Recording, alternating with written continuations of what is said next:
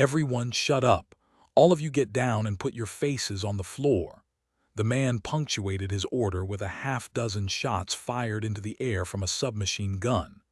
Chunks of ceiling plaster fell onto the marble floor.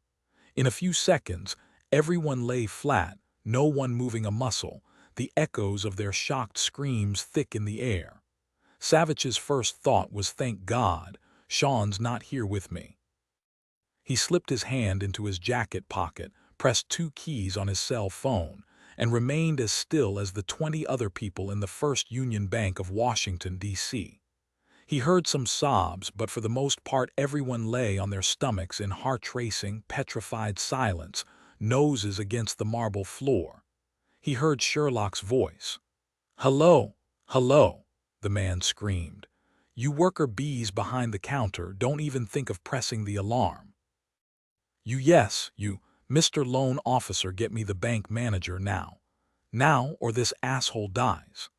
Savich slowly shifted his head to see Buzz Riley, the security guard, an ex-cop Savich had known for 5 years, with a snub-nosed .38 barrel stuck in his ear by a man maybe 2 inches taller than Riley was, with a lanky build and big hands that made the .38 look like a toy.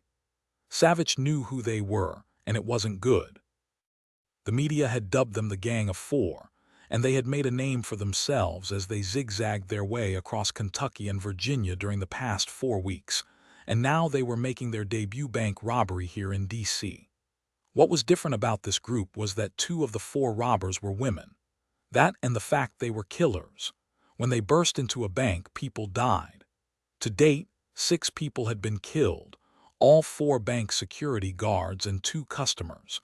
Riley had to be scared out of his mind.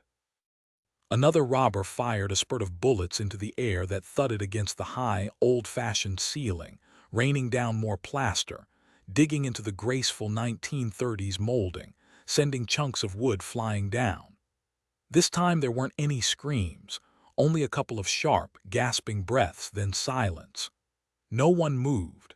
From the corner of his eye, Savich saw they were using Colt 9mm submachine guns, deadly and fast, 32 rounds a clip. Another robber, this one a woman, yelled, "Where is the manager?" Mac Jameson, proud of his thick mustache, too heavy but just about ready to join the gym, he told Savich, walked slowly through the doors from the back, his hands clasped behind his head. "I'm Jameson, I'm the manager." The woman said, "Think of me as your friendly Easter bunny here to gather up my eggs," and laughed. Like the other 3, she was dressed all in black, a black ski mask covering her head and face. "I know you got your delivery from the Federal Reserve, so don't give me any but stupid crap about not having any money here. Now you and I are taking a trip to the vault and loading up." "But move," she screamed and sprayed a dozen bullets from her Colt, not a foot away from Jameson's head. Savich heard a window explode. She walked right up to Jameson and poked the gun barrel in his gut. "Now." One of the other robbers followed her, fanning his Colt around, whistling of all things, covering her back. That left the other woman and the man holding Riley around the neck. She was in his line of sight, small and in constant motion, sweeping her weapon over the employees and the bank customers. Fear poured off the rows of still bodies, lacing the air with a rancid smell.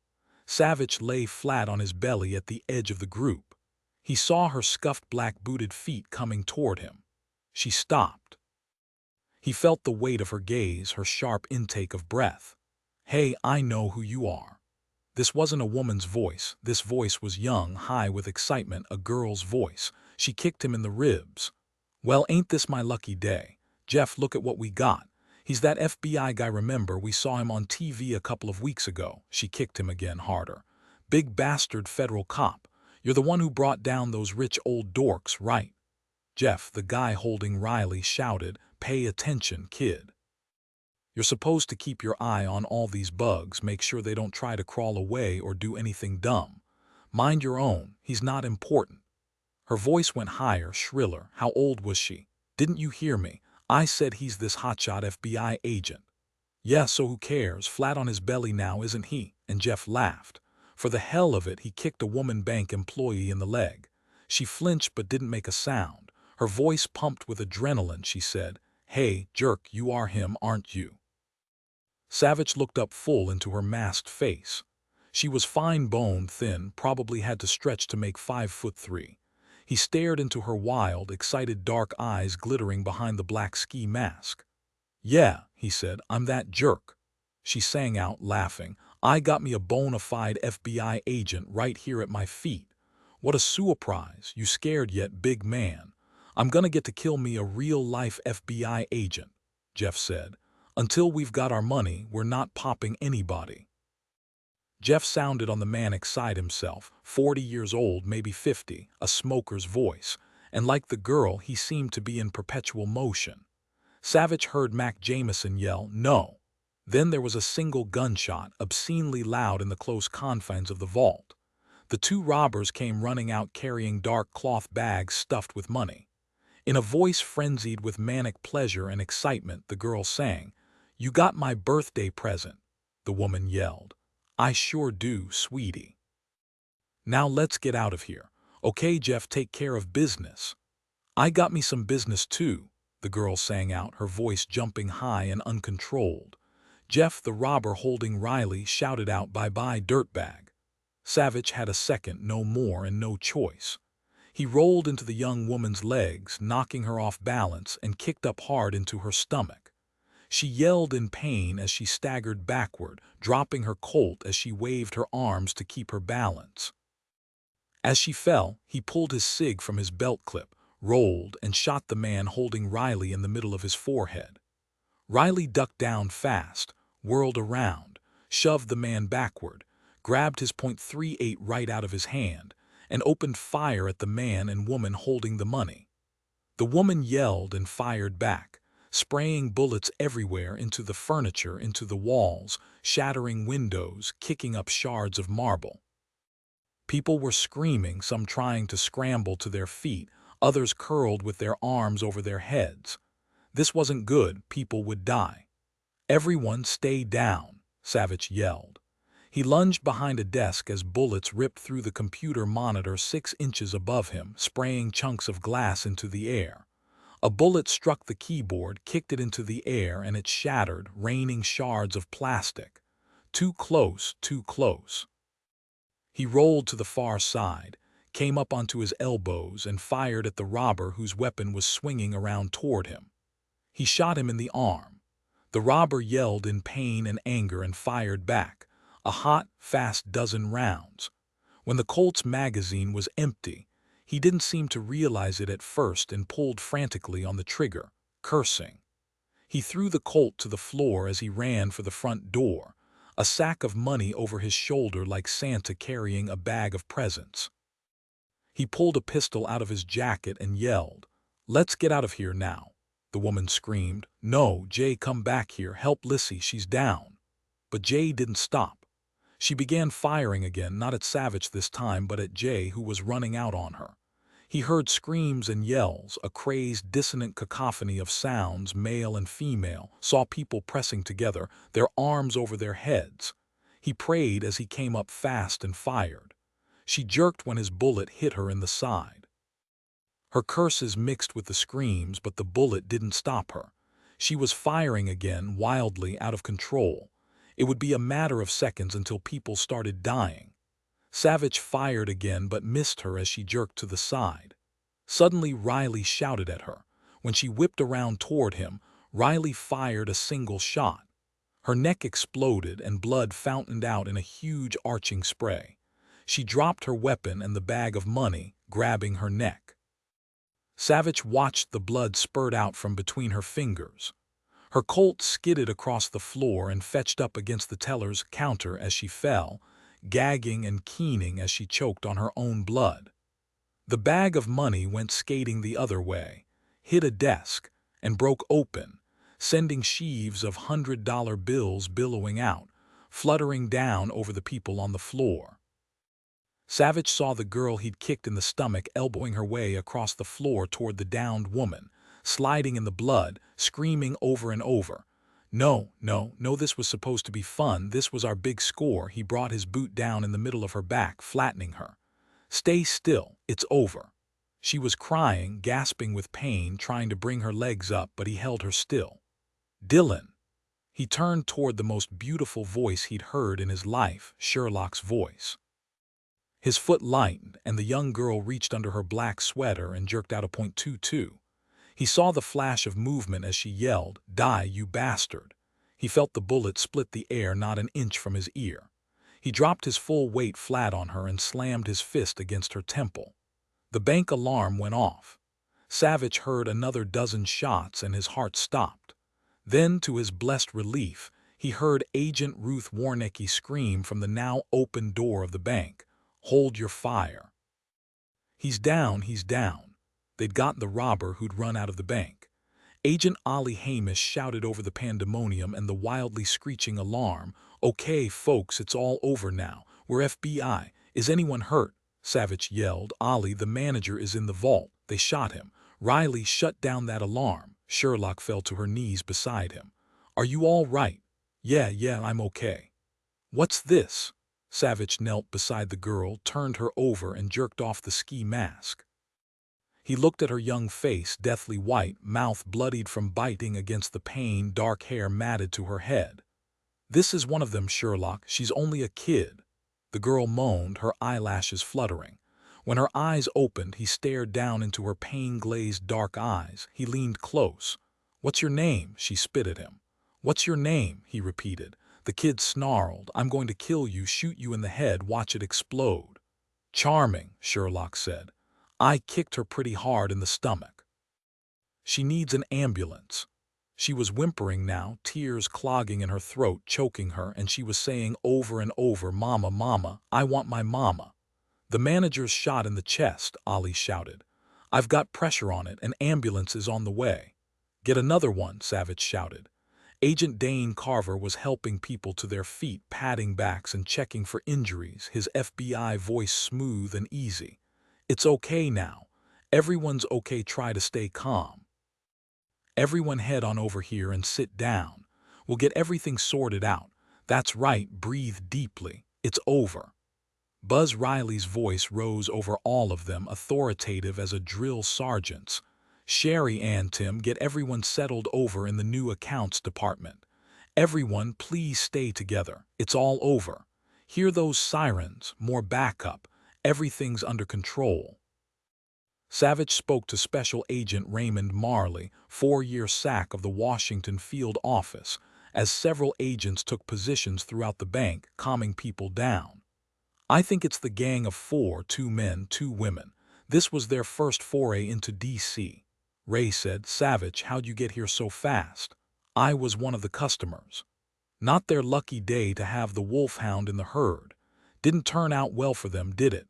It could have, Savich thought. It could have turned out very differently. The paramedics came charging through, a dozen WPD uniforms trailing them. In under a minute, the imps had Mac Jameson strapped to a gurney. Savich and Sherlock ran to catch up with them. Jameson's eyes were closed and an oxygen mask covered his face. One of the imps applied pressure to his blood-soaked chest wound. "Is he going to make it?" "He'd better," the imp said. "I get real grouchy if anybody buys it on my watch." Seconds later, they were gone. The next set of paramedics took charge of the teenage girl whose mama lay dead not a dozen feet away, soaked in blood from her torn carotid artery. Blood was streaking in all directions across the marble floor. A dozen customers stared numbly at the snaking, thick red rivers. Bank employees were hovering around the customers, holding it together. They'd been trained for this, like flight attendants, but Savich was sure the training hadn't come close to the terrifying reality. He admired their courage. He walked over to the group. "Who's the assistant manager?" "I am Agent Savich," a woman said. "Is Mac going to be all right?" "The imp told me he was going to make it." Just a small exaggeration, but the relief flooding all the faces around him made it worthwhile. "If you guys could keep everyone calm for a while longer, I'd really appreciate it." 4 FBI agents and a couple of local cops stood staring down at the woman. It was hard to tell she was soaked in her own blood since she was dressed entirely in black. Someone had pulled off her black mask. She was about 35, he thought, dark-haired and dark-eyed like her daughter. She had soft white skin and hard eyes, now empty of life. Buzz Riley came to stand by him. I've heard of this group, of course, got bulletins on each of their jobs. Mac and I even discussed them over lunch the other day. He said they always knew when a bank got a cash delivery from the Federal Reserve. I knew they killed all the bank security guards on their way out, but I'll tell you, Savich, I never dreamed they'd come here to Georgetown. Neither did Mac.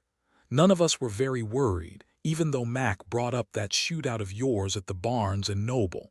I'll tell you, when the guy shoved that .38 in my ear, I thought I was a dead man. Buzz paused a moment, swallowed hard. Thanks, Savich. Lordy, when I tell my kids how you brought one of the robbers down and saved my life, expect a dozen excited calls. We're about even on that score, Buzz. Buzz waved that away. He said, his voice still hyper, you know, when I heard women were part of the group, I didn't know if I believed it in my gut, you know. I mean, Bonnie Parker hit the scene long before I was even born. But this Savich bringing her kid with her to rob a bank. Can you figure that? No, Savich couldn't figure it. That girl, she was vicious, whacked out. I bet I'll be seeing more white hairs than I had 5 minutes before these bozos came charging into the bank. Buzz put his hand on Savich's arm. You know what? When I believed in my gut I'd reached the end, I saw my grandmother. Isn't that strange? I think I was a little kid and she was yelling something at me. He swallowed, shook his head. Savich said, it was close, but only Mac got hurt. That's what's amazing with all those bullets flying around. We lucked out. We surely did. Buzz grinned over at Sherlock, who was speaking to the assistant manager. Your wife, right? Mac told me about her, said she was a pistol, said he was looking forward to seeing her at the gym. After 3 hours of exhaustive debriefing at the Hoover building, Savich took a call from Jumbo Hardy of the Washington Post. Jumbo said only one word. Why? One of the robbers had a gun in the security guard's ear. He was going to kill him for the sport of it. Jumbo was silent for a moment. That's Buzz Riley, right? Retired cop. Yes. A pause, then I spoke to him. He told me that girl was going to kill you too. Geez, Savich, that was a hell of a risk you took. It beat lying there watching Buzz get his brains blown out, Savich thought, and knew his own brains had been on the line too. He said what he'd said a dozen times already, the last time to Director Mueller himself. I had no choice and no time. I had to act. Savich could hear Hardy typing on his laptop. Oh yeah, I checked the hospital. The girl you kicked in the gut of all things, you injured her duodenum and maybe her pancreas, something the doctors only see in auto accidents. My friends at the hospital tell me she's in surgery. She'll probably make it, but she's not going to be a happy camper for a while. You know her name. Of course they knew all the robbers' names now. Good try, Jumbo. You know I can't give that out yet. I hear the FBI agents who just pulled up outside the bank brought down the 4th bank robber as he was fleeing. That right? It was, but Savich said, we're still sorting everything out. I'm sure you can get all the details from Mr. Maitland. More typing on the laptop then. Hey, Savich, I wouldn't be surprised if a bank customer sues you for endangering his life. He wouldn't be surprised either, Savich thought as he punched off his cell, given the deadening fear and the human need to blame someone when bad things happen. And the robbers were all dead except for the teenage girl. As he pulled on his jacket, he remembered the $100 bills scattered over the bank floor, some of them floating on the rivulets of blood from Jennifer Smiley's neck. He closed his office door, saw Sherlock, and went to her. Good move with your cell, she said, and hugged him. He held her carefully, a habit now since her surgery 2 months before. I've told everyone else, but not you, Dillon. We were on the road in a minute, no longer. We heard everything on the speakerphone. Riley told me the girl was going to kill you, Dillon. She was just going to shoot you and dash out of the bank, laughing. She hugged him tighter. Agent Ruth Warnicki said, he's alive, Sherlock, and I'd say he deserves a pizza. She paused, turned to stare hard at Savich. Sherlock might be used to you playing fast and loose with your hide, but I'm not. I'm asking you real nice, Dillon, don't do that again, okay? He managed a grin. Do you know I was at the bank to check on Sean's college fund? There was some sort of entry error that I couldn't deal with online. He shook his head, laughed at life's improbabilities. He said, "You're right, Ruth, a pizza sounds good." At 11 o'clock that night, Mr. Maitland called to tell him they'd found the getaway car, the image captured by ATM cameras. It was a black Dodge 2008 Grand Caravan, with swivel seats and a backseat TV. It had been stolen 4 days earlier from a Cranston, Virginia, dentist, and left on a side road outside Ladderville, Maryland. There was no sign of the driver but lots of fingerprints. "I guess they should call it the Gang of Five then, since someone had to be driving that van," Savich said. "Let's just hope this bozo's prints are in the system." Georgetown, Washington, D.C. Thursday night. 3 days later, the first time she spoke to him was at midnight. "It's you, it's really you. I can see you. Can you hear me?" It was a child's voice, high, excited, with light bursts of breathing. He heard her voice at the edge of sleep. At first he didn't understand, thought maybe it was Sean, but then he saw the shape of her small head, then a tangle of long, dark brown hair, and he thought, yes, it's me. "Who are you? I can really see you just like I could see my dad. He died, you know. Your name's Dillon, and I saw you standing in front of that bank on TV and listened to the TV people tell what you did." At first Savich didn't know what she was talking about. "You saw me on TV. Oh, yes. I told my mama you were a hero. You took care of those bank robbers, made them real sorry. She said you were crazy, said what if there'd been kids in the bank. Raise your face so I can see you. Who are you?" She shoved back her hair and looked straight at him. "I'm Autumn. Autumn." Now he saw her small, triangular face, her child-white skin, beautiful eyes, a lighter blue than Sherlock's, framed with absurdly long lashes, freckles across the bridge of her nose, but there was something wrong, something. "Can you see me, Autumn?" "Oh, yes. You're all dark." "How did you get to me?" "I haven't tried to call anyone since my dad died. Last night I thought real hard and tried to picture your face, but you wouldn't come. Then tonight I saw you in my mind standing in front of the bank, and there you were. I think you're rich, Dillon, real rich." "No, I'm not rich." "You're inside rich, and you're wide open, at least tonight you are. Mama's afraid, she's always afraid. Well, I'm afraid too, since I'm the one who saw them. Mama said we have to hide real good or they'll find us. She jumps out of her skin whenever anybody comes close. I do too. They're real scary, Dillon. I told her I'd ask you what to do. Mama started to shake her head at me like she always used to do, then she didn't. I told her I might know if they get close, and I think she believes me. I don't believe me, though. I'm just not sure about anything now. Everything's so scary after Bricker's Bowl. Your mama's afraid of something you saw. What did you see, Autumn?" I can't fear knife through her voice.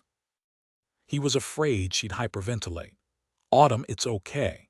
No, don't fade out. Stay with me. Can you tell me where you are? Mama says it's hard to hide because of the internet, but I don't think Blessed needs the internet. She says that's why we're in the boondocks. It's nowhere, she says, and maybe they won't find us here. Maybe even Blessed won't find us here. It's real pretty, lots of trees, and the mountains are everywhere, all around you, and they go on forever, but today was real hot. She hopes Uncle Tolley can help us, but he isn't home yet, so we're waiting for him. He knows people like you, that's what Mama says. Can you tell me who's trying to find you, Autumn? This man named Blessed. Is he from Bricker's Bowl? Yes, his name's Blessed. It's a neat name, but he's creepy. Mama says that's because of what he's like. I think that house in Bricker's Bowl is creepier. That's where they buried. No, Mama said I can't ever tell because it sounds too crazy and nobody would believe us. At least we have some money. Mama found it in Daddy's safe deposit box. It's not just Blessed, Dillon, it's all of them. What do you think we should do? First, tell me where you are. What's your last name?" Her small face blurred. "I can't." "Yes, you can. Autumn." No, wait, he heard a distant echo of her voice as if she were calling him from inside a well. "I can't see you. It's all right. Just relax and try again." Her voice was more distant now, only a whisper, her face a blur. "I'll try to call again so you can tell me what to do. But who are you? Where are you?" The little girl was gone like someone flipped a switch. Where there had been bright color and light and a child so close he could touch her, there was now only empty blackness and his racing thoughts. Savich kept calling to her, but she was gone. It was evidently only a one-way circuit. She hadn't connected psychically with anyone except her father, now dead, so she would have to learn to control the psychic communication with him. Autumn and her mother were in big trouble, and here he was helpless since he had no clue who she was or where she was. Well, that wasn't exactly true. Her name was Autumn and she was in the mountains, probably in the Appalachians. He hoped close by, maybe somewhere in Virginia. Tomorrow he'd make some calls to police chiefs and sheriffs he knew throughout the state, have them call others. She and her mom were new to town. That would help. Uncle Tolley, he'd throw his name in the computer, see what popped up. Retired. What was his real name? Surely not Tolley. He sighed, closed his eyes, and tried once again to call her. No answer, no flicker of an image. He lay there, arms crossed behind his head, staring up at the dark ceiling. Did Autumn's mother really accept that she had this amazing gift? Sherlock's sleepy voice sounded against his neck. "Dillon, why are you awake?" He settled her face against his shoulder, kissed her nose. "Go back to sleep, sweetheart. I'll tell you in the morning." Titusville, Virginia, Saturday evening. 2 days later, Ethan Merriweather felt hopelessness sweeping over him like a tsunami. It didn't help that the sky was blacker than the bottom of a cauldron tonight. No moon, no stars, only drooping, bloated clouds pressing down on the thick-treed hills like so many black hats. His grandpa would have poked his arm and told him he was sounding like a long-haired poet again. His grandpa would have said it with a sort of Scottish lilt in his heavily accented voice. A spoken song, Ethan had always thought. One of his thick, white eyebrows arched higher than any eyebrow Ethan had ever seen. He'd practiced for hours in front of a mirror but never achieved his grandfather's lift. He knew it was time to call it a day, or a night. "Where are you?" Ethan's cell screamed out, "Blood on your hands," a grinding death metal rock ringtone that spiked his brain better than a double espresso. He picked it up and said right off, his heart speeding up a bit, "Tell me she's been found." "Sorry, Sheriff, still no sign of her," said Ox, his senior deputy. "I called to tell you the 3 rangers from Thunder Ridge District are ready to call it quits for the night, said they can't do anything more now that it's dark." "Yeah, they're right. I'll call Fading, have her round everybody else up, tell them to go home. We'll pick it up tomorrow morning. How you feeling, Ox?" "I'm hunkered down beside you in a swamp of worry, Sheriff. Even my evening infusion of Turkish tar didn't hold me up long," Ethan said. "There's lots of room in my swamp, so welcome aboard. See you in the morning." "You going to go home too, Sheriff?" "Yeah, to feed the critters, then I've got to see Mrs. Backman in town, let her know what we're doing. I'm nearly finished driving the perimeter of the wilderness." Again. "Damnation, where is she, Ox?" "We've covered all the roads. The rangers have checked and rechecked the trails and campsites without a sign of her, and no one's seen hide nor hair of her in or out of town. Nothing more to do until it's light again. Go home to Belle, Ox." "Yeah, my sweetheart and I deserve big steaks, then we'll have a nice run in the woods." 3 more miles, Ethan thought as he punched off his cell, and he'd hit rural Route 10, a winding 2-lane country road that would take him to Highway 41 and back into Titusville. Titus Hitch Wilderness. He'd grown up here, knew every inch of the 4,054 acres. He'd climbed the highest peak, called Titus Punch, many times and fished since he was 4 years old alongside his grandpa in the Sweet Onion River that flowed below the Appalachian Trail. He'd eaten tuna salad sandwiches on Sod Drummer's Ridge, a jagged, toothy line of rocks that cut the wilderness in half, and painted the endless stretches of tree-carpeted hills in every season. He'd explored the treacherous gullies, like knife gashes made by pissed-off giants, his grandpa had said, spent nights in almost all the caves. He'd even run through it in 100-mile ultramarathons every year until a torn ankle, nearly rehabbed now, had brought him down on the last one the year before. But none of his knowledge had helped. His birthplace, his sanctuary, had turned a deaf ear. He felt itchy and cold, and the creep of fear for the single little girl. At night the trees and hills seemed to draw in around you here, smothering all light like the devil closing his black fist.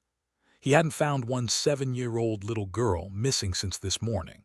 He didn't want to let the thought in, but he couldn't help it.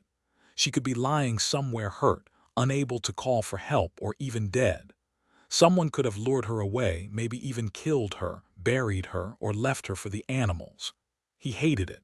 He punched in the sheriff's office number and got fading. She sounded tired, and no wonder, but he knew she'd make sure every searcher was thanked and asked to start up again in the morning.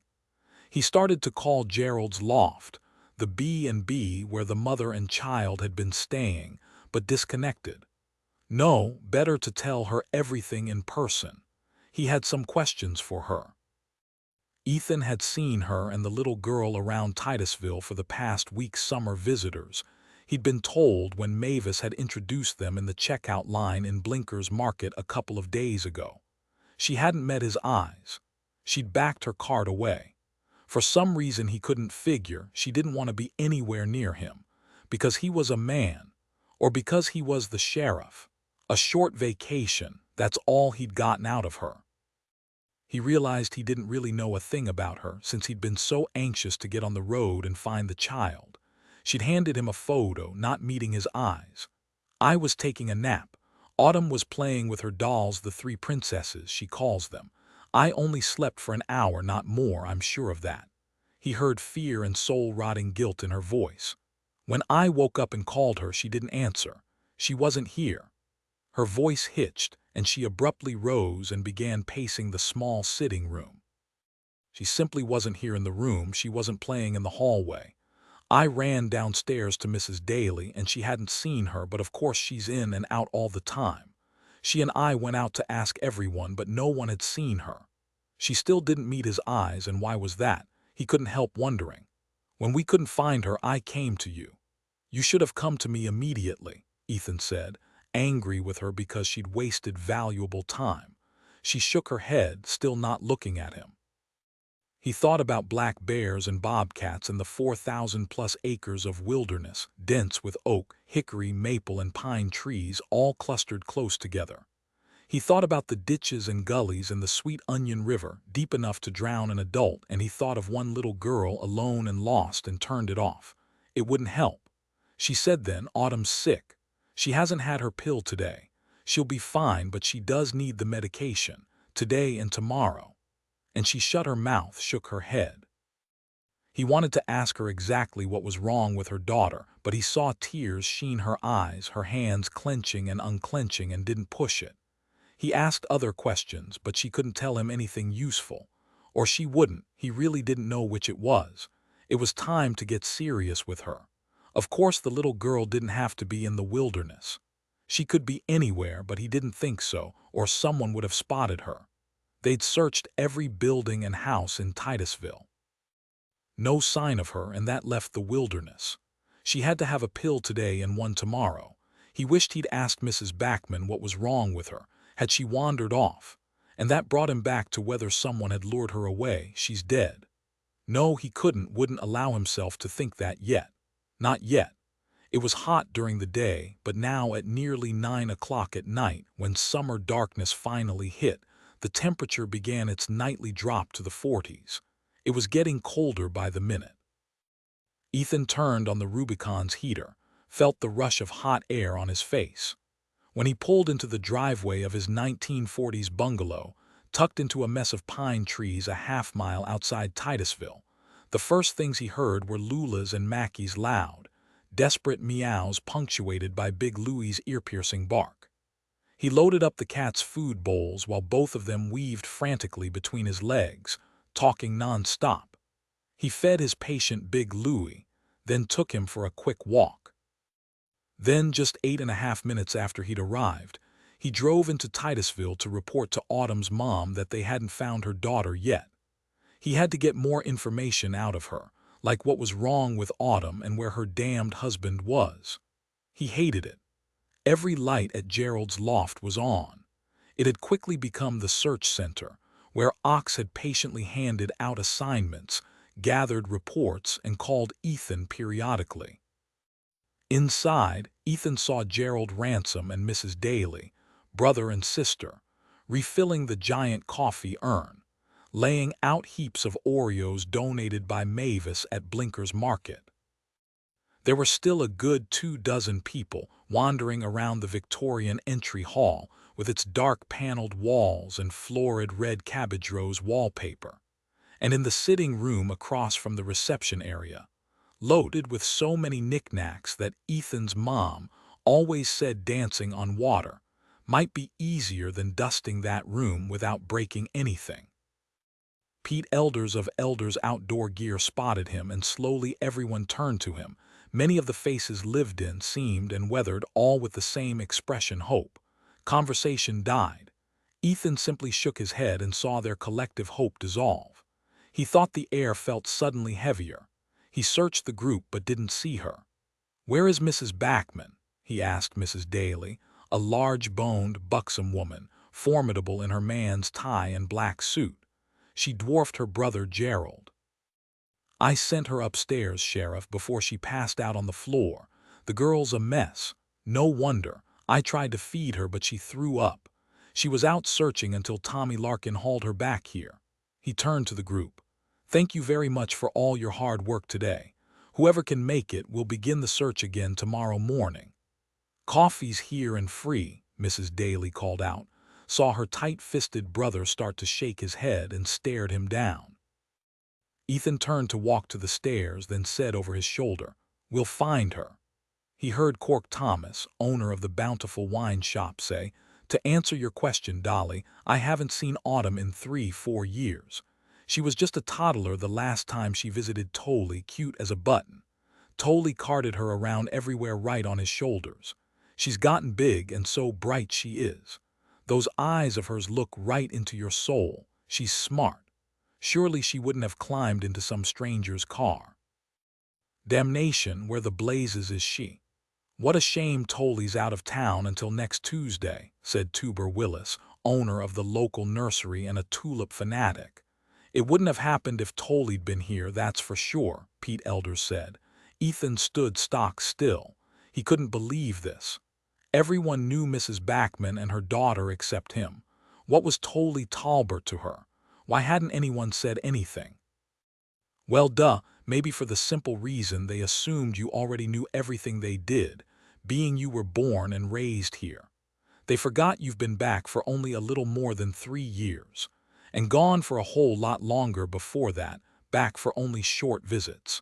Fact was, though, and he frowned, Mrs. Backman had given him the distinct impression this was her first time in Titusville. Had she out-and-out lied or simply tiptoed to the line? And why? He heard low-voiced conversations pick up as he climbed the wooden stairs with its center strip of Berber carpeting. Her door opened before he got to it. Joanna Backman looked pale as a quarter moon that had finally cleared the mountains, her eyes bruised-looking and swollen from crying, as if she was waiting to hear the worst. Her gaze held not a flicker of hope. Her hands were fists at her sides. "Mrs. Backman," he said, walking up to her. "We haven't found Autumn yet, but we will. You've got to believe that." "Do you hear me?" "I hear you," she said, her voice a dead monotone, and took a step back into her room. She continued to walk backward, away from him. When her knees hit the bed, she sat down, her head lowered. He walked over to her, looked down at the top of her head. Her hair was a dull, dark brown with a thick hank hanging along the side of her cheek, the rest pulled back in a straggly ponytail. She wore old jeans and a wrinkled white shirt, and her long, narrow feet were bare. She was tall and looked thin. "Well, no wonder," he said. "Listen to me, you've got to keep optimistic. I will find her. Now, I know you've given this a lot of thought today." He paused a moment, considered his words. "What more can you tell me that would help us find your daughter, Mrs. Backman?" "Nothing, Sheriff, nothing. I've told you everything I know." His cop antennae blasted red at the crackling lie, but he'd been well trained and kept his voice calm. I see. I guess we'll just have to start at the beginning then. Talk to me, Mrs. Backman. Her head whipped up. Just what do you think I haven't told you about Autumn? He pulled the big paisley wing chair toward the bed and sat down. He said patiently, "You told me Autumn is ill, that she had to have 1 pill a day for a week. That leaves today and tomorrow. What will happen if she doesn't get the full dosage?" The ear infection won't be completely knocked out, I suppose, but in terms of symptoms, maybe she'd have headaches again, earaches, and a high fever. She shrugged. I really don't know. It's never been an issue before. She looked over at him, met his eyes a moment. He saw despair and something more, something buried deep, something that scared the crap out of her. I'm told you're always with Autumn. Think. Did you see anyone who perhaps looked too interested in her? No. Everyone says she's very outgoing, friendly, really cute. Yes, that's true, she said, and began twisting her hands together. Ethan left his chair, came down on his knee in front of her. Look at me. Slowly she raised her head, and he looked into eyes bluer than the sky in the middle of summer. I can think of one very big thing you neglected to tell me. She became Lot's wife, didn't move a single muscle, didn't blink. It appears that everyone but me knows you and knows Autumn. Why did you imply to me that this was your first time visiting Titusville? She had the gall to shrug. He wanted to jerk her up and shake her. I didn't tell you because it wouldn't have helped. Besides, it's none of your business. To keep himself from grabbing her, he jumped to his feet, took a step back. None of my business. Are you nuts? Think, woman, someone took your child and you're telling me it's not important that people here in Titusville know her, that they could come up to her and say, I remember you, you're Autumn, right? Long time no see. Hey now, aren't you a big girl now? That didn't occur to you. No, that's not what happened. He wanted to strangle her. Why are you playing games with me? This is your daughter's life in the balance here. She leaped to her feet, her fist headed for his jaw. He grabbed her wrist. Not smart to hit the law, ma'am. We don't take kindly to it. I strongly suggest you tell me some of the truth now, for your daughter. I want to find her, Mrs. Backman. I want to find her alive. She jerked away from him, crossed her arms over her chest, and rubbed her hands up and down her arms as if she was freezing.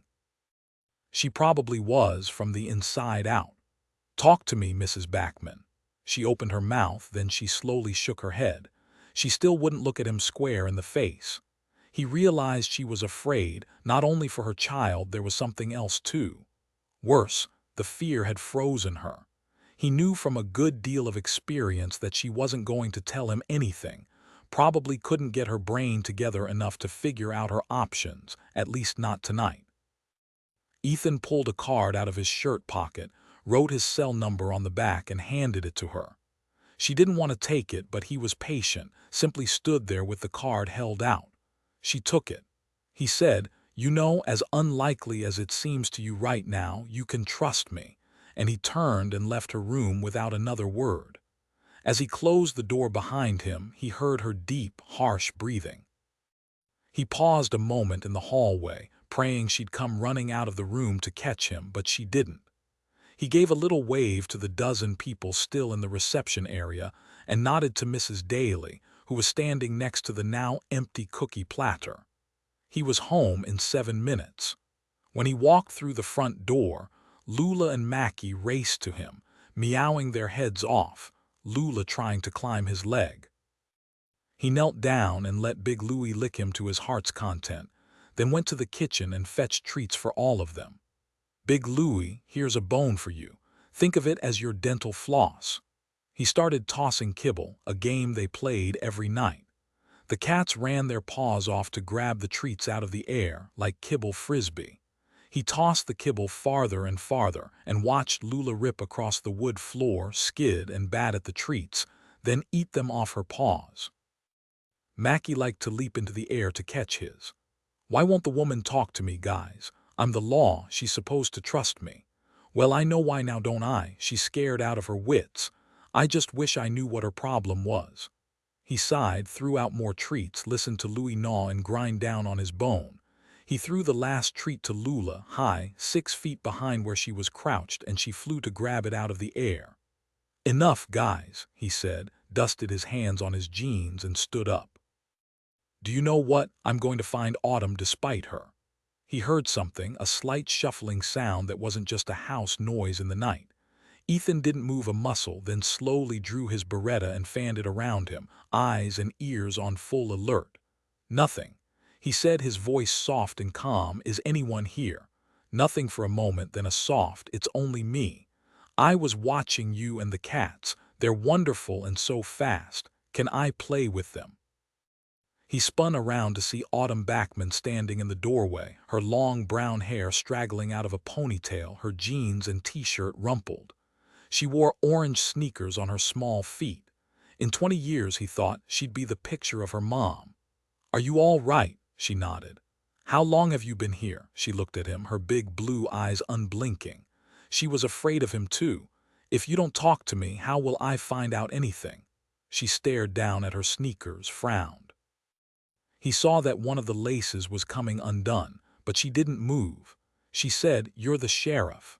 "Yes, I am, and I've been out with about 50 other people looking for you for hours and hours. I've been scared for you. Did someone try to take you and you got away?" Slowly she shook her head. She still wouldn't look at him, just like her mother. But at least the daughter trusted him enough to come to his house to hide out. From whom? From what? Ethan walked slowly to the little girl, aware that Big Louie, Mackie, and Lula were hanging back, watching. They'd known she was here, and yet they hadn't been hiding as they usually did from strangers, Big Louie included, all three under his bed, 3 twitching tails never quite all the way under. He came down on his knees in front of her, as careful as could be not to frighten her.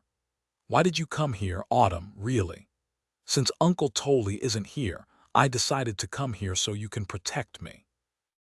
"But if someone came inside while I was out looking for you, I wouldn't be here to protect you." "No, no, keep it simple." "Who would I protect you from?" That was too much. He saw that immediately. She shrank back, wrapped her arms around herself. She looked ready to fold in on herself. Lula meowed. The little girl looked up.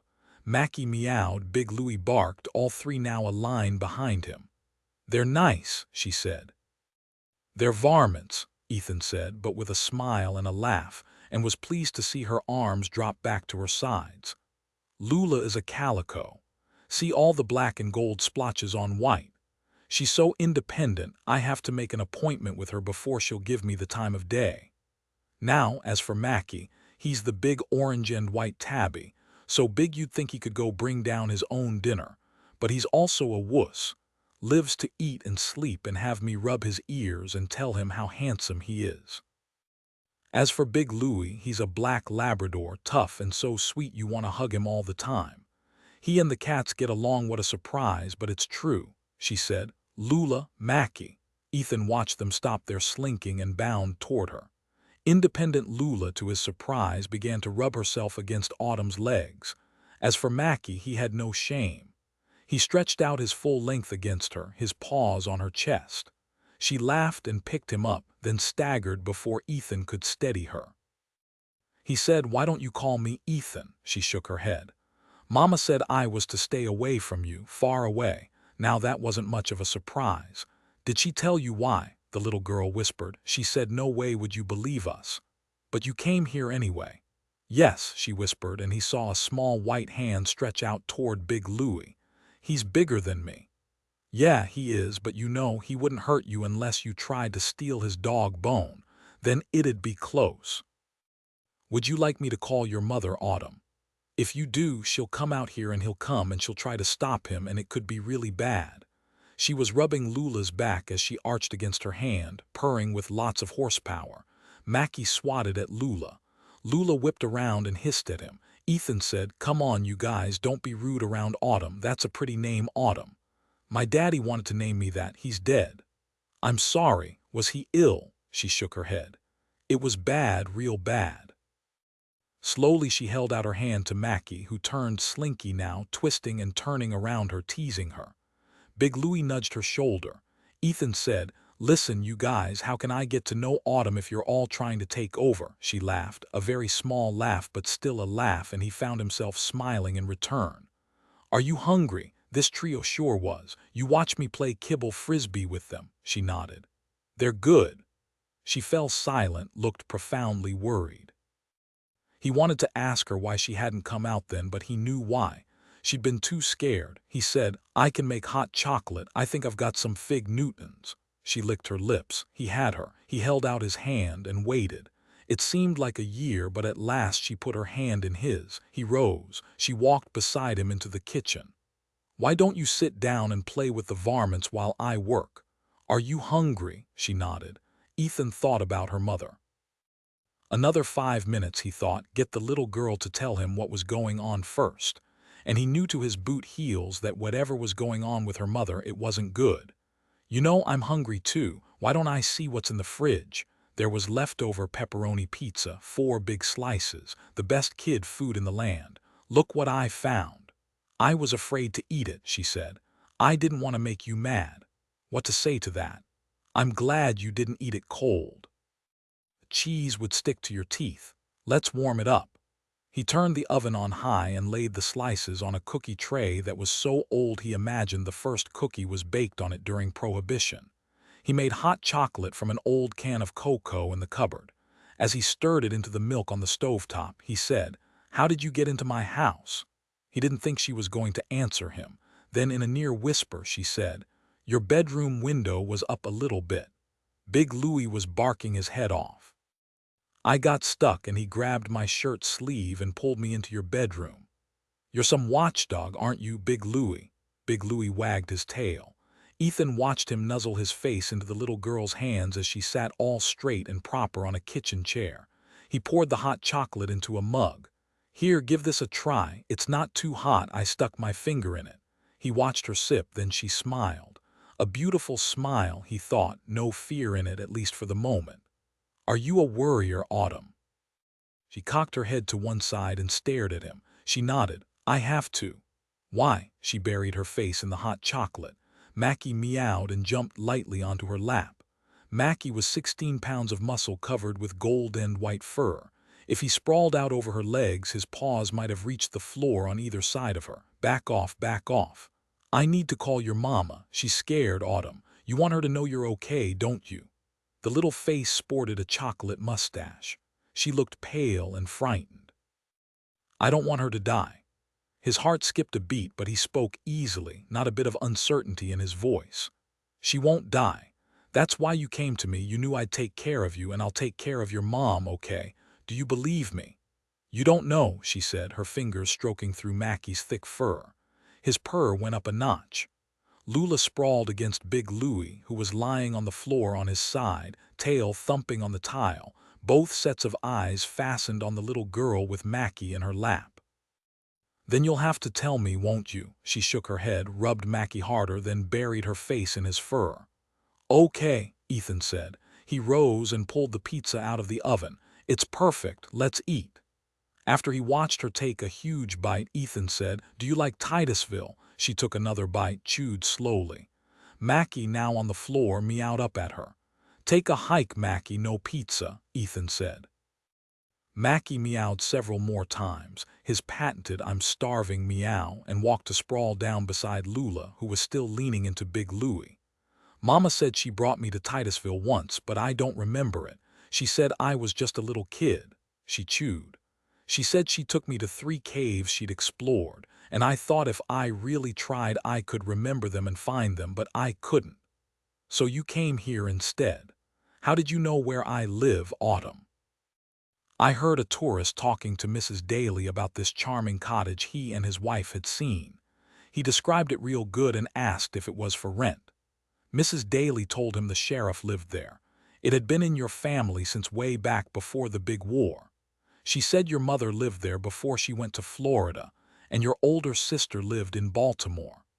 He nodded, gave her another slice of pizza, then took another big bite of his own, suddenly aware that he was as hungry as she was. Maggie, his twice-a-week housekeeper, had brought the pizza and forgotten to take it home with her when she left. Thank the good Lord. Or maybe she'd left it for him. With Maggie, he never knew. What about your folks, Autumn? My mama's mother died last year because of the big C. I don't know what that is, but it's bad. I'm sorry. He cleared his throat. I'm going to call your mama now. I don't think it's fair for her to keep on worrying about you, do you? And here you are, stuffing my excellent pizza down your gullet. She gave another little laugh. He smiled as he dialed Gerald's loft. When he had Joanna Backman on the phone, he said only, "She's safe. She's here with me at my house. She's eating pizza and playing with my pets." She didn't say a single word. The cell cut off and he could see her running out the door, maybe remembering it was cold here in Titusville at night and running back to get her jacket and her purse. She'd be here in under 5 minutes, he'd bet on it. He called Fading, asked her to start the chain of phone calls to alert everyone that the search was over, that the little girl was safe and sound. When he closed his cell, he saw Autumn was eating the last piece of pizza, stuffing it in her mouth. One hungry kid. I still don't know a blessed thing. She suddenly dropped the pizza onto the paper plate and stiffened tight all over. He realized he'd spoken out loud. "What's the matter?" "You said his name," she whispered. "How did you know his name?" "I only told Dillon his name." "I said his name. Whose name? Who's Dillon?" He simply looked at her, his head to one side in question. "You said his name. Why did you say his name?" "I still don't know a blessed thing." Blessed? No, he couldn't have heard her right. The man was actually named Blessed. That had to be the weirdest name he'd ever heard. He said, his voice casual, easy, "Who is blessed?" She was keening from deep in her throat. She shoved back her chair and slithered out of it. She would have run past him, but he managed to catch her. She fought him, tears streaming down her face, shaking, making that awful sound. Ethan didn't think, he simply knelt and held her close, wrapping his arms around her small shoulders. He whispered against her hair, "It's okay, sweetheart, I promise it's okay." He heard a car drive up. He smoothed her hair back from her face. "I bet that's your mama. Come on, sweetheart, don't be scared of anybody. I'll hurt this Blessed if he comes anywhere near you, all right?" "You don't know, you just don't know." She was shuddering but no longer fighting him. He heard the front door open, heard Joanna Backman running, calling out, "Autumn, Autumn." Well, wasn't that bright of him? He hadn't even locked the front door. He said, "We're in the kitchen. Come on in, Mrs. Backman." When she ran into the kitchen, she pulled up sharp. "Oh my God, what happened to her? What did you do? What's wrong?" He heard the growing hysteria in her voice and said very slowly, very calmly, "It's all right. Autumn is afraid of this man Blessed. I'm trying to convince her I can handle anyone who tries to hurt her or you." "I don't think so," she said. She pulled her daughter out of his arms and plastered her against her chest, rocking her back and forth, kissing her hair, her small face, and kept speaking, trying not to cry with absolute relief. The animals, strangely enough, hadn't moved much, hadn't dashed for his bedroom as they usually did whenever a stranger invaded the house. All three of them sat on the kitchen floor as if nothing at all were going on. Ethan said finally, "Would you care for some hot chocolate, Mrs. Backman?" "Why what?" She looked at him, dazed, and pulled her daughter more tightly against her. "I gave her hot chocolate. Autumn liked it, didn't you, Autumn?" The little girl pulled back in her mother's arms. "It's good, Mama, real good. I used non-fat milk. To add balance, she had pepperoni pizza. Autumn said, 'I'm sorry, Mama, but I had to keep them away from you, and I knew this was the safest place, even though you don't trust Ethan. He fed me, Mama, and his animals like me too.'" "Thank you, Sheriff." "You're welcome, Mrs. Backman. I suppose you should call me Joanna." Ethan nodded. "Joanna, who is Blessed?" She ducked her head down, her hair veiling her face. "We need to leave. I never should have come to Titusville, shouldn't have waited for Tolley to come home. I'm an idiot." Big Louie came to his feet, barked once, and stared at Joanna. Ethan grabbed him, rubbed his rich black coat. "That took you long enough, Big Louie. Calm down. Autumn's just saying hello to her mama, so she's currently tied up, dude. You've got to stay with me a little while." Autumn laughed. Ethan said easily, "You won my pets over, Autumn. Did you feed them until they were your slaves?" "Oh no, I know better than that." He heard someone knock on the cottage door. Two sharp raps, a pause, then two more harder raps. Both Joanna and Autumn turned to stone. "It's all right, I'll be right back." "No, no, Sheriff, don't go, please, it will be all right, you two stay here." Ethan pulled his Beretta as he left the kitchen. He called out, "Who is it?" No answer. He opened the front door, not terribly bright, he knew, but no one was there. He called out again, walked to the edge of the porch and stood quietly, his eyes adjusting to the night light. He heard no other sound except the night wind whistling through the trees, the crickets, an owl, and then an answer from its mate. He closed and locked the door, then walked back into the kitchen to see Ox, his senior deputy, a man he'd known for 3 years, holding Joanna back against him, his gun jabbed against her neck. "Well now, I surely do believe that's far enough, Sheriff." It was Ox, but Ethan had never before heard him speak in such a high, piercing voice. He felt gooseflesh rise on his arms. "7," Autumn whispered, I'm sorry." What did a little girl have to be sorry about? Ethan stared at Ox, knowing what he was seeing, not willing to accept that this manic voice he was hearing, this mad voice, was from the Ox he knew. He stood very quietly. "What's going on, Ox? What are you doing? Put down that damned gun, you hear me? Let Mrs. Backman go and tell me what's going on. Now." Ox turned his head to the side and spit on the tile kitchen floor. He pressed the muzzle of the gun harder into Joanna's neck. "I don't have much time, so put your gun on the floor, Sheriff, and kick it over to me. If you don't, I'll kill the bitch." Bitch. Ethan had never heard Ox say anything like that about a woman. "I'm not a bitch, you monster." Joanna shoved her elbow back into his gut so fast Ethan barely registered what she'd done. Ox grunted and she hit him again as hard as she could with that elbow. He screamed curses as she hit him a third time. He stumbled backward, yelling all the while at her, and raised his gun. "Ox, look at me," Ethan yelled and brought up his Beretta. His heart dropped to his gut when Autumn kicked Ox in the shin, jumped up and grabbed Ox's flailing gun arm. Ethan yelled, "Autumn, let go." But Autumn didn't let go, she hung on for dear life. Ox jerked her right off the floor. Joanna yelled, "Let her go." When he twisted toward her, Joanna kicked him in the crotch. Ethan yelled, "Drop, Autumn, now," and the little girl dropped and rolled away. Ox screamed, his gun flying as he sank to his knees. Joanna yelled her daughter's name even as she watched the gun skid across the tiles to bounce off a chair leg. "Keep away from him," Ethan yelled at Joanna. He grabbed Ox around his neck, jerked his head back, and yelled into his face, "Ox." Ox was cursing, moaning. "I'm going to kill the bitch, kill her, kill her, kill her, and I'm gonna take the little girl and—" "No, you're not," Ethan said and grabbed his collar and hauled him upright. Ox took a mad swing at him, but Ethan leaned back on his heel and kicked Ox square in the gut. Ox dropped without a sound to the kitchen floor, his arms clutching his belly. Ethan kicked him again in the chin. Ethan stood over him, watched his eyes roll back in his head. He lay perfectly still.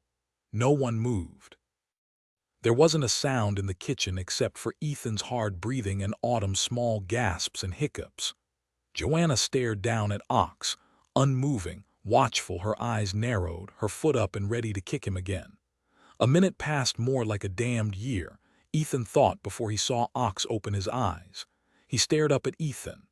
Suddenly he didn't look like a madman bent on murder. He looked very scared. Ethan wanted to shout with relief because now he saw Ox behind those eyes, saw Ox's confusion. Ox, the Ox Ethan knew, was back. Had the violence, the pain, brought him back? "Is he all right?" Joanna asked. "Yes, he's himself again." "It was the pain that brought him back," she said. "Pain somehow breaks the hold." Brought him back from where? What hold? What happened to him? Had someone done this to him, this blessed? Ethan came down on his knees, pulled Ox up in his arms and shook him slightly. "Ox, come on now, wake up. You okay? You there?" It seemed to everyone in the kitchen that another year passed before Ox said, his voice low and gravelly, like he'd been screaming too long and hard and bruised his throat. "Yeah, Ethan, what happened? My jaw and my guts feel like they've been kicked through my backbone by old Hestus's mule. Why'd you kick me like that? And Mrs. Backman kicked me in the baw, she kicked me and I wanted to puke and die. And the kid, she attacked me. What's going on here, Ethan? Why? It's over now, everything's okay. Now that was a whopper of a lie. As Ethan pulled Ox up, he looked closely into his clearing eyes and dusted him down. You sit down, get yourself together. After he'd settled Ox into a kitchen chair, he speed-dialed Fading. Get all my deputies at my house right away. This is a bona fide emergency. I don't exactly know what's happening, but there may be a very dangerous man here, so tell them all to come armed and be very careful. Hurry, Fading. Yes, yes, I've got Mrs. Backman and Autumn with me.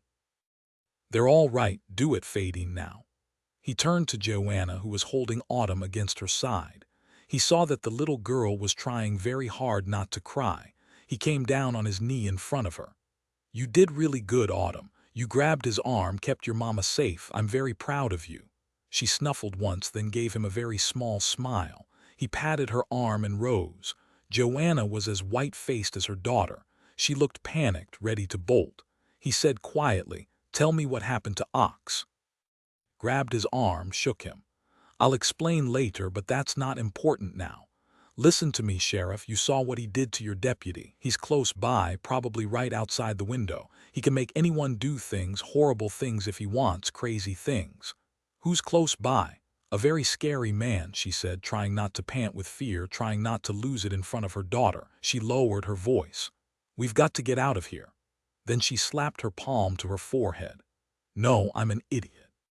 He's out there and I can't take the chance he'll get Autumn. How are we going to get her away from here, away from him?" Joanna grabbed for Ethan's Beretta on the kitchen table. He closed his hand over hers.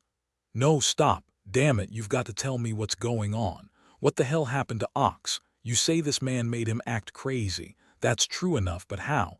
How did Bless make Ox do this? How did hurting Ox break the hold? Talk to me, Joanna. Stop holding back. If some crazy man is here, I need to know all about him now."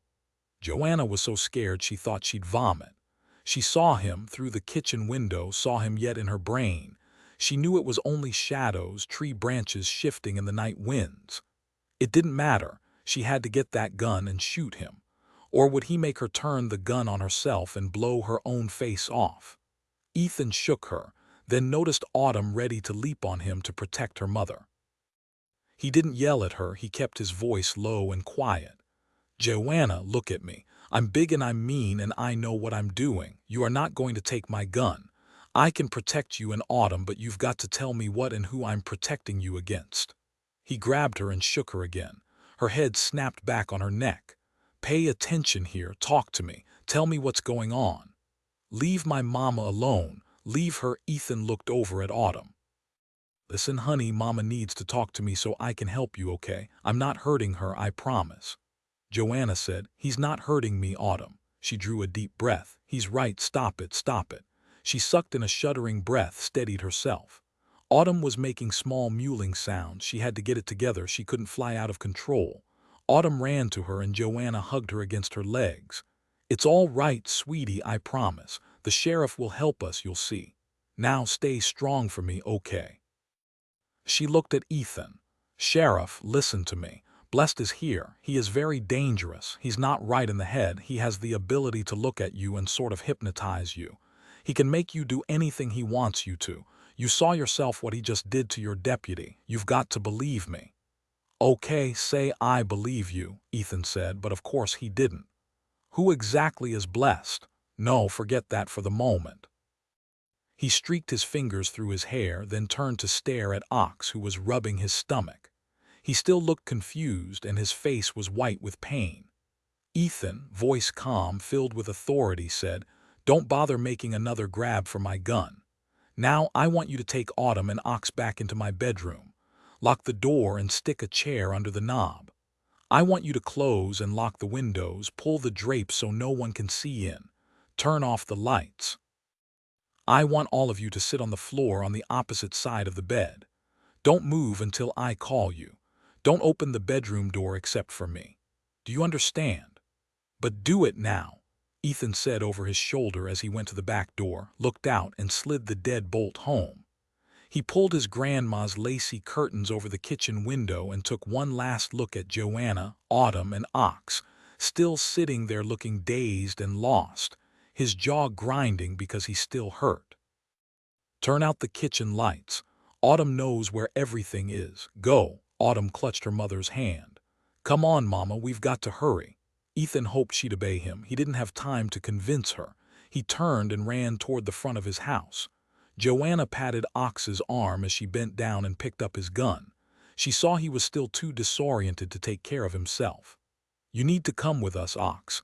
It's not safe for you to sit here right now, okay? Ox raised dazed eyes to her face. I don't understand what happened. Why did you all hit me? I'm sorry, but now you've got to come with us. It's dangerous. It's what the sheriff wants. I'll take care of your gun until you get yourself together again. Actually, she had no intention of ever giving up that gun. They turned off lights in their wake as they half-dragged Ox to the back of the house, to Ethan's bedroom. It was dark as a pit once Ethan had turned off all the front lights. Joanna shut the bedroom door and locked it, but she simply knew that Blessed was outside the window. What was the sheriff doing? What if Blessed killed him, or made him kill himself? Ethan stood quietly beside the locked front door. He heard them dragging Ox down the hallway, heard the bedroom door close, heard the lock click. Good. They were safe. The house was completely dark now.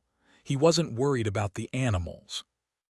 If they weren't under his bed, he knew Mackie, Lula, and Big Louie were hiding beneath the desk in his study, all three of them huddled together. Who was this man they were so frightened of who'd made Ox act crazy dangerous, like some mad killer? A powerful hypnotist. That's what Joanna believed. He had to be if he'd made Ox act against everything he was at his core. The man's name was Blessed. The name itself sounded crazy.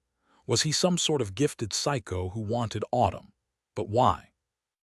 And both mother and daughter knew him and were terrified of him. He stood sideways to the front door and slowly, carefully, eased back the corner of the blind to look outside. It was perfectly black, the dark clouds hanging lower now, obscuring the quarter moon. It would begin to rain soon. He stood very still, watching for any shift in the deep shadows, listened for any sound that didn't belong to the night, but there was nothing except the shimmering of the thick-leafed oak branches in the night wind.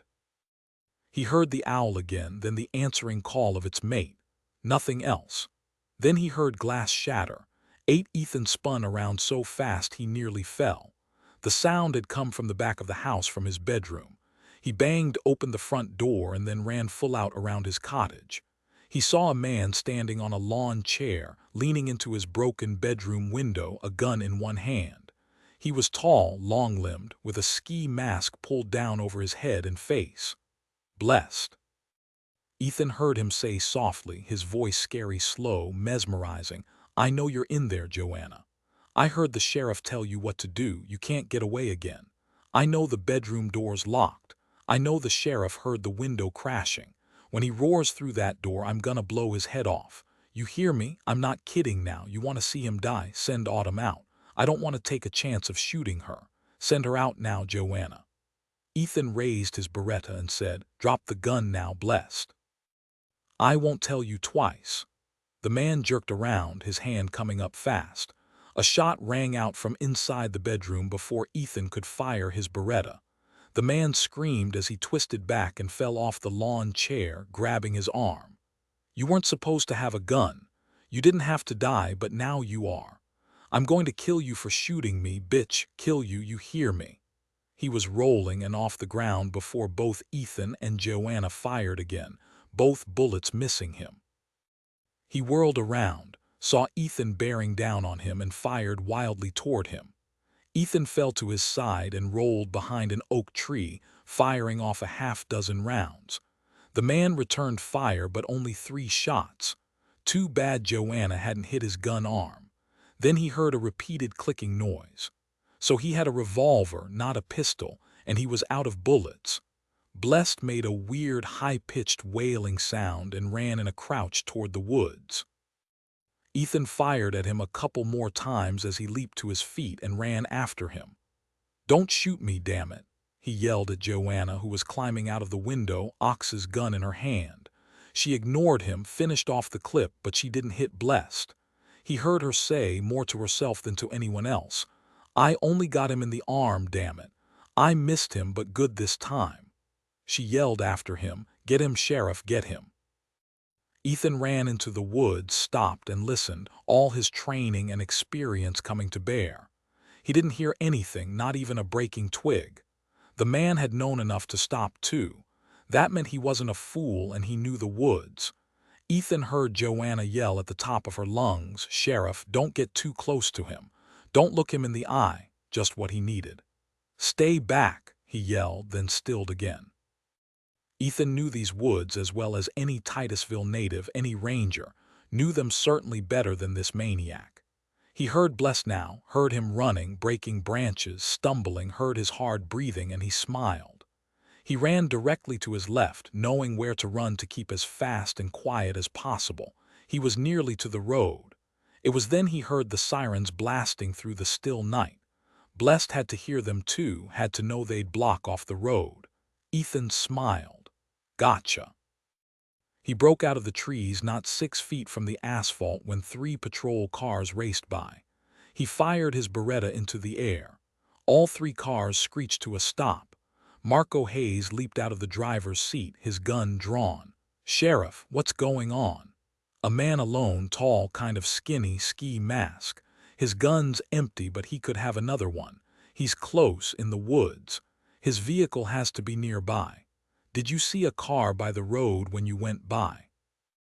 None of them had seen a car, but it was dark and they'd been over the top with excitement, focused on getting to his house. The car could be well hidden. Ethan put his finger to his lips and listened. He couldn't hear Blessed moving now. Was he still again and waiting? Had he walked here from Titusville? No, that made no sense. He had to have a car or maybe a motorcycle. But where had he gone? And then Ethan knew. Adrenaline rushed through him, making him nearly airborne. He yelled to his deputies, "Everyone get to my house. He's gone back. Hurry." Without another word, Ethan took off, running into the woods, not trying to mask his noise. When he neared the edge of the woods at the back of his property, he heard a gunshot not 20 feet from the side of his house. The man had another gun or he wouldn't have gone back. Or maybe Joanna had been the one to fire.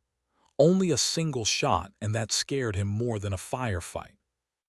He saw cars pile into his driveway, heard men's shouts fill the night. He didn't see Blessed. "Joanna," she didn't answer.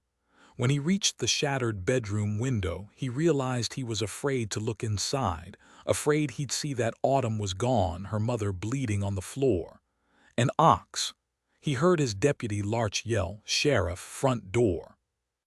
He ran around the side of his house to see Ox and Blessed, locked together like wrestlers, burst out of the front doorway, roll across the porch, and land hard on the flagstone steps. Both men were grunting and heaving as their fists pounded, blood from Blessed's arm spreading over both of them. Ethan saw Blessed had a gun. "Stay back," Ethan yelled at his deputies. "Don't shoot, you might hit Ox." He got within 6 feet of where the men pummeled and battered each other when Blessed managed to jerk his arm out of Ox's hold and fired. The bullet barely missed Ox's face. It was so close it had to deafen both of them. Ethan raised his gun. Enough was enough, he had to end it.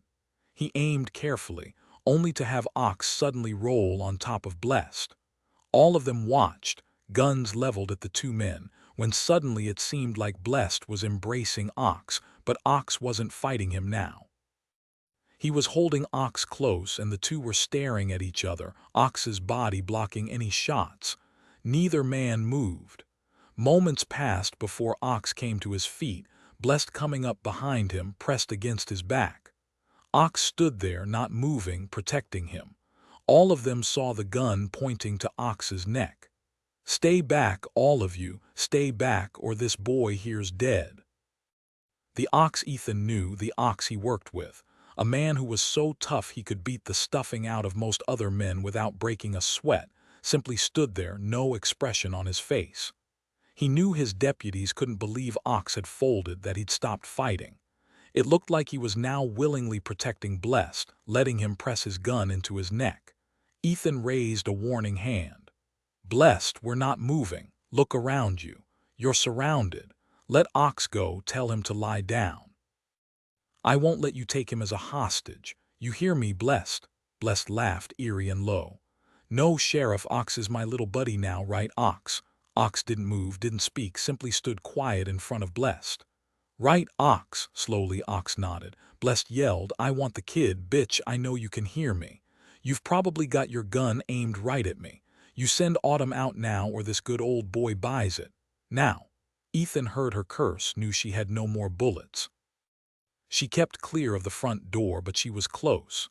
She shouted, You're not taking Autumn, you monster. Go back to that mad old woman and tell her it's over. You're not getting Autumn. His deputies were staring at Joanna, whose head came around the front door, but no one moved a whisker. Ethan figured he had maybe 3 more rounds in his clip. He called out, Why does the mad old woman want Autumn? Bless screamed, She's not mad. It ain't none of your business, Sheriff. I'm gonna hurt you bad for that, Joanna. Now I'm gonna kill me this big guy. Ethan said, Wait, Blessed, talk to me, maybe we can work something out. Tell me why you want the little girl. Tell me why she's so important to you. He didn't think Blessed would answer, but he did, his voice high, nearly a wail. I gotta have her, you hear me, that's all you gotta know. Joanna walked slowly out of the front door. Ethan felt his heart drop to his boots. Joanna, get back inside. No, Sheriff, she said, her voice as calm as the night. He can take me if he'll let Ox go. You just have to take care of Autumn, give her her last 2 pills. Joanna, she waved him away. Will you let him go, Blessed, and take me? You thieving, conniving bitch. What would I want you for? Blessed yelled. We should have put your lights out as soon as Ma realized. Blessed jerked the gun away from Ox's neck and fired at her as she jumped back into the house. 9 Blessed fired again into the open front door, and the bullet chipped off a huge hunk of the door frame. He yelled and stepped back toward the woods, pulling Ox back with him, firing at them with each step. Then his gun clicked empty and he turned and ran. Ethan's deputies fired after him. He doubted any of their bullets hit him this time unless through blind luck. It was simply too dark, and he'd been running like a berserker, in and out of the shadows and the trees. Ethan knew Blessed had to be running scared. He'd not only failed, he was wounded. Ethan split up his 8 deputies into pairs. To the 3 pairs who were going after Blessed in the woods, he said, Listen to me carefully, this is not bullshit. Do not look at this guy in the face, you hear me? He'll hypnotize you and you'll start acting like Ox. Yeah, that's what he did to Ox, believe me. Do not look at his face. He sent his other 2 deputies to their cars, watched them roar out of his driveway to cover the road. They'd try to keep Blessed pinned inside the woods until the others found him. If they didn't, Blessed would disappear into the Titus Hitch wilderness. At least that's what Ethan would do. He had no clue whether Blessed was experienced in a wilderness. Maybe Joanna would know. Ethan wasn't surprised when Fadine roared up in her old Chevy Silverado. Between them, they got Ox into her truck and on his way to Dr. Spitz's house. Ethan stayed at the house, afraid to leave for fear Blessed would come back yet again. He spoke to his deputies on his cell phone, instructing them to push into the woods if they couldn't find an escape vehicle. Push in and take care, who knew if Blessed had a 3rd gun. At this point, nothing would surprise Ethan. He heard Joanna speaking quietly to Autumn just inside the front door. Ethan's deputies hunted Blessed Backman for 2 hours. They found no car, no truck, no motorcycle. He'd either vanished in a puff of smoke or gone so deep into the wilderness it would take a week to find him. Ethan called the ranger station, told them the situation, had Joanna give them Blessed's description, mid-50s, maybe 5'10", thin, not more than 150 pounds, long, thinning gray-brown hair, brown eyes. With a look at Ethan, she told them his last name was Backman. Blessed Backman. They were related to this maniac. Ethan had never liked alliteration, and at this moment he hated it. No, Joanna had no idea if he had a car, a criminal record, or any scars.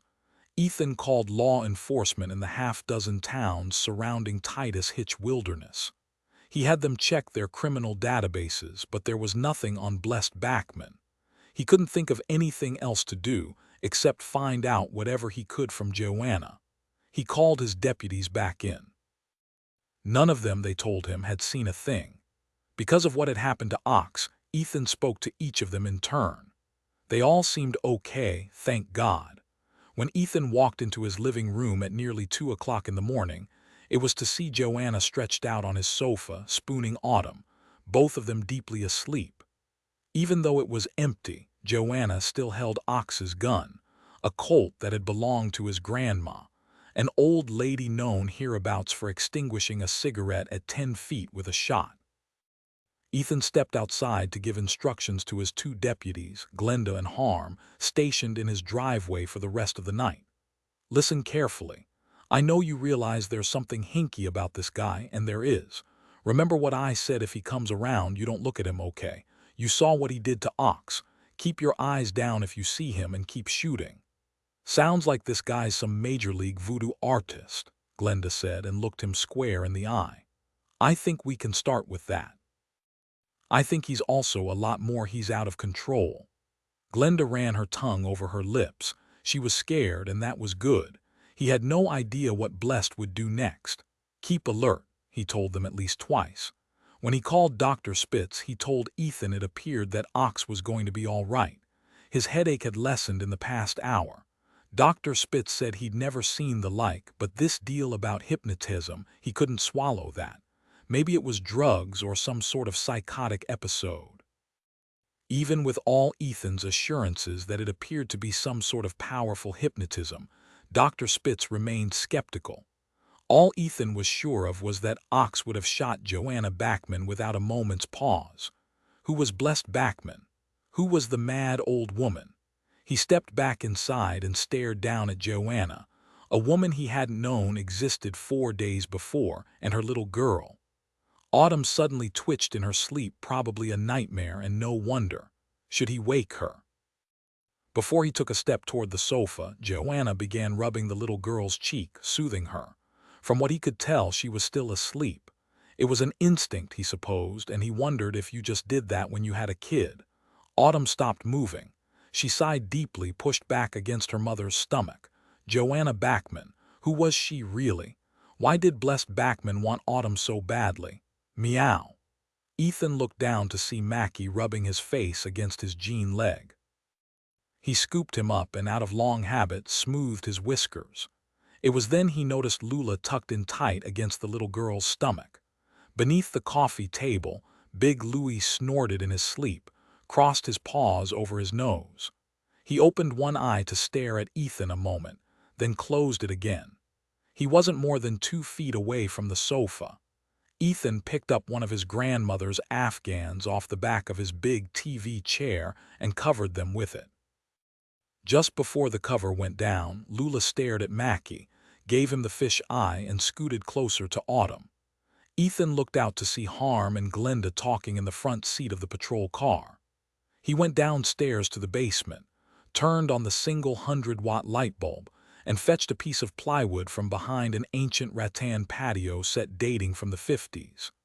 He boarded up the window in his bedroom, Mackie padding at his heels, not making a sound, his ears forward. Mackie was on alert, rightfully so. Ethan didn't think he'd sleep with all the questions ricocheting around his brain, and the gnawing concern that Blessed might still be out there waiting, but he did. Mackie curled up against his neck, his whiskers twitching against his ear. 10 Sunday morning, Ethan smelled coffee. For a moment it surprised him because he never programmed the coffee pot before he went to bed. Was he imagining it? He sat up in bed. No dream. It was coffee he smelled, real and rich and sinful.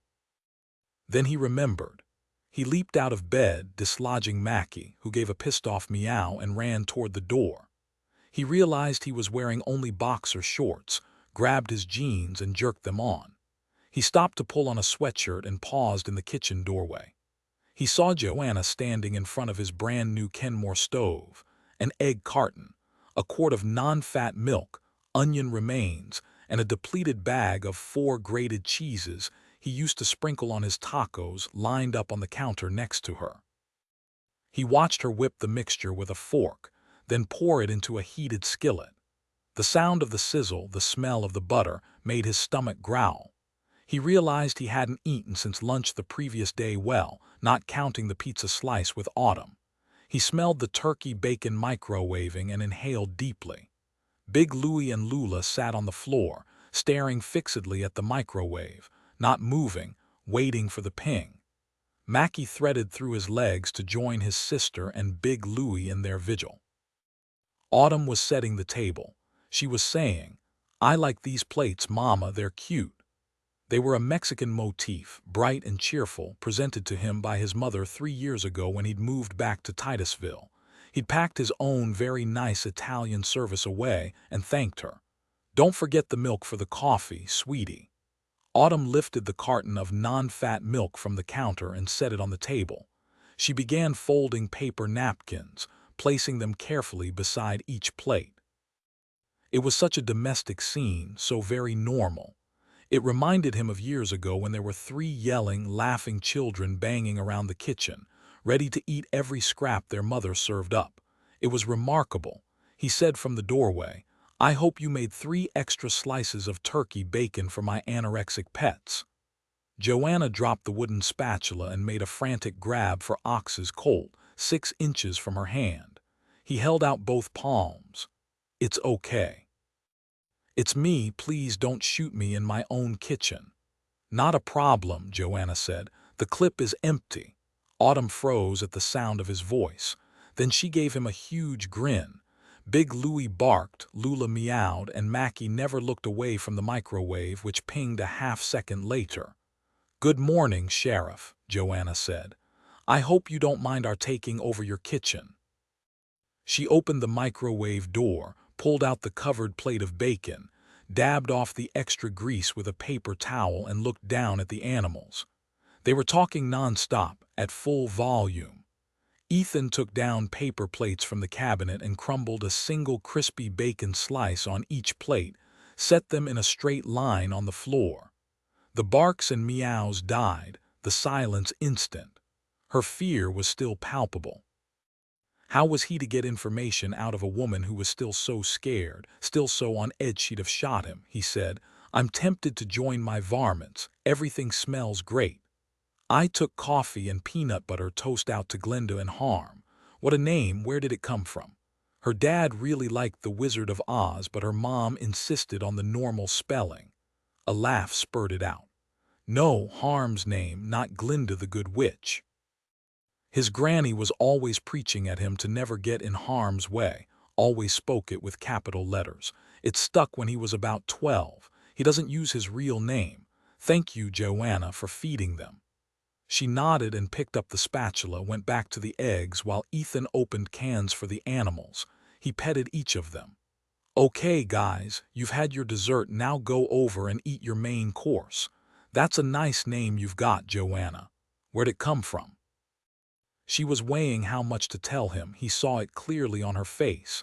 He'd love to get her in a poker game, she'd lose her knickers. "Joanna was Grandma's name," Autumn said, carefully placing a knife beside a plate Ethan saw was chipped. "I never met her, she died when I was little.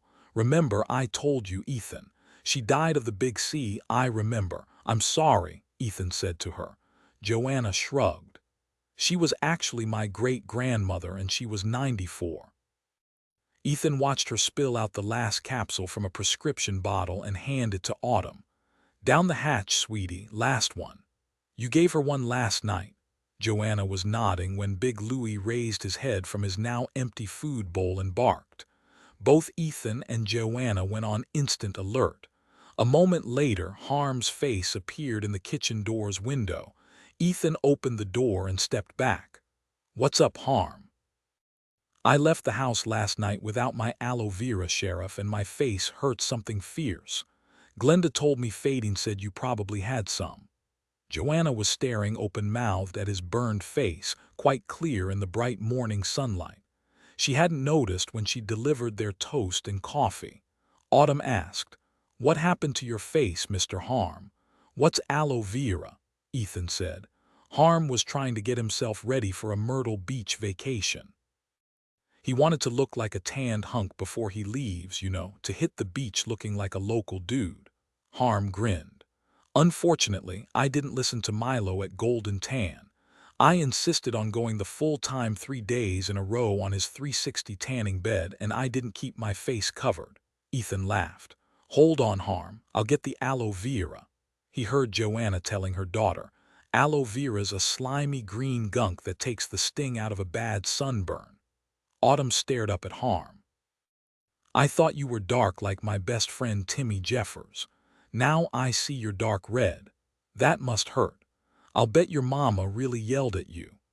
That was all it took for Joanna to spurt out a laugh. Big Louie jumped up on Harm's leg.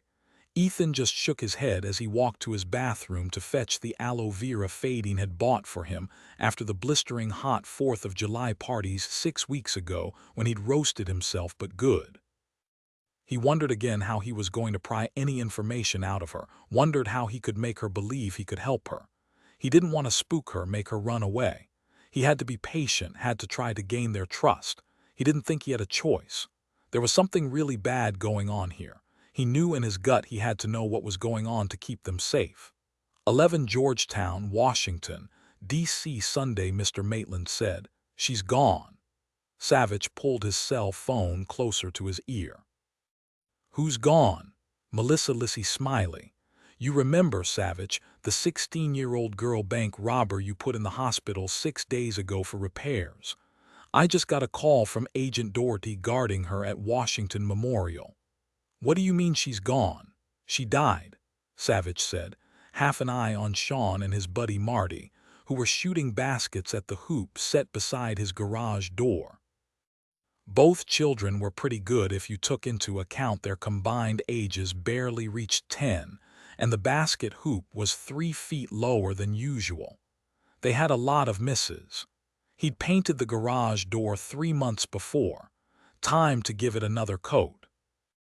No, a guy walked up smooth as silk to our agent sitting in his chair outside Lissy Smiley's room, pulled his FBI creds out of his jacket pocket, let Doherty see his cig clipped to his waist in the process, and told him he was there to take a shift, give Doherty some rest. Doherty had no reason to question what he said, and I will admit, it's Sunday after all, and the Red Sox and Yankees were playing. It did occur to Doherty to check with his supervisor during the 7th-inning stretch to ask when he was expected back, since he hadn't been notified about any change, and his supervisor proceeds to tell him there was no replacement sent and he was an idiot. He topped it off by not remembering the agent's name. Long and short of it was Ms. Smiley was long gone with the guy by the time anybody got back to the hospital. The guy was the getaway driver for the gang of 4. Pretty impressive. I wonder where he got the fake id, Savich said. I don't know that yet, but I will know soon. I'll tell you, Doherty will be cleaning toilets on the 5th floor of the Hoover building until Christmas. This isn't good, Savich, Sean shouted. Did you see that, Papa? I made 2 free throws in a row. Marty Perry, Sean's best friend since they were both 2, yelled over him. Mr. Savich, Sean wasn't behind the free throw line. He's cheating. You give me the ball, Sean, or I won't let you play my sax. It's my turn. Well, I won't let you play my piano. Sean ran away with the ball, Marty ran after him, and the 2 of them went at it. At least they rolled around in the thick summer grass rather than on the concrete driveway. The basketball, kid-sized and bright orange, went rolling out onto the street, hit a fire hydrant, and came to a bouncing stop against the curb. Astro, Sean, Scotty, and Marty's big golden retriever, Burma, were dancing around them, barking as loud as they could, tails wagging furiously. Savich said into his cell, "Excuse me, sir, but I've got to separate 2 warring basketball factions and rescue the ball. I'll call you back with Sherlock in a couple of minutes." I had 4 warring factions in my house in any sport you can name. Call me back when you can, Maitland said, laughed, and hung up. He had 4 grown sons, all bruisers. Since it was safer to let both children pummel him rather than each other, Savich soon had both kids climbing on top of him, trying to hold his arms down on the grass. Marty's mom, Lucy, trotted up, stared down at Savich and grinned. "Ah, I think they might have you pinned, Dillon. Tell you what, let me take these ferocious wrestlers off your hands. Come on, Marty, let go of Dillon's arm," she said to her daughter as she peeled her off Savich. "As for you, Burma, stop licking faces. Come on, boy." "That's it, you too, Astro," she said to Savich. "I can see I owe you or Sherlock a favor here for physical distress. Okay, Marty, Sean, how about both of you come with me? The magic genie sent some fresh lemonade and chocolate chip cookies, extra walnuts." Sean and Marty instantly forgot their wrestling match with Savich and their own disagreement and jumped to their feet, yelling together in victory. Savich hoped she'd made a couple dozen cookies since both kids had hollow legs. "I'm the champ," Sean yelled. "Extra walnuts." "Yep, I asked the genie especially for extra walnuts just for you, Sean." Marty was torn. "I don't know, Mom. Mr. Savich was saying he'd play with us, show us some moves." Burma, tongue-lolling, barked. Astro joined in and the two children laughed. "You'll need your strength," Savich said. "Cookies first." Lucy said, "You might have to fight those mighty dogs for the cookies. You'd best hurry now, guys. Chocolate chips don't last forever, The little boy and little girl went whooping across the front yard and next door to the Perry house, the dogs racing beside them. Lucy gave Savich a hand up, patted his shoulder and took off after them. She called over her shoulder, "I'll bring Sean and Astro home in an hour or so." He was dusting himself off when Sherlock appeared in the open doorway, wearing white shorts and a flowy pink top. She was lightly tanned, her hair pulled up in a curl-packed ponytail, the sandals on her feet showing off toenails painted a soft pink. She looked about 16. Savich felt the familiar kick in his blood when she waved and smiled at him.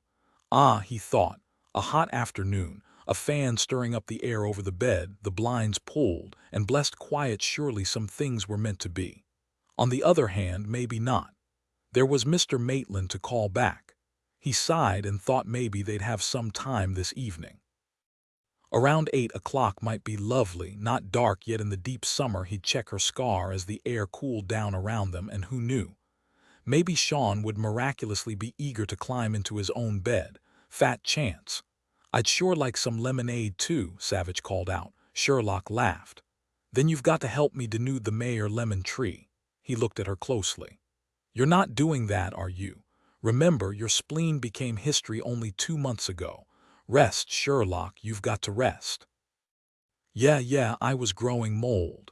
It's good to be back to work, back to doing important things like making lemonade." She touched her fingers to his cheek. "I'm okay. I won't overdo, I promise." "You already did. You came roaring down to the Georgetown bank. Ruth told me you were outside running after that fourth robber, that Dane had to grab you." "Nah, it wasn't any big deal. Oh, all right, that was a little much, but I'm better every day, Dillon. Don't worry." Still, he worried, and she knew he worried, and they'd both be worried for another month or so, until she was 100% again. 12 after Savich drank down half a glass of tart lemonade, something Sherlock made very well, he said. Mr. Maitland called. "Lissy, our 16-year-old girl bank robber, is no longer under guard at the hospital." "What?" He nodded. "Yep, she's in the wind, probably with the help of the missing getaway driver." He told her what Mr. Maitland had said. First comment was, "Doherty isn't stupid, Dillon. He'd spot fake creds in a nanosecond. And if they weren't fake now, that worries me." "You're right," he said. He dialed up Mr. Maitland, punched on the speaker. "Sorry it took so long. Both Sherlock and I are here now." Maitland said immediately, bless Doherty's little pointed head, he finally remembered the last name of the agent on the FBI. The guy flashed at him. Coggins. Turns out he's Peter Coggins, an agent in the Richmond field office. Agents got over to his house fast, found his sister untying him and pulling duct tape off his mouth. She says she was pretty surprised to see him tied up on the kitchen floor. She'd brought him over a strawberry pie. "That sure sounds good," Savich said. "Yeah, it does. At least the guy didn't kill him. Now, here's how it went down, according to Coggins. He was mowing his backyard when this young guy trots up and asks for directions to Interstate 95 into Washington. When Coggins turned to point, the guy bashed him over the head, stole his id and his cig. The Richmond SAC had just gotten our alert about Lissy Smiley escaping and called me pronto, Sherlock said. Is Agent Coggins okay? Yeah, the doc said he's got himself only a minor concussion, which, naturally, doesn't make his head feel any better. He should be back in the saddle in a couple of days. Savich said, As you know, you asked us not to work this case, sir. This guy, do you have any ideas about him? Oh, yeah, we know who he is, her cousin. Actually, we already knew about him. Agents were trying to locate him in connection with the case as soon as we got positive id on Lissy and the others. Oh yes, you guys won't believe this. As you know, a major rule for bank robbers is never carry id well. This crew did, all nice and neat in their pockets. Pretty unprofessional of them and good for us. Now the cousin wasn't at his address in Winnett, North Carolina, and nobody had seen him for a good 6 weeks. He told a neighbor he was going backpacking in Europe for a couple of months. Both Doherty and Coggins identified him from his driver's license photo, so we already have it plastered everywhere. Does he own a car? No, a motorcycle, Sherlock asked. What's the guy's name, sir? Victor Nesser. His mother was Jennifer Smiley's half-sister, Marie. She married a Jordanian, Hassam Nesser, Victor's dad, and the two of them moved back to Jordan 4 years ago. Victor was nearly 17 at the time and didn't want to go, we don't know why, so he went to live with his mom's half-sister, Jennifer Smiley. At the time, Lissy Smiley was 12 years old. Bad choice, Sherlock said. So Jennifer seduced him over to the dark side. Maybe, or he went willingly enough, Maitland said. But don't forget, when all the bank robberies began, Victor wasn't a 17-year-old kid anymore. He was an adult, 21 years old. Savich said, I wonder what his relationship is with Lissy Smiley. That was quite a risk he took to get her away. Something's there, something deep. Don't know, but we need to find out. Jennifer Smiley hails from Fort Pestle, Virginia, a small town down near the North Carolina border that dates back to the Civil War. We already had agents search the Smiley house for the stolen money and interview everyone of interest, but they haven't found out anything real helpful yet about her or Victor Nesser. Lots of rumors about the family, but bottom line, they kept themselves real private, never socialized, seldom did business locally except grocery shopping, that's about it. Oh yeah, and they liked the local KFC. They paid their bills, never pissed anyone off, so no one thought about them much. They were just sort of there. Agents did track down a couple of Lissy Smiley and Victor Nesser's teachers. Only 2 teachers and a coach were in town. A lot of the teachers seemed to have escaped town for the summer. What a deal they've got, Sherlock said. Yeah, but in some places I bet they wish they had Kevlar vests. Maitland said, Forget I said that. Tell us about the other 2 robbers, sir, Sherlock said. 13, like I told you, the boobs carried their id, they heard rustling in the background. Here we go. Jeff Wicke and Jay Fisher, they were imports from out west Oregon, to be specific, longtime hoods for hire. The Salem field office sent agents to their former addresses, but there wasn't anything to find except new tenants who hated the thin walls. Wicke and Fisher got out of jail about the same time, 6 months ago, rented apartments in the same building in Salem for 4 months, then disappeared. They told the bartender at their favorite dive they were driving cross-country to see all the beautiful scenery. The bartender didn't think so since they were badasses, but he wasn't about to ask. We don't know yet how they hooked up with Jennifer Smiley. I'll wager Sean's downsized orange basketball it's more than just hooking up, Savich said. A family tie, some sort of connection, got to be. Or maybe a friend in common in prison, Sherlock said. We're looking. No word yet. Thing is, guys, we never even considered the possibility of Lissy Smiley's escaping. Damn, makes us look like idiots. Now it's a whole new ball game. Savich said, We know Lissy Smiley is a killer, but what about Victor? Any arrests, fights, anything to indicate how he'd behave at crunch time, Maitland said. Best guess from behavioral sciences he isn't a psycho. He didn't kill Coggins or Doherty, though he could have. And don't forget, he was always the driver, never a real player in the actual bank robberies. To verify, we double-checked all the bank's security videos. Never a sign of him, Sherlock said. Victor Nesser's 21, barely old enough to grow face hair. How could Doherty possibly think he was an FBI agent? Yeah, I know, but Doherty says he looked at the creds and never questioned his age. Savich asked, how old is Agent Peter Coggins? There was a moment of agonized silence. He's 31. Ah, Savich said. I know, it's obvious Doherty didn't pay attention. He says the guy pulled his id away real fast, that he wasn't really thinking about anyone gutsy enough to walk right up and flash another agent's id, Sherlock said. Excuse me, sir, but that's bull. Maitland laughed. Yeah, it sure enough is. One of my boys calls it caca de toro and busts a gut laughing at his own law school wit.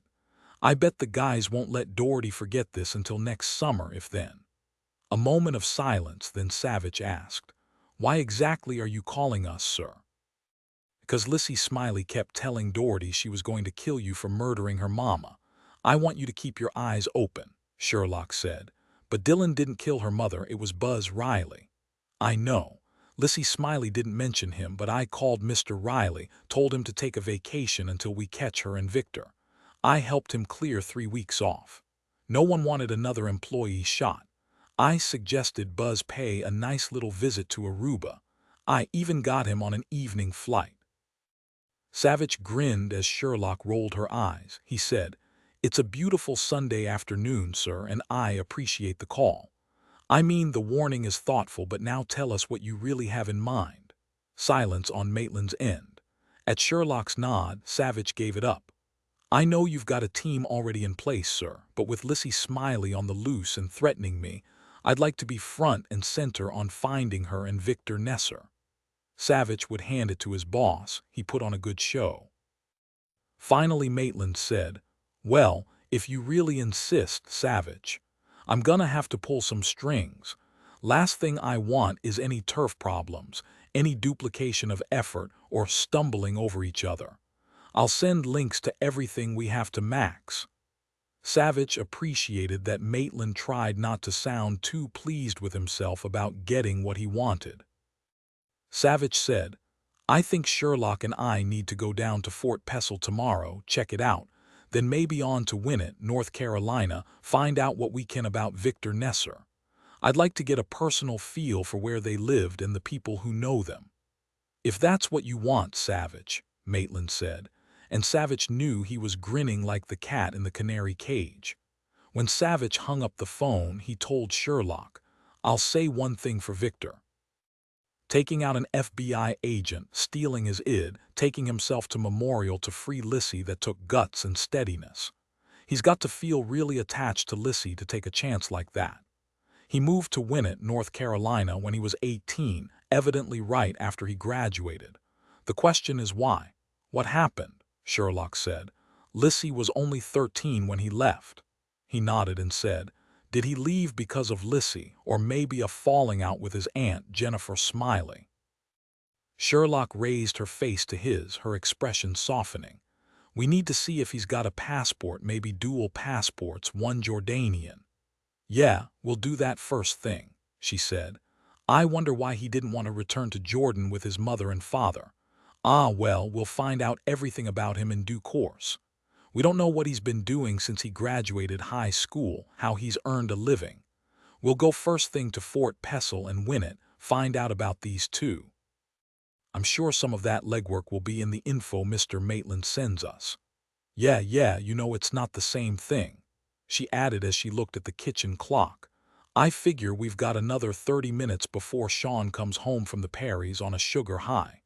I want you to tell me everything about Lissy Smiley and how things went down. Paint me a picture, Dillon. I want to hear it out of your mouth again. I know you've thought about it, relived it. Now that Lissy is free, I need to know what you think. Talk to me. And he did. She didn't add that the thought of a crazy teenager out to kill Dillon scared her to her toes. Riley saved my bacon, shot Jennifer Smiley through the neck. I will never forget thinking of a blood fountain. He'd been so close to death again, she thought, too close. A fountain of blood. She got herself together. We've got to find out what sort of relationship Lissy Smiley had with Victor. It could be the key to what makes them tick. Savich agreed, only he really didn't care at this particular moment in time. He pulled Sherlock close, holding her tightly. I'll get to work with Max on this tonight. How much time do you think we have before Lucy brings Sean home? At least 14 minutes, Sherlock said, and headed upstairs. The only thing missing from this perfect picture, Savich thought as he followed her, was that they didn't have a ceiling fan in their bedroom. He hoped he'd have time to install one next weekend. He thought about Autumn. He prayed she'd call him again tonight. It had been too long. He'd gotten a couple of phone calls from several small-town sheriffs, but as yet, nothing on Autumn. His Autumn. He was getting really worried about her. 14 Titusville, Virginia. Sunday. The Washington Post lay neat and unopened on the living room coffee table, delivered as always on Sunday morning from the 24/7 quick shop by little Buddy Grubbs, Amy Grubbs's youngest. Ethan had gotten into the habit of reading the Post when he'd lived in Washington during his 3-year stint in the D. The idea of putting his bare feet up on his coffee table and reading it on this fine Sunday morning, a cup of coffee in his hand, seemed a world away. Ethan sat down on the comfortable worn sofa that had cushioned many of his family's butts over the years, carefully moved the newspaper to the side of the coffee table, and set his cup down on the glass top. He waved a hand. It's just as well Autumn's playing in the bedroom with the cats. I need to talk to you, Joanna. Sit down a moment. You probably heard me on my cell phone. All my deputies are out looking for Blessed Backman with as much neighboring law enforcement help as they can spare. Unfortunately, he doesn't appear to have a driver's license or a social security number, and that means officially he doesn't exist. Surely he must drive. How else did he get here? Yes, it only makes sense that he drove up here. It could have been a car, truck, motorcycle, whatever. I know Blessed is still out there, probably real close. He hasn't got Autumn yet, and believe me, he wants Autumn very badly. I need to get her away from here. I've been thinking Colorado might be a nice home for us. Her heels looked dug in like a mule's, and so he said easily, And what do you intend to do, Joanna?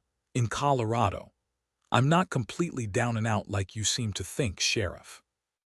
I was an office manager in a big medical facility in Boston.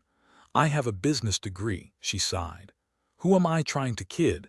Actually, I was okay at it, but I hated it, being cooped up all day, every single day, living for the weekend. I did it only to help support Autumn. I do speak Russian fluently.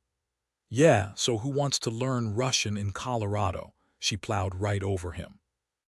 What I'm really good at and enjoy is teaching skiing and snowboarding in the winter and taking people hiking in the mountains in the summer, rock climbing, whitewater rafting, camping, that sort of thing. Autumn told me your husband passed away. Yes, recently. I'm sorry. Look, Ethan, I might not have much money right now, but I do have enough to get Autumn and me set up in Colorado until I get a job. I'm thinking Leadville. Leadville is quite a place, he said. I was there with my brother and sister once, cross-country skiing and some downhill, of course. I remember a couple of days the city was actually in the clouds. Yes, well, it's 2 miles high after all. And all those old Victorians, it made me want to pull on some chaps and climb aboard a horse. So is that why you've been coming to Titusville for so long? Your parents were outdoors fans. Did you spend a lot of time in Titus Hitch Wilderness? A fair amount through the years, Sheriff. Why are you smiling? Don't you believe me? Sure, I believe you. Actually, I'm glad to hear you weren't all that happy being a city wuss, all decked out in suits and pantyhose and killer high heels. I can clearly see your little nose pressed against the office glass, desperate to get outside. City wuss. I've got some city girlfriends who would deck you for saying that. Some women I know who work in Boston could chop up a mugger and fry him for breakfast. Urban survival skills, that's different. I'm more interested in a woman who can set up a camp, cook on a Coleman stove and boil up coffee, kill a snake and bake the sucker if she had to, know when a bear is looking at her like breakfast. See, different kinds of skills. Don't get up, Joanna, just relax. I'm not going to bite, all right. She knew he was trying to get her to relax, smile even, so he could herd her in the direction he wanted. He was very good, but she didn't want to be herded. She couldn't afford to be. He sat back in his chair, laced his fingers over his belly. He said, "Tell me about your folks, Joanna. Did they teach you about the outdoors, teach you how to ski? Why not, it wouldn't matter. My folks were both ski instructors at Whistler Mountain north of Vancouver. I was raised in British Columbia. As soon as I could walk, they put me on skis. We camped, hiked, swam, rock climbed, whatever else was available in the summers and skied in the winters.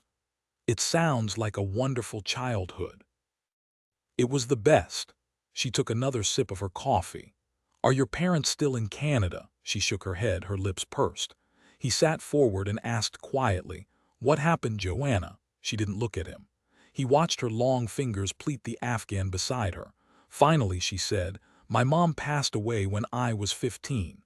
Then my father was killed trying to save some idiot hot dog French skiers from an avalanche. I swore on that day I never wanted to see another snow-covered mountain." "Once again, I'm sorry, that's tough." She gave a half laugh. "I was in my freshman year at CSU in Fort Collins. I transferred the next year to Boston University and became a business major. Then I met my husband in my junior year. Sheriff, it's time for me and Autumn to hit the road." "When did you begin skiing again?" "After I'd worked in an office for a week. It was time to head up to Loon Mountain Resort on White Mountain in New Hampshire. I skied for a week straight." He wanted to ask her if her husband had gone skiing with her, but he let it go. He noticed that her mug of coffee said, "Goose me or give me coffee." He pointed to it. "The mug was my grandpa's. It's 40 years old if it's a day, holds a good 24 ounces. If you chug that all down, Joanna, you're going to be flying high. Why don't you tell me why you ran here to Titusville, other than its being the butt end of nowhere? An incredibly beautiful butt end, but still, Tolley lives here. We've known him since he was good friends with my dad's older brother. My folks were close to him, and I was too. Tolley knows lots of people. He used to be in law enforcement, and I knew he'd help us."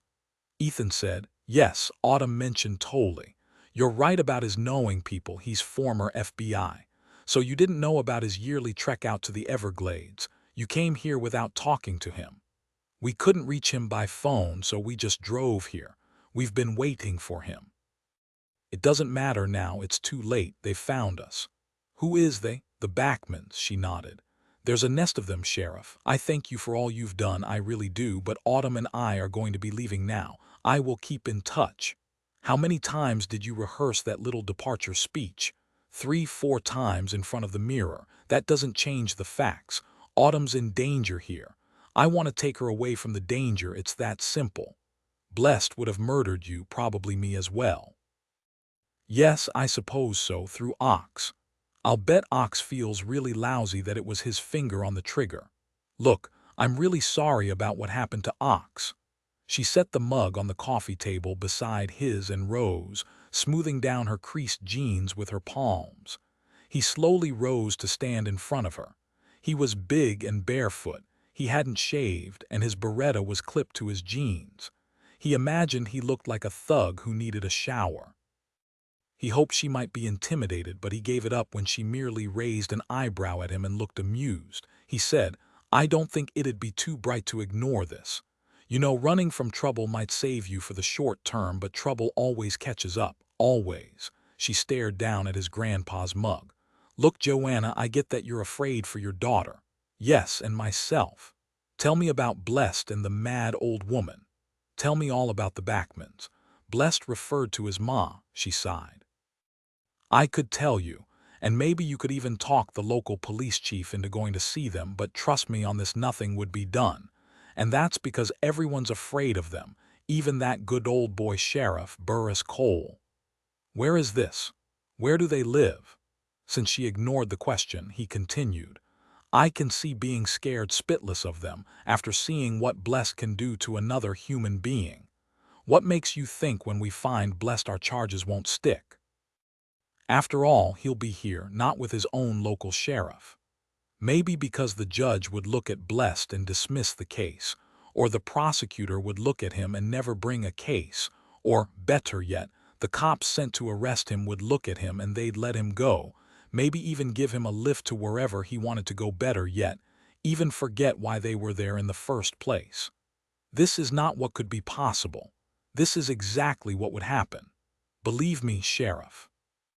He said, I gotta admit, you've hit a solid point there. We'll get to that in a moment. I don't want you to think I'm just this boondocks sheriff who doesn't know his butt from his boots. I was this big law enforcement honcho back in Washington, a D agent. That drew her up short. D. You know, the Drug Enforcement Administration. Maybe I wasn't a real big honcho, but I think I did some good. Then how did you get to be a sheriff in the boondocks? He gave her a big grin. Like you, I couldn't stand being trapped inside a building, wearing a suit and wing tips. Don't get me wrong, if they'd let me out in the field, I'd have been happy as a clam, but they wanted me in a Washington tactical desk job. She picked up his grandfather's mug. I need a refill. No, you don't. Step away from the mug, Joanna. She laughed, couldn't help it. So tell me about Blessed. All he has to do to hypnotize someone is to look them straight in the eye, that's it. Can he do it to anyone? How had he gotten her off on this track and talking? This was bad. She wasn't amused at his macho show now, probably because he wasn't playing at it any longer, that hard look on his face all too real. Because she'd known such fear in the last 2 weeks, felt so paralyzed it almost hurt to say it, but she did. I don't know. I guess so. I only saw him do it to one other person besides Ox. It was instant what he did. Ethan said slowly, I've always heard you can't hypnotize another person into acting contrary to their wishes. But here's the thing, Joanna. Last night it seemed to me that Ox would have killed you, killed me, killed anyone who happened to get in his way of nabbing Autumn. You don't know Ox, but I do, and that guy last night wasn't the man I know. He didn't even sound like himself, exactly manic, excited, quite mad, really. It was more than hypnosis, I'm thinking. It's scary, Joanna, what he did to Ox. Sheriff, I appreciate your wanting to protect us, but Blessed is out there, mending his arm, making his plans. Autumn and I must leave. We've got to stop at the B&B and pack our things. I do thank you for what you've done for us, Sheriff. You're welcome, but I've just begun to fight. Now I'll take you to the B&B while you're getting your stuff together. I'll make some calls. We're staying together, Joanna. Get used to it. 15 Northeast Washington, D.C. Sunday. Late afternoon. Buzz Riley looked one last time at the bed he and his wife, Alois, had shared for more than 36 years. He'd never been gone from home for long since she died of ovarian cancer the year before. He missed her every single day, a steady ache. Was the ache less than it had been 6 months ago? He didn't know. His 3 kids worried about him and hovered. At first it was good, but soon it was driving him nuts. He figured out they'd made a schedule to see him, especially on the weekends, and that drove him nuts too. He tried to tell them he needed time alone, to reflect, to remember, to enjoy fishing in his new 15-foot bluefin dory, but they wouldn't pay any attention. One of his kids and some of his grandkids were always with him. The kids pressed against his back at the center console. He fastened his ancient army duffel bag, checked to see that all the kitchen appliances were turned off, something Alois had trained him to do, locked the front door, and carefully set the house alarm.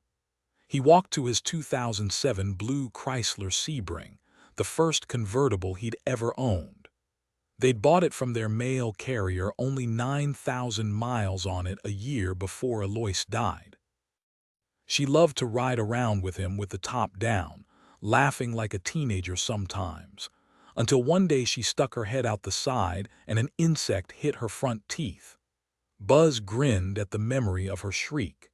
He could still see her scrubbing her fingers manically over her teeth, trying to find a Kleenex.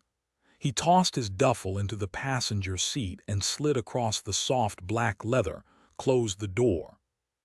He patted the dashboard, still looking good as new since he kept his baby cleaned and polished inside and out.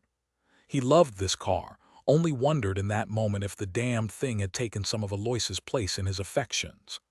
"Nah," he said aloud and turned the key in the ignition. Nothing happened. The engine didn't even turn over. He centered the steering wheel and turned the key again. There was a small grinding noise that didn't sound good, but then the engine roared to life, hummed smooth and happy. He gave it some gas, listened to the sweet music. "Ah, there you go, beautiful." Buzz backed out of his driveway slowly because the neighborhood was always hopping, kids playing in the street, riding bikes. Didn't matter if it was nearly 7 o'clock in the evening, if it was still light, there was action. He waved to a couple of teenage boys who looked like they were going to smoke dope the minute he was out of sight, and they waved back. He was a retired cop, 7 years now, but still a cop, and they knew it. His fingers itched sometimes to grab the little yahoos by the scruffs of their necks and shake some sense into their buzzed teenage heads. He took a last look at his house, wondered how long it would be until he was home again. He knew he had no choice but to leave, with those crazy loons from the bank out for his hide, that young girl, Lissy, especially. Mr. Maitland had told him Lissy was probably sprung by the guy driving the getaway car, and confided that Dillon Savich would be taking over the case. Buzz liked him. Mr. Maitland treated Buzz like he was still a cop, even thanked him for saving Savich's life.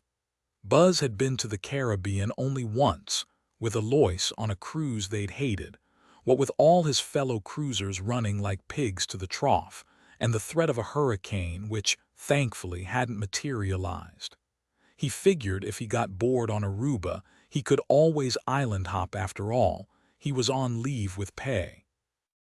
Island hopping, that might be good, but not if it meant being stuck on a rocking boat for 7 days.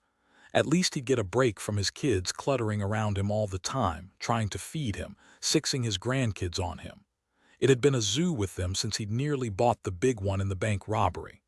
Buzz hadn't called any of them to tell them he was leaving. Nope, he'd sent a blanket email and hadn't answered any phone calls. He'd send everybody postcards. The Sebring wasn't running right. He had noticed some sputtering earlier, and now it was skipping, running rough. Whatever it was getting worse. Maybe he shouldn't drive the car to the airport. He had time to leave it at Jimmy's. Yeah, that's what he'd do. He pulled out his cell phone and called Jimmy at home, told him he was going to leave it, and called a taxi. Buzz switched lanes and drove over to Pepper Street, down a couple of blocks, and pulled into his friend Jimmy Turley's auto shop, Honest Abe's Repairs. Buzz once asked him if there really was an Abe, but Jimmy said his mom told him it had a good sound to it, trustworthy and all. Buzz left his convertible at the tail of a row of other broken-down cars, left the keys on top of the front driver's side tire, and climbed into the taxi that had pulled up sooner than he expected. They made it to Reagan Airport in under an hour. His plane wasn't late a miracle, and he checked his bag and made it through security without having to strip to his shorts or empty his carry-on. He boarded his 737 to Aruba, a flat island, he'd heard, with lots of casinos and white beaches. He didn't like to gamble, but he did like to lie in the sun. No one could ever tell he had a tan. He was already so dark, but he liked the idea of just lying in the sand and listening to the waves break. He could still feel the mad rush of adrenaline and the pounding fear when that maniac stuck his .38 into his ear, and the leap of joy and excitement when he could finally fight back. And he'd made it, with Dillon Savich's help, even managed to shoot that woman who was leading the gang. In 30 years as a cop, he'd never come that close to dying, and had never had to kill someone. The Washington Post had called him a hero, run his picture with Savich standing next to him, looking like one mean dude despite his grin. At least he was alive, and although Aloysius was gone, it felt wonderful. He smiled. What an experience! It had changed something in him, he thought, made him feel more involved again in what people were doing around him, what they thought, how they felt. He liked it. He realized it felt vaguely familiar. Buzz sat in a window seat, glad the seat next to him was still unoccupied, and looked out into the dying day when he noticed a closed utility door next to their gate slowly open. A young man, dressed in jeans and a gray t-shirt, stuck out his head. To Buzz's experienced eye, he looked furtive, like he was somewhere he shouldn't be, wanting to do something he shouldn't be doing. What was this all about? The young man looked straight up at the plane, and Buzz would swear the young guy looked straight at him, although Buzz doubted that was possible. He saw something change in the boy's expression. He turned to speak to someone still inside, and suddenly Buzz clearly saw Lissy Smiley come out from behind him. He'd seen her up close the day of the robbery when Savich had pulled her ski mask off, stared at her for some time. No doubt in his mind it was her, even though he couldn't see her crazy dark eyes from here. He knew why the two of them were here. They'd come to kill him, but they were too late. He wanted to wave his fist at them, yell and laugh at them that he was safe. Then Buzz wondered how they followed him here, remembered the trouble with his car. Had they rigged it to break down on the side of the road, or to blow up? Had that taxi arriving early saved his life? He quickly turned his cell back on and dialed Dillon Savich, but there was no answer. He left a message. Buzz watched the two young people fade back into the terminal, watched the utility door automatically close. He continued to ignore the flight attendant and dialed Mr. Maitland. He didn't want to take a chance of Honest Abe's blowing up, Jimmy along with it. 16 Titusville, Virginia. Sunday evening. Joanna and Autumn wore clean jeans and t-shirts, and probably clean socks on their feet. Ethan thanked the Lord he had convinced them to unpack, to stay with him at least while his deputies were out searching for Blessed. But he hated waiting. He hated not knowing what he was up against. After a dinner of macaroni and cheese with a side of peas and a salad Joanna made without anyone asking for one, he set Autumn in front of the TV in his bedroom and took Joanna to the living room. "Sit down," she said. "Why don't you throw that sweatshirt away? It's got a hole under the right arm and it's all frayed around the neck. I know, you're a guy and you've worn that sweatshirt since you were 16. 17, actually. And why don't you have shoes and socks on? You'll get splinters." Ethan put his feet up on the coffee table, arched an eyebrow at her. She said, "I finally tossed a Fort Lauderdale t-shirt last year a boy bought me when I was 18. There you go. Tell you what, I'll be strong and toss my sweatshirt if you tell me everything you know about these people." "That's a beautiful piano. Do you play?" "Anything to divert him," he nodded. "Thank you, it was my grandmother's piano. I'll play some jazz for you later if you like. You know, Joanna, I've been patient with you, but now it's time. I'm worried about my deputies as much as I'm worried about you and Autumn. What if they get close to Blessed? What will he do to them? Tell them to run off a cliff? You have to tell me what you know about him. I think you owe it to us, don't you?" She chewed on her lip, studied the inch of cold coffee at the bottom of the mug, then said, "I don't want anyone to be hurt, I really don't." He nodded. "Go on then, talk to me, please." She put her feet up on the coffee table next to his, frowned at those two pairs of feet, put hers back on the floor, and said finally, "We were in the cemetery at my husband's funeral just a week ago." Blessed caught a young man hiding behind a gravestone. He had a camera and was taking pictures like a Jimmy Olsen cub reporter. Blessed went into a rage, screamed at the kid, "Well, if it isn't little snotty-nosed Nat Hodges," and jerked him to his feet, looked into his eyes. The young man never said a word. Blessed told him to drop his camera and stomp on it. Nat Hodges did it, no hesitation at all. At first I thought he was just scared to death, but then he simply stood there all still and quiet. Blessed laughed at him and started making him do things like elbow crawl on his chest, rip off his shirt, rub dirt in his hair, humiliating things. The boy didn't seem to be there anymore. He was completely in Bless's control, just like Ox was last night. Then Grace said, "Stop it, Blessed, we've got guests and we're burying Martin," and Blessed huffed out in a pissed voice, "Can't have the little chase taking pictures." Then he shook the kid until his head snapped back. I remember I took a step toward them, but Grace said in my ear not to worry, that Bless was just bringing the boy back, something I really didn't understand. But the boy seemed to wake up. Then Blessed grabbed the kid by the collar and told him he was going to run back to his boss at the newspaper and tell him he quit. And he said, "If I catch you around here again, I'm going to put you in one of those graves you hear." I remember the young guy was moaning, said his head hurt. I watched him run, just like Bless told him to, trying to hold his head at the same time. I watched Bless take the smashed camera and throw it into the open grave. He said, "Now Martin can take pictures of all the saints." He turned to his mother, Shepherd, and she nodded, didn't say a word, simply nodded, and it was over. I was so shocked, so terrified, I stood there like a stone, my hand over Autumn's eyes. She was plastered to my side. I could hear her breathing. Joanna stopped a moment, looked over his left shoulder toward the grand piano.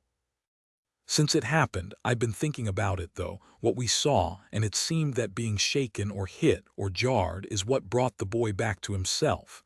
That's what I was trying to do last night with Ox. I have no idea what Ox would have done, though, if you hadn't hit him so hard. No, I do know. He would have killed us to get Autumn. He nodded. It was like he was hardwired to do whatever he had to do to get his hands on her. Dr. Spitz still won't accept that Ox was under the control of someone else. He checked him for drugs and alcohol, and he wants Ox to have an MRI and an EEG to see if his behavior was the result of a seizure or a brain tumor. You spoke about a cemetery, and you mentioned your husband, and you were there for his funeral. Tell me about the rest of the family and why you were there with them. I hadn't met any of them before last week. She didn't say anything else, just began to worry her thumbnail. Ethan said, "Blessed his name makes me think of some sort of weird-ass preacher for one of those off-the-wall religions that doesn't have much to do with God. All their names are like that. For example, Grace." "Grace, yes, you mentioned his whispering to you. Blessed and Grace, what, they're brothers?" "Yes, Martin's brothers." "Okay, what can you tell me about Grace?" "Grace is thin as a rail, holds himself real quiet. But you're always aware of him when he's around. He's creepy." She started to say something again, and he sat forward, touched her wrist. "What? Say what you have to say." "I could be wrong, really wrong." "What, Joanna?" "I only heard Grace speak a very little bit. His voice was soft, sort of hollow, almost dead." She shuddered. "That sounds ridiculous. I can't really explain it, but what?" "Ox, last night when he spoke, he waited. Ox sort of sounded like Grace. Not all soft and quiet like Grace, but the cadence of his voice. It sounds crazy, I know. It's not that it was Grace's voice, but it was the way he spaced out his words, like I said, the cadence, it was so familiar. 17 later, he thought he'd visit that snake pit later. Ethan knew there was even more, he knew it. He had to keep her talking. Maybe all of it would come out at last. "Are you ready to tell me where this happened? Where they live?" "In a strange little town called Bricker's Bowl. It's near the Alabama border." "Bricker's Bowl? I've never heard of it." "It really is more a bowl than a valley, curves up on both sides with houses marching right up the hills. I guess, from the air, what with the houses on the surrounding hills, it does indeed look like a bowl. Their family's been there for generations, his mother told me." "Tell me about Ma." "She's rich. She, Blessed, and Grace live in a huge Victorian mansion, filled with expensive antiques, mostly 19th century English, and lots of manicured grounds. They have a 6-car garage, although I never saw the cars inside, so I can't tell you what they are. They've got their own private cemetery. She's very proud of their wealth. She loves to show you every antique in the place, and there are a lot of them since there are maybe 15 rooms. She told me this is all due to her husband's talent." "Was the husband around?" She shook her head. "He's dead. When she first told me about him, I thought she was batty, but now I'm not so sure. She confided in me that Theodore had the most useful talent in the family. That's what she called it, a useful talent. Ethan found himself sitting forward. What could Theodore do? She said he had this beautiful gift, discovered quite by accident when he was in Las Vegas once and played the slot machines. He won. Yeah, so what? Evidently he won a great deal. Actually, she told me he never lost. What? You're telling me Theodore Bachman was some sort of diviner? She had to grin, but it fell off her face fast enough. Ethan was staring at her, an eyebrow arched. As Shepard explained it, where the real stop is supposed to be random, but somehow Theodore could make the real stop where he wished. She said he talked to the slots. Oh, come on, Joanna. You mean he had this force field that reacted to the reels themselves? Or he had this internal magnet that brought the reels to a stop? What? Look, I thought it was nuts too, even though Mrs. Bachman told me he'd made them all rich. It sounds like one of the crazy stories they tell us in the D as a cover for illegal income, Ethan said. It never flew in court. How'd he die? Mrs. Bachman told me he walked out of a casino in Reno and a mugger killed him. He hit the mugger with his cane, but the mugger hit him on the head with a hammer and left him to die, which he did. A cane? How old was Theodore when the mugger got him? Mid-70s. How old is Blessed, Grace? Blessed is in his 50s. Grace is a bit younger, late 40s maybe. So you're telling me Blessed and Grace and their mother, what's her name? Shepard. Like the guy on Fox News. More like the guy who herds the sheep. She told me, all preening, that her husband gave her that name, the mother of his small flock. I wondered what her birth name was, but I was too freaked out to ask. Okay, so these folks say they're rich because of a man who could line up 3 cherries. Now the million-dollar question. How did you hook up with these people? If they're your husband's family, why did you only just meet them? When she remained silent, he said, "You might want to consider me the Prince of Bad, Joanna. I can handle just about anything." That made her laugh, then draw a deep breath. All right, Martin, my husband, was the 3rd and youngest brother. Autumn and I met them for the first time at his funeral. But he couldn't have been as old as Blessed or Grace, was he? No, he was 36 when he died, much younger than both his brothers. Shepard was in her 40s when she birthed him. Your husband died a natural death. Her mouth seemed tight, but the words were pushing to get out. Why didn't she want to tell him? Was she still grieving too much? He pulled on a thread hanging down from the left sleeve of his sweatshirt. An accident of some kind. She shook her head, looking hard at him, pulling that thread, and the words came out in a burst, but lifeless and without fury or pain. He died in prison, she said, her eyes still on that gray thread. He nearly fell off the sofa with surprise. He stared at her, unable not to. Why was your husband in prison? She shook her head. All right, so she wasn't ready to face that yet with him. He shifted gears. So you found his family's phone number where? The warden sent all Martin's stuff to me. There was pitifully little, to be honest. There was this lone phone number in a small black notebook, no name, only an out-of-state phone number, and so I called it to see who it was he knew in Georgia. It was his family. I spoke to his mother and told her Martin was dead. She wept, Ethan. Then she begged me to have him buried with his family, not in cold Boston where he hadn't known anyone except me and his daughter. Did we feel he had any deep roots there? No, not really, I told her. Then please, she begged me, please bring him home. She begged me, Ethan, and she was crying again, so I said yes because she was right. I didn't have family in Boston, no family anywhere for that matter. And so after a memorial in Boston with all our friends, Autumn and I drove Martin's urn from Boston to Georgia so his mother could bury it in the family cemetery. He waited for her to continue, but she didn't. She sat there as if frozen, as if her words were stuck in her throat. He said quietly, "Your husband never told you about his family. You never asked." Yes, of course I was curious, but Martin refused to talk about them. They are not the sort of people you want to know, Joe. Neither do I ask you to accept that. I remember he once said unwittingly that he'd managed to escape them, that they didn't know where he was. I didn't know what he'd meant about escaping them, and he never told me. I suppose I thought it was a runaway kid sort of thing. He didn't change his name, he kept Martin Bachman. Yes. I wonder why he didn't change his name. With the internet, you could probably find a missing pet. Didn't he care if they found him? Bigger question, why didn't they find him? They found you in autumn, didn't they? Real fast, she nodded. They did find us fast, but I don't understand how they did it. You must have talked to them some about your own family. Did you mention Titusville? I'm sure I didn't, not directly. When I first met him, married him, I simply let it all go as not being important to me, important to us. I loved him, found him fascinating and funny. But now it's obvious I didn't know him, didn't know a big part of him at all. Who was the man I married? Believe me, I would really like to know.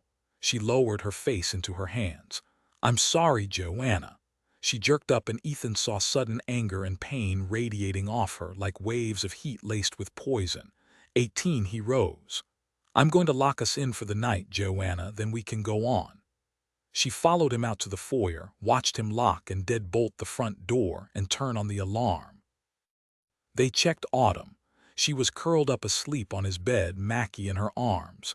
Ethan covered her with an Afghan. He got them 2 mugs of tea and motioned her back to the living room. You started to tell me about his mother when you first arrived in Bricker's Bowl, she nodded. His mother was alone when we drove up. At first I thought she was his grandmother, but she wasn't. Like I told you, Martin was born long after Grace. She was very nice, showed me the Bachman cemetery, but I knew she was upset that I'd cremated Martin and brought him in an urn, not in a casket as she obviously expected. There were a lot of graves in the cemetery, maybe upwards of 40, maybe more. Must be an old family, I thought, looking out over it. I remember all the graves were set in overlapping triangles, so there were no rows or paths. I asked her about all these triangles, and she said her husband's grandparents designed it that way when they'd moved to this spot from the other end of the bowl, and had all the caskets moved here. Then she said the weirdest thing. They knew to keep the old ones with them, because the old ones know how to draw the power from the earth. I was so surprised, so creeped out, really, that I didn't pursue what that meant. There were all these oak trees, nearly growing together, some branches pushing down on others, vying for space, and they seemed to huddle over the graves as if trying to protect them or hide them.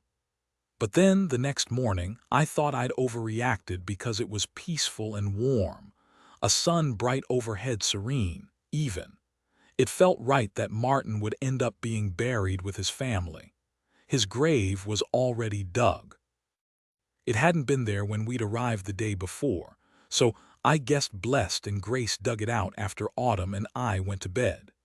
She told me the space was meant for her, but she could always move now, couldn't she?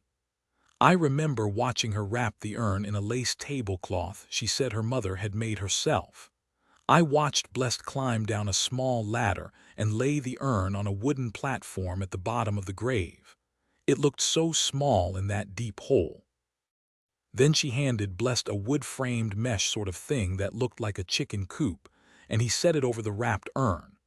Grace climbed down and smoothed another white tablecloth over that.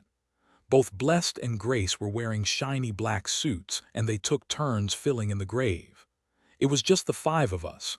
No one else, not even a minister. Blessed read from an ancient Bible, ashes to ashes, dust to dust, read on and on for quite a while, in a low drone. When I realized no one was going to say a prayer, I did. Then we all stood staring down at Martin's grave, the raw dirt piled high, all loamy and black. Autumn was clutching my hand, but she wasn't crying. Her hand was terribly cold. She was so still, never made a sound. I wanted to leave immediately after we'd buried his urn, but his mother begged me to stay. Just one day, she said, only one single day, so she could spend some time with her granddaughter. She reached out to touch Autumn. Autumn didn't move, didn't seem to even breathe when her grandmother stroked her hair. And did you stay for one more day? She shook her head. We couldn't stay, not after what Autumn saw. She looked terrified. He waited a beat, then asked, what did Autumn see, Joanna? She said she saw them burying dead people in her daddy's grave. She'd said it, insane words, unbelievable and terrifying. Ethan's expression didn't change, but she saw clearly he wasn't going to accept that. She saw them burying bodies in her daddy's grave. Ethan knew there were all kinds of monsters out there, but this was a story from a little girl. He said, who did she see burying dead people? Blessed, Grace, Shepherd, all of them. Come on, spit it out. It was that night Autumn appeared in the living room door. What's wrong, Mama? Joanna looked pale and exhausted, but she looked up and smiled. It was well done, Ethan thought, but Autumn wasn't buying it. She came running to her mother, grabbed her arm. Mama, you were telling Ethan about Daddy's funeral, weren't you? You look all white and stiff like you did that day. There'd been too many lies to her daughter, to herself, to others, and so she told her daughter the truth. She nodded. I was telling Ethan about your daddy's family, sweetheart, about how they behaved, what they were like. Autumn tightened all over. Joanna said, did you get some rest, sweetie? Autumn nodded. I woke up from my nap, Mama. Big Louie was licking my toes and Mackie hissed at him. Ethan asked, Big Louie only licks big toes. Did you keep them from fighting? I guess because my feet are a little smaller than yours, Ethan. He got them all. Mackie only swatted his nose once. And what did you do? I hugged him, kissed his nose, and then he nearly licked my face off. She pressed closer to her mother and whispered in a small voice, You told Ethan what I saw them doing. Joanna nodded. Autumn looked at Ethan. He saw such fear on that little face, it was like a punch in the gut. Joanna held her hand tight and said, Why don't you tell him about it yourself, Autumn? She licked her lips. It's too scary, Mama. Ethan said, You tell me and then it won't be so scary anymore. I promise. She thought about it, then slowly nodded. I was supposed to be asleep beside Mama, but I couldn't stop thinking about them, how scary they were, how I knew they didn't like Mama, even though they pretended they did. And they looked at me funny, you know, trying to pretend they weren't looking, but they were. Mama started moaning in her sleep, so I got up. I put on my clothes without waking her and climbed out the window. She swallowed. I walked to the cemetery, and that's when I saw them, and they were digging up my daddy's grave, and there were these bodies on the ground beside them. She was shaking, both her voice and her small body, and she pressed even harder against her mother's side, as if she wanted to become part of her. Joanna gathered her clothes, kissed the top of her head, whispered, It's okay, sweetie, I swear it's okay. Ethan is— Joanna cleared her throat. Ethan is going to help us. He swallowed hard at that vote of confidence. He looked at the mother and daughter and marveled at what life had dished onto his plate in a single day. He said, Autumn, I told your mama I'm the Prince of Bad, and that means I can help you with just about anything. Now, kiddo, tell me who you saw out there. Blessed and Grace were digging, and Shepherd was standing beside the dead people. Her voice caught, and she looked terrified. Okay, Autumn, that's enough for now. I want you to take some deep breaths and shake your arms around. It'll loosen you up. That's it, good. Now let your mama talk for a while. Joanna, let's back up. After the funeral, what did you and Autumn do? Joanna said. I made some excuse and I drove us to Bricker's Bowl, only about a half-mile away. Like Autumn, I wanted to get away from all of them. I was tempted to keep driving west, let me tell you. I wish I hadn't gone back there now, wish I hadn't taken Martin's urn to be buried in a chicken coop. He wondered what would have happened if she'd kept driving west. Would they still have found her just like they found her here? Okay, after you drove into Bricker's Bowl, what did you do? Just walked around. Everyone knew who we were, how, I have no clue, but I knew they were talking about us, wondering about us, I guess, wondering maybe if we were weird. I'll tell you, I don't blame them a bit. We stopped at the small grocery store because it was hot and Autumn wanted an ice cream. There was a woman in there who looked at us like we were members of the Devil's Fold. I'll never forget how she stared at Autumn and said, She looks just like him, and she crossed herself. I was appalled and grabbed Autumn's hand to get her out of there, but the woman said then, "I was very glad Martin escaped. I'm very sorry he's dead. Everyone liked Martin, but no one knew when he was going to be buried. Preacher Michael even called Mrs. Backman, but she didn't tell him a thing." And then she shut up and shook her head. "The lady asked me what kind of ice cream I liked best," Autumn said. "I told her I really liked butter pecan, and she said that was good because she just made some." Lula strolled into the living room, tail high. She meowed when she saw Ethan, padded quickly to him and jumped up on his lap. She began kneading his leg. Autumn leaned over to pat her, and Lula stretched under her hand and kept kneading.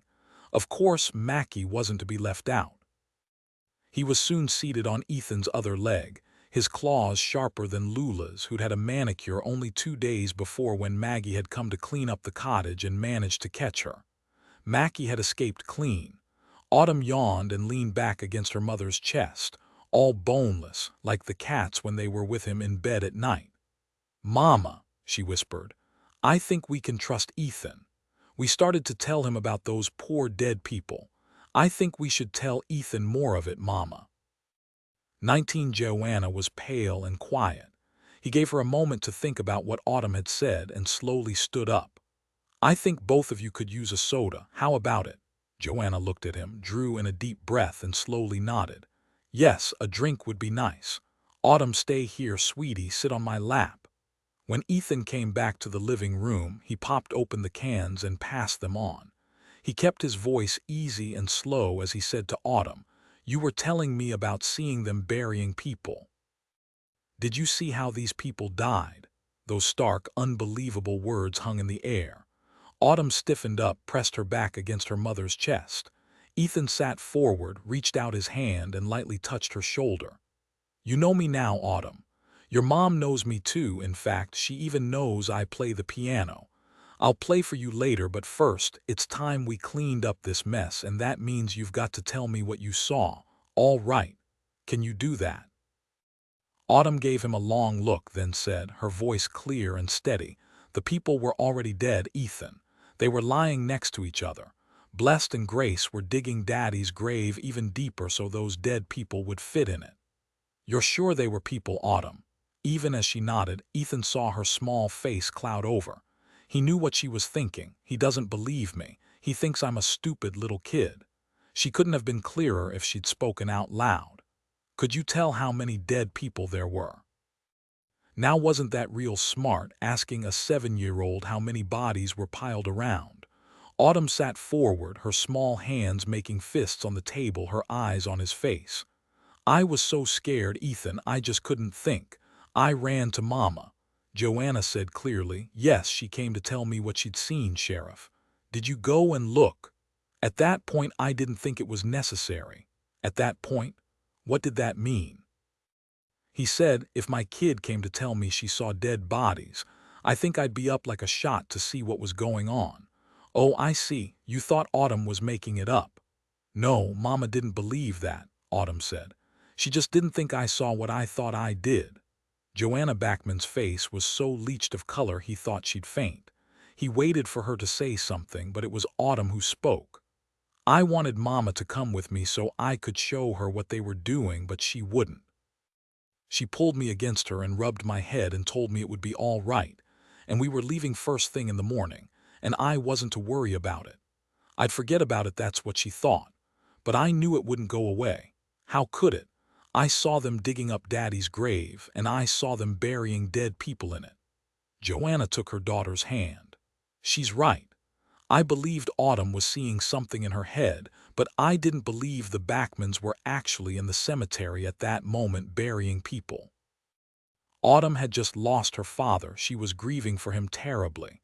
Perhaps she'd misinterpreted whatever she'd seen. The thick silence in Ethan's living room was broken only by Lula and Mackie's purring. He said slowly, "You believed Autumn was seeing horrible things in her head because of what you'd both seen earlier that day in the cemetery. You thought she was dreaming it." Joanna saw incredulity on his face, heard the disbelief in his voice. She said, "That's what I hoped at the time. I mean, who wants to believe something that horrible was actually happening right below the bedroom window? Ethan said. You went to the cemetery, didn't you, Joanna? Yes, I planned to alone, so I could come back and reassure Autumn. I was walking toward the center staircase when I heard the three of them come through the front door. They were talking. I couldn't make out what they were saying, so I tiptoed down to the bend in the stairs. I heard Mrs. Backman then. Her voice was really clear, so I stopped right where I was and listened. I couldn't have misunderstood her. She sang out, sounding happy as a lark, "Well, boys, I'm thirstier than a desert in hell. We got it done, all solemn and proper, and it's over. Nobody could complain we didn't do it right. That big pile of dirt will settle down soon enough. Now I need a nice whiskey sour. Grace, you know exactly how to make it. Blessed, you want a Diet Coke." Bless said he did, with a slice of lemon. Grace didn't say anything. I would swear they should have heard my heart pounding. They just buried people and she wanted a whiskey sour. I wanted to run, but I knew I had to wait and listen. But for the longest time I didn't hear them say anything more. I stayed bent down in the shadows of the bend of the stairs. I thought they'd gone when Shepard said, "We'll take care of Joanna in the morning. Make it look like an accident, Blessed. We don't want Autumn to distrust us. Everyone will be so pleased she's here at last, where she belongs. She's strong. I know it now, stronger than Martin." I heard Blessed grunt and say he'd stymie me easier than Nat Hodges. That was the word he used, stymie. Then Grace said something, but I couldn't make out the words. I felt frozen, so terrified I couldn't think, couldn't move, could scarcely draw a breath. Finally they moved away, probably to the kitchen, so Blessed could make this horrible old woman a whiskey sour. Later, probably after 3 o'clock in the morning, Autumn showed me the tree branch outside the window and we climbed down. Ethan said, "Did you go to the cemetery before you went to get your car?" To know for sure. Autumn turned into her mother and wrapped her arms around her back. "It's all right, sweetie." Autumn nodded and turned back. Mama wanted to see it with her own eyes. But she said she believed me now after what she heard Mrs. Backman say. She knew I didn't see it in my head. Joanna hugged her daughter tightly to her. She kissed her hair. "Know this, Autumn, from now on I will always believe exactly what you tell me." She gave her daughter a lopsided grin and another hug. "However, whether or not I want to believe you is a very different matter." She looked up at Ethan. "It was too dangerous to stay. We had to get out of there." Ethan studied the little girl's face. "Tell me, Autumn, what were you doing in the cemetery so late and alone? When you saw them burying the people?" She wouldn't meet his eyes. She glanced at her mother, then quickly away. Finally she said, "I wanted to say goodbye to Daddy." Joanna looked like she'd collapse in on herself. Ethan said matter-of-factly, "Okay, thanks for telling me. So, Joanna, you got out of there fast." He'd thrown her a rope and she grabbed it. "You bet." Thankfully my car was on a bit of an incline in front of the huge garage, and I put it in neutral, pushed, then jumped in as it gained speed and steered it back down that long driveway. I didn't have to start the engine until we were nearly at the road that runs past the driveway. Autumn said, "I was looking back and I didn't see any lights go on. I told Mama we'd be okay. I drove until morning. Believe me, I never stopped, even for an instant." Autumn said, "I tried to call Daddy and that was stupid because there couldn't be an answer now since he's dead. But before he died, I spoke to him when he was in prison. Do you know, Ethan, Daddy would talk to me about everything, but he wouldn't ever talk about his mother or his brothers. I guess I know why now. They're creepy. I'm glad he ran away." Ethan asked without thinking, "Your dad had telephone minutes?" Autumn cocked her head at him. "I don't know." "Yes, he did," Joanna said. "That's enough for tonight, Sheriff.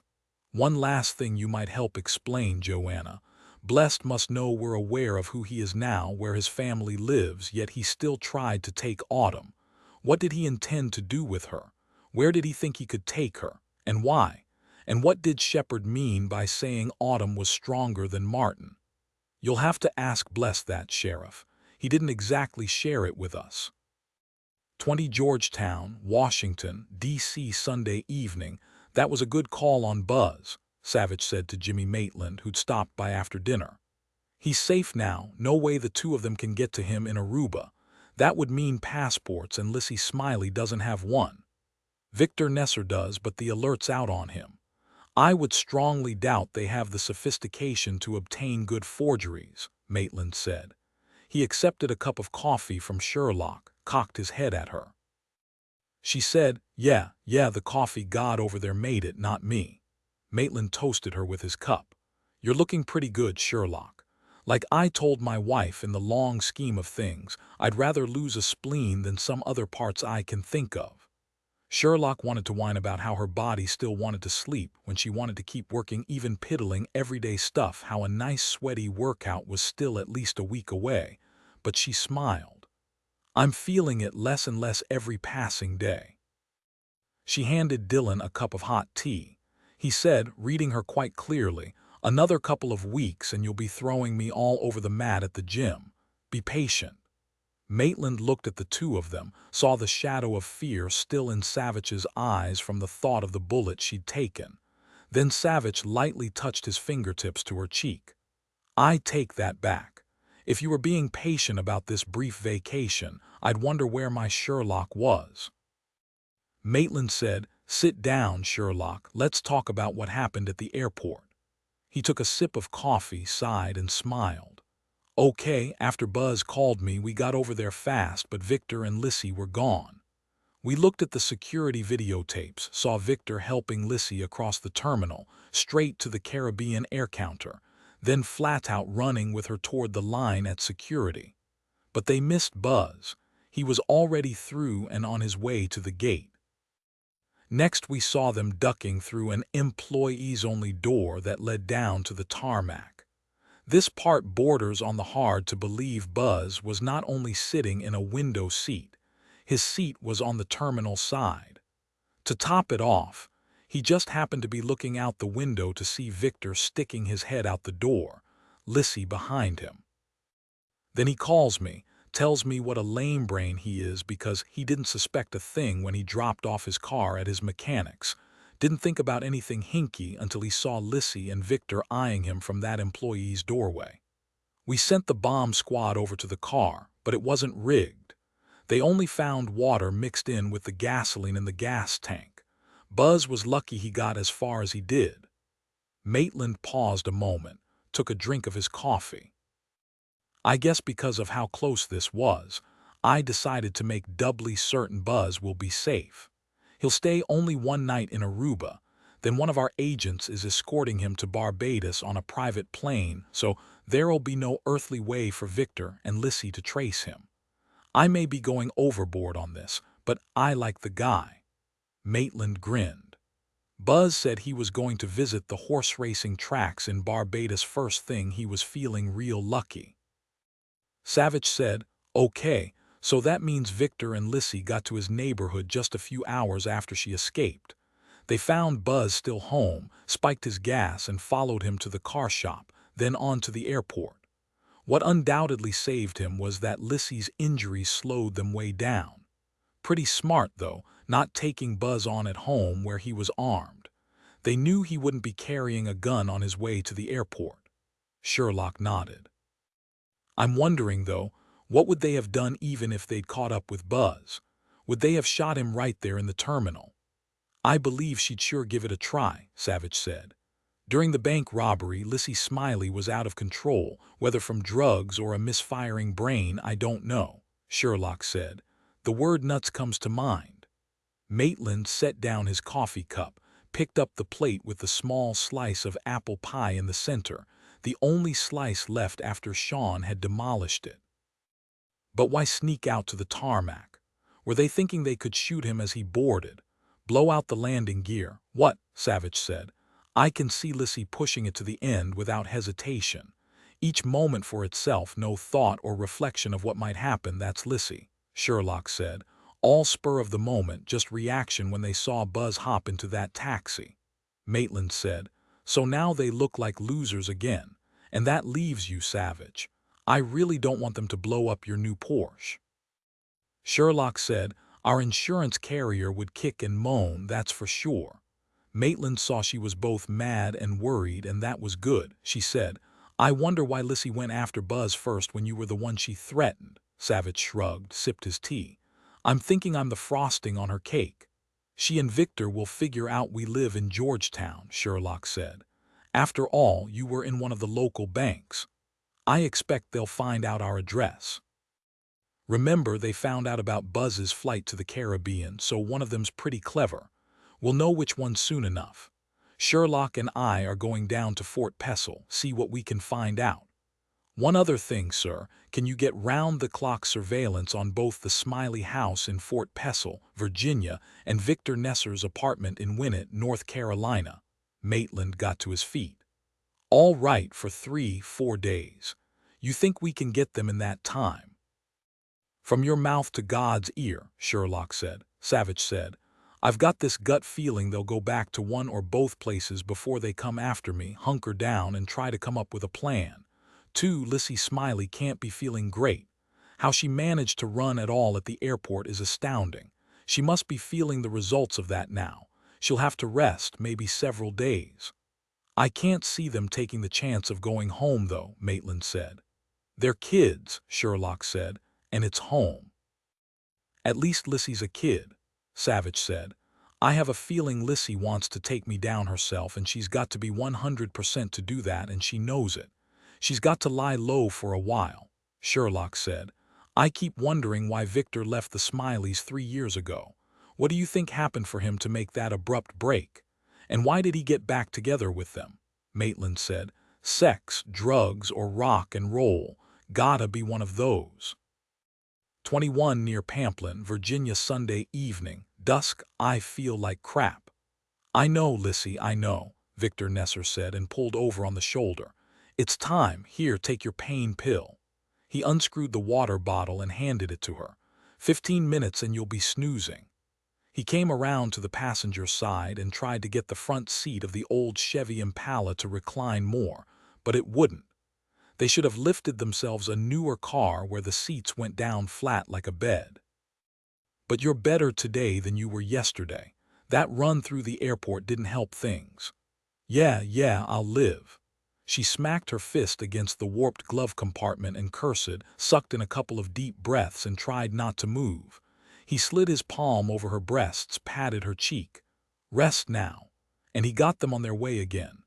Lissy's eyes were closed, her hands were on her belly, lightly massaging her fresh scar because it hurt.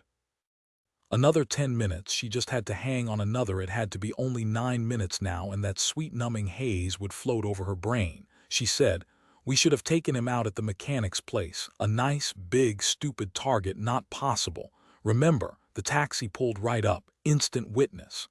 I could have popped him too. We didn't have any time, and there were probably more witnesses than we can count." She said, "Who cares who saw us?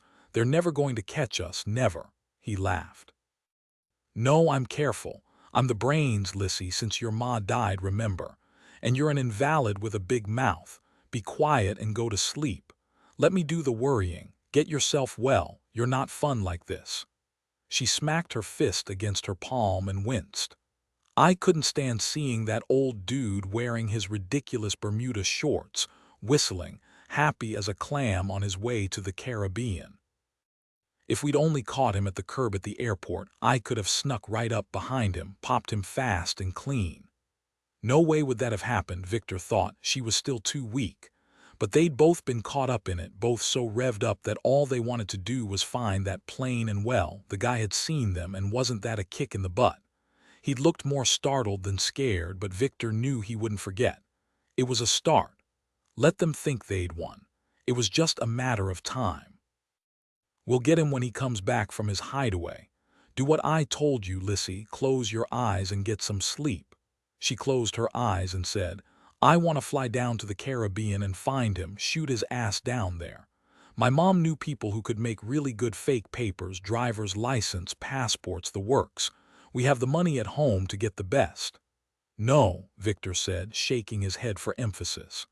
"That's way too risky. Stop thinking about it. We'll get the old man when he gets back, when you're well again." She continued to rub her stomach, eyes still closed, but her voice was vicious. He killed my mother, Victor. You didn't see it. The bastard shot her in the neck and all her blood just burst out of her. She smacked her fist on the glove compartment, moaned at the shock to her belly. Victor leaned over, lightly slapped her face, then caressed her cheek. Shut yourself down, you hear me? Take some slow, deep breaths. She settled into the seat, breathed deeply like he said. She felt the throbbing pain ease back. She knew it was still there, but it felt duller now. We've got to get some more pain meds, though. I've only got one more. That's 'cause you took so many you nearly croaked yourself. Don't worry, we'll get you some more. It was sure nice of that nurse to leave her pill cart in the hall, she said. Damn it, Victor, we should have blown that old dude to hell and gone. She turned her face to look at him. But you insisted you could make his car break down. Talk about crappy information and look what happened. Big fat zero.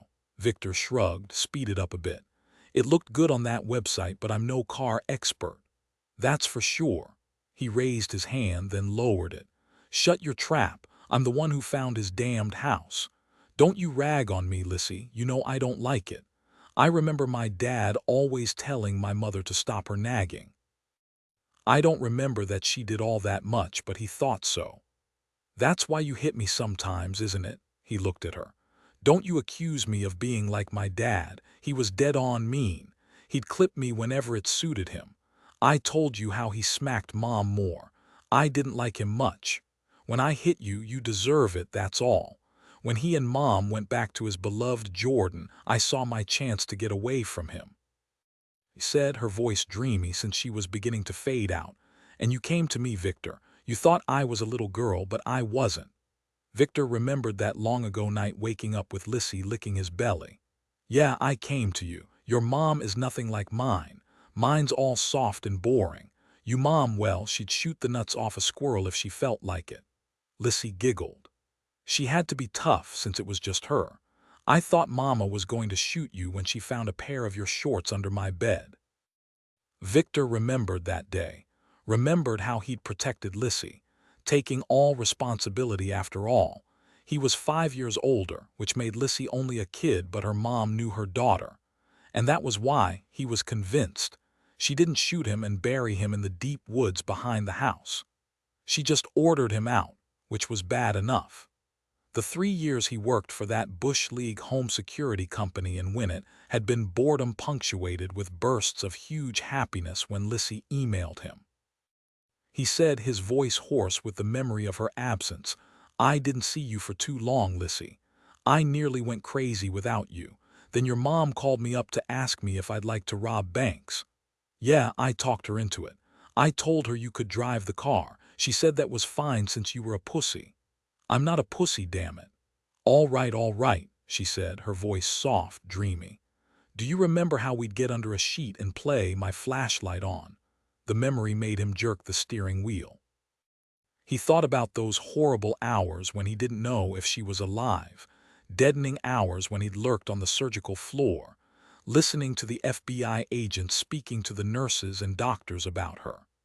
He went to the men's room and vomited when he heard she was going to be all right.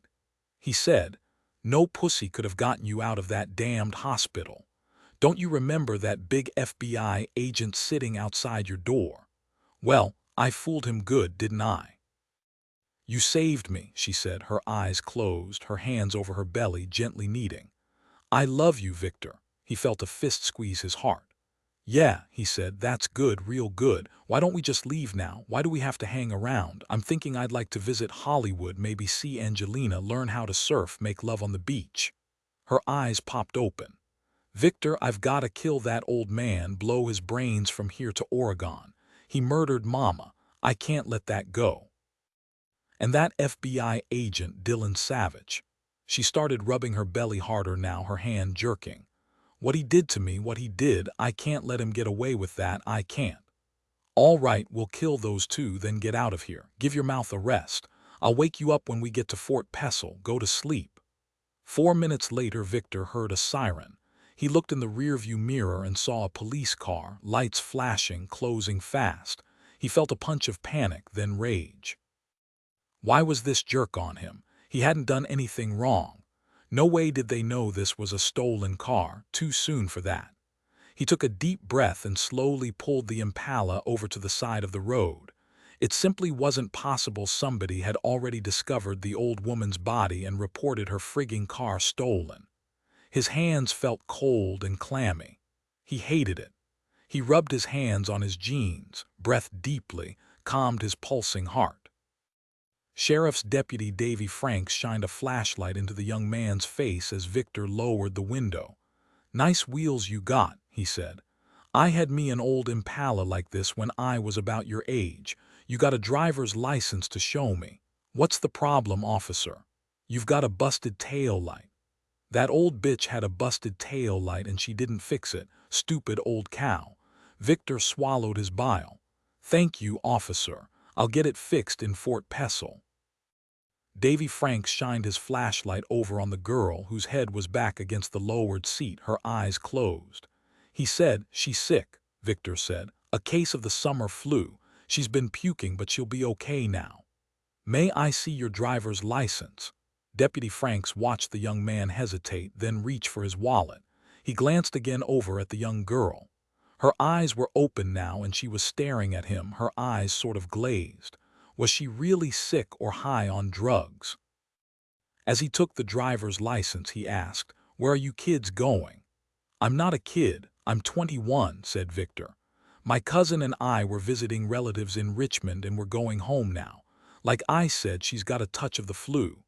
"Where's home?" "Fort Pestle. Look, officer, I'll get the tail light fixed as soon as I get home." Davy shined his flashlight on the license, read the name, checked the photo, then said aloud, "Victor Alessio Nesser, you from the Middle East?"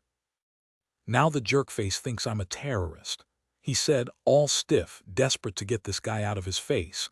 "I am an American. It is my father who is from the Middle East, Jordan to be exact." "You don't look Jordanian. I guess your mom was the blonde, passed it on to you. Good thing for you.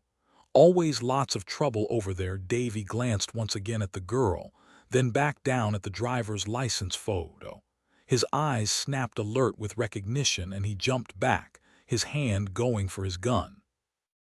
"Get out of the car," but Davy didn't have time to get his gun clear of its holster or to finish his sentence. Lissy brought her hand up smooth and fast and shot him between the eyes. He was grabbing for the door, but he was dead before his fingers touched the handle. "Hey, what's going on, Davy?" "Well, look at this, another one," Lissy said. Victor opened the driver's side door, leaned down low, and waited for the female deputy to get close. She was talking into a cell phone, her voice urgent and her gun out. She saw his gun and yelled, "Stop!" Victor shot her in the chest. She dropped her gun and grabbed her chest, blood oozing out between her fingers, looked down at her partner staring back at her, a hole in his forehead, and said, "Why'd you shoot us?" "You got in my face," Victor said, and watched her collapse to the ground, maybe 2 feet from her partner. "Check her, Victor, make sure she's dead." Victor got out of the car, looked down into the glazed eyes of the young freckle-faced woman who lay at his feet, her chest covered with her blood snaking out of her mouth. Her cell phone was on the ground beside her, and he heard a man's voice yelling, "What's happening? Talk to me, Gail." Victor kicked the cell phone across the road. "Is she dead?" Deputy Gail Lynn tried to look for her gun but couldn't move. She stared at the man, a boy, really, who'd shot her. She watched him turn and yell to someone in the car, "Shut your yap, Lissy.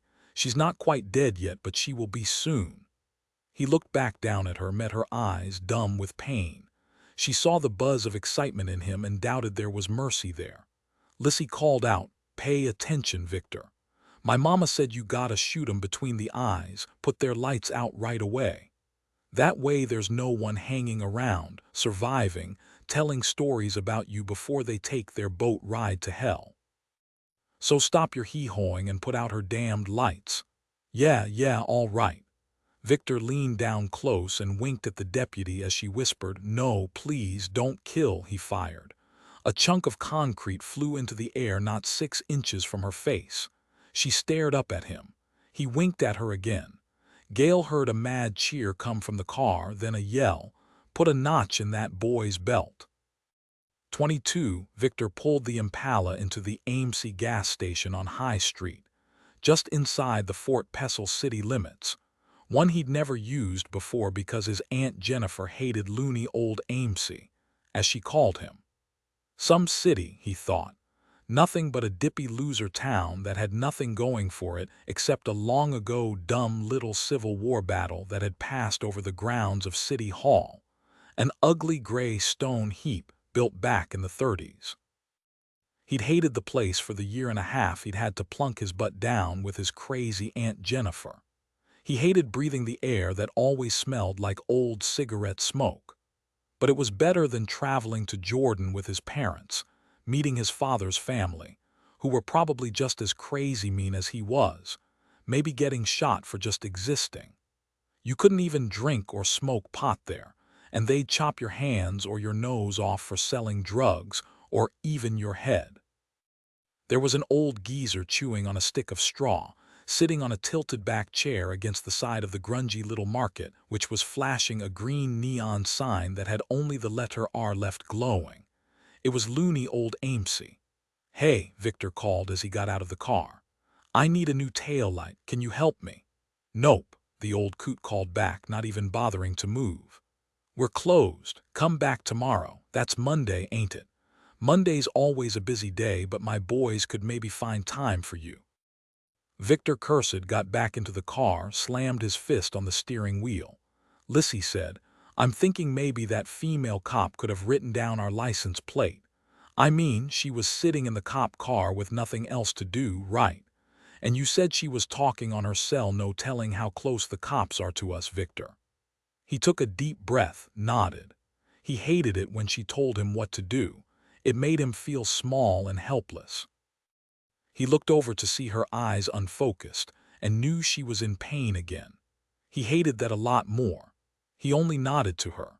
30 minutes later they were driving a little blue Corolla, the old Impala now tucked away behind a bowling alley next to an overflowing dumpster that stank in the hot night air. It was dark already. The few businesses in downtown Fort Pestle that opened on Sunday were shut down tight now. Victor pulled into the alley behind Cougar's Pharmacy on Elm Street. He took her bottle of pills and quietly got out of the Corolla. "You stay still," he whispered to Lissy. "Don't come in after me, you hear me?" He jimmied the back door, eased it open. The alarm didn't go off, just as Victor knew it wouldn't. Old Mrs. Cougar hadn't ever had the alarm fixed after it burned out in the big storm of 2006, and everybody knew it. Victor held his .22 in one hand, the bottle of pills in the other. All he had was a big flashlight, and he hated to use it, too much of a risk. He went behind the pharmacy counter, switched the flashlight on just long enough to find the narcotic pain meds, then off again. Thank God everything was labeled or he'd never find the right pills for her. He didn't spot the same pills that were in Lissy's bottle, but he did find Vicodin, and that was just fine. He filled up her bottle and his pockets, put the nearly empty pharmacy bottle carefully back on the shelf. No one would know until morning that anyone had been here. His heart nearly stopped when a light flashed toward him and a croaky old woman's voice yelled, "Hey, who are you? What do you want?" Victor shot toward her voice without aiming. He heard her yell and run into something, heard boxes go flying. He fired again. It was either turn on the lights and nail the old biddy or get out of there. Somebody would have heard the shots, called 911. Old Lady Cougar would call the cops for sure, but she hadn't seen him, at least he didn't think she had. He was too afraid to think, so afraid he wanted to puke. He ran flat out through the back door. He jumped into the car, cranked it hard, and rolled out of the alley. Sweating, breathing hard, he threw the bottle of pills to Lissy, forced himself to take some deep breaths, and slowed down. He drove them out of town, telling her what happened in fits and starts until he calmed down again. "You didn't kill her." The disappointment in her voice steadied him. He even grinned a bit. "I don't think so. It was dark as a pit in there. I didn't hear her hit the floor or anything like a moan. I never liked old Lady Cougar, always sticking her snout in everybody's business." She sat back, closed her eyes again, and said, "I'll never forget the look she gave me when I bought condoms. Well, at least you shot at her." The bitch deserved it. 15 minutes later, the rush of adrenaline had eased off, and his blood slowed. Victor had already looped back toward town, and soon turned, slowly and carefully, onto Denver Lane. The Smiley house was on the end of the cul-de-sac, surrounded on three sides by thick oaks and maple woods that stretched behind the house a good quarter-mile before a two-lane hardtop cut through them. They passed the closest neighbor 100 feet down the street, Ms. Ellie at number 452. Not a single light was on in her house since she always went to bed at 7:30. She'd cackle that she needed her beauty sleep, say that every single time she saw him. He and Lissy would slow down and stare at her shaky old hands when she waved to them, laughing about how they should send her to her reward. Lissy was serious, thought it would be fun to dump the old cow in the freezer in the garage, just another steak. Suddenly, Lissy grabbed Victor's hand. "Stop." He braked smoothly and pulled over to the side of the street. "Why, what's wrong? The Vicodin hasn't kicked in, you still feel bad." No, you said the cops might be watching our house waiting for us to come home, you're too close." He wanted to tell her not to be stupid, he knew exactly what he was doing. He wished she'd learned to trust him. He shrugged. "Look, we talked about this, Lissy. You said they'd never find the bank money Aunt Jennifer stashed in the house, and you know where it is, right? I wasn't just going to drive up. I was going to go around the back." Lissy felt mildly nauseated from the McDonald's hamburger and fries she'd eaten an hour before. She shouldn't have eaten them, but they tasted wonderful. But the spike of energy was long gone. She felt weak and shaky. And that made her angry again. Angry at that big FBI guy who'd kicked her and that ridiculous old security guard who was probably sipping a rum punch somewhere in the Caribbean by now. She wanted to sleep, but first things first. That's what her mother always said, her mother who'd bled to death on the beautiful marble bank floor, $100 bills fluttering down beside her. She got a look at Victor in the interior car light. He looked tired too, burned out to his toes, on edge. Well, after they got the money, they'd rest, take it easy for a couple of days, and she'd get well. Victor pulled the Corolla off the road behind the house and into the trees. He helped Lissy through the woods to the far side of the house. It was nice and dark, clouds covering most of the stars, no moon to speak of, and it was still really warm. They slipped quietly from behind one oak tree to the next, studied the few cars parked on Denver Lane. Most looked familiar, and those that weren't were empty. No federal agents with infrared glasses looking out. No movement of any kind. "What do you think?" Victor whispered against her temple. "Mama always said the cops were stupid, didn't know their butts from their earlobes."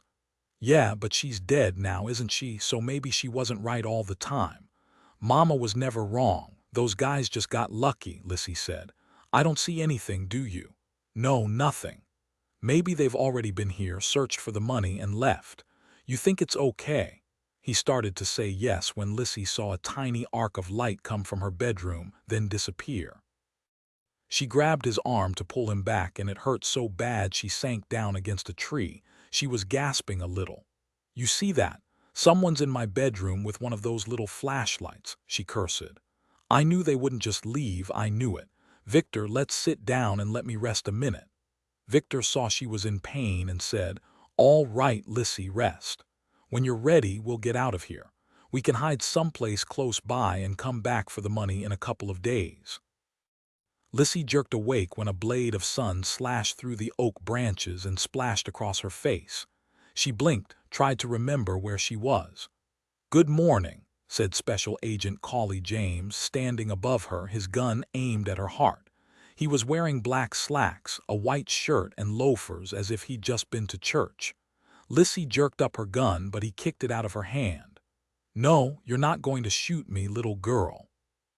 He took a step back and said, "Hey, Victor, time to rise and shine and let me escort you to jail." Then he spoke into his radio. "Hey, Ben, Tommy, I've got them 100 yards southwest of the house. Get over here." Victor moaned where he lay and twitched, but didn't move. He turned his body slightly away. "Come on, let's go," Cauley said and nudged him with his toe. He raised his head, shouted, "Tommy, Ben, get yourselves over here." Victor moaned again, turned fast, brought up his .22 and shot Cauley in his right arm. Cauley's gun went flying. He yelled out and kicked at Victor, but Victor was already rolling, twisting around to shoot again. "Stay out of the way, Lissy. Do you see his gun?" Cauley ducked behind a tree and kept yelling for Tommy and Ben. "Victor, we've got to get out of here." Lissy was scrambling around, looking at the ground. "He kicked my gun away. I can't find it."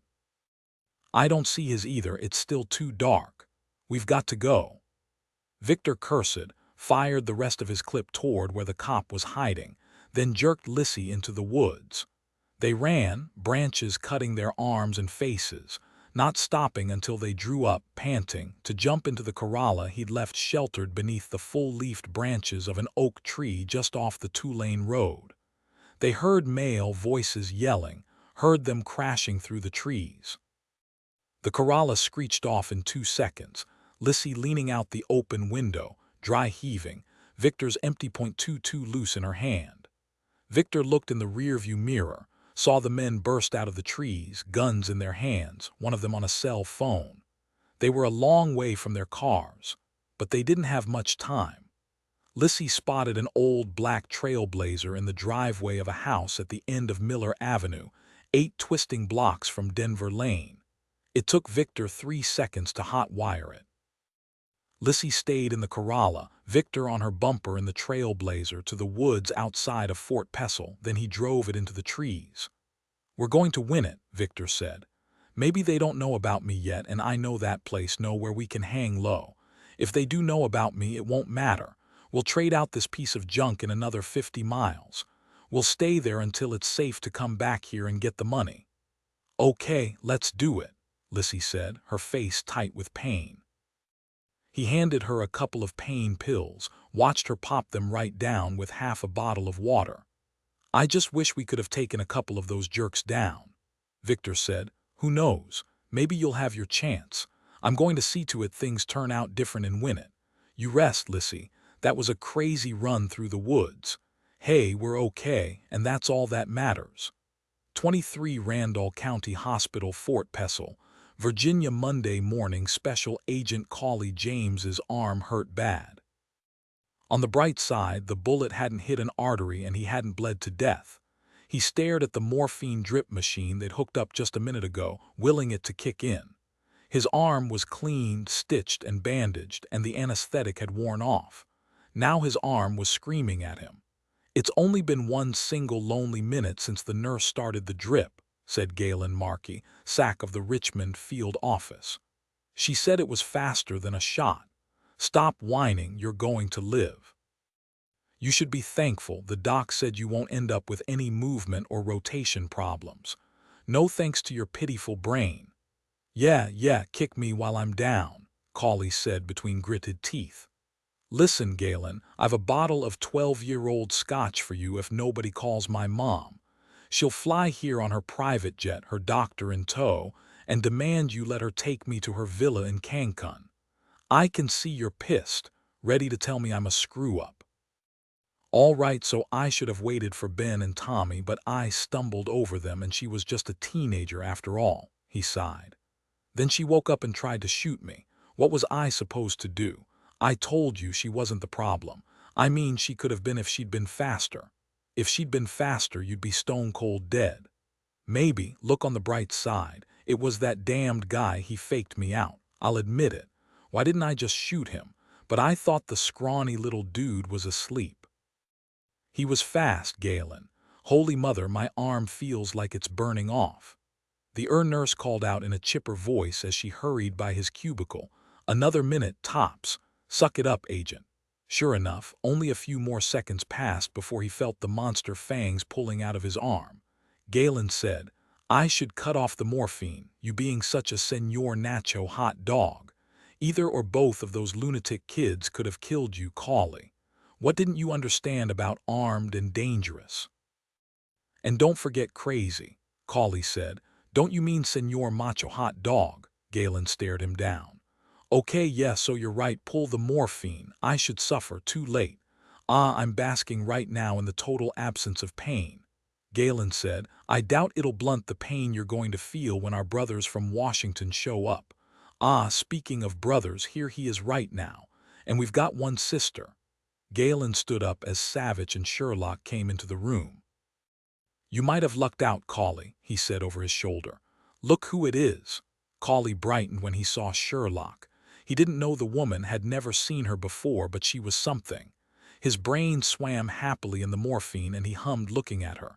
Savich said, No, he hasn't lucked out. Hello, Galen. He turned to Cauley.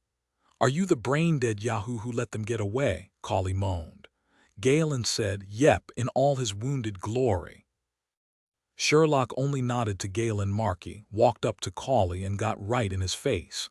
You jackass. I'm the one you should be afraid of, the one who's going to kick your butt into your backbone when you're back on your feet, not Dillon. Do you hear me? I am royally pissed. You could be stretched out on the autopsy table like that. She snapped her fingers with all of us standing over you, shaking our heads. How could you let this happen? Uncontrolled testosterone. Because you didn't wait for backup. Those two young psychopaths are in the wind again and you've got a bum arm. And she jabbed him hard in his good arm. Her punch didn't hurt him because morphine was still the main ingredient in his bloodstream. He looked up at her, gave her a dopey grin. I don't know who you are, but I love your hair and all those soft, wild curls around your face. Would you go to dinner with me when I'm able to cut my meat again? Go out with a bird brain like you. She nodded toward Savich. Don't you know who he is? Well, yeah, that's Agent Dillon Savich. I aced one of his computer refresher courses at Quantico last year. He likes me, he thinks I'm smart. Savich said, I have revised my opinion of you, Agent James. I'm beginning to see you in a new light, one that doesn't have that many watts. Sherlock said, No, I won't go out to dinner with you. I happen to be married to that guy who, at this moment, would probably enjoy throwing you out the window. What floor are we on? Cauley said. The ground floor. Sherlock knuckle-tapped him on the head. Your lucky day, bozo. You will now begin at the beginning and tell us everything. Please feel free not to spare yourself. Trust me, self-mortification is the way to go here. Cauley cleared his throat, one eye on Savich. It was difficult for him to reconcile that he was in deep trouble since he felt so very nice. He cleared his throat again. The sun was just coming up. Tommy was checking the other side of the house. Ben was inside making coffee, and I was making rounds through the woods and all around the cul-de-sac. I couldn't believe it when I practically walked over the two of them leaning against a big oak tree, snoozing away. They looked so innocent, so young until she opened her eyes and my nerve endings started screaming. She brought up a gun real fast, a big old Whopper Bren 10, probably a 10mm auto. I kicked the gun out of her hand. Sherlock said to him, Good thing you did. If she'd shot you in the arm with that sucker, you'd probably have bled to death, or at least lost your arm and have to learn to tie your shoes with your teeth. Lucky for you Victor shot you with a .22. Galen said, I wonder where Lissy Smiley got hold of a Bren 10. Sherlock said, Maybe a granddad in World War II. You may continue now, Cauley. Cauley shuddered. The other one, the young blonde guy Victor Nesser, he didn't move like he was asleep. I wasn't about to shoot him in mid-snore, but then the little creep came up with that gun so fast mortification of the self, Agent James, Sherlock repeated. It's best in this situation, trust me. When he finished, Savich had to admit he hadn't spared himself very difficult, since all of them knew he felt very fine, what with the morphine on board. When he finished, Savich said, Okay, they dumped the Corolla and stole an ancient black trailblazer. I'm betting they dumped it once they got maybe 50 miles from Fort Pestle, Galen said. I've got state and local law enforcement out looking for them.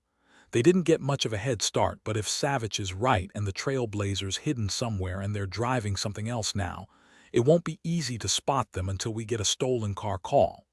Savich asked, What were they wearing, Agent James? The girl was wearing a loose white man's shirt, skinny-legged blue jeans, and black sneakers.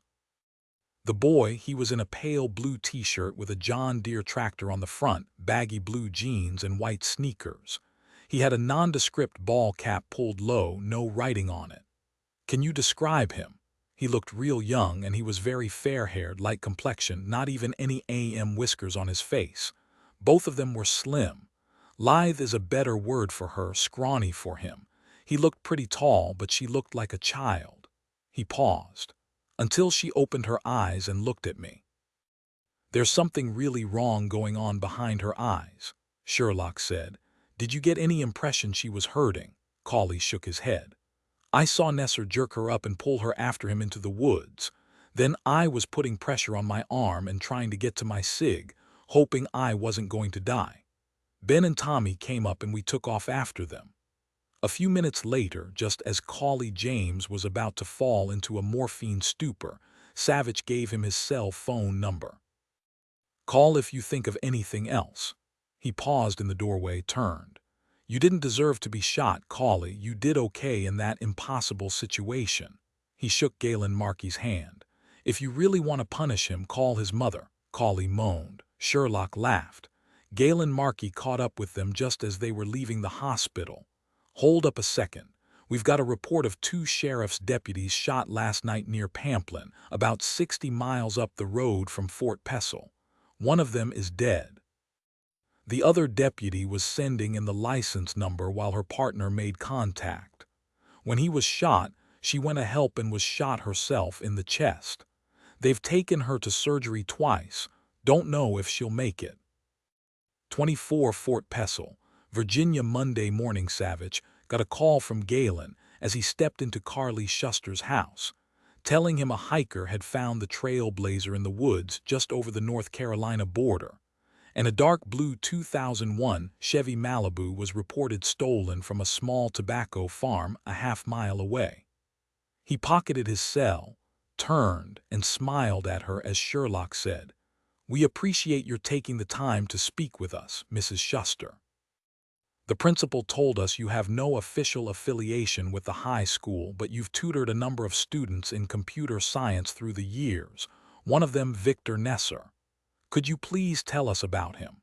She waved them both to the sofa as she said, "Goodness, yes, I taught Victor everything I knew. He was self-taught to that point and really quite talented. I'll tell you, he was beyond me in a few months. He's a natural, the first one I've seen. He didn't do that well in his school courses, a teacher friend of mine told me, and he never took any computer classes. He didn't tell me why. But he was hungry for learning it, you know." Savich smiled. "Yes, I know what you mean." Do I have a kindred spirit in my living room?" Savich only smiled. "Can you tell us what you remember about the Smileys?" Her lips unseamed and her very white buck teeth appeared again. Carly Schuster nodded. Yes, the Smileys. I didn't know Jennifer Smiley very well, saw her in town from time to time, nodded to her, you know, said hi and how are you, but nothing more than that. I'll tell you though, the word is Mrs. Smiley's a piece of work. She managed the Lone Star Bar out on Route 33 just south of town. Lots of stories about how the place got drunk and rowdy on the weekends, and she with it. She lived off and on with the owner, a biker with tattoos. I wondered how she could let Lissy live in the same house with that man. Then he was killed driving that motorcycle of his, ran headlong into a bridge abutment. Everyone thought Jennifer Smiley would inherit the place, but he left it in his will to a cousin from up north somewhere. She was very angry about it, I heard. Then one day, maybe 3 months ago, she and Lissy were simply gone. Yes, it was right after school was over, I remember, though I don't see how it mattered since Lissy hardly went. Then poof, they were gone, their house locked up. Their neighbor, Ms. Ellie, thought they'd gone on a long vacation. It had been just the 2 of them, you know, since Victor left right after he graduated high school 3 years ago. Suddenly, her lips seemed shut over her buck teeth and she was shaking her head. "Oh goodness, since you're FBI agents, that must mean Victor has done something illegal. And the Smileys, will you tell me?" Savich said. "We're looking for both Lissy Smiley and Victor Nesser.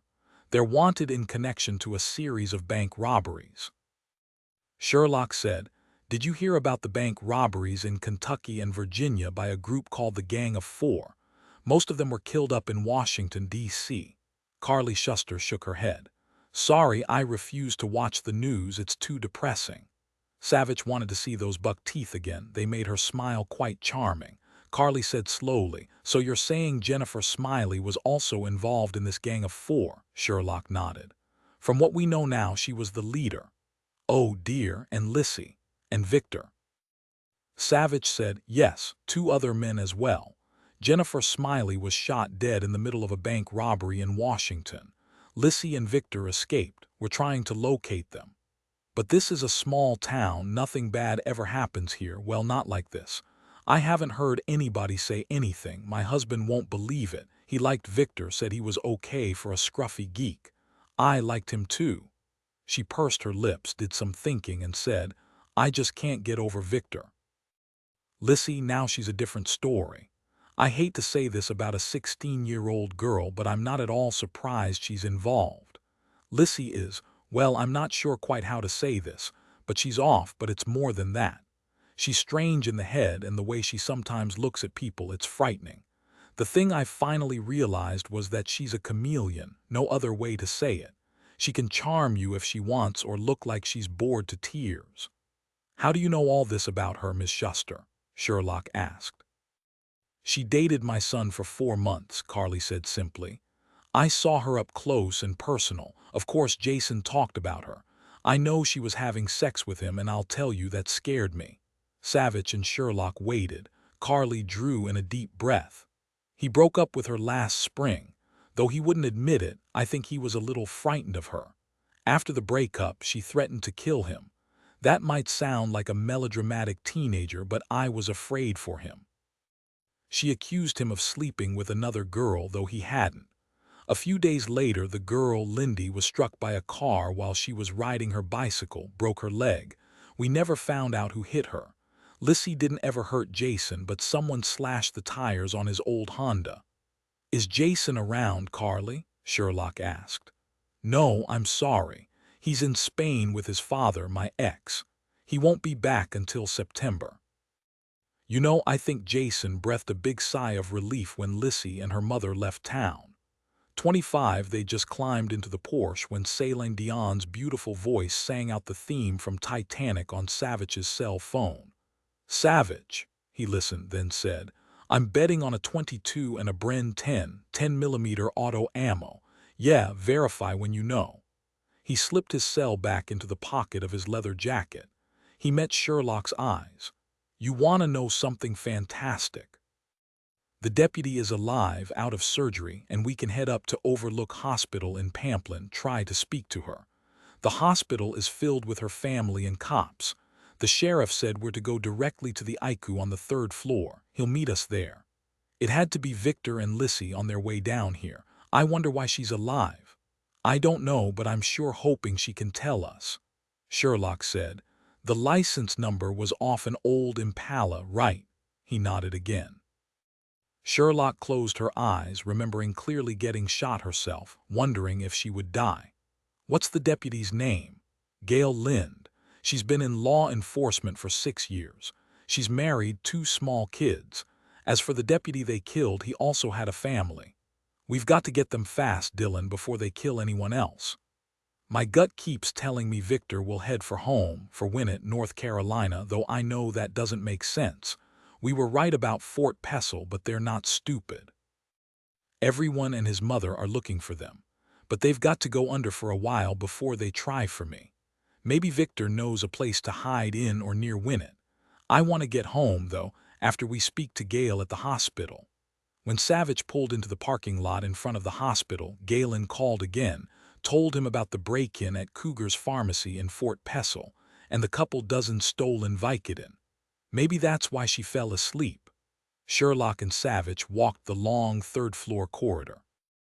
The walls were a light green, meant to be restful, she supposed, but it didn't work for her. She felt itchy, jumpy. They passed some uniformed officers and what must have been family in the waiting room, but didn't slow or look in. The sheriff wasn't waiting for them. Nurse Dollars stark-eyed them and their creds over her bifocals. The sheriff had to leave on an emergency. Sherlock said, "Talk to us about Deputy Lind." Dolers, an ICU nurse for 23 years, tough as her mother-in-law, said with a big smile. She got through surgery, both of them. Dr. Lazarus worked on her for 4 hours and then had to go back in for bleeding. They lost her twice but got her back. She's going to make it, barring anything else coming down the road we're not expecting. I'm not sure she can speak right now. They just extubated her a couple of hours ago. Ah, Dr. Lazarus, these are Special Agents Savich and Sherlock, here to see Deputy Lind. Dr. Lazarus didn't look happy, but neither did he look like he'd spent the night inside someone's chest. He wasn't rumpled, didn't have any bags beneath his eyes like he wanted to fall over and sleep for a year. Instead, he looked like he'd just waltzed in from the golf course but had shot too many bogeys. "You can't," he said. "She's not up for it yet. Maybe tomorrow. Call me." Sherlock gave him a lovely smile, walked up into his face. "Would you like to accompany us, Dr. Lazarus? We're hopeful she's with it enough to give us information about who shot her. What room, Nurse Stark?" "Room 343, said Dolers. Savich and Sherlock walked quickly down the hall, Dr. Lazarus on their heels. "Wait, you can't do this." "I can't allow," Savich waved Sherlock on and turned to say easily, "You can monitor Dr. Lazarus all right." When they walked in, it was to see Sherlock bent over Gail Lind, her fingertips lightly stroking her forearm. "Gail, can you hear me?" No response. "You see, she's not Gail. Can you hear me? I'm Special Agent Sherlock, FBI, and I really want to find the Yahoo who shot you and throw him in the Mariana Trench. That deep enough for you?" Gail Lind moaned. "That's it," Sherlock said, and continued to lightly rub her fingertips over Gail's forearm. "You don't have to open your eyes, but I would like to see you if you can manage it and you to see me." Deputy Gail Lind managed to open her eyes. She looked up into blue eyes the color of the august sky. "The Mariana Trench should be fine," she whispered. "It's good to meet you, Deputy Lind. We both have blue eyes. Call me Sherlock. Do you think you can tell me what happened last night?" "Last night?" It was just a moment ago, no. It was. Gail felt something wonderfully cold and wet rubbing lightly against her mouth, and she licked it.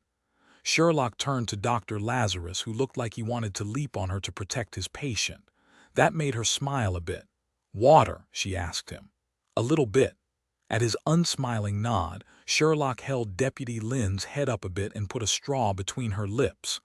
"Just a little bit. We don't want you to get sick to your stomach." "Thanks," said Gail Lind, her voice a croak. She blinked, surprised she could actually speak. "Are you in pain?" Gail thought about that a moment, then shook her head. "No, fact is, I feel dead from the neck down." "Probably a good thing," Sherlock said. "Now, Gail, I don't want you to overdo. If you get tired or there's pain, tell me and we'll stop." She started slowly, but ended in a rush. "And I heard the shot, saw Davy go down, and I went running toward the Impala, yelling at Davy. And then this young guy leans out of the driver's side and he shoots me." She looked at Sherlock, her eyes pooling with tears. "No one ever shot me before. I know what it's supposed to be like, you know, we discuss it, but it wasn't like I thought. It slammed into me like a sledgehammer, knocked me backward. I saw him coming down over me. I heard the girl yelling at him to shoot me between the eyes because if I didn't die right away, I could live long enough to tell someone. Her mother told her that." She broke off, held very still for a couple of moments, raised her eyes to Sherlock's face. "Her mother," she whispered. "This is what her mother told her to do." "Thankfully for the world, her mother is dead," Sherlock said matter-of-factly.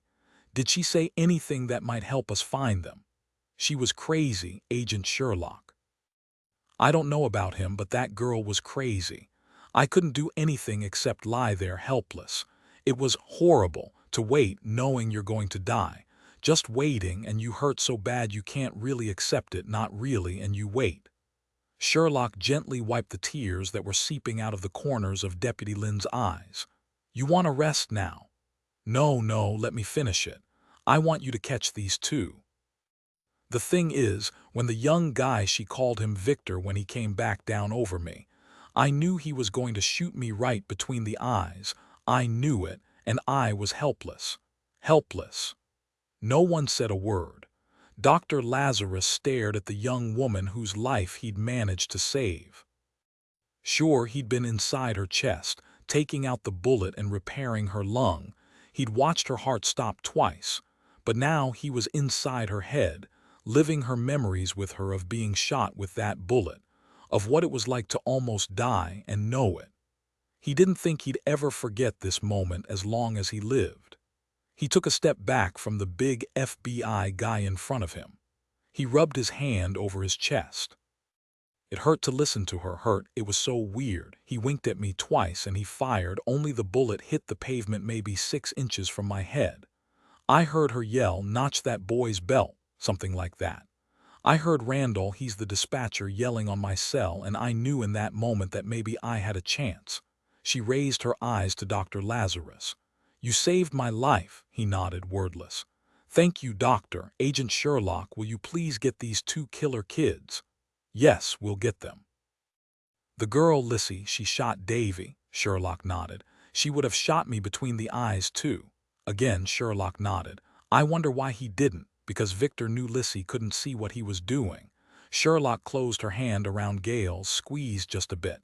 "That is an excellent question. Maybe there's something in him that can still be redeemed." Sherlock leaned close. "I know it was horrible. You will always remember this as being horrible, but you know what? The shock of it, the pain, the hopelessness of what you felt, it will fade when you begin to laugh again, when you smile at yourself in the mirror, when you hug your kids. I was shot not long ago, and you know what? It is beginning to fade. Never forget, Gale, you survived. I'll be checking on you. You get well, no setbacks, okay?" Gale Lind managed a smile as she closed her eyes. 26 Titusville, Virginia. Monday morning, Ethan walked into his kitchen to see Autumn throwing kibble to Lula, Mackie, and Big Louie. She was laughing. When she saw him, she gave him a huge smile. "Ethan, when Big Louie slides, you can hear his fingernails scraping the floor." He leaned down and hugged the little girl. She was wearing a pink t-shirt with tulips on it. "You sleep okay, kiddo?" She hugged him back before she nodded. "Mama didn't. She had a nightmare and started moaning. I had to wake her up." "No wonder, so much has happened. I'm glad you didn't have a nightmare too. Would you like a bowl of Rice Krispies and some toast?" She nodded and threw another piece of kibble to Lula, who went flying out of the kitchen after it. "It was the last one," she said, and rubbed her hands on her white shorts. "I hope you catch blessed today, Ethan," from the mouths of children. "I do too. Everyone's trying. Autumn, sit down now." He poured cereal in a bowl and handed her the milk. As she poured it, she said, "I'm going to try to call Dillon again tonight." She took a big bite and chewed while he pushed the bread down in the toaster, then stared at her. "Dillon, who's he?" She grew very still. She looked scared. He came over to her, knelt down beside her chair. "What's wrong, sweetheart?" "I'm not supposed to say anything." "Anything about what? About Dillon?" "Even my mama doesn't know about me calling Dillon. I didn't want to tell her. I knew it would upset her, and she's so scared right now, so worried about me. But I know she was going to tell Uncle Tolly." "Tell him what?" The toast popped up. He frowned as he buttered and added strawberry jam to each slice, one for him and one for Autumn. "Here you go. My mom made this jam. It's pretty good." She gave him a guilty look and ducked her head. She didn't eat, only sat there. Big Louie trotted over and laid his head on her leg. She began petting him. Ethan waited. He said, "Did you use your mom's cell phone to call Dillon?" Autumn cocked her head to one side. "No, I don't know his number." "What was going on here?" "Then how did you call Dillon?" She kept her head down, petting Big Louie faster. "Autumn, sweetheart, you've got to know you can tell me anything. If you've got something to say that will help me help you, you should tell me." She looked up at him then and sighed. "Uncle Tolly would help us, but he's not here. You're here, Ethan." Ethan nodded and waited.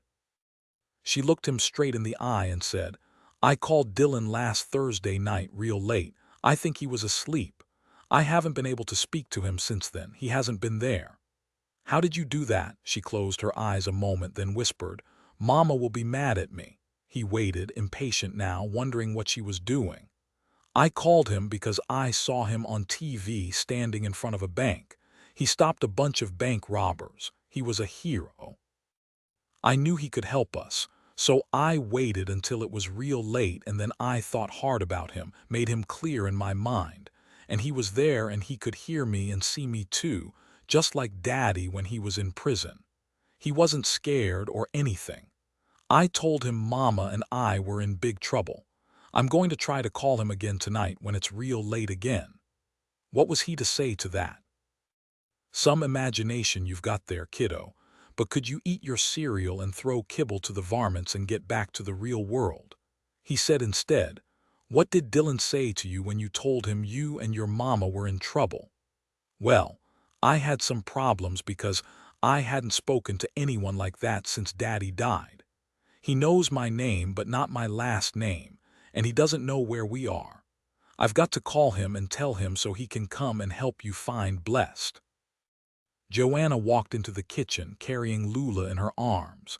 The small smile fell off her face when she looked at her daughter. She grew very still. Lula meowed and Joanna set her on the floor. What, Autumn? What did you say to Ethan? Autumn didn't say a word. She took a big bite of her toast and kept her head down. Ethan said, she told me she spoke to someone called Dillon last Thursday night, like she used to speak to her daddy, and she's going to try to call Dillon again tonight to come help us.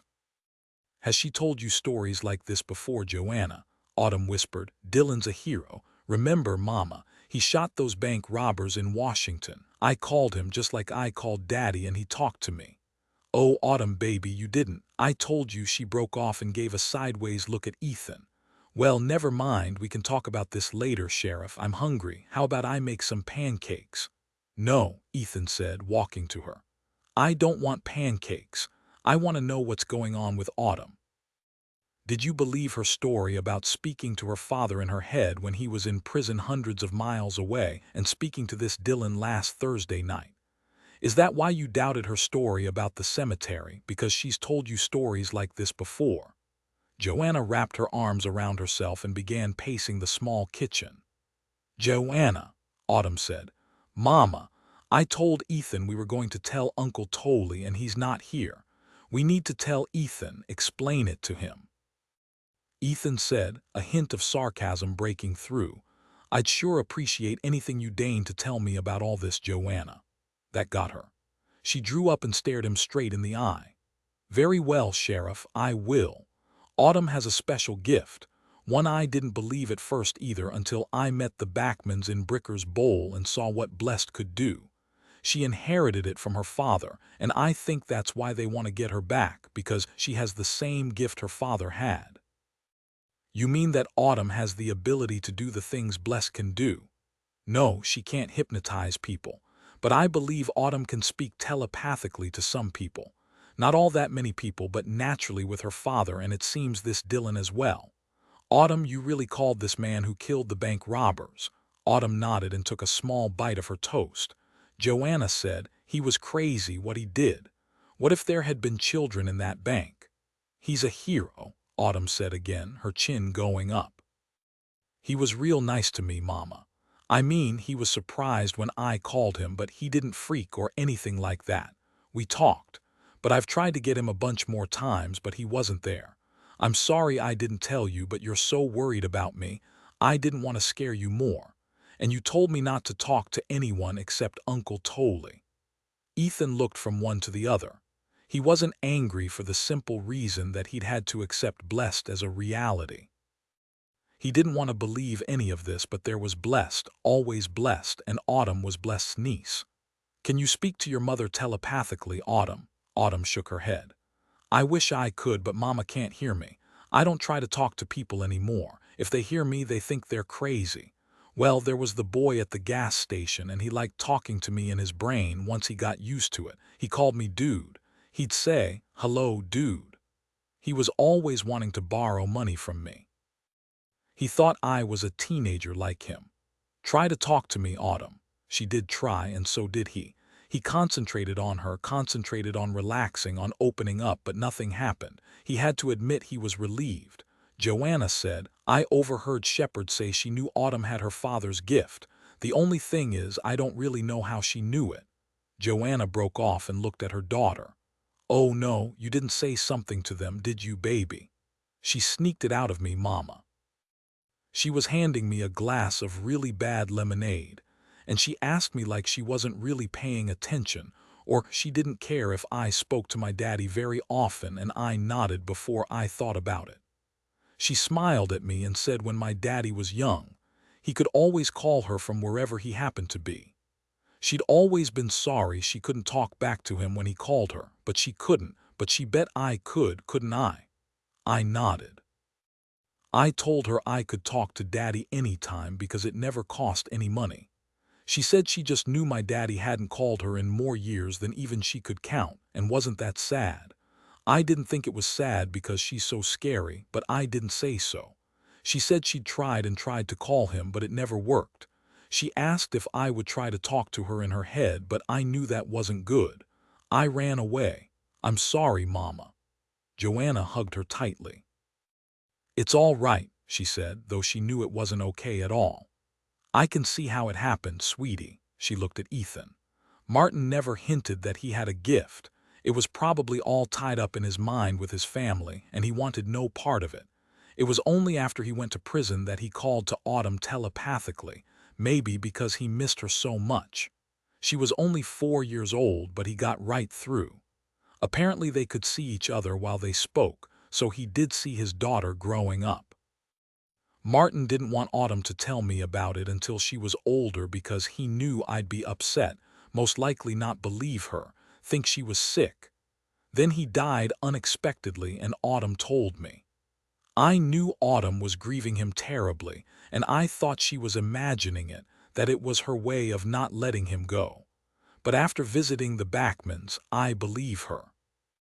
I've talked to her about it for a very long time this past week, and she's told me things her daddy said that she couldn't have known about without his telling her.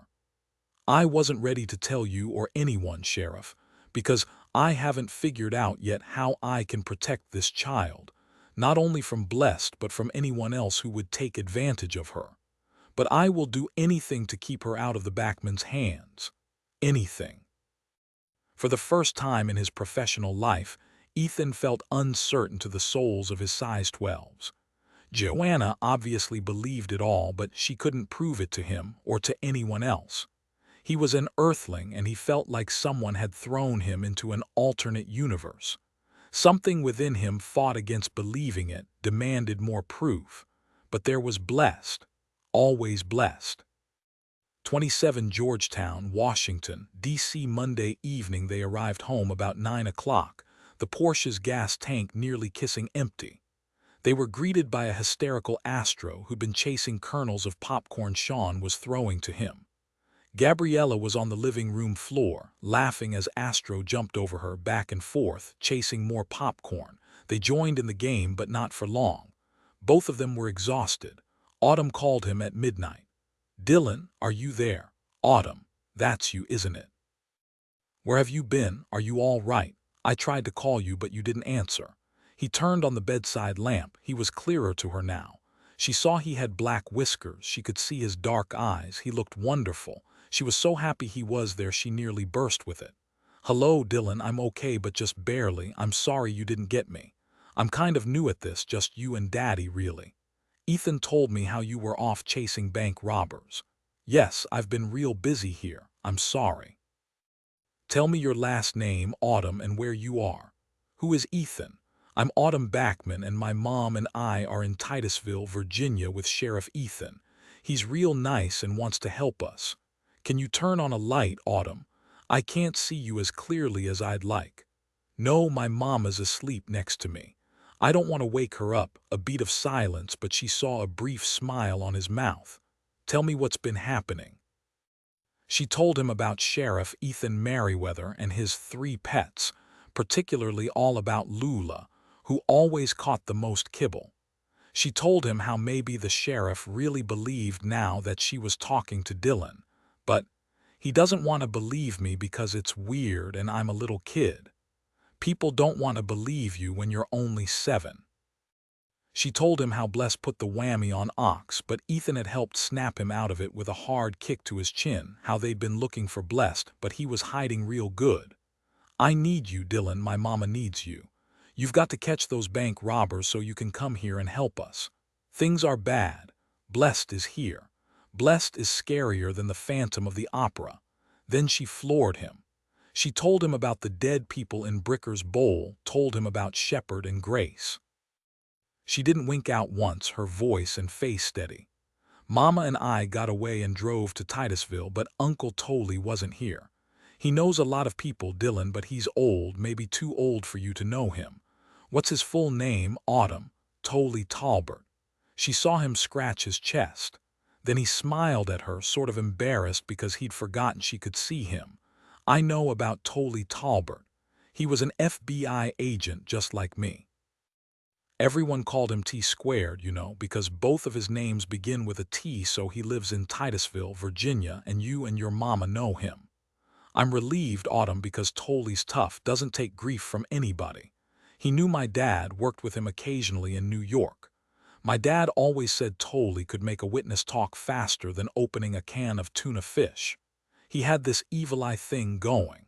Where is he? Autumn, in a place called the Everglades. That's in Florida. He hasn't come back yet. We've been waiting for him, okay. Maybe I'd better give you my cell phone number. Can you memorize it so you won't have to turn on a light and wake up your mama? He repeated his cell number 3 times, listened to her repeat it after him each time. Good. Now Ethan was right. I'm up to my neck here in a pile of bad guys. I'll call him in the morning, maybe get to Titusville in the next couple of days. How's that? I wish you were here right now. I don't know if Ethan's a hero like you are. I'll bet you Ethan is a real big hero. He's watching over you and your mom now, isn't he? Savich clearly heard a woman's voice say, Autumn, sweetie, and Autumn said, Mama, I'm talking to Dillon like I told you. He heard nothing else. Autumn said, Mama doesn't want to believe I'm really talking to you, Dillon, but she says hello. Hello to your mom, too. Will you get blessed? I'll do my best. Thank you, Dillon, and she was gone. 28, that was Autumn. Yes. Savich looked up into Sherlock's face, then turned off the bedside lamp. Her face was shadowed since there wasn't much of a moon to light their bedroom. He touched her hair and smiled. She and her mom are in Titusville, Virginia with Sheriff Ethan. She didn't tell me his last name. They're in trouble, according to Autumn. At least they're staying at the sheriff's house, deputies everywhere. And he told her everything Autumn had told him. You never mentioned this Tolley Talbert, what a name. He really knew your dad. Savich nodded. He's been retired quite a while now.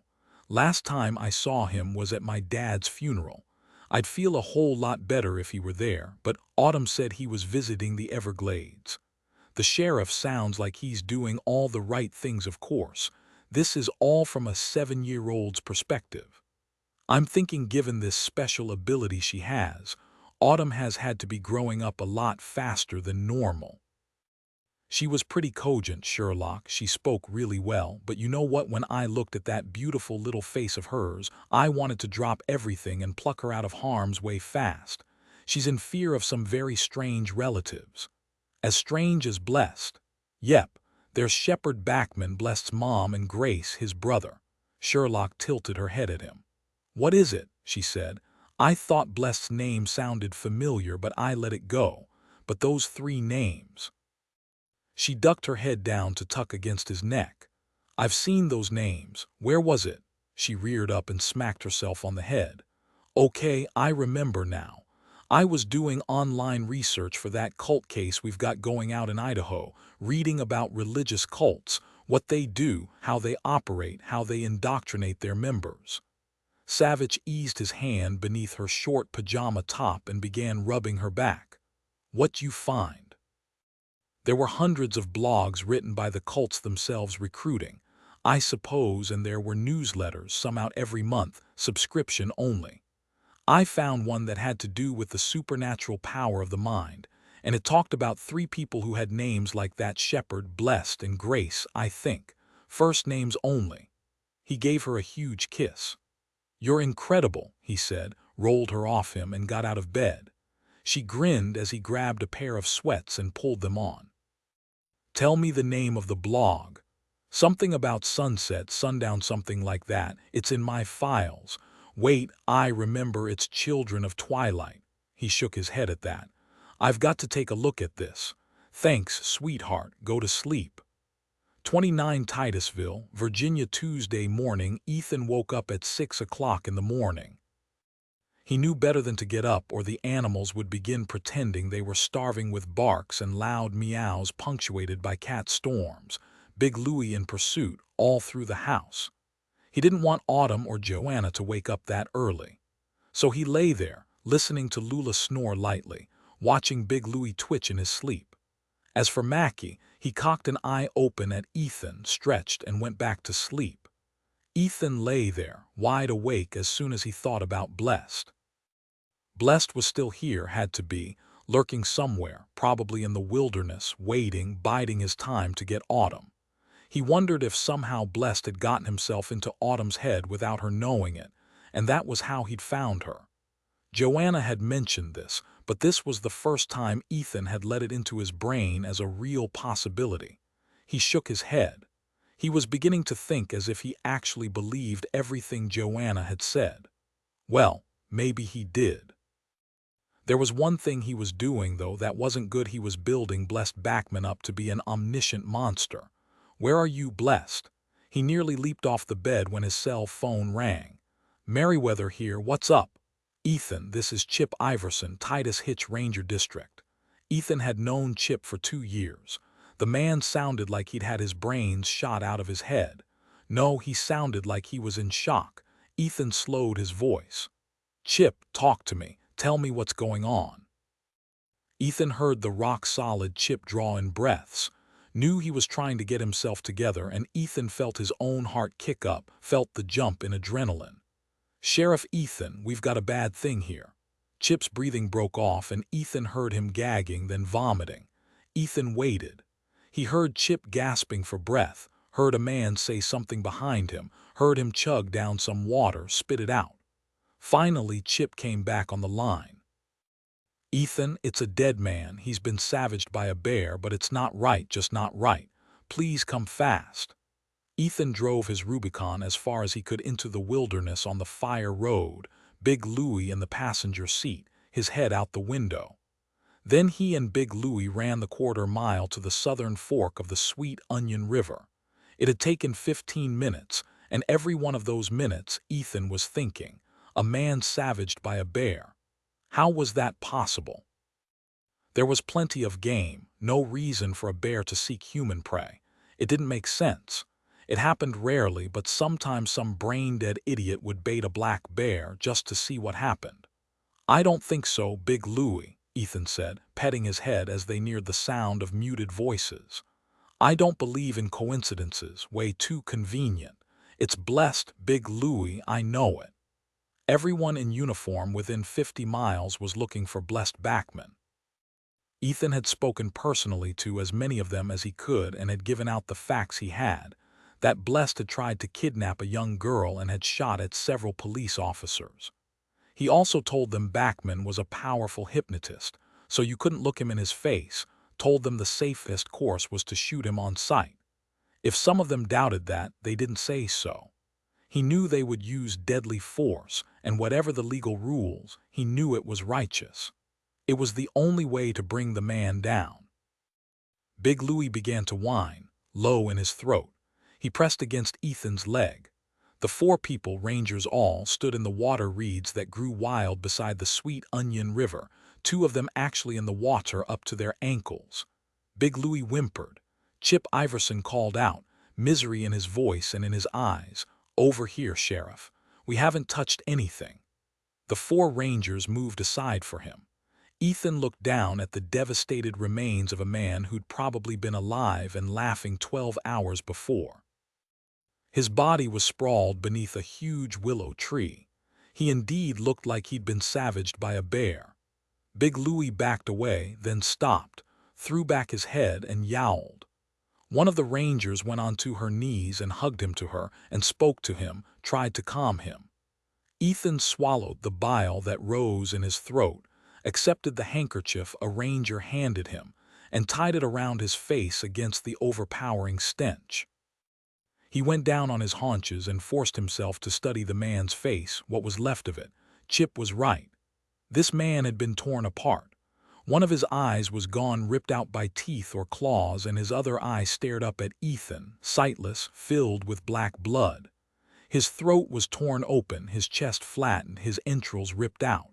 His clothes were shredded. "This isn't right," he said aloud, twisting back to look up at the four faces. "You can see for yourself tracks, claw marks, a bear for certain, but here's the thing. A bear ripped him apart, but why would he do that without devouring him? There are no major parts of him missing." Four voices, hollow, terrified, sickened, agreed this wasn't right. A moment later, Ethan saw the tangled threads of a skinny rope beneath one of the man's mangled wrists. A rope. No animal he knew of could tie a man's wrist except the two-legged variety. Blessed, he thought again. Of course it was blessed. Ethan looked at the man's feet and nearly dry-heaved. The man's feet and lower legs were mangled nearly beyond recognition. The rest of him was bad, nearly unendurable, but not like his feet and lower legs. Thing was, they weren't feet any longer, but gore and bone, the ankles nearly gnawed through as what? As the bear pulled and jerked his body down, Ethan heard Big Louie still whimpering, heard a soothing voice. He continued to breathe lightly into the handkerchief. He said aloud, "Look at his feet." "Why would a bear do that?" The four voices were silent. Chip said, "We found pieces of his boots. They were ripped off his feet and chewed to bits, covered with blood." Ethan nodded, then leaned down to gently remove the threads of the rope beneath the man's wrist.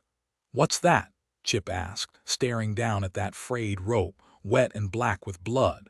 Ethan showed him. He rose to look up into the thick branches of the willow tree. It didn't take him long to find the branch someone had tied the man up to. The branch was hanging low, nearly broken off, because the body that had hung from it had been pulled and jerked down. He could picture it happening. Someone tying his wrists together, throwing the rope over a low branch and hauling the body up, but not too high up, no, only high enough so a bear would have to stretch himself to grab at his feet and ankles to pull him down. This was what the killer wanted to happen, what Blessed intended to happen. Chip said the bear must have jerked and pulled until the rope tying his wrists gave way. See, the bear pulled him nearly to the water's edge, about 10 feet from the tree. "A bear doesn't feed like this," said Preem, a ranger from Montana who'd been at Titus Hitch 6 months. "Animals eat what they kill. If the bear wasn't ready to eat him, he wouldn't have mauled him like that. He'd have just come back later. The sheriff's right, this doesn't make sense." Chip was shaking his head. He said, "What doesn't make sense is why anyone would do this to another human being. I mean, what's the point? Only a monster." Chip broke off as he studied Ethan's face. "You think Blessed Backman did this, don't you? He went to all this trouble to kill this man and set him up for the bear to obliterate him." Ethan stood up. He still held the rope. "Oh, yes, Blessed did this." He looked at each of the rangers. "Have any of you ever seen an animal wreak this kind of damage on a human being?" He forced out the words without some sort of encouragement. Paulie Burdett had been in the Park Service for 24 years and was usually unflappable, but not now. Now he was mad. "In the Serengeti, I remember a guide was savaged like this, but he'd been reduced to bones. I've never seen animals who went to the party but didn't eat the cake." No one laughed. "Thanks for that image, Paulie," Chip said. Ethan checked the man's pockets. "No id Ranger," Junie Morgan said. "We'll have to check the camp, see if he was out hiking, whatever. So far we haven't had a report of anyone missing. Listen, Sheriff, if you don't need all of us, I'd sure like to get started tracking that bear." "He had to be dead, didn't he?" Chip asked all of them, and no one. "I mean, no one would haul a guy up and tie him to a branch, then eviscerate him so the animals would come and finish the job. No, I can't believe that."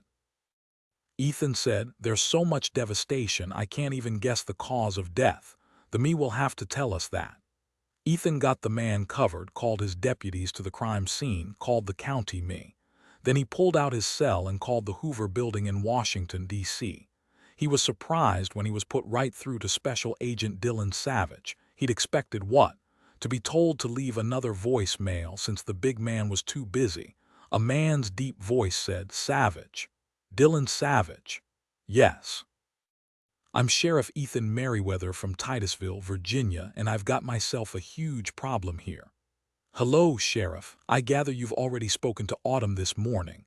30 Ethan stared at his cell phone, felt his flesh ripple. "Ah, no, I got called out early. I haven't seen her yet this morning. I was out of the house before she and her mom were even awake. Gather you've met her. Let's just say we spoke. She told me what's going on out there. She even told me about Big Louie, Mackie, and Lula." "What's happened, Sheriff?" No, he couldn't accept this, he couldn't, but Autumn's ability was staring him right in the face. "Well, what's going on right this minute is that I'm looking at the mangled body of an unidentified man in his 60s, in torn hiking clothes, lying beside the Sweet Onion River in the Titus Hitch Wilderness, about 15 minutes from my house. The body's an ungodly mess. For whatever reason, a bear savaged it. If Autumn told you anything about Blessed, you know why I think he was responsible for this." Savich hummed a moment then. "Do you have a good forensic team available to you, Sheriff? An experienced me? We've never had the need before for a hotshot medical examiner. I called the county me and he's okay as far as I know. I guess the best me would be in Richmond. I'll make some calls, get some people up there. Don't let your deputies trample on the crime scene, Sheriff, otherwise these folk from Richmond will kick your butt. They're very serious about what they do." "You got it," said Ethan. "Is there something else you'd like to tell me?" "Yes. Blessed is still free. Since Saturday night we've been scouring the area for him, and believe me, everyone understands how dangerous he is. I know he's here, hiding in one of the hundreds of caves that pock these mountains. And I know he won't leave without Autumn, and that's why I'm keeping the search parties in close to the house. But to find him out here in the Titus Hitch Wilderness, the chances aren't that good. If he wants Autumn, he'll come out. As I said, Autumn told me everything she knew about Blessed. The only thing is, she's 7 years old, so a linear presentation isn't her forte. I've still got lots of questions. I'm hoping Autumn's mother, Joanna Backman, has more to say. If she's having trouble facing it, I can't say I blame her." Ethan said, "Actually, I'm the one who can't bring myself to accept it. Joanna's been a trooper. She's told me a great deal already I can fill you in on. And there's Autumn, her actually calling you telepathically. Well, I have lots of questions for you as well." "I'll be there sometime today," Savich said. "Sheriff, you're completely sure that Blessed Backman did this?" "Yes." "Then don't you find it strange he'd select this particular time to commit this gruesome murder? A murder, I might add, that isn't all that close to Autumn." Ethan exhaled a curse. "Damn me for an idiot. Blessed knew I'd be called right away, knew I'd be tied up with this mess. He wanted me out of the house. He had to be watching the house, waiting for me to leave. There are only 2 deputies there guarding her." Ethan punched off his cell as he ran through the forest and back to his Rubicon, Big Louie barking and racing beside him. They jumped in and Ethan floored it, barreling down the rocky dirt fire road. He didn't know Joanna's cell number, so he called the landline at his house. There was no answer. He called again a minute later, still no answer. Curse him for a moron. Blessed had delivered up a horror to him and he'd been sucked right in. He'd gotten him away from Autumn. He called Larch's cell. 3 rings. Ethan was ready to panic when Larch came on, his good old boy voice deep and rich. "Larch, it's me. What's happening there?" "Nothing at all, Ethan. Everything's quiet."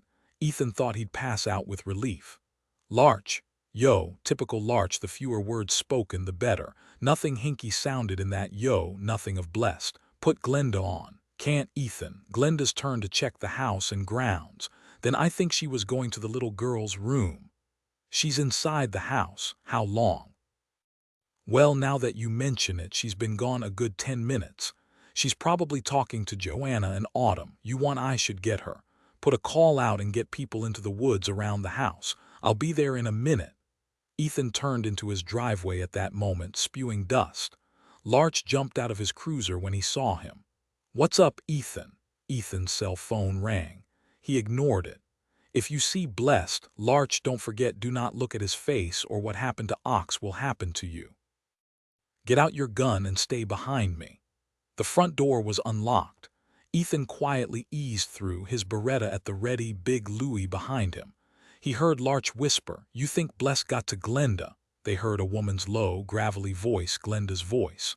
Ethan put his hand up, waved Larch back, and moved quietly toward the kitchen. Glenda yelled, "Stop trying to creep up on me, Sheriff. I know you're out there. You made more noise than a herd of elephants." Joanna called out, "Ethan, stay back. She's got a gun." "Yeah, right, lady, and if you try anything, I'll blow your head off. I don't need you," Joanna said. "You're going to shoot me anyway, aren't you? Well, now, let me just say I'm doing things like I'm supposed to. You're not enough to stop me anyway. Sheriff, you stay out of here, you hear me?" "Yeah, I hear you."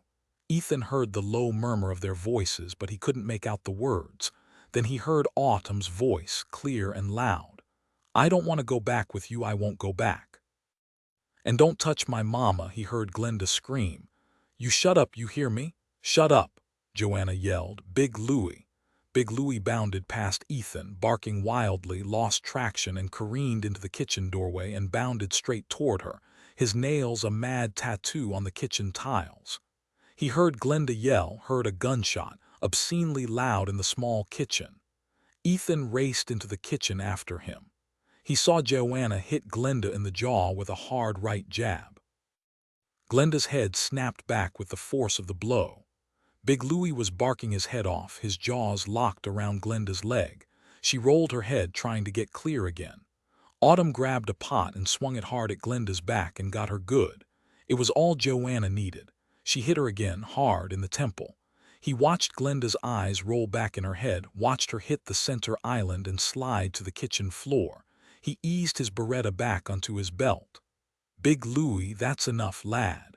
You did good." He picked up Glenda's gun and stared at Joanna standing over his only female deputy, rubbing her knuckles. She looked up and he couldn't believe it. She was grinning like a loon. "I hope that was hard enough to snap her out of it. Thanks, Big Louie, you're a prince." She went down on her knees and hugged the big lab against her. He licked her face, then turned his head to take a couple of licks at Autumn's face. He hadn't been needed, but his dog had been a nice addition. He said, "Usually Big Louie hides under my bed at the first hint of trouble, but he didn't this time." Ethan scratched Big Louie's head. Glenda moaned. Ethan went down on his knees beside her, checked her pupils, her eyes opened. "Ethan, what happened? Oh goodness, my head hurts." "It'll be okay now, Glenda, just hang in there. Larch, get Glenda to Dr. Spitz's house as soon as the others arrive. Don't leave her, okay?" "Jeff's gonna freak," Larch said. "Yeah, he will, but she'll be okay. She's going to have a big shiner. Jeff's not going to like that. They've only been married 6 months. I'll talk to him. Go, Larch. Glenda, you take nice light breaths and stay awake, okay?" Glenda nodded and moaned. Joanna said, "Glenda, I'm sorry I hit you so hard, but I had to.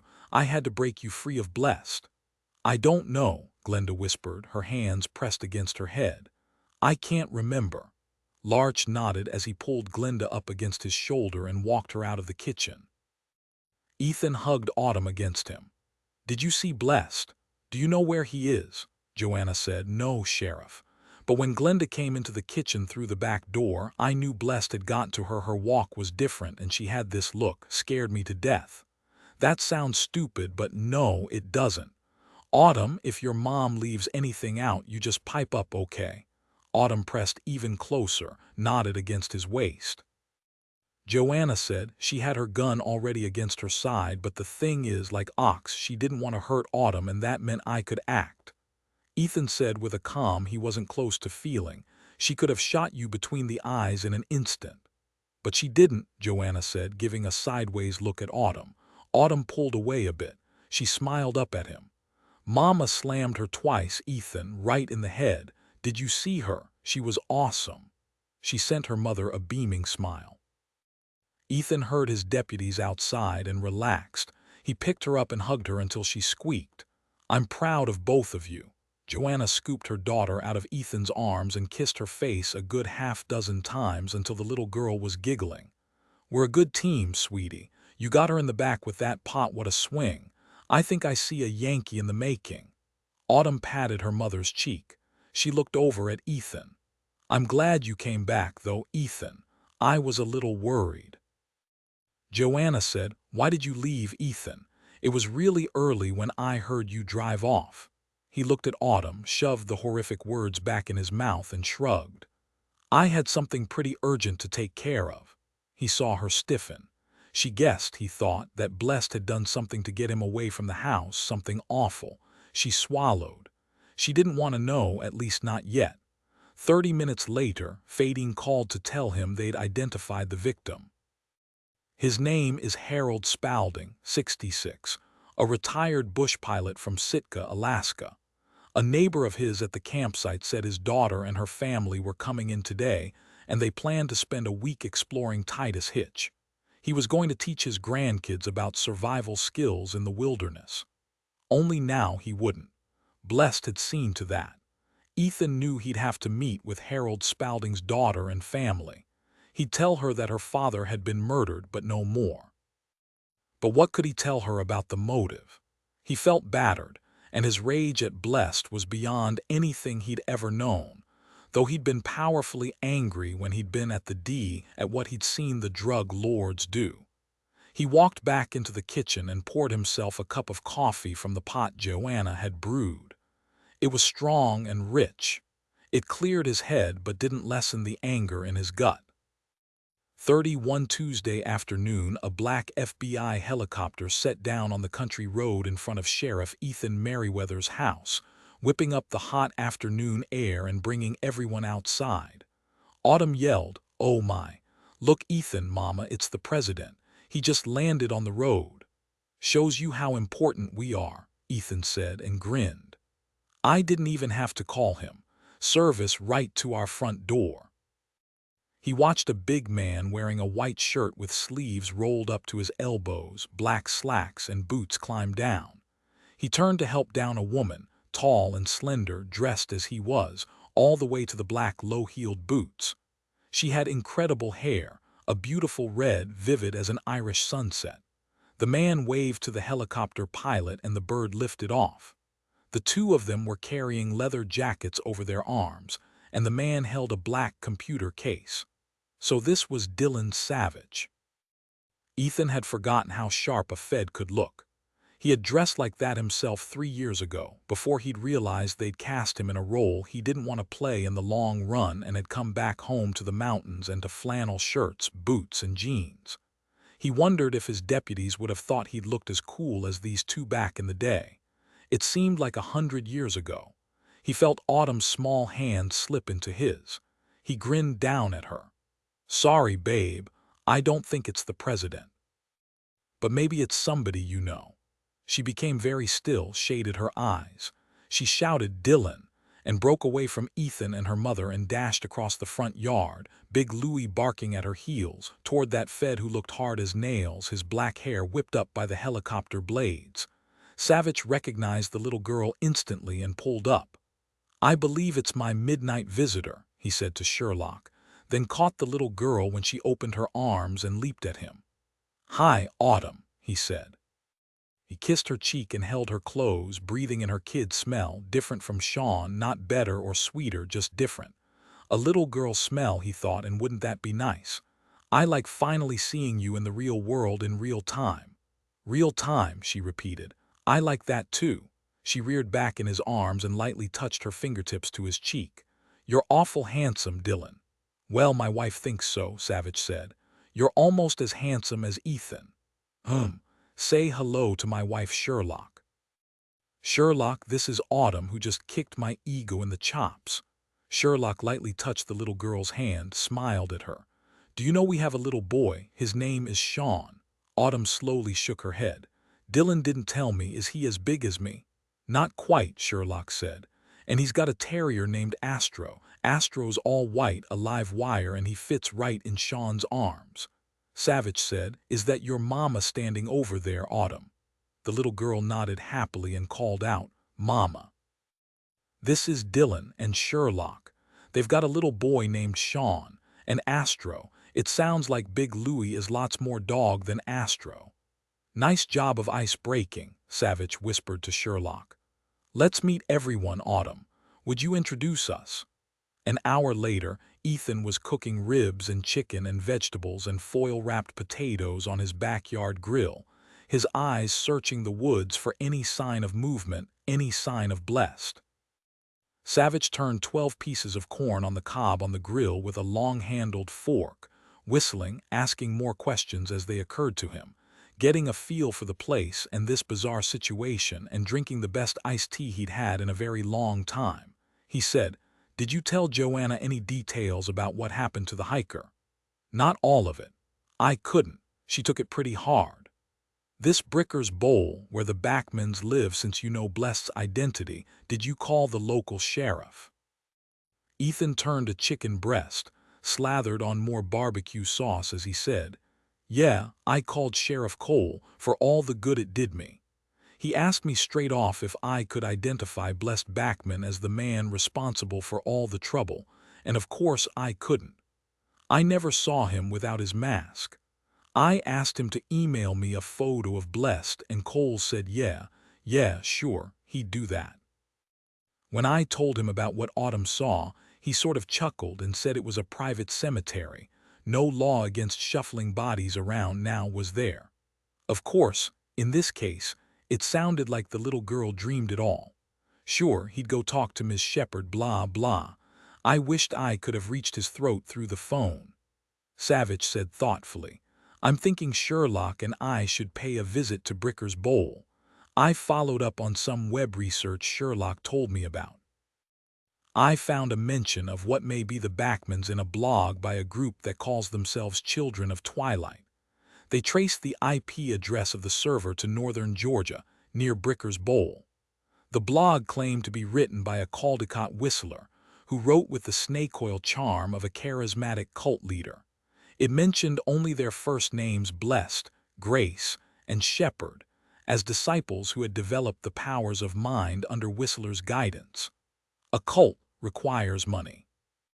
I want to find out where the money's coming from." Ethan knew where all the money came from, supposedly, but he simply couldn't bring himself to tell Savich that Theodore Backman was a slot machine whisperer. Finally, Ethan couldn't stand it.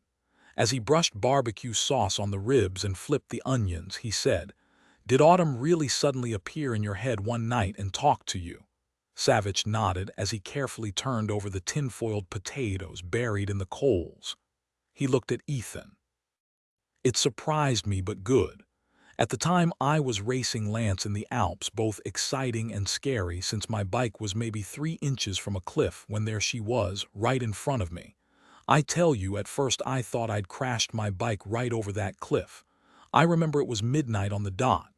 She just appeared like that," he snapped his fingers. "In your head," Savich smiled at him. "Yes, her voice was clear as a bell, but I couldn't see her clearly. I asked her to bring her head up so I could see her face. She's a precious little girl, all that dark brown hair, her blue eyes, and the line of freckles across her nose. She's the image of her mother. She'll be as beautiful as her mother someday. It's quite a gift she's got."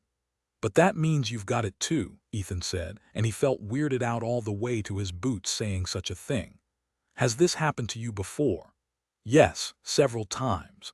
Once we were chasing a killer as dangerous as Blessed, called Tammy Tuttle. She was a horror, and if Blessed is anything like her, we'll have to focus on him like a target on a shooting range. Look, I know getting your mind around what Autumn can do is tough, but it isn't as important now getting Blessed is." "Fair enough," Ethan said. Savich nodded as he turned the zucchini and squash slices and the mound of onion rings on the tinfoil, all coated lightly with olive oil. The smells were incredible, and he breathed in deeply. "I love summer," he said. "Even when it's so hot in Washington you feel like you're frying, there's something in the air, something sweet and alive. You've got a nice setup here. You use the grill a lot.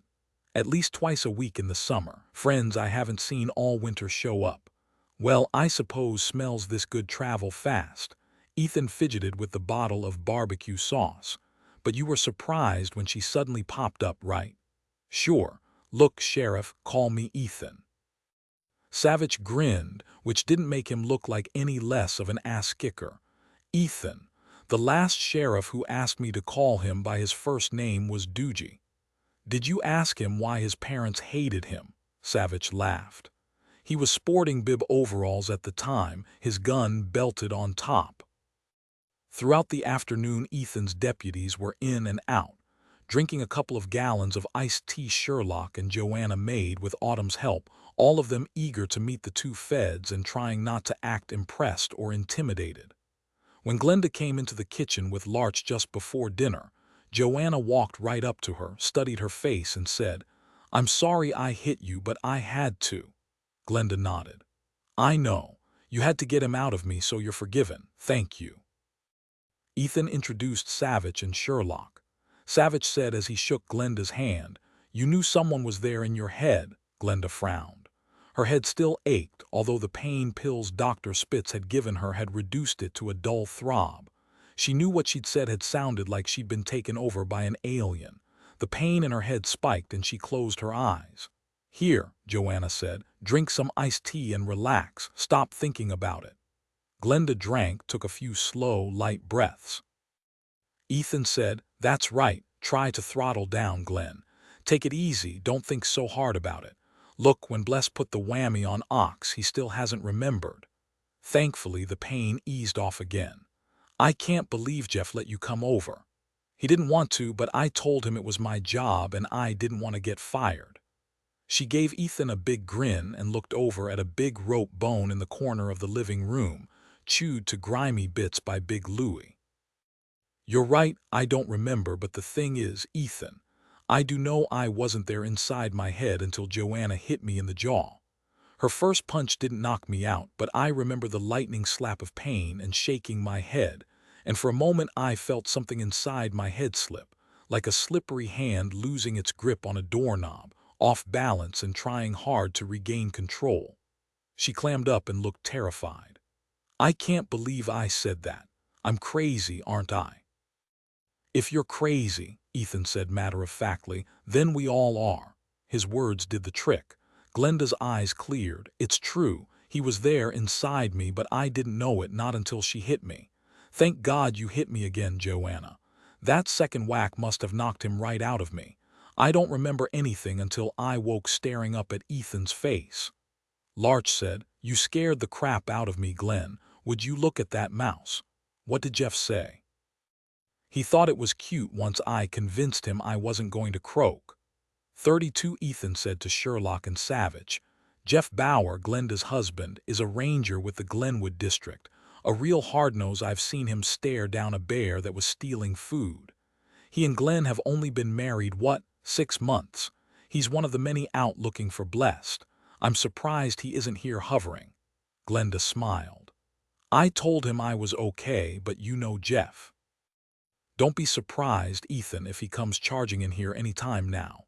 He did freak when I called him since he knew about what happened to Ox. He came running over to Dr. Spitz's." Savich said, "Glenda, at any point, did you hear Bless speaking in your head, telling you what to do?" She shook her head. "It was like I was gone, or buried so deep I might as well have been gone. I was only there after Joanna hit me that first time.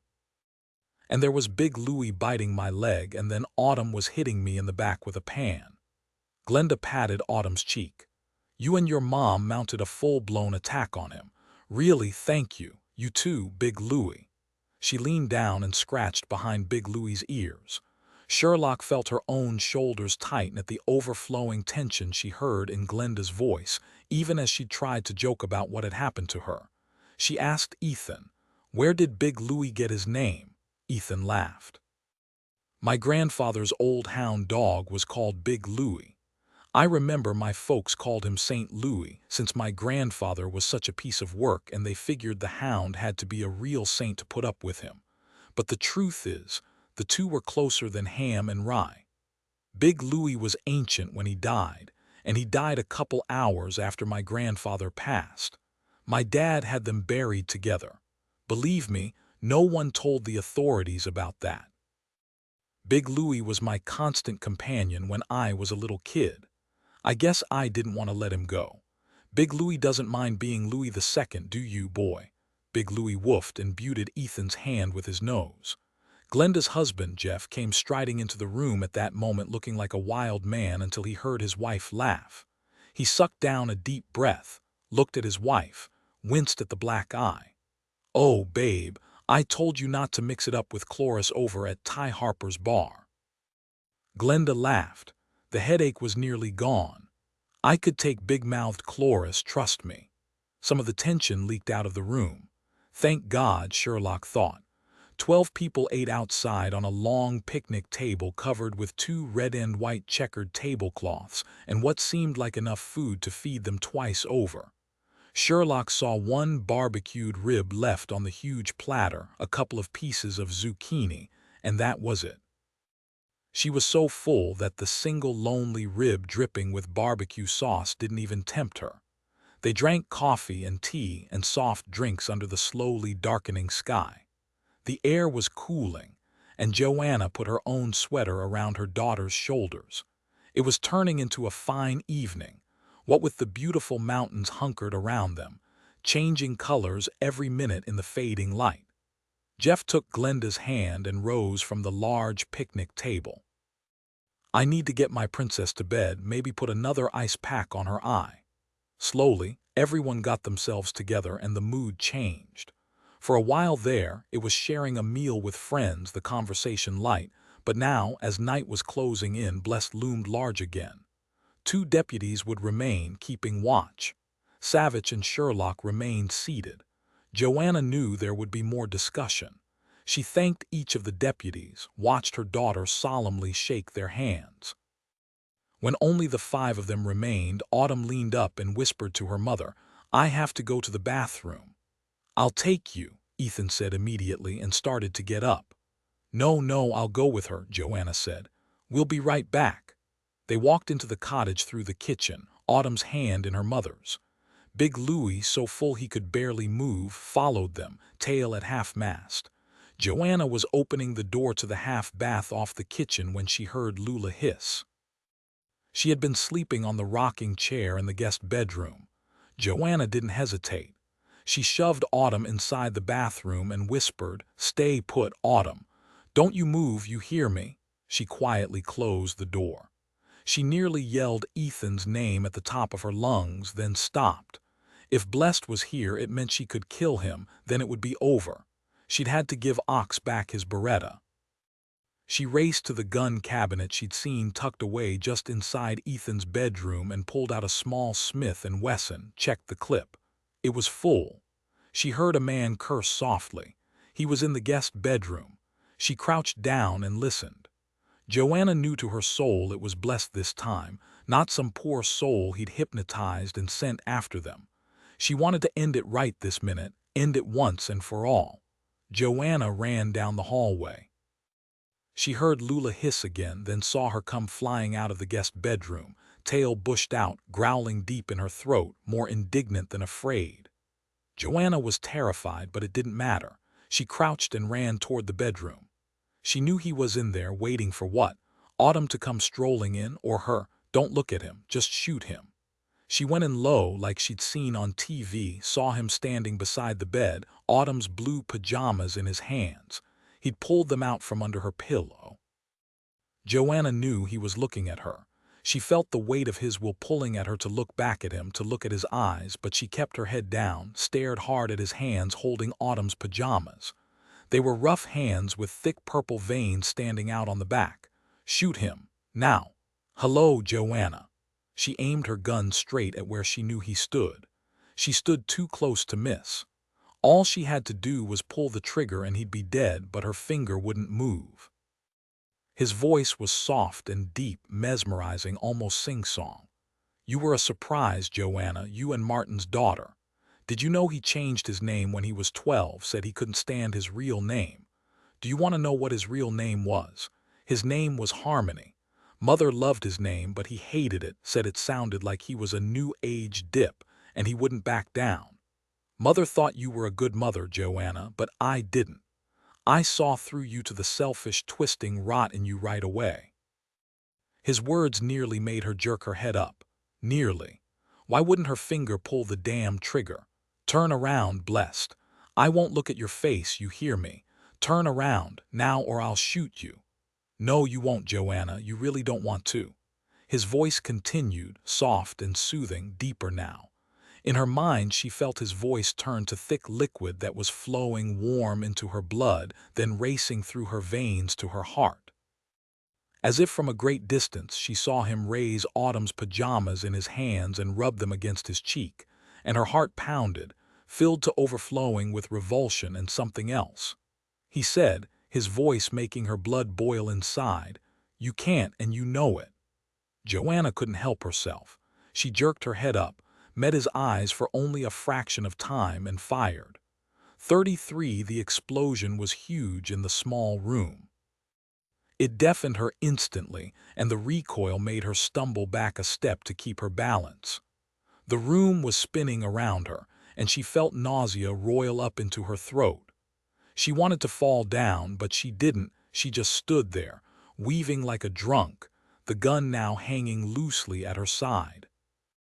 The world stopped, simply came to a halt, and left her standing alone with nothing on her mind, her only focus blessed, standing directly in front of her, closer now, his eyes hazy and deep like fingers lightly feathering her face, and his mind flowed in her blood, smooth and sweet. No, that couldn't be. Why was she thinking like that? Why wasn't he dead? She'd shot him straight on. But he was standing in front of her, studying her face as if she were an insect he'd never seen before. She stared back at him, felt his mind probing at her, and she hated him so much she was choking on it. Why couldn't she move? Autumn, she thought, but the image of her daughter floated away. In a very deep part of her, Joanna knew she'd failed. But she couldn't fail, she had to destroy this evil. She tried to focus the gun on him again, but couldn't find the will or the strength to even lift it. She heard him laugh, heard him say in that same soft, velvety, sing-song voice, "You were mine the second you walked into the room, Joanna, and you'll do what I want you to. You're not going to use that gun except maybe in your mind or on yourself. I want you to lie down on the bed and fold your hands over your chest, look like you're dead rot lying in a casket. That's a nice start." "Mama!" Autumn ran into the bedroom, her eyes on her mother, not on Blessed, who was smiling at her. "Mama! Are you all right? Mama, what's wrong?" Autumn ran up to her mother and hit her hard on the arm. Joanna didn't move, she was looking at the bed. She took a step toward the bed, but Autumn shoved her back. "Come here now, Autumn, come to your Uncle Blessed." Autumn looked him dead in the eye and said, "No, you're a bad man. Go away. Leave us alone. Don't be afraid of power, Autumn. You and I will go away together to where you'll be surrounded by people who will value you, who will help mold you into what you're meant to become. Your mother doesn't understand. She never will. She's common, unimportant, merely shackles to be cut away to free you." He extended his hand to her, the thick veins bulging madly, purple and ugly. Autumn yelled as she hit her mother again, "You're horrible. Let my mother go. Mama, come back." She kept hitting her mother on her arm, on her shoulder, jerking on her hand. Blessed looked bewildered. "You're an amazing girl, Autumn. You can look at me and still you can resist me." He slowly shook his head at the child who was staring right into his eyes. He then spoke in his natural voice, higher and sharper, with a kind of a country whine. "You're really looking at me, aren't you? Well, it makes sense since you're Martin's daughter. I couldn't stymie Martin either.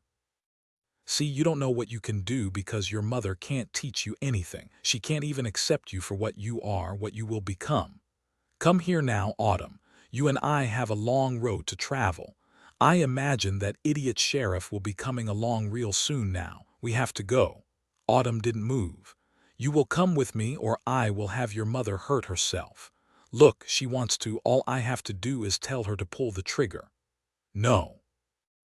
Autumn looked at her mother, who was still standing motionless, looking at the bed, the gun held out in front of her now, straight at Blessed. She looked vacant, like she wasn't there. Autumn shook her mother's arm hard. "You took my mama." Yes, I did, but she'll be all right if you come with me. If you don't, I will make her kill herself. Autumn closed her eyes. Open your eyes, stop that foolishness. What are you doing? What? Dillon had taken a sip of tea as he listened to Ethan describe Bless's attack on Saturday night when Autumn screamed at him. Dillon, help, he's in the bedroom and he's hurting Mama. Dillon. The tea spewed out of Savich's mouth. He had his cig in his hand and was running toward the house in under 3 seconds, yelling over his shoulder, Ethan, get your deputies outside Joanna's bedroom window. You cover the front of the house. Blessed is here. He slammed through the kitchen door, Sherlock 6 feet behind him, heart pounding, her cig in her hand. She was running into the back hallway when she heard a man's voice yell, you keep away or I'll kill Joanna, you hear me? Autumn screamed at him, Dillon, don't look at him. You look at me right now, fella, or she's dead, you hear me? Savich raised his face to stare at Blessed Backman. He didn't know what he'd expected Bless to look like, but this pallid, middle-aged man with his stooped, narrow shoulders, his baggy pants belted too high over a golf shirt, his light brown hair thinning, this man wasn't it. He didn't look like a boogeyman in a horrific nightmare, except for his eyes. There was something moving behind his eyes, something corrupt, something hot and twisted. This man looked like he saw things others didn't. He looked like he saw the flames burning in hell and warmed his hands over them. They were Tammy Tuttle's eyes. He watched Bless's face take on an immense focus, felt his ungodly need to get inside his head, to control him, destroy him. And he felt the instant Blessed realized he couldn't get in. Savich smiled. I guess not, Blessed. Bless's eyes flared wild and panicked, and he howled, no, who are you? There can't be 2 of you. Savich said, never taking his eyes off Bless's face, Autumn, look at this man who let his gift be corrupted. Let Joanna go now, Blessed. Release your hold on her. Blessed swung those mad, burning eyes toward Joanna. Oh no, the bitch will do as I say. Joanna brought the gun up slowly, very slowly, and she aimed it at her head. Savich shot him. The force of the bullet knocked Blessed against the wall, sending a picture thudding to the floor beside him.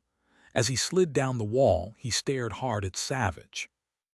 He looked momentarily bewildered before he slammed his palm against his shoulder, and his mouth opened and closed as he watched the blood ooze bright red between his fingers. Tammy Tuttle's face was bright in Savich's mind. This man was as mad and dangerous as she had been, and he knew he should kill him because he would never stop, never. But he slowly lowered his cig. Sherlock ran to Joanna, took the gun, stuck it in her belt, and shook her by the shoulders. Autumn kept hitting her mother's arm. Sherlock yelled right in her face, wake up, Joanna. Tears streamed down Autumn's face as her fists flailed at her mother, and she cried over and over, Mama, come back, come back. Sherlock continued to shake her until Joanna blinked, her eyes finally focusing on Sherlock's face. She looked dazed, but she was herself again. What happened? Autumn, where are you? Autumn clasped her mother around the waist, squeezed hard, and whispered, Dillon shot Blessed. It's going to be all right now. Sherlock, you're sure Mama's okay? Yes, I'm sure, Sherlock said, and hugged the 2 of them against her. She saw Dillon jerk the case off a pillow, watched him drop to his haunches and apply pressure on the wound. Blessed was moaning in short gasps, deep in his throat, obviously hurting, and that was fine by Savich. His eyes popped open and he stared up at Savich. How did you do that? Sounds like a question for your guru, Blessed. Press your palm hard over this pillowcase, and the chances are good the bleeding will slow. Don't press hard enough and you might bleed to death right here in the sheriff's guest bedroom. I doubt anyone would feel sorry about it. Joanna walked to stand over him, but she didn't look at his face. She looked at the blood smearing his hand and kicked him hard in the side. He moaned, tried to spit at her but couldn't. I stymied you. I should have had you put that gun in your mouth right away, and when you stymied me. That's what you call it. I felt you, you bastard, trying to make me crazy, trying to make me see and feel horrible things. I should have walked in here shooting. I should have emptied my gun into you. She kicked him again in the ribs, and he gave a long, lovely cry of pain. "You got anything else to say, you monster?" He looked at her hard, but she still didn't raise her eyes to his face. "Look at me, woman." "Forget it, blessed, or I'll shoot you again," Savich said. "You should step back, Joanna."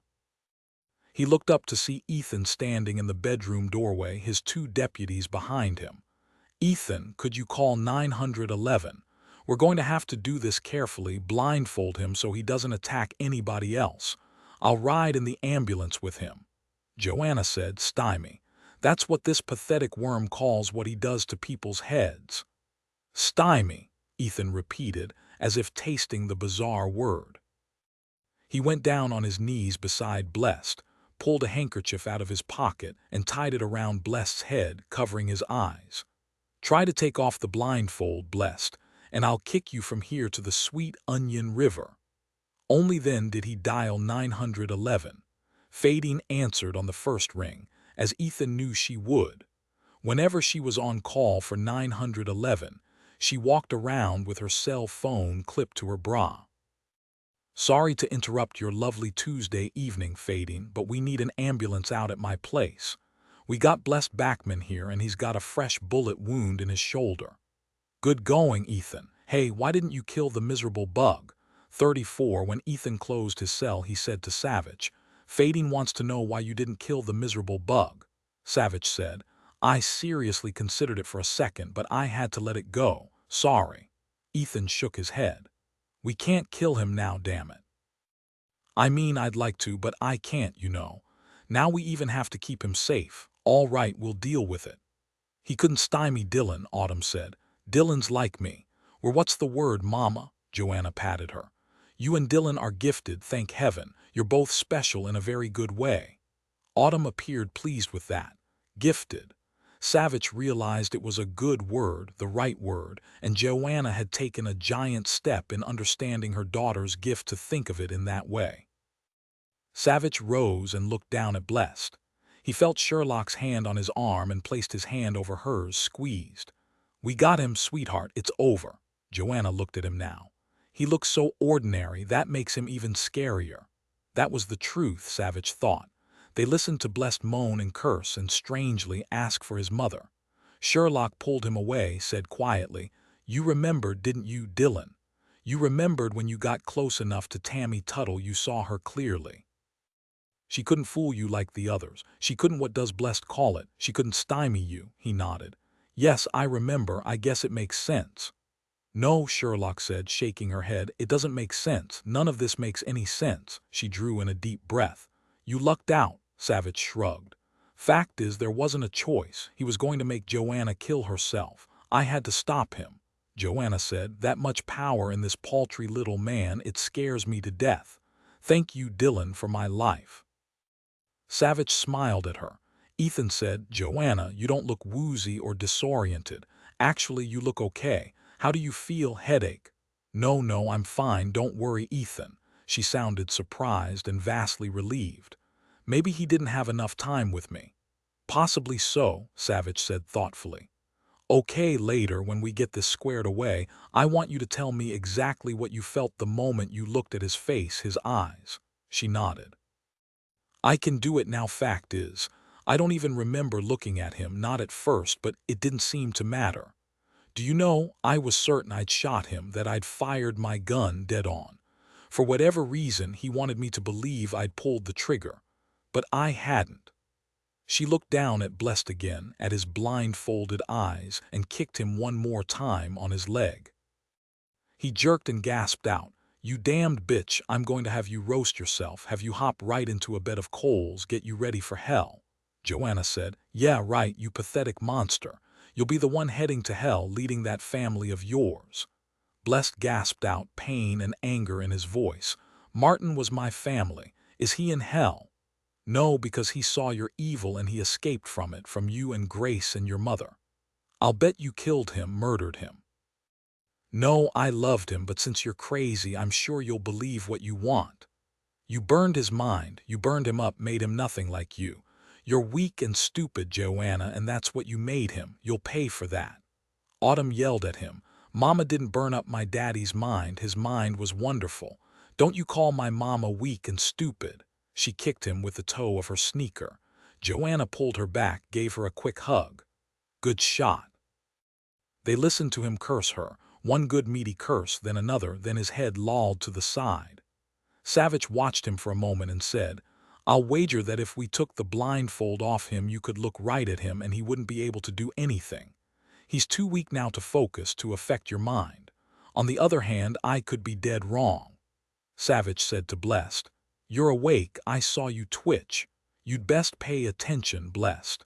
You're bleeding again because you're not pressing hard enough. Get yourself together if you want to live. Blessed licked his tongue over his lips, managed only one faint curse, and moved his hand back to his shoulder. Joanna said to Savich, You should have killed him, Dillon. What will happen now? She might be right, he thought. Fading was right to worry, because there was no way Blessed Backman would crawl through the courts blindfolded the entire time. He could hear the defense attorney screaming at the judge how they were torturing the poor man, denying him his basic human right to face his accusers. Well, it was too late now. Ethan was right. They'd have to deal with it. The bedroom was soon full to overflowing with deputies, everyone talking, everyone avoiding looking at Blessed's face, even though he was blindfolded and seemed to be helpless, like a snake with no fangs. Sirens blasted through the night, growing closer. Savich said, I'm going with him. I'll be sure all the imps know to keep his blindfold on and why. I'm going to scare them. 35. It was close to midnight before Sherlock and Savich were tucked in bed at Gerald's loft, snuggled close because the temperature had plummeted the instant the sun had fallen behind the mountains. Despite the late hour they'd turned up, Mrs. Daly, bouncing with excitement, wanted to feed them. Sherlock reared back and punched him in the arm.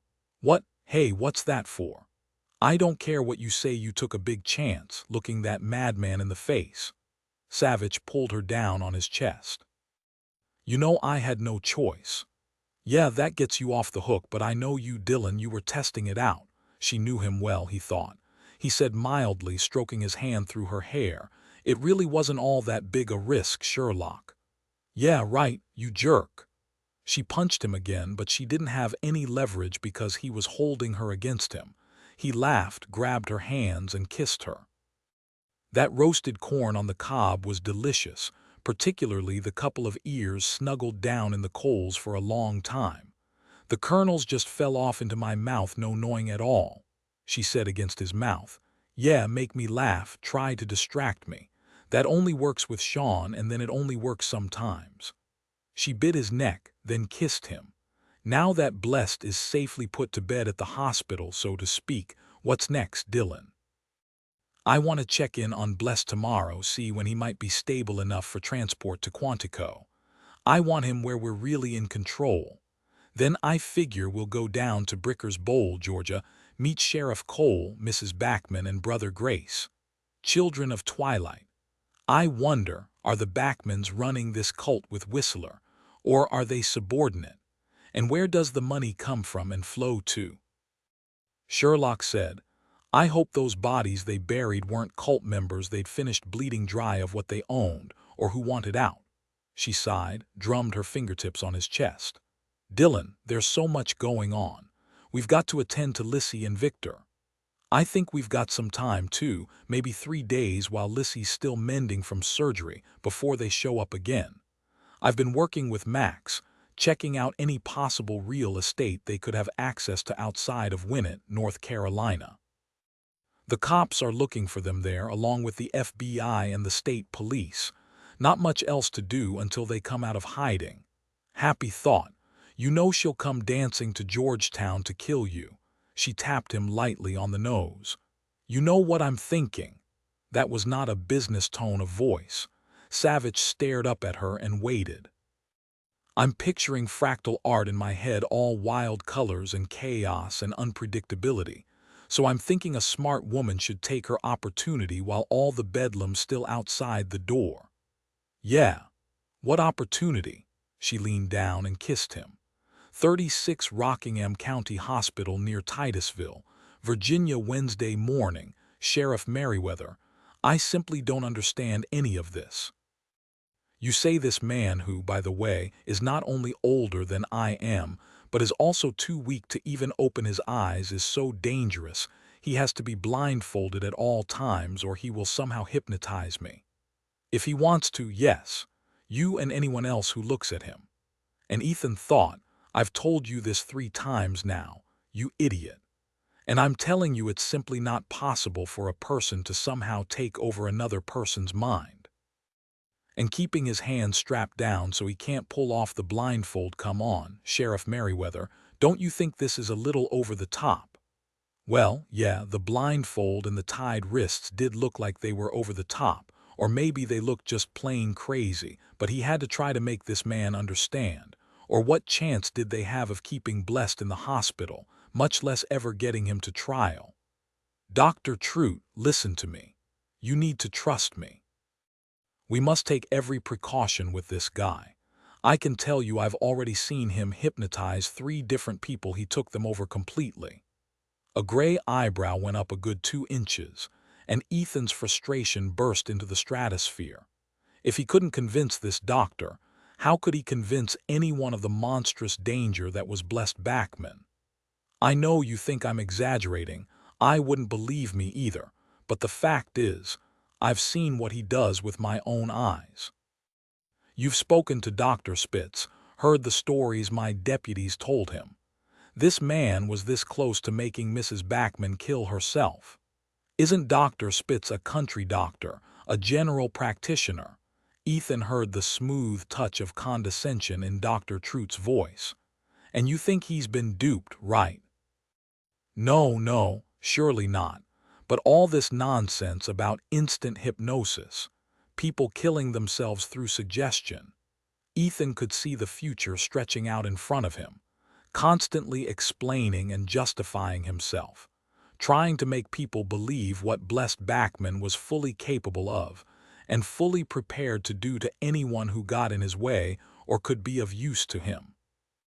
He said, I'm going to keep him blindfolded because the minute the pain meds kick in, the minute he's able to concentrate and focus, he'll be at it again, and trust me, you don't want to be on the receiving end. So you fully understand he brutally murdered a hiker yesterday in Titus Hitch, left him for animals to savage. Dr. Trout looked shocked. Ethan watched his tongue whip over his bottom lip. Do you have proof this man was responsible? Yes, Ethan said, lying cleanly. Dr. Trout looked at him for a long moment, then simply shook his head and looked away. Ethan hardened his voice. He does look helpless, doesn't he? No threat at all. All right, doctor, consider this an order. Keep this man blindfolded at all times. Keep his hands tied down at all times. I'll have deputies here around the clock to make sure that happens. All he needs is a single second to pull off the blindfold and it'll be over. Ethan raised his finger, cocked it like a gun, pointed it at the doctor, and pulled the trigger. He might kill you if he's able, or make you murder someone else, a colleague or a nurse. Blessed moaned. Dr. Trout jumped, cursed himself for being so suggestible. Since he knew Ethan was watching him, he calmly took his patient's pulse, raised the blindfold even though Ethan was standing right beside him, and checked his pupils. He's still out of it.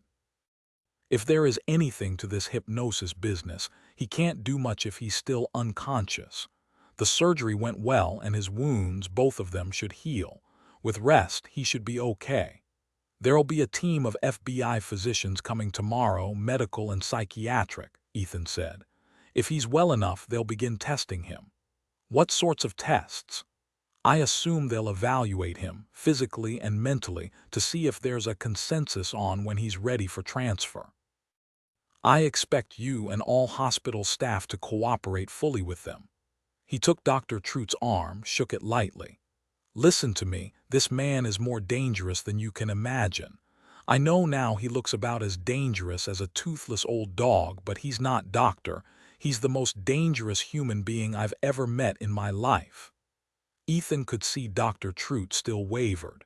He knew if Joanna were here, she'd bitch slap him. It made him smile. Dr. Trout said, as long as your FBI personnel are cleared by the Chief of Staff, I'll cooperate with anything I think ethical. As long as this man is my patient, his welfare is my primary concern." Even though Ethan wanted to punch him out, this little speech was a start. He nodded. "Give me a call if there's any change at all in his condition. My deputy Ox Cobbin is going to stay in this room with him. And by the way, Ox is one of his victims. You want first-hand information, you ask Ox." "Ah, good timing, Ox, come on in. Blessed is still out of it, but he moaned a couple minutes ago. You know what to do." Ox nodded as he brought in a huge easy chair with an adjustable footrest. "Nurse Lowry loaned me the big man's chair. He's on vacation in Croatia." Ethan smiled. "You're feeling fine, right?" "Yep, but I'll tell you, Ethan, I'm hardly even going to look at that little man, even all tied down, even with a blindfold over those mad eyes of his." Dr. Troot harumphed, turned on his heel and left the hospital room. Ox watched his progress out of the room. He said thoughtfully, "That's going to be everyone's reaction, doctors, lawyers, judges, laypeople, you know that, Ethan." "Yeah, I know, even though I told him about Blessed murdering our visitor from Alaska. And no, I didn't try to tell him Blessed somehow whipped up a bear to savage his corpse. We've got Blessed on a dozen felony charges. Even if the FBI forensic team doesn't find anything definitive to tie Blessed to Mr. Spaulding's murder. You know, Ox, I hate to say this, but truthfully, I don't think we even have a chance to get Blessed to the lawyer stage. I have this gut feeling it's not going to be long before he walks out of this fine hospital, a load of stymied folk in his wake. Let me kill him, Ethan, here and now, a pillow over his face. It'll be over in no time." Ox sounded dead serious. Ethan shook his head. "I wish we could, Ox, believe me. It's a nice fantasy, but it's no way for law officers to talk. The FBI people will be arriving soon, and they're going to take him out of here to Quantico." "He might be gone as soon as he's out of pain," Ox said. "Do you know Belle wouldn't come near me when I got home from seeing Dr. Spitz on Saturday night after Bless stymied me? She sniffed and growled, danced around me like she was afraid of me, but at the same time she wanted to attack me, scared me to my boots. Took me a good hour to talk her down. Now that's interesting. I've got to remember to mention that to the FBI docs when they show up tomorrow." Ethan paused, looked down at the thin, middle-aged man who didn't look like he could even raise a single finger. "Keep your eyes on him, Ox." "You know I will, Ethan." Ox settled himself into the easy chair, pressed the button to bring up the footrest, and grinned at his boss. "Now, I could get used to this. Why would the bigwig hospital guy go all the way to Croatia when he could stretch out in this Cadillac of a chair all day, drink a bud?" 37 Dr. Hicks, a top FBI forensic psychiatrist, was also an extremely competent hypnotist in his own right and a huge Beatles fan. He didn't wait for the rest of the FBI team. He arrived by himself that afternoon, his eyes bright with excitement like a kid on Christmas morning, Ox thought. Dr. Hicks introduced himself and shook hands with Ox. Ox waved over at Blessed. "There he is, sir." Dr. Hicks turned immediately to look down at the motionless middle-aged man. He shook his head. "So this is Blessed Backman. An interesting name, don't you think? He looks harmless enough." "Talk to me," he said, turning his formidable attention on Ox. "Tell me what this man did to you," Ox told him. "I wasn't there, you know, inside my own brain, at least not until the pain got me back into myself." Ox jabbed his fingers through his flat top. "Sounds stupid and weird, you believe me?" Dr. Hicks was frowning down at Blessed again. "Of course I believe you." He pinched the back of Blessed's hand. Blessed didn't react. Dr. Hicks lifted the blindfold, then his eyelids, stared at him a good minute, then said, How long has he been like this?" Savich said from the doorway. "I told Sherlock you'd be here. No way would you wait for the team. You didn't even check in at the B&B or stop at the men's room or eat a bagel, did you?" Dr. Hicks gave Savich a really big smile. "I didn't even eat an apple. I couldn't wait to see this guy. Doctors, Chambers and Bailey will be here tomorrow." I'll tell you, the report you gave them had them flying at me with questions and speculation, not to mention a cargo bay full of disbelief. I left them with their heads together, plotting out what kinds of tests, what kind of restraints to arrange for him at Quantico. We can get an MRI here to see if there's a brain tumor. We can see if he can bend spoons, that sort of thing later. I hope he comes out of it soon. I really want to talk to him. Savich nodded. Come outside with me for a moment, Dr. Hicks. Once in the hallway, Savich looked at Sherlock, who nodded and said without preamble, "We appreciate your enthusiasm, Dr. Hicks. That's one of the reasons we called you. But we've got a major security problem here until we get blessed to Quantico. We need to keep him in this room while he's here." Dr. Hicks said thoughtfully, "I can't begin to imagine such power to actually make someone willing to kill themselves. And you, Savich, you are immune to him. Life never ceases to amaze, does it?" "You're right about that," Savich said. "I'm also going to set up a video camera in the room so we can monitor Blessed remotely. I sure hope it doesn't happen, but it's possible given Dr. Troot's skeptical response to Blessed's hypnotic ability that we just might get a live demonstration if the hospital staff doesn't believe us. If this does happen, I just hope no one gets hurt." "Let's have Dr. Troot attend him," Ethan said. "See what he does." Savich said to Ethan, "That would be justice. Ethan, you okay with this? If Bless does try anything, there'll be living proof on film. A defense lawyer could claim it was all staged, but we'll worry about that when we need to." Dr. Hicks held up his hands, palms out. "Hey, wait, I want to speak to him first, listen to his voice, have him talk to me. I want to look into those eyes of his. Why can't I do it? If he does anything to me, Ox here can smack me." Savich said, "Tell you what, sir, if he wakes up while you're here, you can have a go at him, but his blindfold stays on. No more victims for him on my watch." Ethan said, "When you get that camera set up, Savich, I'll see that Ox drags his chair out here into the hall. 38, is anyone there? How can I know if anyone's there if I can't see?" "Yes, I'm here, Mr. Backman. I'm sorry about the blindfold. I'm your nurse, Cindy Maybeck." "Do you need anything, sir?" His voice sounded weak, querulous. "I need you to take off this ridiculous blindfold." "I'm sorry, sir, but I was told to leave it in place for my own protection. Not that I believe it, but I have to follow orders. Let me take your pulse, listen to your heart." Blessed felt her lift his wrist, place 2 fingers against the pulse. "It's that Hicks sheriff. He's torturing me because we had a disagreement.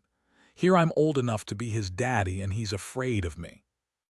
Isn't that a kick? Listen, how would you like to lie in darkness, nurse, with your hands strapped down? I can't even scratch my nose. It's inhumane, don't you think?" "I don't know, Mr. Backman. I was told I hurt real bad." "Now, sir, you had a shot of morphine not an hour ago. Why don't you try to sleep? Sleep will make you heal faster. You want me to scratch you anywhere?" Blessed hissed out a moan but didn't say anything more. Cindy took his pulse. Nice and slow and regular. Then she put a cuff on his good arm and a stethoscope below it. He had good pressure, a little on the high side but nothing to merit alarm. She straightened, looked down at him. She said softly, "Don't cry, Mr. Backman, you're getting the blindfold wet." He sobbed.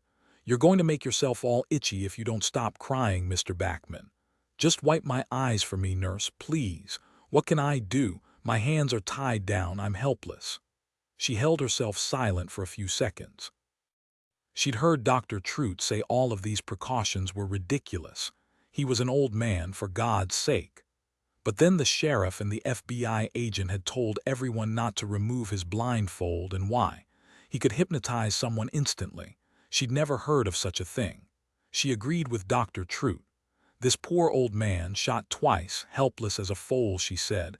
"I really shouldn't, I'd be disobeying orders." "Oh, all right, but only for a moment. It'll be our secret, all right. You promise you won't tell anyone?" His voice was liquid with tears. "I swear I won't say anything, nurse." Cindy eased the blindfold over the top of his head. She wiped away his tears. Real tears, she saw, and she knew Dr. Troot was right. This poor man couldn't do anything to anybody. She studied his pale face for a moment. No, surely he couldn't. Blessed Backman opened his eyes and looked up at her. "Thank you," he whispered. "You're quite pretty, all that blonde hair. Is it real?" "Yes," Cindy said, "from my grandmother." "You're a pretty helpful girl. Unfasten the straps on my wrists." He smiled up at her. Cindy didn't hesitate. She unfastened the straps and straightened to stand next to the bed, unmoving. Blessed slowly eased onto his side, pressed his palm to his bandaged shoulder, and sat up. He winced, cursed softly. Cindy said, "Can I help you?" He looked up at her and smiled again. "No, thank you, nurse. That is much better. Now I want you to bring my clothes." Cindy walked over to the patient's closet that held his shirt, trousers, and shoes. She pulled them off the hangers. "I don't see any underwear or socks," she said. "It's all right. Bring them to me now." Cindy turned back with the clothes over her arm. "I want you to go outside and talk to that guard, distract him. You're pretty enough to turn the head of a dead man. Flirt with him, keep him busy until I call you. Then you can bring him in with you, all right?" "All right." In the hospital room next door, Savich, Ethan, and Dr. Hicks were watching them. Savich said, "Well, that didn't take long. Do you think Dr. Trout will believe us now?" "You said Dr. Trout is a skeptic, Savich. He could say this was all a performance." "Good, you sound just like a defense attorney," Savich said. "We'll play it out some more until and unless he acts against the nurse, then we move fast." But he didn't want to. Savich watched Cindy Maybeck walk out of the room, knew she wasn't really there in her own head. Still, letting this go on was a risk, but he prayed it was a manageable risk. He forced himself to set aside all his doubts and fears. He drew in a deep breath. They watched a middle-aged man, thin and scrawny, his shoulder and arm hugely bandaged, slowly swing his legs over the side of the bed. "I can't believe he can move around as well as he can," Dr. Hicks said. "Maybe along with his abilities, he's also able to influence his own body somewhat," he shrugged. "Who knows?" They watched Blessed Backman slowly stand up and strip off the puke green hospital gown, wincing and weaving a bit. They watched him awkwardly pull on his pants, then stare at the shirt.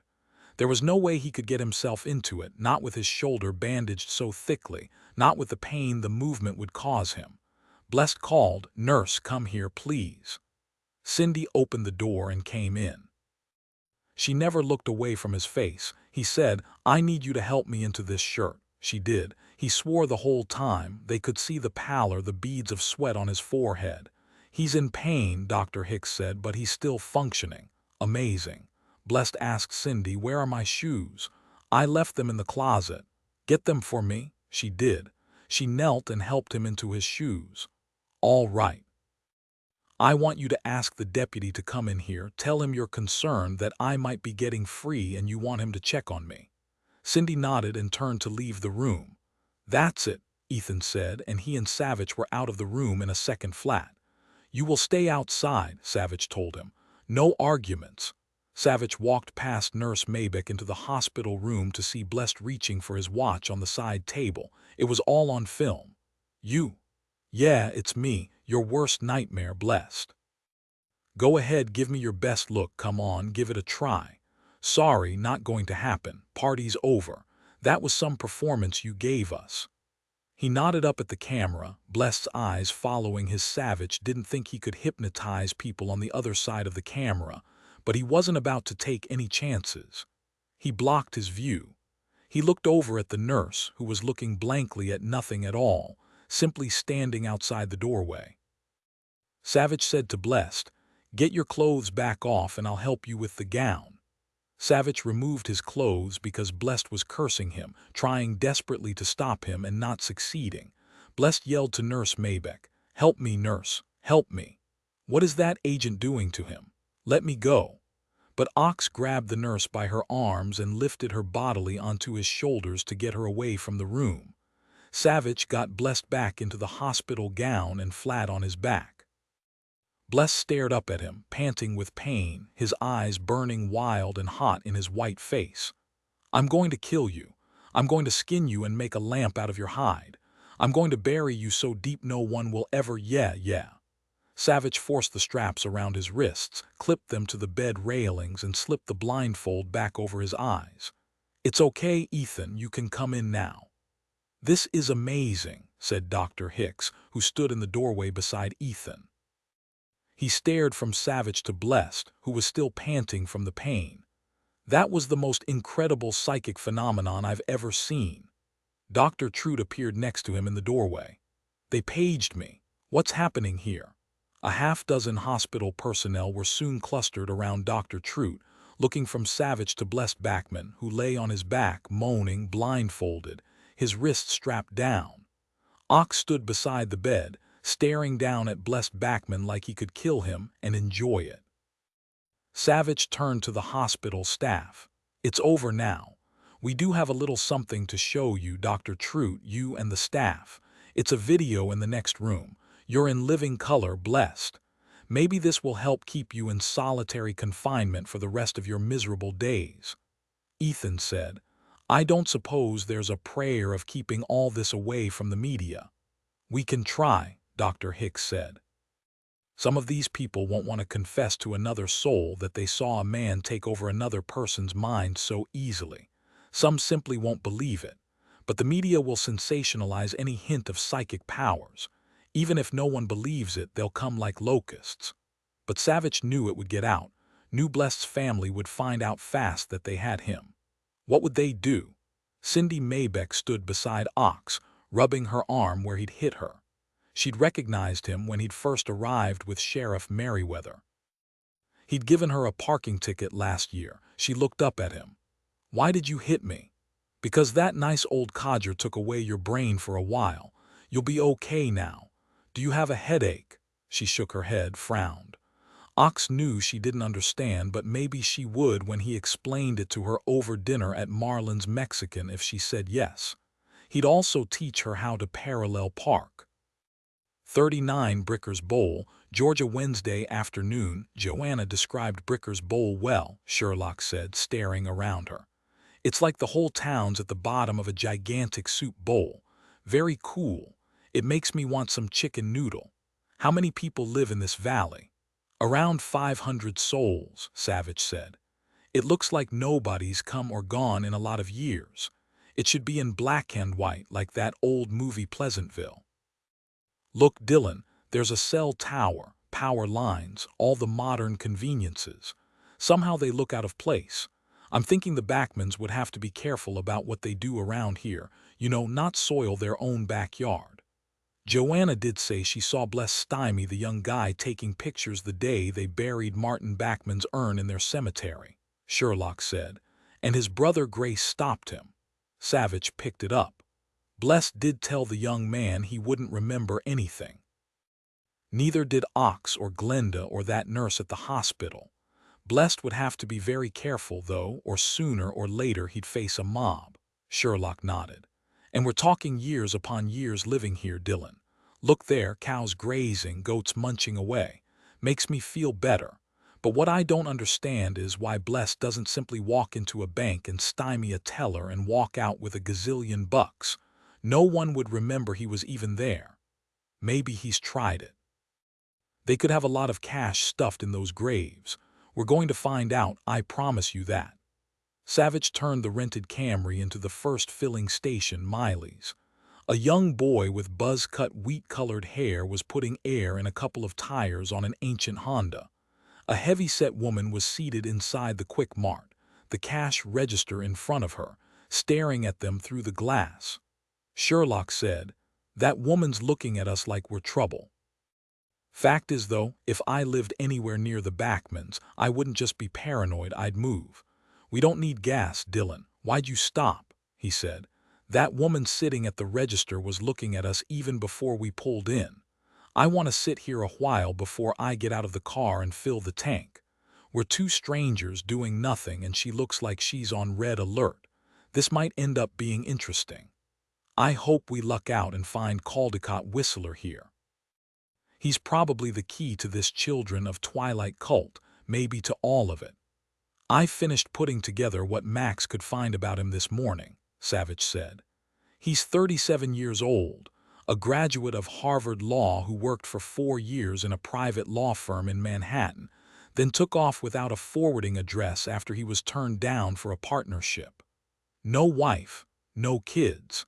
Actually, he has no living relatives that Max could locate. We have a 4-year gap until we pick him up again here in Georgia, leading this Children of Twilight cult. Surprisingly, it's the only mention Max could find about him. Ah, look. Our subject behind the glass is giving us the evil eye, probably wondering if we're criminals or we're using Bricker's bowl as a hideaway to cheat on our spouses. And that boy's putting too much air in that tire. If he's not careful, it's going to explode. Sherlock said, I ran searches on Children of Twilight myself.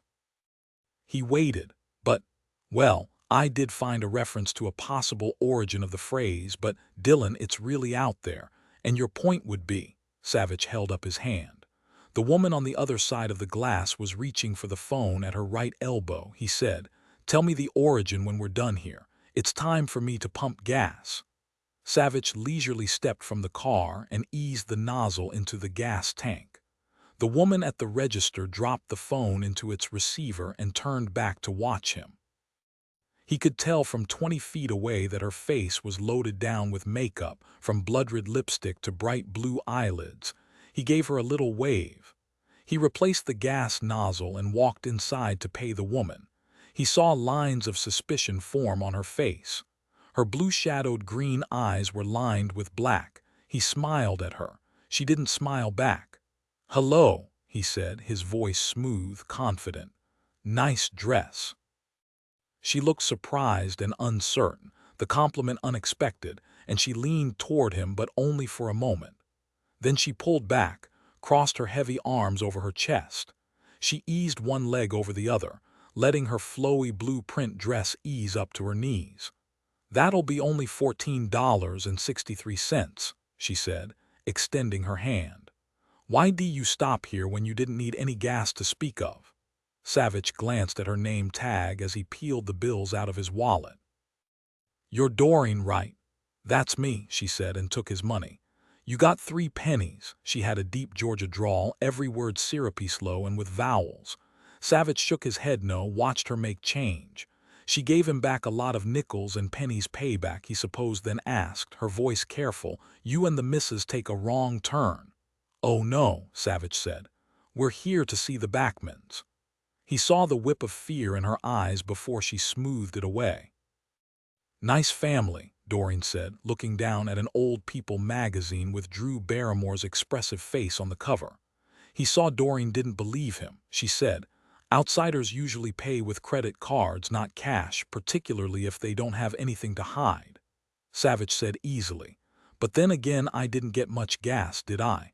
I like to keep rental cars nice and full. Do you also know Caldecott Whistler, Doreen? Good-looking guy about your age. Savich loved this woman. She was wide open, every thought clear on her face. He saw the flash of recognition, then fear or suspicion or alarm, he wasn't sure which. Nope, never heard of this Whistler, dumb name. I don't know, I think Blessed is a pretty dumb name too, don't you? No, can you give me a recommendation for a place to stay? The Backmans won't put you up. They got more bedrooms in that big house than that Hearst Castle place in California. How long you going to be here? We haven't decided that yet. I guess we'll have to see how long our business dealings with Blessed take. She let her breath whoosh out. You're not, I mean, you really know Blessed? Yes, very well, as a matter of fact. I don't know how that can be, since Blessed doesn't leave Bricker's bowl very often and I've sure never seen you before. Fact is, though, Blessed's not here in town, I mean. Haven't seen him in more than a week. Heard he borrowed an old SUV from Mr. Klaus and headed out. So you're out of luck. Then we'll deal with Grace and Shepard. Haven't seen Grace either. As for Shepard, who knows? She hardly ever leaves that mansion of hers, much less Bricker's bowl. I heard she buried one of her sons, the lost one, just 2 weeks ago. Martin was his name. We started out in the 1st grade together and went all the way through. He was smart. Why do you call Martin the lost one? She shrugged her big shoulders.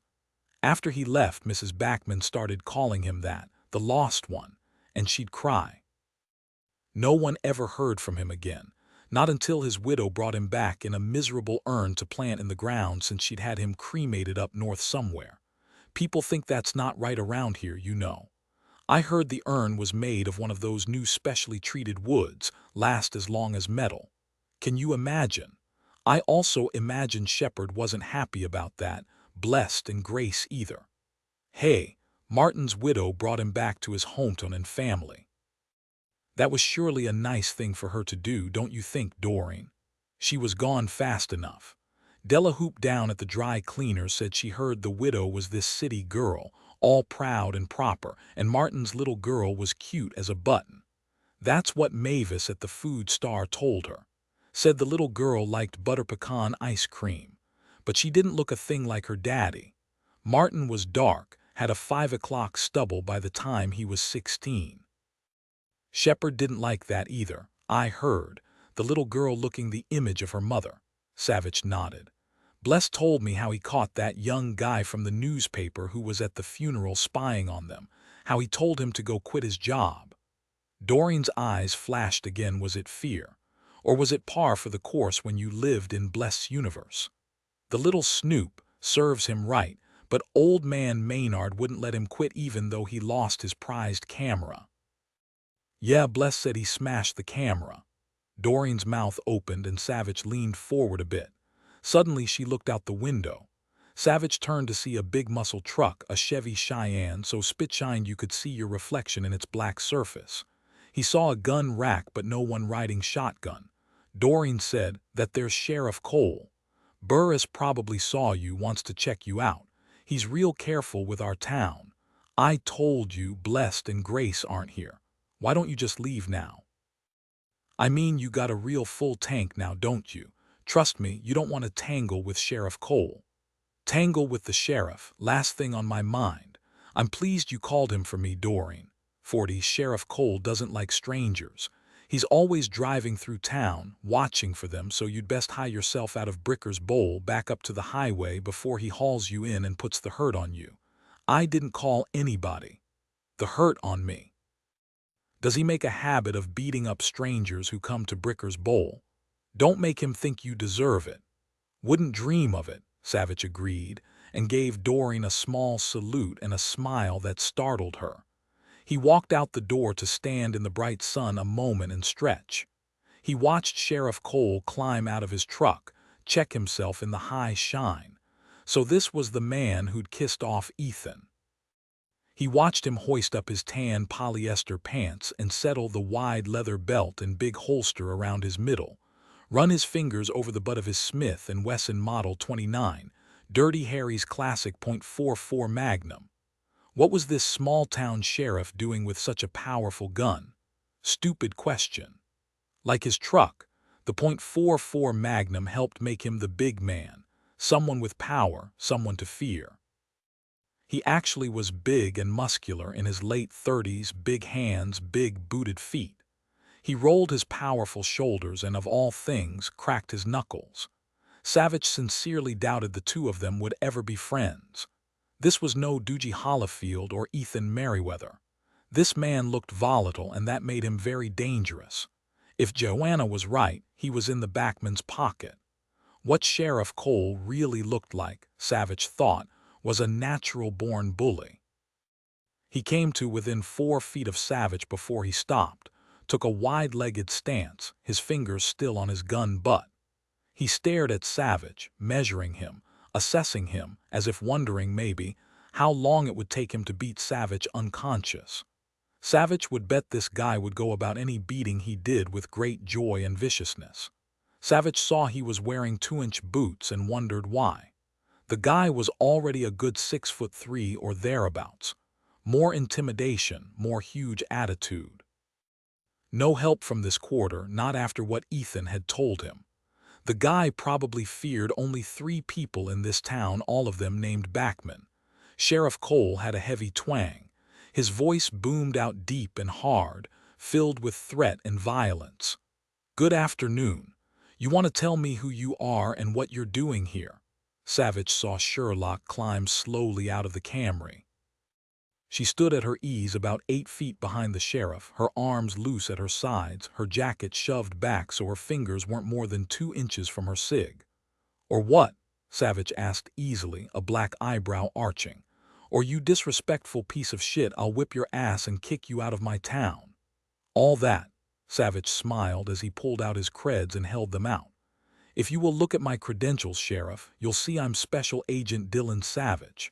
Behind you is Special Agent Sherlock, FBI. You know, Sheriff, I really dislike foul language. You might want to remember that. I didn't catch your name. Sheriff Cole looked around at Sherlock, narrowed his eyes, then turned back. He spit. No spray, just a wad of spit that hit maybe 8 inches from Savich's right foot. I'm Sheriff Burris Cole. What are 2 FBI agents doing in this little town? Like I told Doreen, we're here to see Blessed Backman. That rocked him, but to his credit, he recovered quickly. Well, Blessed's not here now, is he? I'll bet you Doreen already told you that, so I guess there's no other reason for you to stay. You've got a nice town here, Sheriff. I think Agent Sherlock and I will hang around a while, see the sights, visit with Shepard and Grace. Who knows? Maybe Blessed will show up. And Sheriff, could you tell us where we can find KnockOut Whistler? Savich thought the man would come at him on the spot, but whatever good sense, he had stopped him at the last minute. He let out a frustrated breath, keeping the violence pulsing beneath the surface, and hooked his thumbs into his wide leather belt. All in all, Savich was disappointed. He looked into Cole's nearly colorless eyes. The sheriff's fingers dug into his belt so hard they turned white, so he did have some control. A pity. We don't have any KnockOut Whistler in our town. If not here, then close by. Surely you know about his organization, Children of Twilight. As a fellow law enforcement officer, I'd sure appreciate some cooperation with this, Sheriff. The sheriff spit again, this time about 6 inches from Savich's left foot. Savich shook his head, sighed. No cooperation then. Agent Sherlock called Director Mueller. Tell him we're going to need a cadre of agents in Bricker's Bowl as soon as possible. We got us a cult leader to track down. On it, Chief. Savich heard her speaking on her cell not 2 seconds later. Now wait a minute, there's no reason to flood my town with a bunch of federal guys poking into everybody's business. All right, I'll help you. Agent Sherlock, tell the director we might get some local cooperation after all. Now, Sheriff Cole, where is KnockOut Whistler? Where are these Children of Twilight? I told you Mr. Whistler doesn't live in Bricker's Bowl, but he does visit on occasion. I don't know about any cult. Children of Twilight. That sounds crazy. Whistler's a nice man, Agent Savich, wouldn't hurt a soul. I believe he sells cars over in Haverhill. Why do you want to see him? I want to talk to him about his cult you've never heard about, Savich said. I tell you I don't know about any Children of Twilight cult. Don't you government types have anything better to do than harass car salesmen? Yeah, that's what he does, sells those fancy German cars. KnockOut Whistler has nothing to do with a cult. Who claimed he did? Savich leaned forward a bit, his voice confiding. Actually, Sheriff, the FBI knows just about everything we need to. I'm surprised that you, a law enforcement officer, haven't bothered finding out about them, or think the FBI wouldn't. On the other hand, you've been stuck in this valley a long time, don't bother with TV or newspapers, right? Now, what's KnockOut Whistler's address? We got TV, newspapers, computers, even People magazine. Sheriff Cole wanted to kill this asshole, or at least hurt him bad, and it showed. He also wanted to scratch at the itchy rash around his middle because the heavy leather belt dug into his flesh. That didn't help. As for the girl with all her red hair and white skin, her long fingers flirting with that cig, he'd like to introduce her to other sorts of things. He liked a little bowling, a little love, a little pain. He wondered if she knew what to do with that powerful weapon so close to her fingers. His 2 deputies were more than likely already over at Candra's cafe chowing down on all the tortilla chips you can eat, today's special. When Doreen had called him, he'd almost not come by, thinking about all those chips and the big bean burrito waiting for him. He could always count on Candra to come through with the food when his wife was in one of her moods.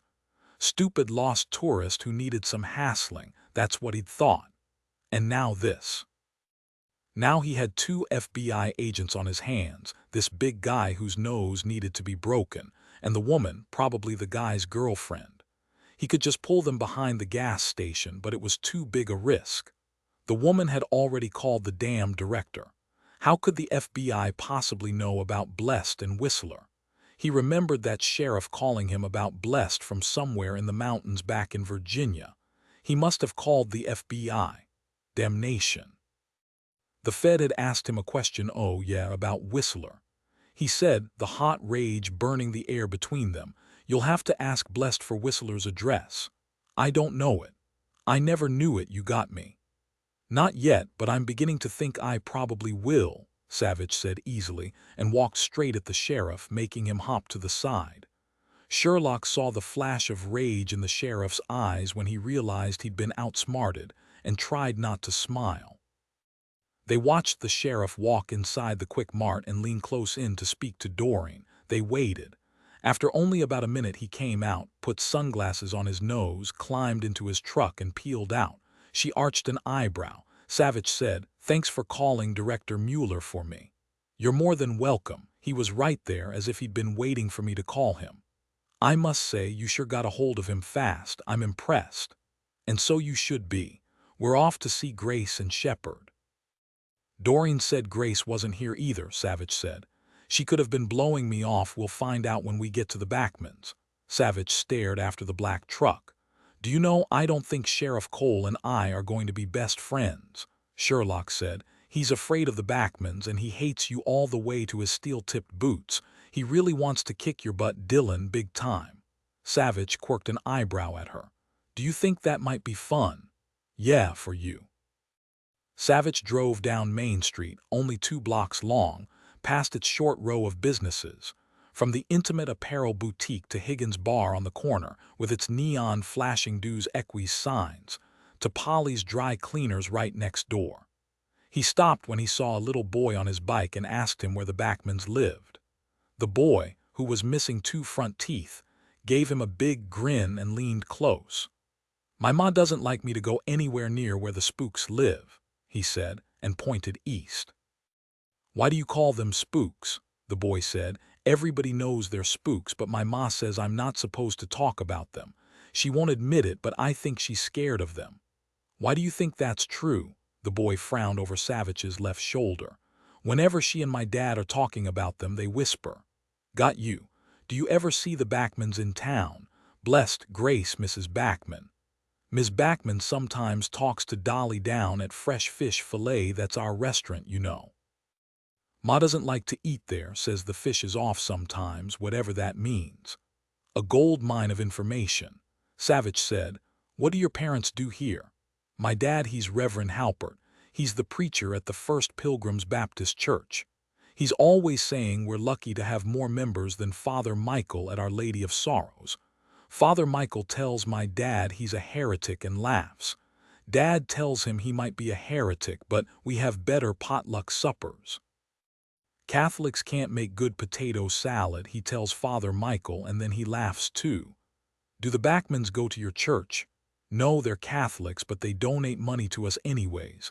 Lots, I heard my dad say. What's your name? Taylor. Well, Taylor, I'm Dillon Savich. You've been a big help. Go buy yourself an ice cream. I saw Elmo's 30 flavors. Are they good? Oh, wow, thanks, mister. The triple fudge chocolate's the best.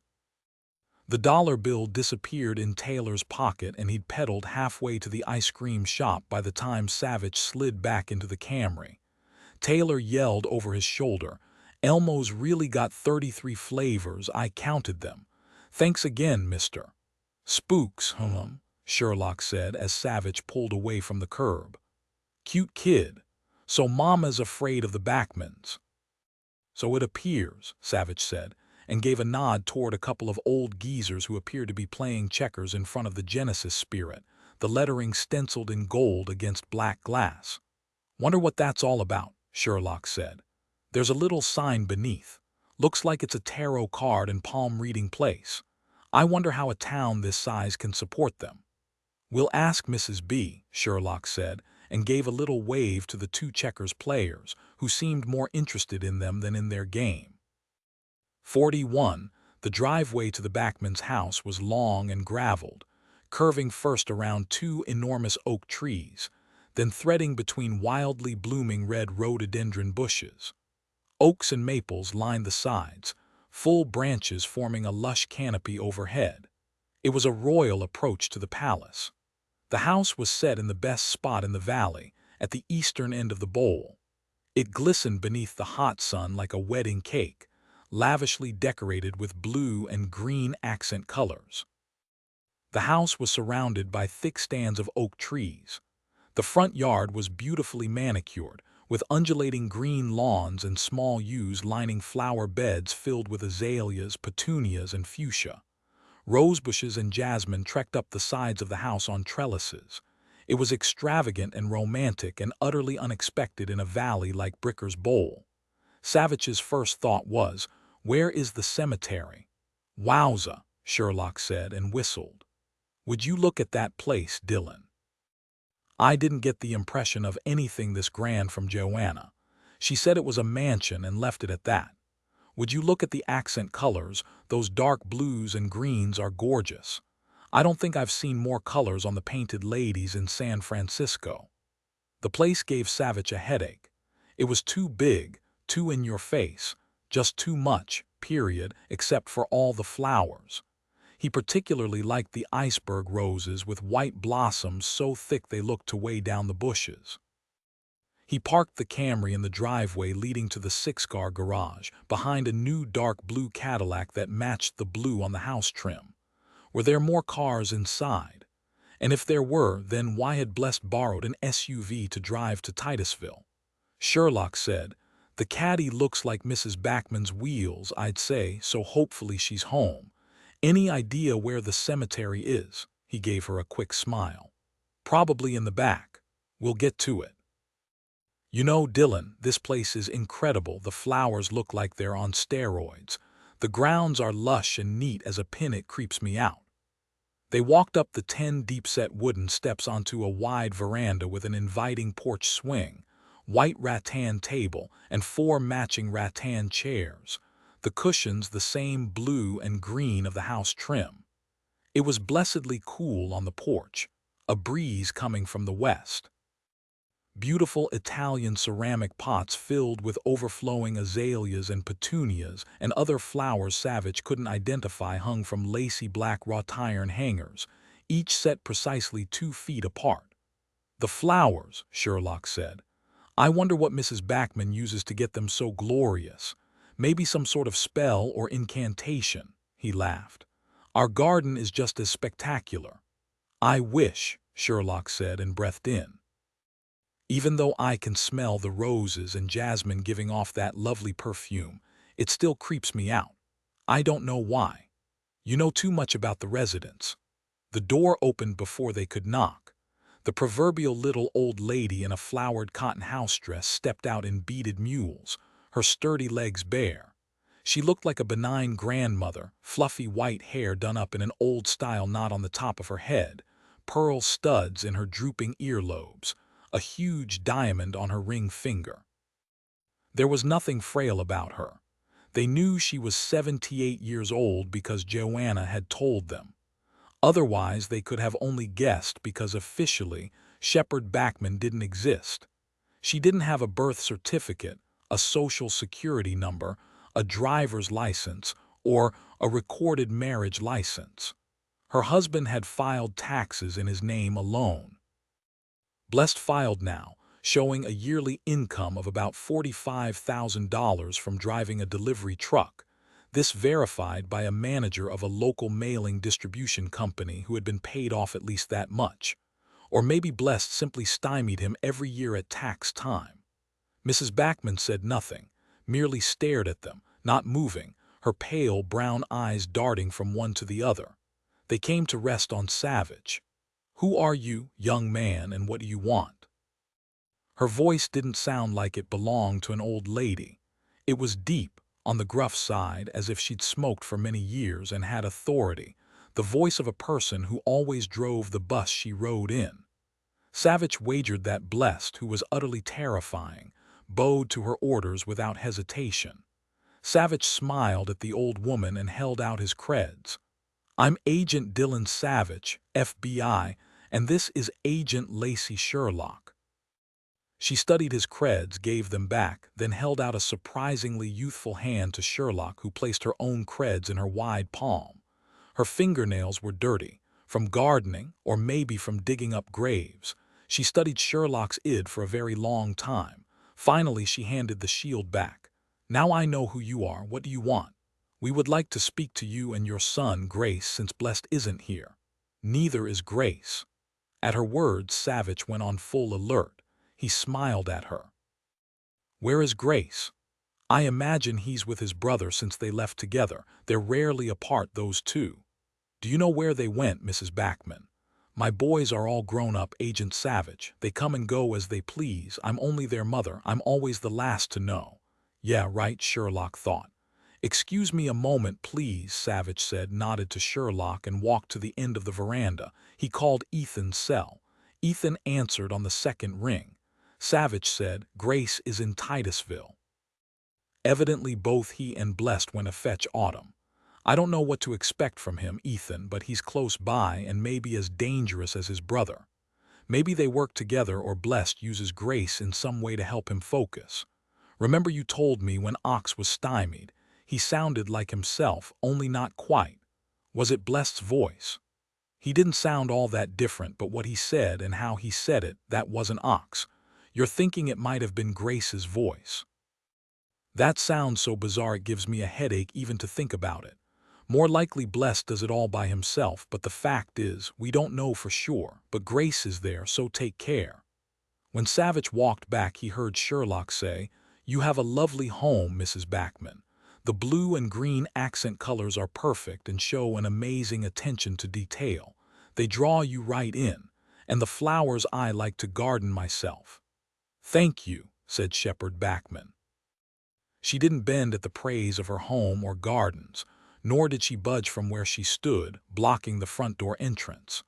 Well, maybe she'd slathered it on a bit too thick, Sherlock thought. She wanted to tell the old crone that even though it looked well kept, the place still creeped her out, just to see what she'd say. Savich picked it up. We wondered where all the money came from to build and maintain this lovely property. Your husband's dead, isn't that right? Yes, a mugger got to him outside Harrah's in Reno on November 17, 1999, killed him dead. Your husband gambled. Well, yes, he spent a good deal of time in the casinos. He was a man of many talents, Agent Savich. I have little knowledge of his financial dealings, but he always provided well for us. I built this house from the legacy he left. Not quite the story you told Joanna, Savich thought. Shepherd said, The damned mugger took all Theodore's money too after he whacked him on the head. Money Theo would have wired to me the next morning, 9 o'clock on the dot. The local police were useless. If our own Sheriff Cole had been in charge, they would have found the murdering little pissant and hung him. Now this was quite an outpouring. Sherlock said, That's a long time to go without an influx of cash, Mrs. Backman.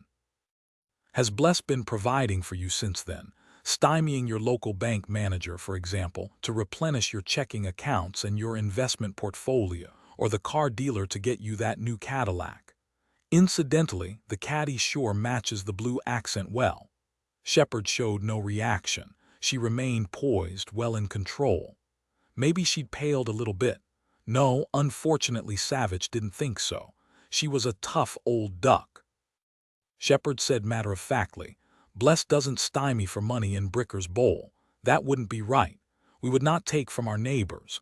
Those huge mob-run casinos are a different matter entirely, Sherlock said. I would very much like to see the inside of your lovely home, Mrs. Backman. Most people would. May we come in? They could see that Shepherd Backman desperately wanted to show off her masterpiece, garner more envy and praise. But should she keep out the FBI agents or appear to cooperate? She was obviously torn about that. They could see her wheels spinning, let the enemy in or not. Very well, but I won't show you all the house, it's too big. You may see the living room. Then you will leave. 42 Savich and Sherlock followed her inside to an immense oak parquet entrance hall. There were fresh flowers in a huge pink vase on an antique table, an ornate Victorian mirror hanging over it, both looking as if they were straight out of Buckingham Palace. An antique umbrella stand, a grouping of several paintings, and then the Victoriana stopped. They stared at 4 paintings that were raw and elemental, painfully modern. Their constant subject was storm clouds, churning water, and black rocks. In each there appeared to be a person drowning, pale arms flailing, mouth open in a scream. A terrifying glimpse into the artist's soul.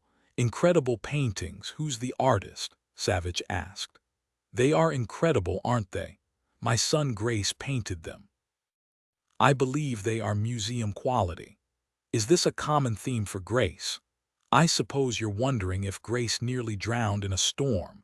It's called artistic rendering. It's a statement of the powers and forces beyond a mortal's control. She smirked at both of them. There was no missing it.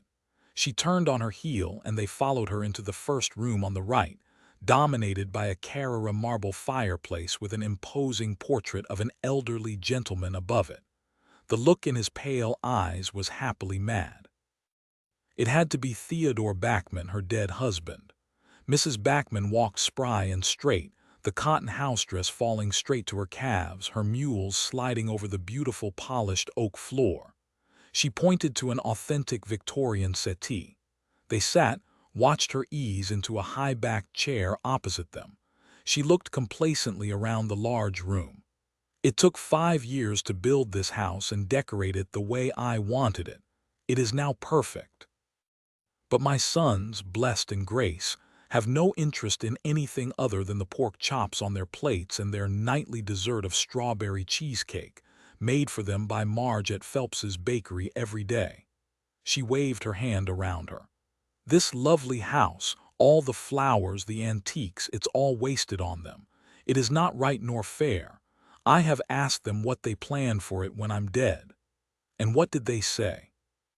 They looked furtively at each other and made up the story that they will marry as soon as they bury me so their wives can keep up my shrine.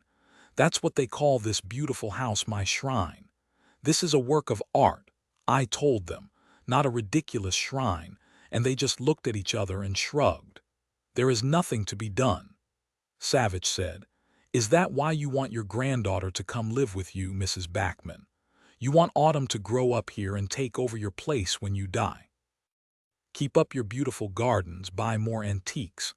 That would be nice if that is what she wished, Mrs. Bachman said comfortably, not at all surprised they knew about Autumn. However, there is no need for more antiques. She is only a little girl and she wasn't here long enough for me to determine if she is worthy of such a gift. She carries half her mother's common blood after all. Whoa, Sherlock said. Why do you believe your son's wife is common, ma'am? I had only to speak to her to know what she was. Savich said, You must have been greatly saddened to hear of your youngest son's death. A shock. Sherlock saw her fist tighten in the folds of her house dress. She shook her head as she said, Poor Martin. He was confused, as are many young men. He would have come home, but that woman, she lured him away and convinced him to keep away from us. I didn't even know where he lived until she called me, but by then it was too late. He was already dead. Do you know she didn't preserve his body to be buried here beside his father? Her voice was high now and angry. She had the gall to bring him home in a cheap urn. I wanted to see my boy, touch him one last time, but he was nothing but ashes. Sherlock said, I understand his wife had to make an effort to notify you at all, Mrs. Bachman. Actually, she didn't even know you existed. She didn't know anything about you. Her husband never spoke of you or his brothers, you see. He was the one who cut all ties to you, not his wife. I understand you called him the lost one. He was lost, but he would have come home to me. Now it doesn't matter. His death was all her fault. She seduced my boy and kept him away from his family. She wouldn't even tell me how or where he died. But how do you know about Martin? Has that woman been telling you tales? Savich said. But your granddaughter, Mrs. Bachman, you found Autumn to your liking. I told you that woman took her away too quickly for me to judge. We know about Autumn's gift, and you do too, don't you, Mrs. Backman? Didn't she tell you she spoke often to her father when they were apart? Isn't that why you sent Blessed and Grace to Titusville to fetch Autumn back to you? That, young man, is quite absurd, Savich said. Did you tell Blessed and Grace to murder Joanna while they were at it? Her eyes revealed arrogance nearly off the scale. The old woman believed herself invulnerable, believed no one could touch her. She was dangerous, Savich thought, despite her age, a woman who could kill without a moment's hesitation and feel not a moment's remorse. Like Blessed. What about Grace? If Autumn was right about the bodies Mrs. Backman and her boys had buried, then this little old lady had already killed many times. He said again, "Did you tell Blessed to kill Joanna when he got a hold of Autumn?" You have no idea what you're talking about, Agent Savich. For you to accuse Blessed of all this, it only shows what a small, common mind you have. You will leave now. I have cooperated with you. I have told you Blessed and Grace aren't here. I don't know when they'll be back. Then let me tell you about Blessed, Sherlock said, sitting forward on the settee a bit. He is currently in a hospital, a blindfold over his eyes. His wrists are strapped to the bed railing so he can't remove the blindfold and stymie anyone. She didn't look at all surprised. Why is my boy in the hospital? Savich said. I shot him. He had surgery last night, but Grace called you, didn't he? He told you how Blessed broke into Sheriff Merriweather's house to kidnap Autumn. Maybe Grace is afraid of what you'll do to him because Blessed was caught. Maybe Grace is afraid you'll blame him. Did you give him further instructions, Mrs. Backman? Would you like to tell us what you told him to do? You're telling me you shot Blessed. You are despicable. You tried to kill my boy. Her voice rose an octave and rage pumped red into her parchment cheeks. Her eyes darkened to almost black. You will be punished for that, she said. I will see to it that you are punished. Sherlock said pleasantly, if that happens, I will kill you myself so you won't know the pleasure of it. Now let's get to it. She pulled a warrant out of her jacket pocket.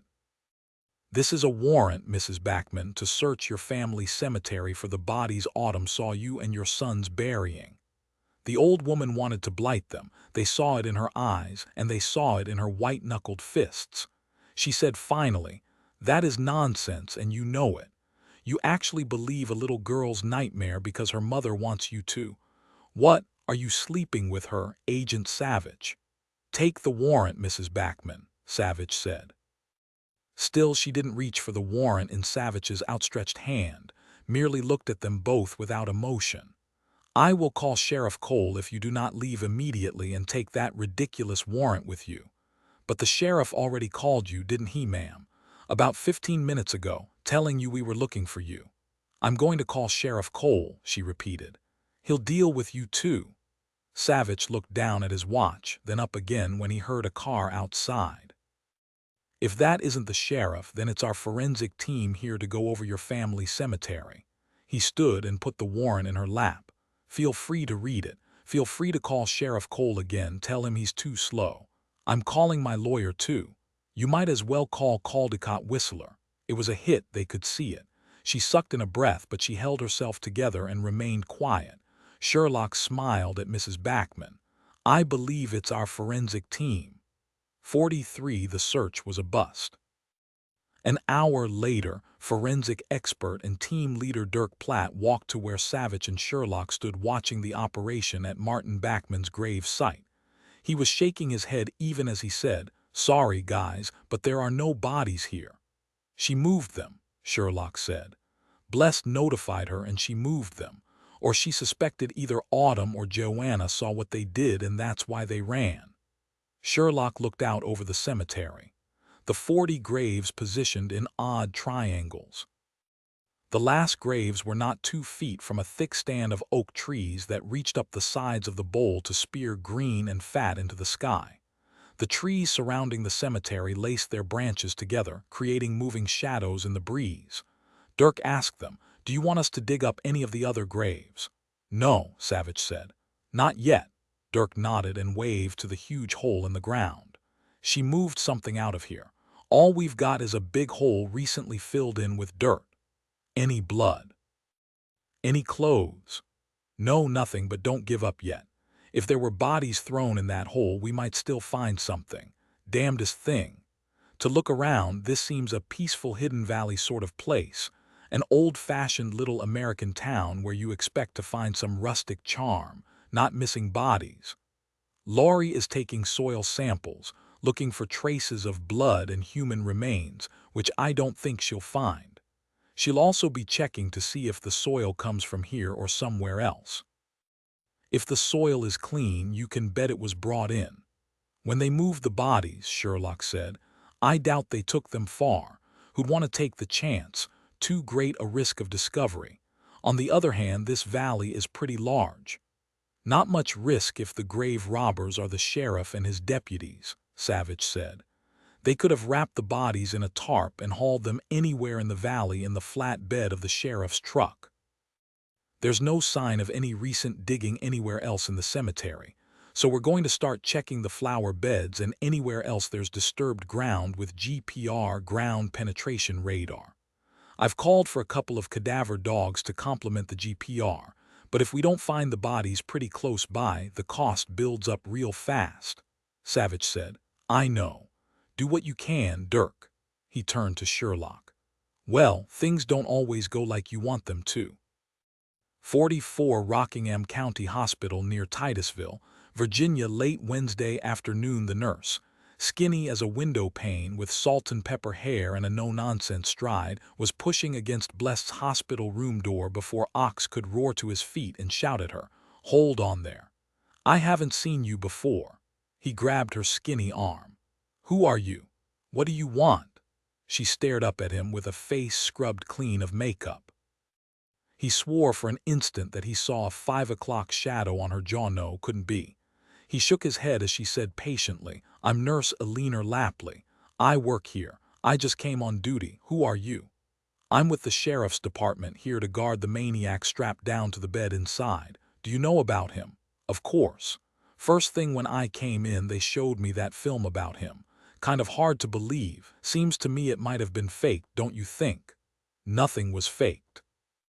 If not, then he's quite something, isn't he? There was admiration in her deep voice. Not good. Ox said, I'll go in with you. What do you need to do? Check his vitals, see that he's not in pain, the usual. Ox nodded and pushed the door open. It was the last thing he remembered. When Ox woke up, he was lying on his back, strapped down to Blessed Backman's hospital bed, his eyes covered, his wrists strapped to the bed railings. He opened his mouth and yelled. An orderly burst through the door, stood stock still, and stared down at him. Whoever you are, get this blindfold off me and the straps. I can't, sir. I saw that film. I saw what you do to a person. I'm not even coming close. Ox managed to still his panic. He forced calm and reason into his voice. Listen to me. Blessed Backman is in his mid-50s, a skinny little guy. I'm not. Somehow he got me.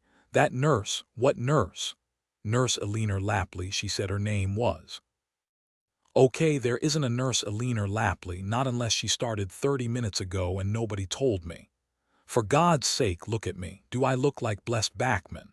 Well, no, sir, but get me loose now. Blessed Backman's escaped. We've got to get him back. But you idiot, I'm 33 years old and I weigh 200 pounds. Look at me. The orderly freed him. Ox looked up at Savich's video camera. Where was Dr. Hicks? He pushed past the orderly and looked into the next room. Dr. Hicks was unconscious but alive, the video equipment mangled. He knew the only official security in the small hospital was at the front entrance, so he didn't bother alerting hospital staff. He got hold of Ethan 3 seconds later. This nurse, Ethan, I swear to you she had a 5 o'clock shadow. I know Agent Savich told you Grace was probably here.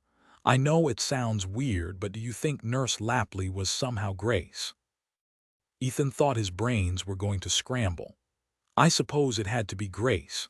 He got in through hospital security disguised as a nurse, only I guess he couldn't quite make it realistic enough. A bad disguise. I sure hope so, because if it wasn't a disguise, no, I don't want to think about that. Another couple of minutes and you would have suspected, but Grace was fast, got into the room and pulled off Blessed's blindfold, and that's why you don't remember what happened. Get all our people out to my place. That's where Joanna and Autumn are. He'll head there, you know it. I'm on my way right now. A moment later, Ethan was back on his cell phone and Joanna's phone was ringing. Hello, Joanna, this is Ethan. Bless's escaped with the help of his brother Grace. Get Autumn out of there right now. Drive back toward town. I'll meet you halfway. She didn't say a word, punched off.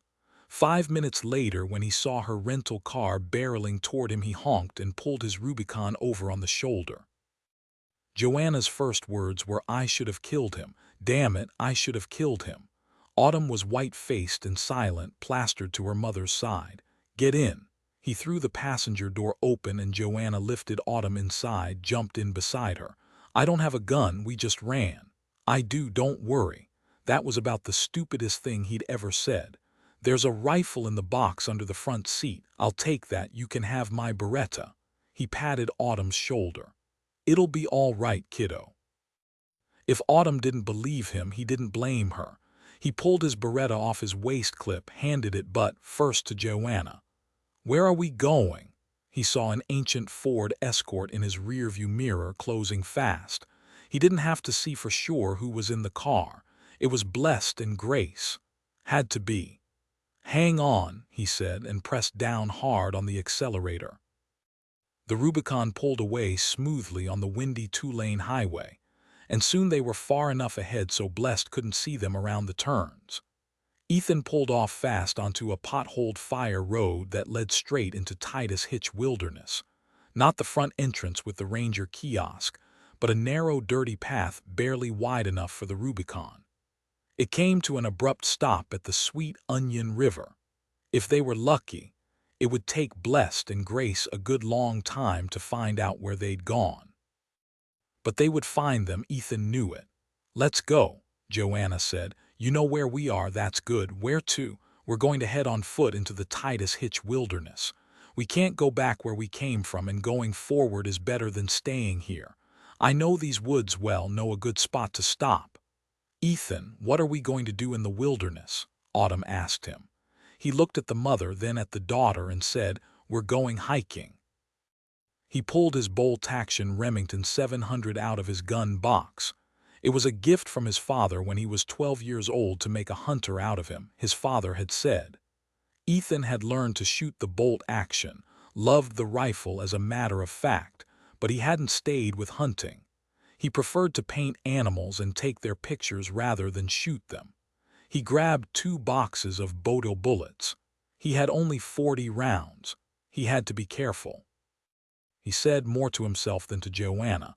"The clip is already loaded 10 rounds, so that gives us 50 rounds. He looked up at her. "This baby is slow, but it's really accurate at distance. Here's 2 magazines, Joanna, 15 rounds each for the Beretta." He thought about setting up a blind, shooting Bless from a good 100 yards away, far enough away to be safe. But what about Grace? Was he good at disguises, or was he something else entirely? Ethan was very afraid he knew the answer to that. He walked to the back of his truck, opened a metal storage trunk, and hoisted on a heavy backpack. He passed a smaller one to Joanna. "Okay, guys, let's get out of here." Ethan led them along the edge of the Sweet Onion River through lush water reeds to a narrow slice of water only 10 feet wide with black stepping stones that he himself had laid 15 years before for a dry crossing. "Okay, Joanna, you go first, then Autumn. I'll come across last." "Why don't we pick up the black rocks so they won't know where we've crossed?" he said simply. "I want them to know." Joanna looked at his rifle, then back up at his face. When they reached the other side of the river, Ethan pulled out his cell and dialed Savich. "We won't have service for much longer." 2 rings, then Savich. "Ethan here. Grace sprang blessed. If you want the full story, call Ox. Joanna, Autumn, and I are heading into Titus Hitch Wilderness, a place I know better than you know Washington. We just left the Backman's place. No bodies to be found, so they moved them. Do you want us back there?" "You can't get to us out here any more easily than they can," Ethan said.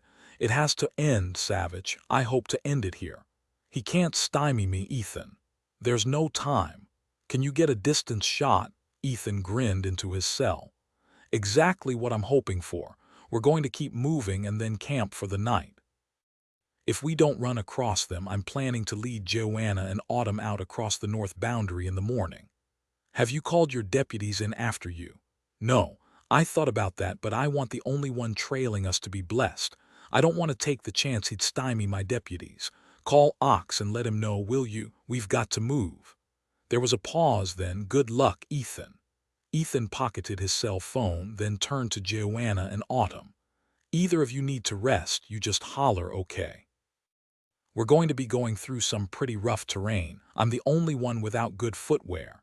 He kicked a stone with the toe of his low-heeled boots. Your sneakers will be fine. Stay close. We've got a ways to go before we get to Locksley Manor. One of Joanna's eyebrows went up. Robin Hood's house. You'll see, Ethan said and took the lead. He pictured Mr. Spaulding hanging in that tree, the bear ripping him down. He had no intention of ending up like him. He prayed they wouldn't run into hikers. He prayed harder that any hikers didn't get close to Blessed and Grace. They walked a few hundred yards on narrow trails until Ethan hooked off trail to the right, and they walked, always upward, through thick brush dotted with brilliant daisies and jasmine. Bricker's Bowl, Georgia, late Wednesday afternoon. We need to go back to Titusville, Dillon. We can't leave Ethan on his own, even if he asked us to. We'll be on a flight this evening, Sherlock, Savich said, and turned the Camry onto the main road heading east from Bricker's Bowl. Right now I've got a surprise for you. Anything to make this headache go away. How about Max found the address of the Children of Twilight? He's been working on that for days. You're not kidding me. He shook his head. Nope, got it. Oh yeah, that'll do it. She snapped her fingers. Headache's gone in 4.5 seconds. How did Max find out where they're located? Whistler's mother. She punched him in the arm. He grinned. Max couldn't find any property in Caldecott Whistler's name, so we dug into Caldecott Whistler's antecedents, his father, then his mother. Father's dead, so is the mother, but I had him do a property search within a 100-mile radius of Bricker's Bowl, flag anything that might be suspect. He finally found a good-sized property hidden within 2 holding companies, the first under the proprietary name of the second. That second company's name was listed as C.W. Huntington, Limited. The initials C.W. as in Caldecott Whistler triggered Max's algorithm, and he went for it. Underneath all the layers, Max discovered the property actually belonged to Mrs. Agatha Whistler as sole trustee. She inherited it from her husband when he died some 15 years ago. Although the trust isn't in the public record, it must have been passed to Caldecott when she died only last year at the age of 85 years. Caldecott is her only surviving child, now age 52. Her other child was much older and is also dead. So Caldecott made a good stab at hiding the property, but Max dug him out anyway. The pride in his voice made Sherlock smile. What sort of property is it? An old flucured tobacco farm. What on earth is that? Flucuring is still used commonly on tobacco farms in Georgia, supposedly produces the best tobacco. Evidently, they string the tobacco leaves onto sticks that they then hang from tier poles in the curing barns. Then brick furnaces heat flues that cook the green tobacco leaves. According to the deed, the farm was active until the 1930s. There are 2 curing barns still standing after more than 100 years, and a huge stone mansion, built in the early part of the 20th century that now probably houses the cult. I can't imagine what other use Whistler would have for it. It's located about 2 miles outside of a small town called Pease Ridge, 10 miles from Haverhill, where Caldecott Whistler supposedly sells cars. May I ask when you worked with Max on this? He shrugged. I woke up early this morning, couldn't go back to sleep. You looked so happy in whatever dream you were having, I didn't have the heart to wake you. I already called Ethan about it. Sherlock nodded. He needs all the info he can get. Good job. She frowned at him. You could at least act like you're a bit tired. Hot tea's my secret, you know that. All right, macho man, the Children of Twilight. I haven't told you where I think that name comes from. Yeah, you were going to tell me about that earlier. I found a couple hundred references to the name, but the one that caught my eye was a Children of Twilight group back in the 15th century in Spain, which was at the height of the Inquisition. They were called Los Niños en el Atardecer in Spanish. They'd been around for maybe 100 years before that, living in isolation, causing no trouble. Torquemada himself went after the cult. You're going to like this. The Children of Twilight were all supposedly endowed with psychic powers.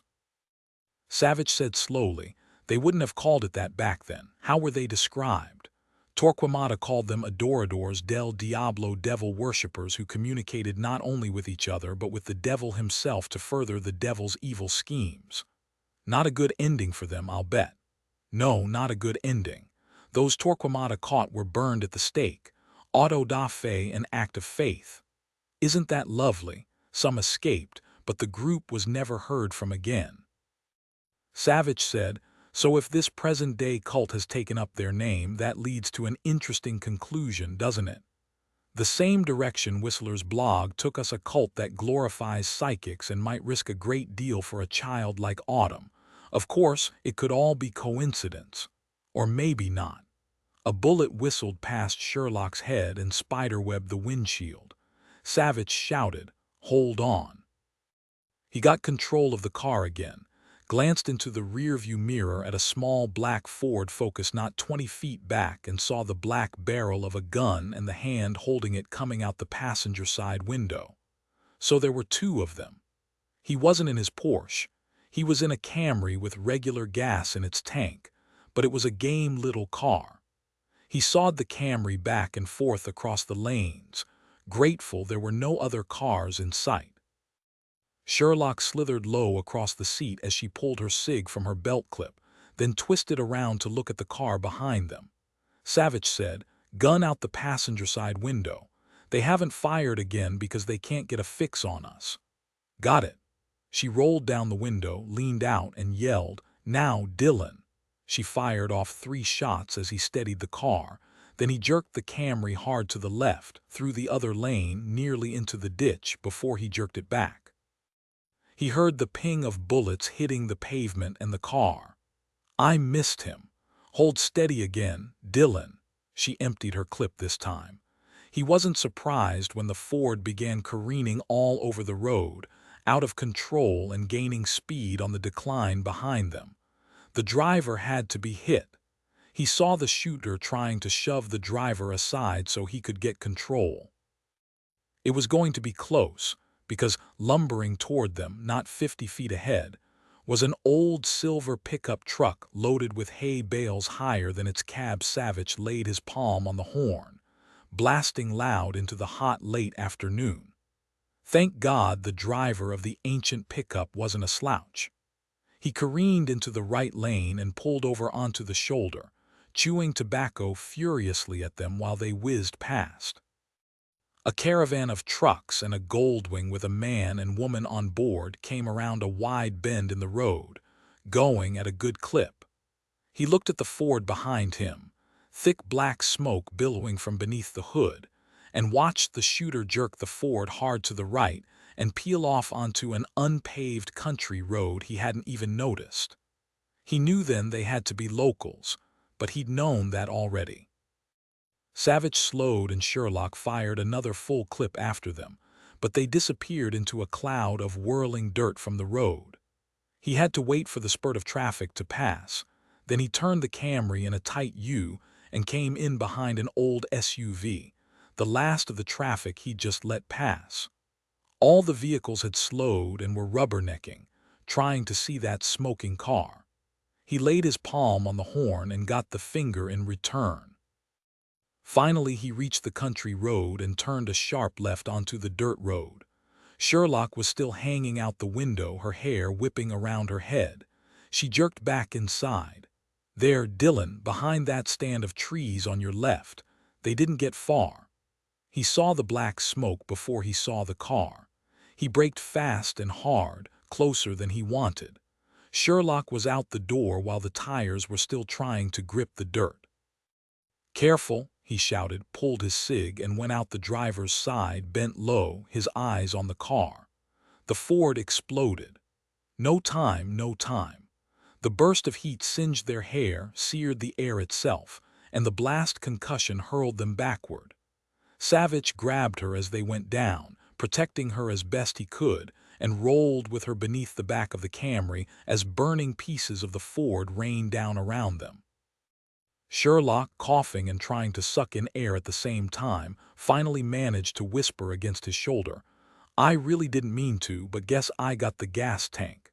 You think those guys are still inside?" "Yeah, probably," he said. "Don't move."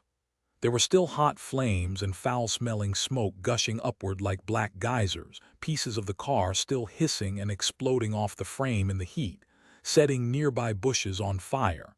Then there was silence, absolute silence.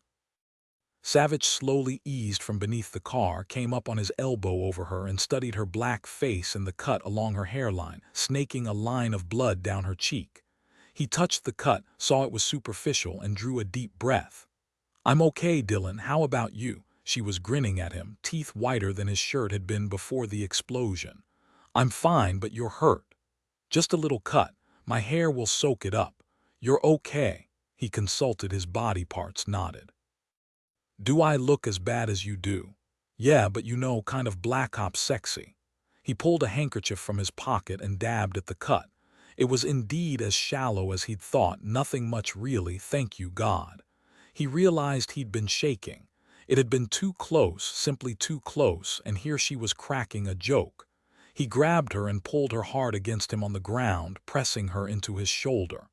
"I'm all right." "Come on, Dillon. I don't want to, but we have to check to see if those guys are still in the car." He wanted to hold her for at least another hour and breathe fresh air, tons of it, but fresh air would be in short supply here for a while, and the shooters could have gotten out of the car. He gave her a final squeeze, then they slowly got to their feet. "Careful," he said. Cigs drawn, they made their way to the smoking ruin of the car.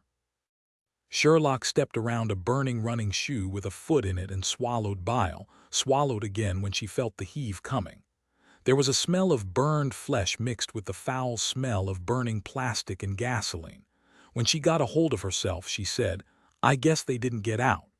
Through the smoke, they saw blackened remains huddled together in what was left of the front seat. 2 men.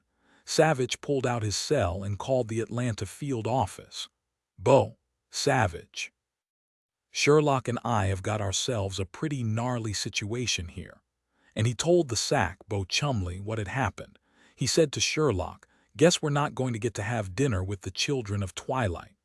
They waited in their car, cleaned up as best as they could with water from Sherlock's fizzy water bottle. Savich tried Ethan several times, but no cell service that far out in the wilderness. He knew this, yet he tried once again. Then he looked at his wife and said slowly, "I'm dumb as dirt. I forgot about Autumn. Let's see if I can reach her." He closed his eyes and pictured her face in his mind. "Dillon, it's you, really you. Hi, Autumn, what's happening? We're resting for a minute, Dillon, so I can talk. What happened to your face? Sherlock and I had a spot of trouble here in Georgia, but we're okay. I need you to speak to Ethan for me, okay?" That beautiful child with her hair in a ratty ponytail and her mother's freckles marching across her small nose giggled. "I'm going to be a TV." "Yep, with picture and sound." "Okay, ask Ethan to tell me where you are." Savich watched Autumn turn away from him. Oddly, he couldn't see anything else, only her profile, nor could he hear her speaking to Ethan. So did that mean Autumn couldn't see Sherlock? Autumn turned back to him. "Ethan says he's taking me and Mom to Loxley Manor. He said it's a cave and he knows it real well. We're going to hide there." Savich knew exactly what that meant. Ethan would leave Joanna and Autumn in the cave and go after Blessed and Grace. Since that was what Savich would do as well, he couldn't say much of anything except, of course, warning him about not looking at Blessed, but Ethan knew that. Ethan also knew what he was doing. He knew the wilderness and he knew what was at stake. He settled for asking Autumn to tell Ethan to be careful. She nodded, turned away again. A minute later she was back. Mama is staring at me because she knows we're talking to each other and she doesn't want to believe it, but, well, she has to. Ethan told me to tell you he's got a plan, but he won't tell me what it is. I'm scared, Dillon. What's going to happen? What to say? Then he knew. Sherlock and I are going to try to get blessed and grace to leave the wilderness and come back fast to Georgia. Tell Ethan we're going to see Mrs. Backman again. Tell him we're going to cut off the head of the snake. You be brave, Autumn. I'm here when you need to speak to me. She smiled at him, a smile filled with such hope and confidence in him. When Sackbow Chumley arrived by helicopter an hour later at twilight, the local sheriff and his 3 deputies were already there, along with the white van of the county forensic team. The first words out of Savich's mouth were, "Can you take over for us here, Bo? We've got to get back to Bricker's Bowl to arrest Mrs. Shepard Backman." He looked toward the forensic team, who looked both grim and resigned, and was thankful he didn't have their job. Titus Hitch Wilderness Titusville, Virginia. Ethan cleared away enough brush so he could slip through onto a narrow stone ledge beneath an overhang and into the cave he'd named Locksley Manor when he'd been 7 years old, reading Robin Hood and exploring with his grandfather. The cave was well hidden since he'd planted bushes all across the front of it, hoping to prevent hikers from finding it, which had worked, and keeping animals out, which hadn't. A bear hibernated in this cave most every winter, but it was August now and quite empty, thank God. It smelled like bear, not a bad smell, just thick, kind of oily. The chamber was small, unremarkable, really, giving no hint to the several magnificent chambers to be found deeper in the mountain, each of them with ceilings so high you couldn't see the top. He made his way out through the bushes and brought in Autumn and Joanna. Then he pulled the bushes back into place, covering all signs of a cave entrance. He pulled off his backpack as he watched Joanna and Autumn's faces in the pale light of their sanctuary. He said, "It looks pretty humdrum out here, but as it burrows farther back into the mountain, it becomes quite spectacular. I'll bring you guys back here to explore it. Let me show you the goodies I brought." He pointed to his bulging backpack that he'd slung onto the cave floor.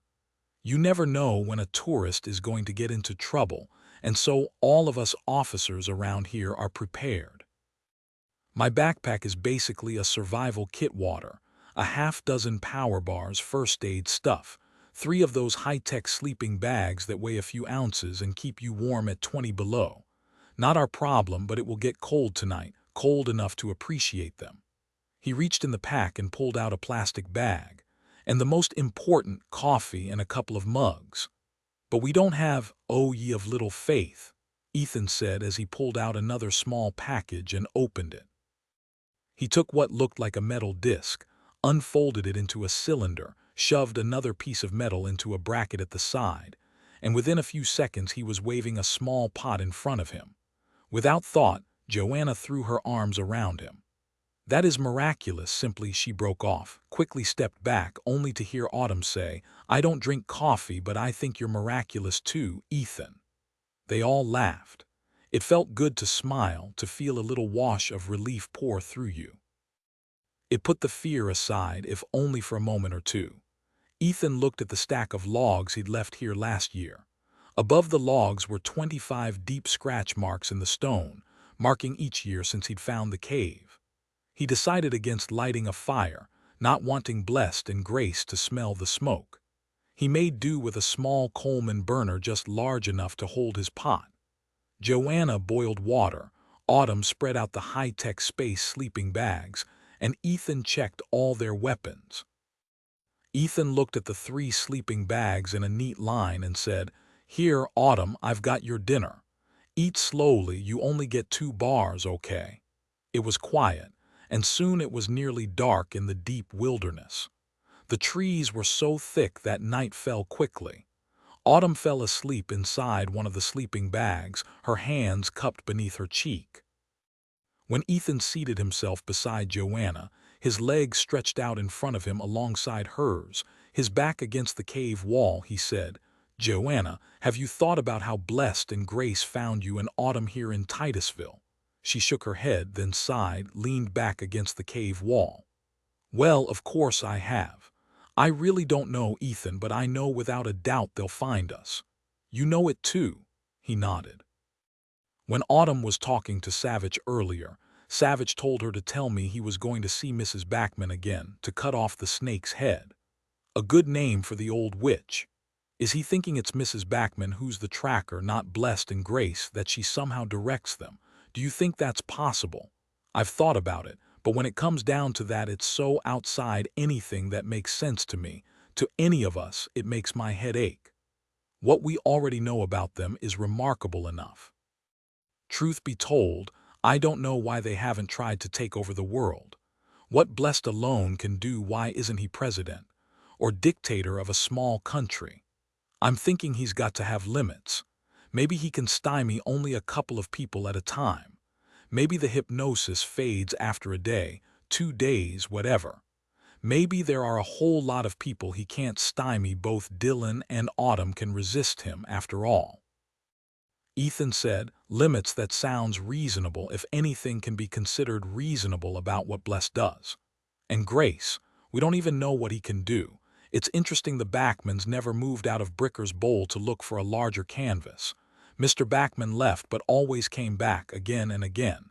It's like they're somehow tied to Bricker's Bowl. They're afraid to leave or can't leave. Ethan poured them each another half cup of coffee. That's the end of it. Do you like it? It's the best coffee I've had today. He chuckled and raised his cup to hers in a toast. He paused a moment, then said, I meant to tell you, Joanna, I really like your freckles. Her hands immediately went to her cheeks. Freckles, the bane of my existence. You said you like them. Yeah, I do. They breed in the sun. Her dark brown hair was pulled to the back of her head and held in a big clip. Hanks of thick hair fell around her face. He would have told her he liked her mouth too, and how her smile filled the very air with pleasure, but it really wasn't the time. He prayed there would be a time. He couldn't remember a more dangerous situation, and he knew he couldn't fail. It wasn't an option. Ethan watched her pull out the clip, smooth her fingers through her tangled hair, gather it all up again, and hook the clip back in. He said, Autumn is the picture of you. What? Oh no, she's beautiful. I've always thought she looked more like my mother. Nope, she's a copy of you. There's nothing of her father in her. She'll look at you sometimes with her head tilted to one side like she knows what you're going to say and is waiting for you to get on with it. That's her father. And when she's mad, her cheeks turn redder than a sunset. That's her father too. Ready to tell me about Martin Backman? She swallowed, shook her head. Ethan waited, saying nothing more, and sipped his coffee, so thick with grounds now it was probably growing hair on his tongue. He was a mean drunk. That's what he told me when we dated, and that was why he didn't drink. He said something snapped inside him when he drank, and he lost it. He hadn't had a drink in 7 years. I admired him because he'd recognized the problem and dealt with it. I was visiting some friends in Boston when I met him. I fell in love, married him right after I graduated from Bryn Mawr, and moved to the big bad city of Boston. Became a Patriots fan, and the Red Sox, you can't help but love them. Then Autumn came into our lives. What did your husband do? Martin was in advertising. TV commercials. Yes, television primarily. People humor, screwy situations mostly. He was very good at it, very intuitive. He had a knack for knowing what would and what wouldn't appeal to people, and he was usually right. Not long after we married, he was made the head of the agency branch in Boston. He was only 28. Do you think his gift somehow played into this, gave him an edge? You're probably right. Sometimes it was scary how right on he was. Autumn was 4 years old when his company wanted to bring him to New York, a big promotion, more money than you can imagine. What happened? He went out with people from the firm in New York to celebrate, and without thinking, he drank a toast. He didn't stop, couldn't stop, I guess. He hit a man in a brawl with a chair, and the man died. He plea bargained down to manslaughter and went off to jail to serve a minimum of 9 years. She shrugged, staring down into her empty cup. He was murdered in prison, stabbed by an inmate in the shower who turned out to be related to the man Martin killed in that bar. You want to know what was strange, Ethan? Autumn knew her father was dead before I told her. Not dead, necessarily, but that he wasn't there anymore. And she knew he would never be there again. She told me they spoke every single day. Only I refused to accept it as being real even though I knew in my gut that it was, even then. I couldn't figure out why Martin had never told me about this gift of his, never told me about his family, refused to even speak of them. Now, of course, I understand. He didn't want me to know about any of it, even this so-called gift that terrifies. Ethan took her fisted hand, smoothed out her fingers. Autumn isn't her father. She's herself, and what she can do is a miracle. She gave a hard laugh. Yes, a real miracle. He pulled her against him and pressed her against his chest. Thank you for telling me. I'm very sorry. How long ago did he go to prison? Nearly 3 years ago, up in Ossining. He refused to let either Autumn or me come to see him. He wrote to me every single week, although, of course, he must already have known everything that was going on since he spoke to Autumn every day. By the time he died, I couldn't even remember his smile, and I felt guilty because maybe I didn't want to remember, she sighed. It was all so pointless. He smoothed his thumb over her eyebrow, traced his fingertips over the line of freckles. I've been meaning to tell you, you look familiar to me. She closed her eyes. I did a TV commercial for a new kind of potato chip. It was a way to make some extra money. Was that you in the wheat field chewing on this square, lacy chip? She grinned. The director wanted the light just right so it would show up my freckles. He said they made me look like the girl next door. Do you know, those chips are quite good. I remember I bought a bag because of you. He shouldn't have said that. He should get down to business, but not just yet. He leaned down, kissed her mouth. She tasted of oat and apricot power bar. I'm very sorry for all that's happened to you, Joanna, both you and Autumn, but we'll get through this. I'm heading out now to find a good spot to watch for Blessed. It's the perfect night for it, hardly any moon but enough light for me to see. You watch over Autumn, all right. He kissed her again and rose. Joanna slowly got to her feet and faced him. He supposed he expected her to blast his plans, but all she said, her voice quiet and calm, was, "Yes, it's time. I'm going with you. I don't want to leave Autumn, but she'll be safe enough here. I'm hoping she'll stay asleep. She's a really good sleeper." She pulled her gun out of the back of her jeans. "Mama, what's going on? Is Blessed here?" Bricker's bowl. Georgia, the car lights made the trees lining the Backman driveway shadowy. A light breeze made the leaves flutter. The air was heavy, and star jasmine sent out its seductive scent. Only 40 minutes had passed since they'd left the burning car with its 2 dead killers inside. Savich and Sherlock, with 2 agents from the Atlanta field office behind them, saw the huge house, lights dotting the downstairs and the front veranda. Savich pulled the Camry to a stop, the 2 agents in the Toyota pulling up beside him. The 4 of them walked lockstep up to the Backman porch. Standing there were Sheriff Cole and Mrs. Backman at his elbow, both now lit by several lights suspended off the overhang. Tonight, Shepard looked like a tough old boot. Tonight she looked like a very old witch with her white hair loose around her heavy face. As for Sheriff Cole, he was still in uniform, looking determined. His hand rested on his gun. Was the man insane? There were 4 federal agents standing in front of him. He felt Sherlock move closer. He heard the 2 agents breathing fast. Sheriff Cole slowly lowered his hand from his gun, held it loosely at his side, and gave them all a full-bodied sneer. "Well now, Miss Backman, isn't this ever a treat?" "I thought we'd got rid of these outsiders," Savich said. "Nope, the outsiders are back. Best keep your hand away from that weapon of yours, Sheriff." "Nosy bad pennies," said Shepard Backman. "You can't get rid of them."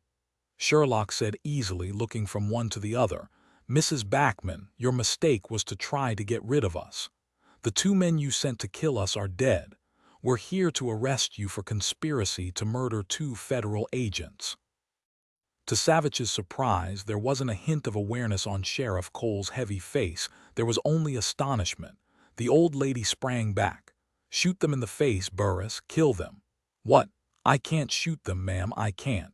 We need to calm down here, think this over, do it." Savich saw the sheriff turn to look at the old woman whose face was filled with malice and rage. She looked straight at the sheriff and he at her. Sherlock said, "Look at me instead of the sheriff." "Mrs. Backman, don't tell him that again or I will shoot you both dead. Then I will burn this damned house down. Do you understand me?" Agent Todd stepped forward, his cig in his hand. "We've got it," Savich said over his shoulder. "Things are under control. Now, Mrs. Backman, I guess you didn't realize there are 4 of us, all FBI agents. You're coming with us to Atlanta. Trying to kill a federal agent is, naturally enough, a federal offense. The FBI doesn't like having its agents shot at." Sheriff Cole stepped in front of her, blocking her from their view. "You can't do that, Agent. Miss Backman is a citizen of Bricker's Bowl, our leading citizen. Her roots are here, you can't take her.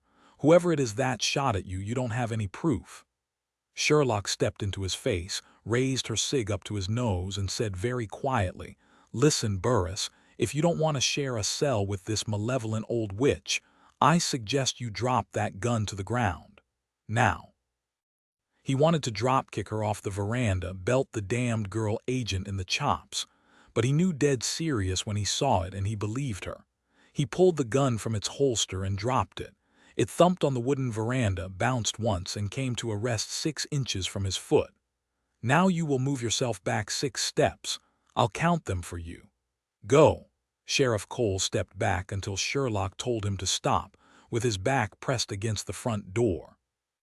Agent Todd stepped onto the porch and picked up the sheriff's gun, Dirty Harry's Magnum, one he'd like to own himself. He raised an eyebrow at Savich, who said, "If the sheriff behaves himself from now on, I'm willing to let him slide. I just want Mrs. Backman." He asked her, "Do you wish to make a call, ma'am?" "Yes, to my lawyer." Once again he said, "Caldecott Whistler." She gave him a malignant look and shuffled away in her mules. The sheriff jumped to the side so she could open the door. She flung it open so hard it hit against the inside wall. Savich wouldn't have guessed she had that much strength. Savich watched her walk to where a phone sat on a lovely Victorian marquetry table. He watched her pick up the phone and dial. None of the agents could hear what she said. None of them stepped inside the house. When she came back, Sherlock said, "Did you call your lawyer?" "No," she said. "I called someone of far more help than that pitiful excuse." Savich didn't care at the moment whether she'd phoned someone or used telepathy, so long as what she'd done would get blessed and grace away from Titusville, away from Ethan, Joanna, and Autumn. "Nice touch," he said to her, "using the phone like that." She turned on him, head thrown back, and snarled at him through her teeth, "I'm going to boil you alive, you miserable shit." Sherlock walked right up to her, got in her face. "Really, ma'am, that isn't at all polite. Now you're going to get cuffed." She unhooked the handcuffs from her belt and slapped the old lady's hands together. Shepard Backman lifted her face to the heavens and shrieked. That mad, guttural howl raised gooseflesh on their necks. Agent Ruley and Agent Todd stood still, watching the old woman, their cigs drawn. Neither man could think of a thing to say. Titus Hitch, Wilderness, Titusville, Virginia. Autumn sat straight up. "Mama, you can tell me, is blessed here." Joanna palmed her gun into Ethan's hand and moved quickly to kneel down beside her daughter. She touched her hair. "Blessed isn't here. Everything's okay, sweetheart, you're safe." Autumn looked from one to the other of them, her eyes too adult, too filled with an understanding she shouldn't have. "You're going with Ethan to go after them, aren't you, Mama?" Joanna looked into her daughter's beautiful blue eyes. Her eyes. Ethan thought so. She stroked out some of the tangles in her hair. She needed a brush. "Ethan wants to go alone, but you and I both know that's too dangerous. One look and he'd be under. I want to be at his back to keep him safe." "Your mother is staying here with you, Autumn." Autumn looked up at Ethan, again with too much awareness in her eyes. She said slowly, "Mama's right, Ethan. I'll be okay here. You take Mama and sneak up on them. I won't be afraid, I promise." "It would be too dangerous for her," he said. "Joanna, you have to stay here and protect Autumn." Autumn gave him a look that clearly said, "What a stupid thing to come out of your mouth, and here you are, an adult." Ethan said, "I don't like it." "You can't keep me from following you, so we might as well go together," Joanna said, voice honey smooth because she knew she'd won. How could she possibly consider taking a risk of dying as winning? He watched her hug Autumn hard against her, heard her say against her hair, "You stay here and wait for us, all right? We'll be back. I promise you." "Be careful," Autumn said, and looked toward where her sneakers were lined up next to her silver sleeping bag. Once outside the cave, Ethan and Joanna made sure the bushes covered the entrance without any trace they'd been there. Ethan said, "Even if Blessed accidentally comes along, even if he tracks her near here, he won't know where she is precisely because he can't see the cave entrance in the dark." Joanna prayed that was true. She knew he'd said that to convince both of them. She said, "It's too dark for you to track them. How are we going to find them?" He said, "Tell me how experienced you are in the woods, Joanna, at night." "At night it's pretty much been limited to leaving my tent to go to the bathroom, but I'm very good. I don't clomp around and trip over plants and bushes. I'm a shadow, a ghost." He grinned. "Seriously, I can keep up with you, Ethan. Where are we headed?" "I told you I know this wilderness. I know they're after her, but even if they can somehow track her to this area, I don't think they'll even try to come for her tonight.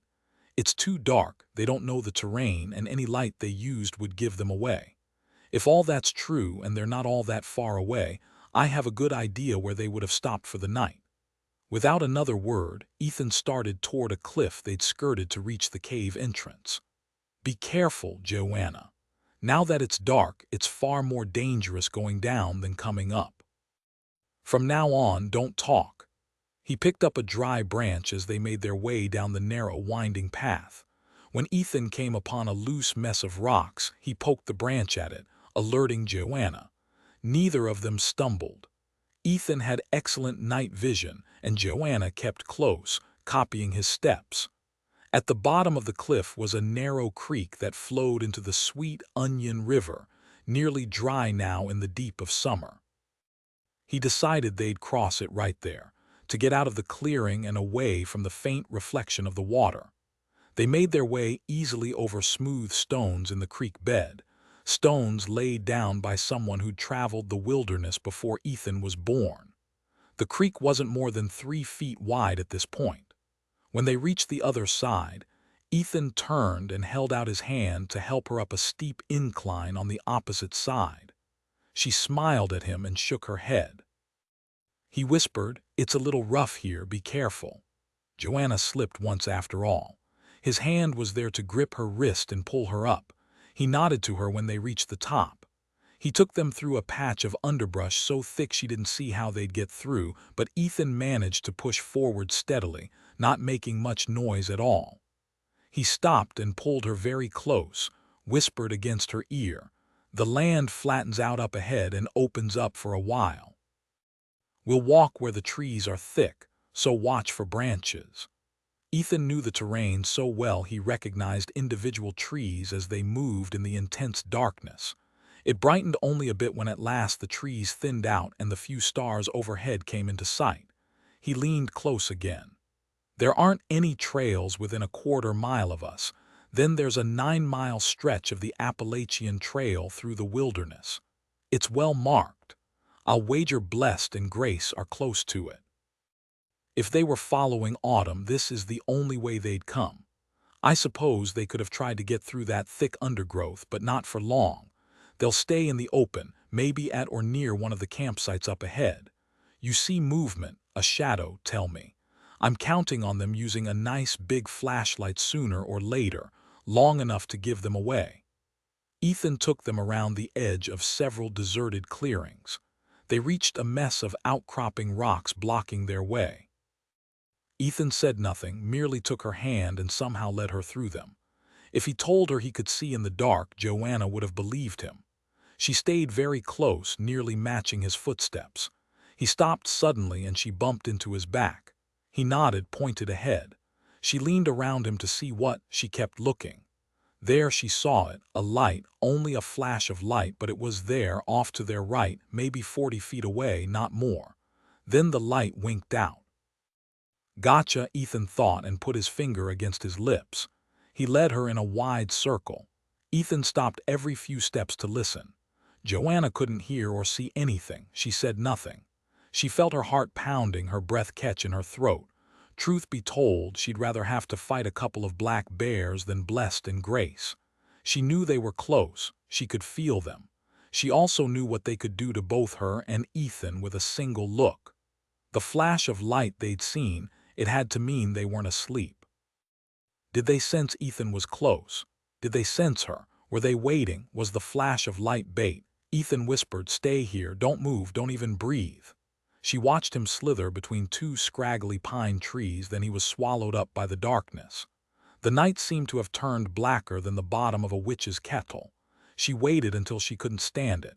She took one step, felt his hand on her back, and nearly screamed. He said against her temple, "They're asleep, Joanna. We've got a chance now." But what about the flash of light? One of them probably got up to relieve himself. We'll wait another 10, 15 minutes just to make sure. He sank down to lean against an oak tree, Joanna next to him, and they waited. After a minute, she began to hear the night sounds return, a cricket, an owl hooting, small creatures moving in the underbrush. They waited. Joanna was stiff with cold, but she didn't say anything. When she believed her teeth would begin chattering, Ethan rose, pulled her up beside him. They both stretched to get their muscles working again. She followed him, her hand on his back, trying to move as quietly as he did through the underbrush, under the tree branches, trying not to trip on the rocks and the rotted vegetation. She could see only his outline in front of her. She heard a sound beside her foot and stopped suddenly. Ethan stopped too. It was a small animal, a possum or a weasel.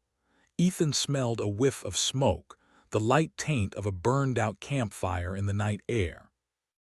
Close, they were very close. When they reached the edge of a small open space, not more than 6 feet across, Ethan saw the small fire they'd built was nearly out. There was no movement that he could see. On either side lay a sleeping bag. Everything was quiet, a postcard kind of night. Another owl hooted. An answering hoot came quickly, then another. The air was soft against their faces, soft and cold. Joanna shivered. She pressed against Ethan's back. He whispered, "They must have stolen the sleeping bags if it's them. We'll have to shine a light. I'll take the sleeping bag closest to the fire, all right. You take the other. Remember, don't hesitate. If ever our lives will be on the line, it's now." He stared down at her for a long moment. He knew she couldn't see him clearly, but he could see her. He touched his palm to her cheek. She looked scared and determined. It would be enough. "Let's do this and get back to autumn." She nodded, her throat suddenly dry as desert sand. She'd never really understood wanting to kill another person, but she understood now. She felt a wild need to kill Blessed, watch the life flow out of his mad eyes. Then at last autumn would be safe.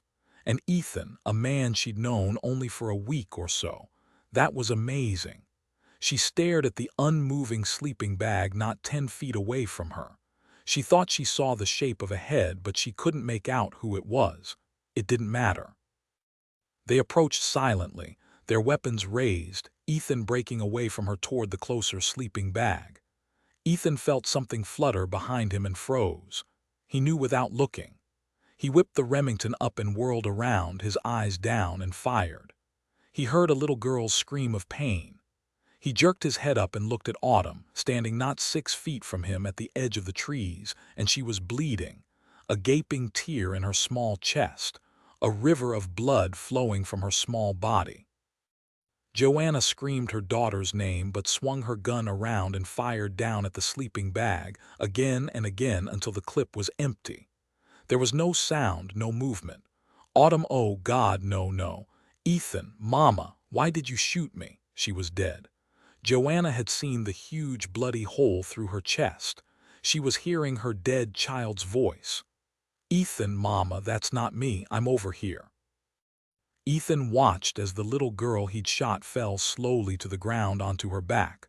Watched that little girl change a second.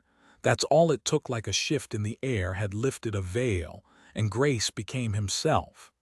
Ethan shook his head. not wanting to believe what his eyes had witnessed. It was madness, but it was nonetheless true. His life had flown out of control since these two had come into it. Grace lay on the ground, his hands pressing frantically down on his gut, blood and fluid seeping through his fingers, and he was hissing with pain. Ethan yelled to Joanna, "Where is Blessed?" "I shot him in his sleeping bag," Joanna said as she ran toward Autumn. "Finally he's dead, thank God he's dead. I emptied my clip into him." "No, you didn't, Joanna." She whirled around, stared him right in the face. "No," Autumn screamed and launched herself at Blessed. He turned to grab her small arm. He looked at Ethan as he jerked up the Remington. "You don't want to do that, Sheriff." Ethan froze. "Autumn, my little niece, my little sweetheart, it's all right now. No, it's not. I can't lie to you. He shot Grace. That sheriff shot your uncle, Autumn. Look at him, it's bad." Blessed dragged Autumn to where his brother lay curled up on his side, his palms flat against his belly, his blood now gushing through his fingers, whimpering with pain. Gut shot, the sheriff had gut shot Grace. Blessed knew if he didn't get him to the hospital fast, Grace would die. His guts would twist up and they'd turn green and black and Grace would rot. He would die screaming. Martin was dead and now Grace. He'd always protected both of them, always paid back with bloody interest anyone who bullied them because they were different, because they were special. But the bullies beat his brothers up only once because Blessed nearly killed them. And now Grace was shot bad in his belly. Blessed had failed him. He wanted to howl, to shriek, but not pray, never pray, because Mama had told him prayers from him could bring up the devil and then things would really get bad. He stood there staring down at his brother, his brain squirreling about madly. He knew little Autumn was terrified. He couldn't blame her for that, but Grace was lying on the cold ground, weeping and screaming. What was he to do? Grace's eyes fastened on his brother, tears running in dirty rivulets down his thin cheeks. "Blessed," Grace whispered. "Listen to me, Blessed. Kill me, kill me. There's no choice. Oh, Jesus, I can't stand it." "Oh, no, no, you can't ask me to do that, Grace. No. Do it, Blessed. I can feel the bullet in me, feel it burrow deep. I know there's no way to get me out of here. I shouldn't have tried to fool the sheriff like that. He was afraid it was you, so he shot me before he looked at me. My fault. I love you, Blessed. Tell Mama I'll look down on her. Tell her I'll prepare a welcome for her and a special place for her. I know I'm dying, Blessed. Do it now, please, just do it now." Grace drew up his knees, still clutching himself, and turned his face away. His sobs were all they could hear in the silent forest night. Blessed said to Ethan, "Give him a kill shot." Ethan turned to Grace, brought up his Remington, and fired. The bullet struck Grace between his eyes. His body lurched up, then collapsed again. He died with his eyes open, his face riddled with pain, his hands still clutching his belly. "Stand back, Sheriff." Ethan took a single step back. Blessed pulled Autumn with him as he dropped to his knees beside his dead brother. He touched Grace's face, closed his staring eyes. "I'm sorry, Grace. This is gonna kill Mama, and she's gonna blame me even though it was what you wanted. I couldn't take you to a doctor, and you knew it." He leaned down and kissed his brother's tear-streaked face. Blessed straightened, swiped the back of his hand over his mouth, then turned to Ethan. "You killed my brother." Autumn hit him with her fists, yelled in his face, "Don't you dare hurt Ethan or Mama, you monster, don't you dare." Blessed controlled his killing rage. He stared down in shock at the little girl, his own flesh and blood. "I'm not a monster. That's not a nice thing to say to your uncle. I hate you. I wish you weren't my uncle. I wish you were in hell. That's where you should be. I am your uncle and I love you." Autumn was hiccuping, tears streaming down her face. He thought for a moment and said slowly, "If you promise to come with me willingly, I won't kill them even though the sheriff did murder my brother. If you promise to let me and Mama teach you how to use your gift, I won't. Do you promise?" Autumn looked at Grace and thought, "You're dead, you're dead, you're dead." But Blessed wasn't dead. He wasn't like her. That was a lie. He was a monster. And monsters could look like anybody they wanted to when they snuck into your dreams or crashed into your face. Autumn knew death was the end of things, like her father had gone away forever. And now Grace wasn't here anymore either, and that meant sometimes death was good. But blessed, what should she do? She looked at Ethan, then at her mother, both of their faces blank as if they weren't there. She heard his rough old voice saying again, "I promise I won't kill them, Autumn, I won't, if you do what I want." Blessed's words fluttered over her. Autumn wanted to run to her mother to shake her until she was back into herself again, and she jerked her arm to try to get away from him, but Blessed tightened his hold. She wanted her mother, she wanted her laughing and holding her, telling her everything would be all right. She nodded up at the old man whose eyes were hard and soft at the same time. "Say it, say, I promise, Uncle Blessed." It was hard to get the words out, but she did finally. I promise."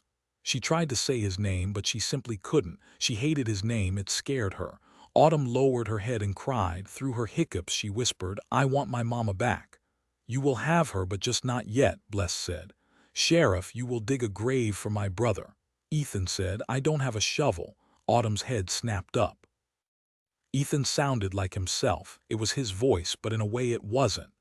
His voice sounded dead, uncaring, flat as the strawberry pancakes she tried to make for her mother on her birthday. Bless said, "Then you will dig with sticks and your bare hands. Woman, you will help him, both of you." He loosened his hold on Autumn's arm. She ran to her mother, but Joanna ignored her, dropped to her knees beside Ethan and began to dig, pulling up clumps of dirt and grass, tossing them as far as she could. "Mom." Autumn pulled on her sleeve, but Joanna paid her no attention. Autumn grabbed Ethan's jacket, but like her mother, it was as if he wasn't even there. Come back," she whispered, and couldn't even whisper anymore because her throat was clogged with tears. She drew back her fist and hit Ethan as hard as she could. He didn't flinch, he didn't react at all. He continued digging up dirt, big handfuls of it, throwing it over his shoulder. It was horrible what she was seeing, but Autumn couldn't do anything to stop it. She listened to the thuds of earth strike the ground. She didn't look at Grace, she couldn't. She fell to her knees and began to dig up clots of earth. "Stop that, come here, Autumn," Bless said and pulled her away. "I'll help them, let me help them, let me dig too." "No." Blessed pulled Autumn down to the ground beside him and held her there. She sat beside the monster for what seemed like hours, watching her mother and Ethan dig a grave for Grace, and finally, so exhausted her brain finally closed down, she fell asleep. When the grave was deep enough, Blessed wrapped Grace in a sleeping bag and told the sheriff to lay him at the bottom of the 4-foot hole. He did. "Now come out." Ethan climbed out of the hole and stood silently beside Grace's grave. Autumn slept, her face against her cupped hands. Blessed had taken off his jacket, covered her with it. He said, "Now both of you fill the grave." Throwing handfuls of dirt over Grace's body didn't take as long as digging his grave. When it was done to Blessed's satisfaction, he told them to stand respectfully on each side of Grace's grave. "Sheriff, you and the—" He took a quick look at Autumn, saw that she was sleeping soundly, and said, "You and the bitch will pray for my brother." Ethan said, "The Lord is my shepherd, I shall not want." After a moment, Joanna joined him. Bless thought of his mother, at the awful soul-tearing grief she'd feel, and felt his throat clog. He prayed she'd understand. She had to. He'd had no choice. He listened to the smooth, even cadence, a monotone really, no feeling to the words at all. At least they knew all the words. It was good. Blessed slapped his hands against his arms. He was getting cold without his jacket, but that was all right. Autumn needed warmth more than he did. She was only a little girl after all, so small and fragile, and she was his niece. She was important. He wished she understood. But it was too soon, and the child was too young, too dependent on her mother, the bitch who controlled her. She would come to understand, to know he'd done the right thing. Bless tucked his jacket more closely around her. He didn't want her to get sick.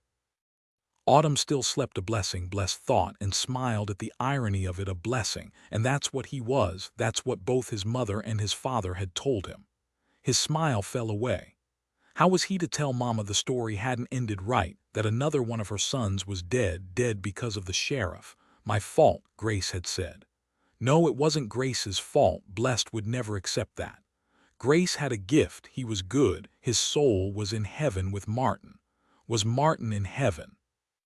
He hoped so, but he'd been away from his family for so many years, nearly half his life. And Mama had finally said, let him go, he'll come back on his own. But Martin had been corrupted, all her fault, and then the bitch had brought him home in an urn. And now Grace was dead too, and he'd rot inside that sleeping bag covered with a mound of heavy black dirt because he'd been doing what he had to do. It hadn't turned out right. It had all gone wrong and Grace was dead. He'd lie out here forever. It wasn't right. Blessed felt his rage build until he shook from the inside out. It was so strong, his need to kill both of them, to wipe them away as if they'd never existed. It would be hard with Autumn, though, if he broke his word to her. He didn't know what she'd do, and Mama said he had to get her back. She had to have Martin's daughter. He looked at them. They were filthy, covered with Grace's grave dirt. He supposed he couldn't leave the wilderness with them looking like this. Take us to the nearest stream, Sheriff. Blessed picked Autumn up in his arms and followed Ethan and Joanna. Thankfully, she still slept because those two had exhausted the poor child, dragging her through the wilderness, probably not giving her enough to eat or drink in their rush to get her away from him and Grace. The sheriff seemed to know where he was going, even in the dark. Blessed was impressed. Atlanta, Georgia, Thursday morning, an orange glow lit up the gray dawn sky. Even this early, there was lots of traffic on the road, mainly trucks and vans. They checked into a small Hilton because they were both exhausted, but sleep didn't come. Sherlock finally sat up. Hazy morning light now filled the room. She saw Dillon was awake, staring up at the ceiling. "We've got Shepard out of circulation," she said with satisfaction. "She's behind bars, scaring her fellow inmates with her chants." Savich turned his head to look at her. He smiled. "When she screamed at one guard, I thought he was going to faint. See, we did good. You told Ethan we were going to cut off the snake's head, and we did." She kissed his ear, then looked toward the windows at the bright morning sky. "Well, I don't think sleep is going to happen." She called Ox's cell, and Glory B got through to him. She turned on the speaker, and Ox told them they were getting ready to go in since it was light enough now. But Ox sounded really worried. "I'll call you guys as soon as we find them, or I know more." She told him about Shepard in jail in Atlanta, then, "Ox, we think Blessed and Grace are headed back home to Bricker's Bowl. Please keep in touch." When she punched off her cell, Savich said, "I've tried to call Autumn, but there's no answer." He sighed. He was scared for them, really didn't see a good outcome here if Ox and all the rest of the deputies hadn't heard from them. Then again, there wasn't much reception in the wilderness. Sherlock was right. They'd had one victory. He thought of everyone's shock when they first saw the little old lady in cuffs being hauled into booking. The chanting and screaming took care of the shock. Shepard was tucked away tight. That left Grace and Blessed. He felt panic nibbling away and wanted to smack it out of his head. Well, he'd gotten what he'd wanted. He'd bet his gym membership Shepard had somehow contacted Blessed and Grace. He had 4 FBI agents at Bricker's Bowl staking out the house, waiting for them to come back. But what if they didn't come back? Maybe Joanna and Ethan were both dead. No, Savich couldn't accept that. He simply couldn't. He had to stop this. He was driving himself crazy. He said, "I wish Autumn would pick up my call." He gathered Sherlock against him, and they fell into an exhausted sleep. It was near 11 o'clock in the morning when Savich's cell phone sang out Rihanna's Umbrella. It was Ollie Hamish. Just as Sherlock had done with Ox, Savich turned on the speaker. "Savich, everything's okay. Let me say that first off. Lissy Smiley and Victor Nesser somehow found your home address. As you know, we've been keeping your house under watch. Dane Carver and Jack Crown spotted them trying to sneak around to the back just after dawn this morning. They spotted each other, actually. They'd managed to get back to their car and floor it out of there before Dane and Jack could bring them down. Lissy was hanging out the passenger side window, shooting at them for all she was worth. Victor knocked down a couple of mailboxes and mangled a kid's bike on the way. Thank God none of your neighbors were up and about yet. Jack told me it was a wild hunker chase, with a half-dozen local cop cars joining in. They left an injured pedestrian and a small Volkswagen flipped over on its side near the Potomac, and got across the bridge before we could close it. Then they drove right into the gates of the Arlington National Cemetery. Savich was gripping his cell. It was hard to be silent and wait and listen. He wanted to shake the words faster out of Ollie's throat. Finally, he couldn't stand it. He said, his voice flat, "They didn't get them. Lissy and Victor got away." "So far," Ollie said. "They blew out a rear tire driving over the grass and bushes, knocked over some of the grave markers, and skidded into a tree." Dane said the car was totaled, both front and back windshields shattered from gunfire. But Lissy and Victor were out and away before they reached the car. Savich said, "That means they'll have to get a car, and they'll carjack one if they have to. Doesn't matter how many people are around." "Yeah, we've got local police patrolling the streets within a mile of Arlington National Cemetery, setting up a perimeter, checking all the houses."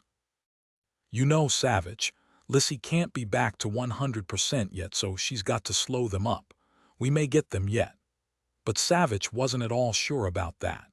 It was a whole lot easier being a killer than a cop. Cops had to follow rules. Lissy and Victor could have grabbed a car and been on the road again in 5 minutes if they were willing to create havoc, and they were indeed willing, Savich knew. They didn't care what they left in their wake. Lissy would kill everyone in the car if it would give them a few minutes before the bodies were discovered. Dane, Jack, and Ollie knew it too. Savich said, "I'm an idiot. I should have had Sean and Gabriella moved out right away, but I didn't think there was a chance Lissy and Victor would be back so quickly. Sherlock and I were going to Titus Hitch or maybe back to Bricker's Bowl. We weren't sure yet exactly where, but not now, not with those two running around in Washington. We're coming home, Ollie, as soon as we can." Ollie knew he'd do the same thing. He'd run all the way back if he had to ensure his child was all right. He said, "I understand. Listen, our agents will continue the watch on your house in Georgetown. Go to the airport. I'll call you as soon as I have a couple of reservations for the first flight to Washington. Listen, guys, Sean's okay." When he flipped off his cell, Savich felt Sherlock's warm breath on his neck. "That was too close, Dillon, way too close. They're not going to give up. Lissy won't stop until she's in handcuffs or she's dead." "I agree. Revenge is what's driving her, nothing but rage and revenge.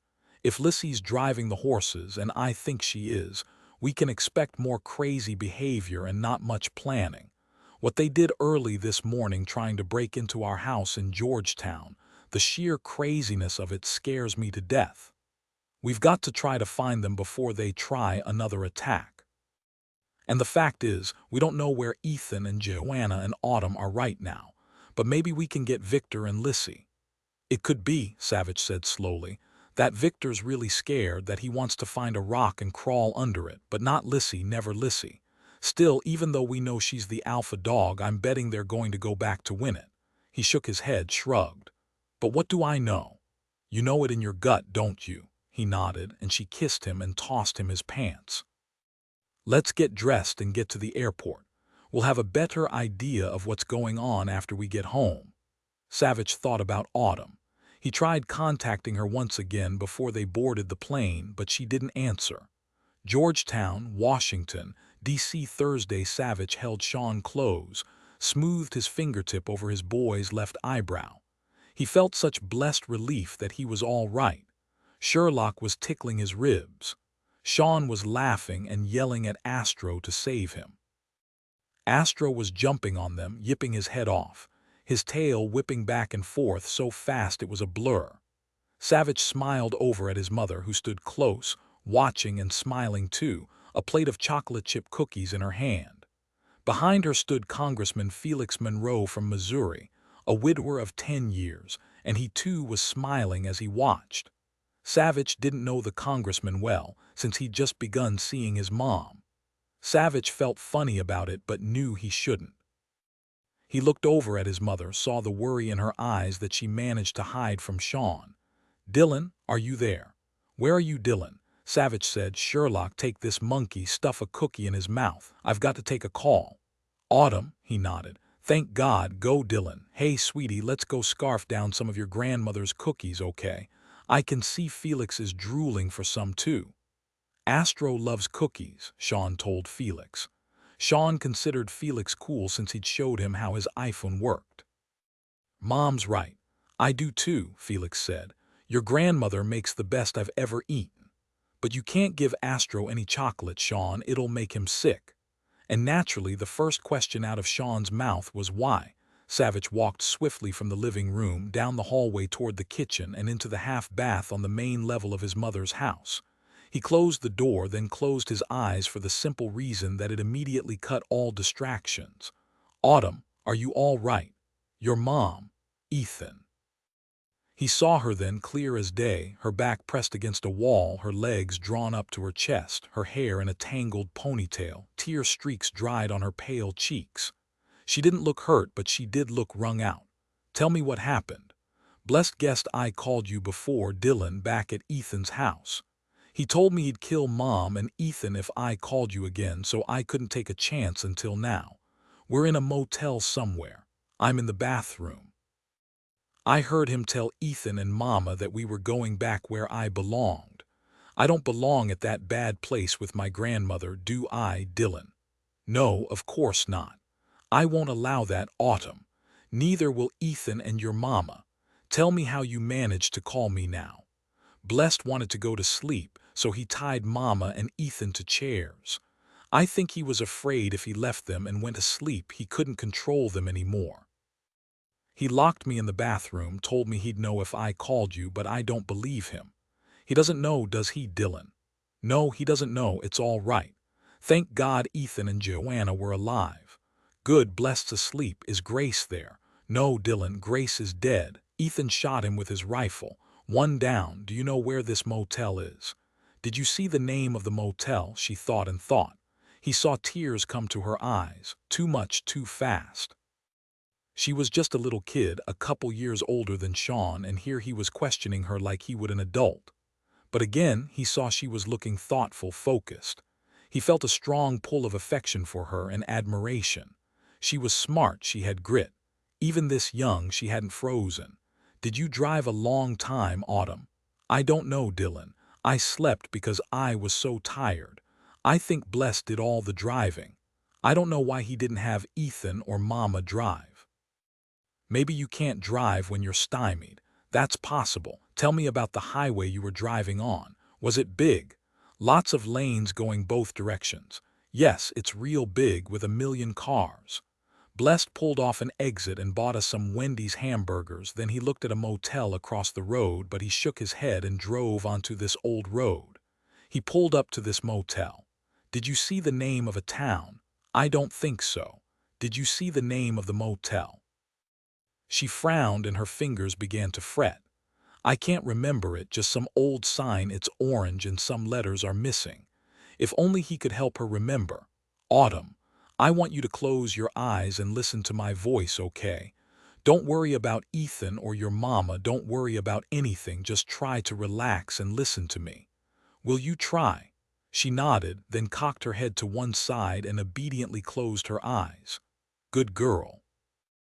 Now get comfortable, that's it. Lean back against the wall, put your hands on the floor and pretend you're floating in a swimming pool."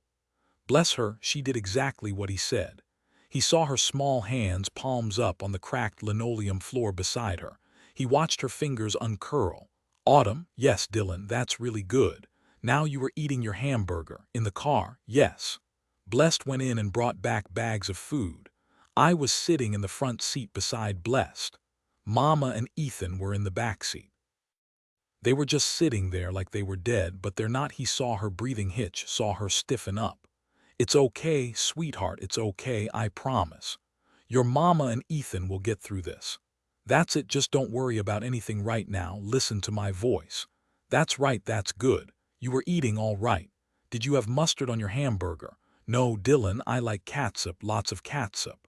I squeezed a whole bunch from those little plastic packets, more than Mama usually lets me have. I know it's bad, but a little more catsup is all right. Your Mama wouldn't mind. Was your hamburger good? It was real good. Blessed was eating a hamburger too and a bag of French fries, but he didn't put catsup on them. All Mama and Ethan did was stare straight ahead and eat. I wanted to talk to Ethan and Mama, but when I turned around they didn't even look at me. I know, sweetheart, I know. Now Autumn, Bless started up the car again, right, and he drove away from the highway. She nodded, never moving. Yes, he drove us down this little road, but just a little ways. Then he smiled and he pulled into this bumpy parking lot and stopped the car by the office. He has a horrible smile, Dillon. I know, I've seen it. What kind of car are you in, Autumn? He held his breath. This was right out of the blue. He couldn't really expect her to know, to even under it's a white van.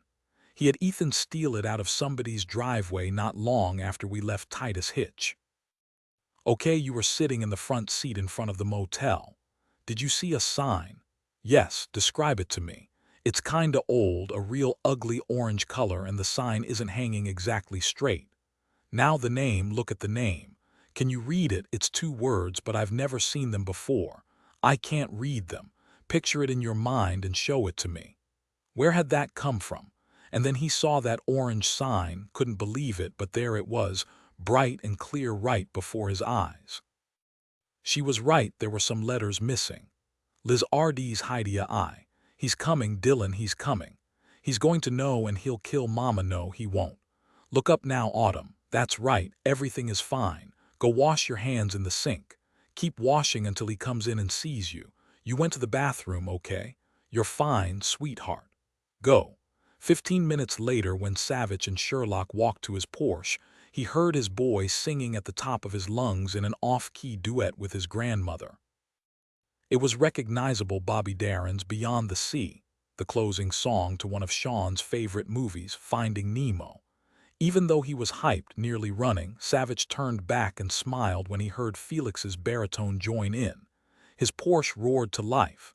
He was backing into the street when Celine sang out, "Nature Boy." He said into his cell, "Savich here." "Ollie here, Savich." Lizard's hideaway is in Tennessee, 30 miles from Chattanooga, right off Highway 75. What do you want to do? Good question.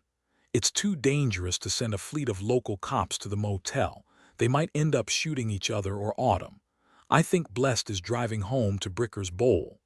Savich knew he was the best person to bring Blessed down. He said, "Ollie, how about you get some agents from the Chattanooga field office, have them follow Blessed, but emphasize they're not to be seen and they're not to try to take him down." Okay. You got it. Now about the car they're in, a white van. I don't know the license plate number. Ollie was silent. Okay, we'll get the highway patrol involved. When we identify the van, we'll have agents follow them. Good. Call me as soon as they're spotted. I want to know where they are all the time, okay? Not a problem.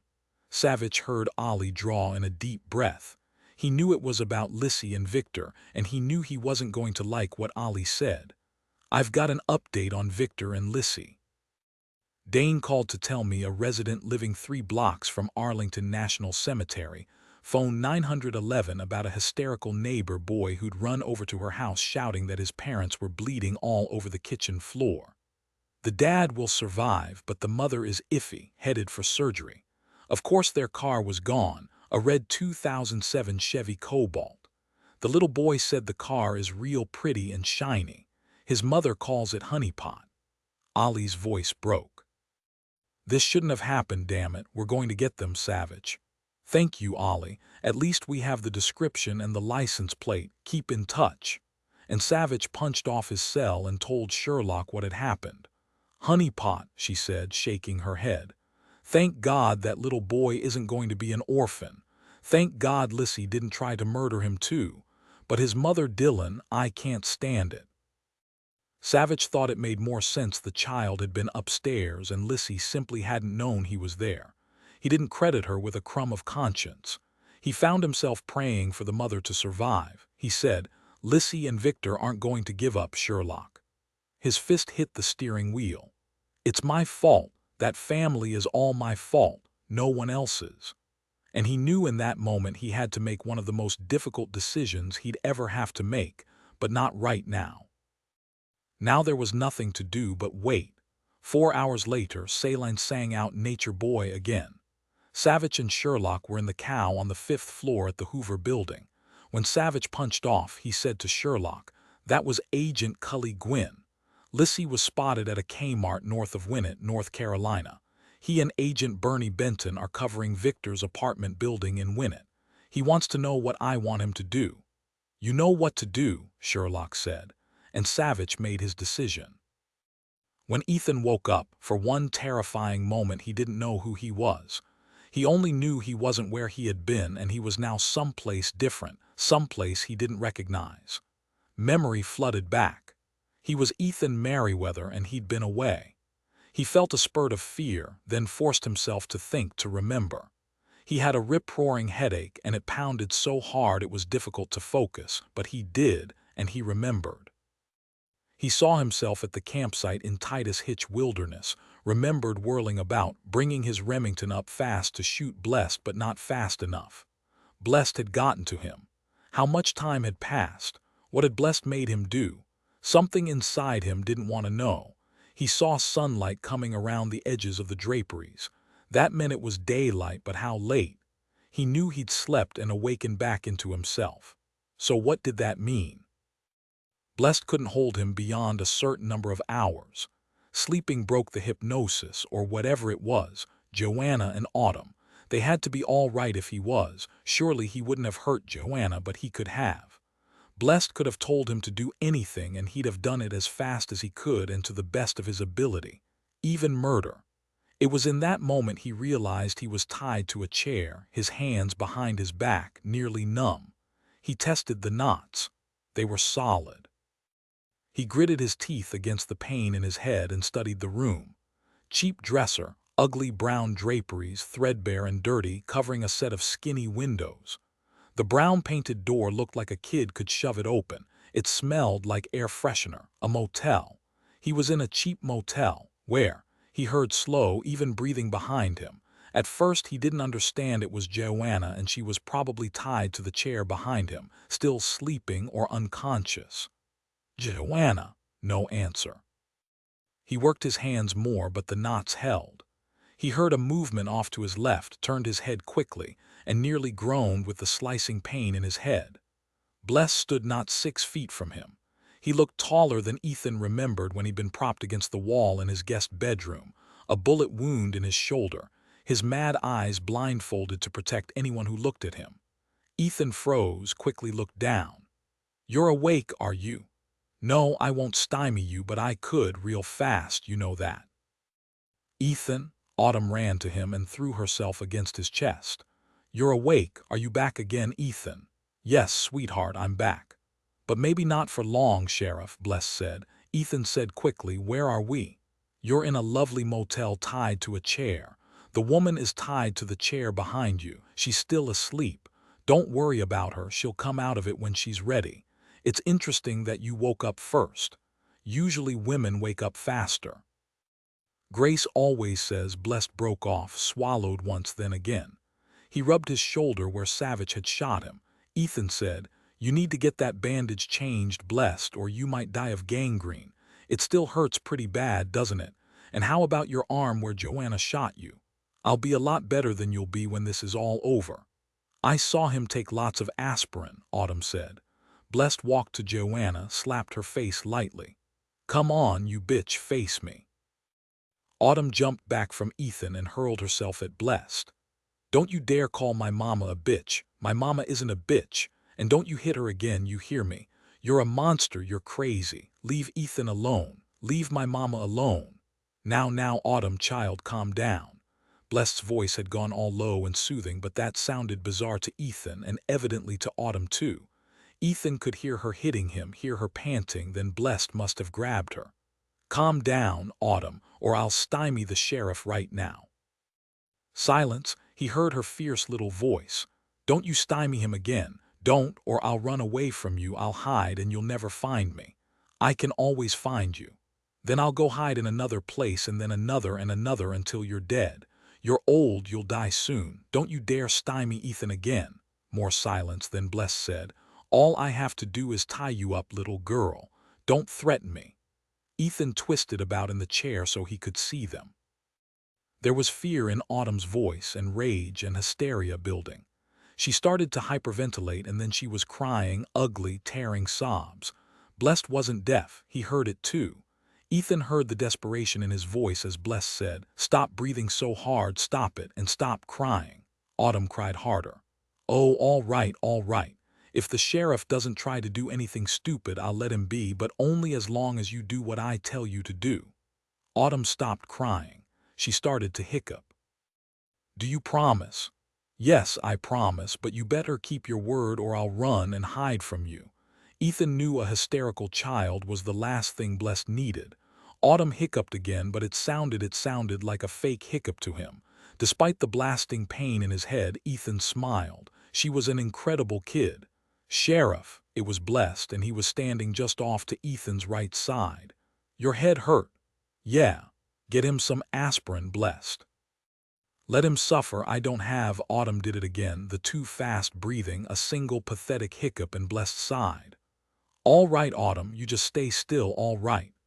I won't move, she said to Blessed. She stroked Ethan's hand. The kid was playing him. Good. She wound her skinny arms around Ethan's neck and he whispered against her cheek, you're on a roll, kiddo, but be careful, all right. Blessed isn't stupid. He felt her nod. When Blessed came back, she straightened and said, you've got to untie him so he can take the aspirin. Ethan groaned. Unlike Autumn, he wasn't faking. He felt the pull of Blessed's fingers as he worked the knots at his wrists. Soon they fell away, not that it mattered much since he couldn't feel his hands. Ethan slowly brought his arms in front of him and began rubbing his hands together, then shaking them. Slowly, they started to tingle and he began to feel them again. His fingers throbbed and ached, but it didn't bother him all that much because his head was about to explode. Don't even think about coming after me, Sheriff. I won't let you live next time. Here's your aspirin. Come after him, as if he could since his feet were tied. Ethan took the aspirin and dry swallowed them. He looked at his watch. 11 o'clock in the morning, but what morning? What day is it? Thursday. Okay, good. He'd slept a few hours at most. He closed his eyes and sat very still, waited for the aspirin to do something good. Autumn said, I want you to untie my mama too. A beat of silence, then Blessed's voice, irritated now. No, the bitch stays, Autumn screamed at him. My mama's not a bitch. Don't you dare call her that ever again. She sounded wild and out of control. She flew at him, hitting him again and again. Ethan heard Blessed curse under his breath, heard him say, all right, I'll untie her. Calm down, stop acting crazy, you hear me? Acting crazy. Autumn sobbed again, whispering through her tears, untie my mama. Ethan thought the kid should be in the movies. Bless tried to sound tough, but he fell short to Ethan's ears. Maybe I will, but if she tries anything, she goes away again. I mean it. Just untie her, he heard Joanna moan. Don't you stymie her, Blessed. Ethan said, his eyes still closed, get her some aspirin, Blessed. She'll need it bad. A minute later, Autumn said, here, Mama, here's some aspirin. I got you some water so you don't have to choke them down like poor Ethan. Joanna let her put the aspirin in her mouth and the glass to her lips. Untie her, Blessed. Blessed, looking harassed, untied her hands. Mama, let me rub your hands for you. That's better, isn't it, Ethan? Are you feeling better yet? Yes, he said, and surprisingly he was. Joanna. I'm here, Ethan. Ethan felt the chair move and knew Joanna had picked Autumn up and was rocking her. He heard Blessed walking toward him. He didn't look up, which was stupid, really. He looked down at Blessed's boots. He had small feet for a man. Ethan said, your boots are dirty, Blessed. Yeah, well, you should see yourself, Sheriff, and the woman. Ethan knew Autumn was opening her mouth to blast him. Blessed had made a fast save. Ethan said, what happens now, Blessed? We'll be on our way when you and the woman can walk out of here. Where are we going? A pause, then. We're going someplace else, Sheriff, a very special place where Autumn will be safe, and then we'll wait for Mama. Wait for his mama.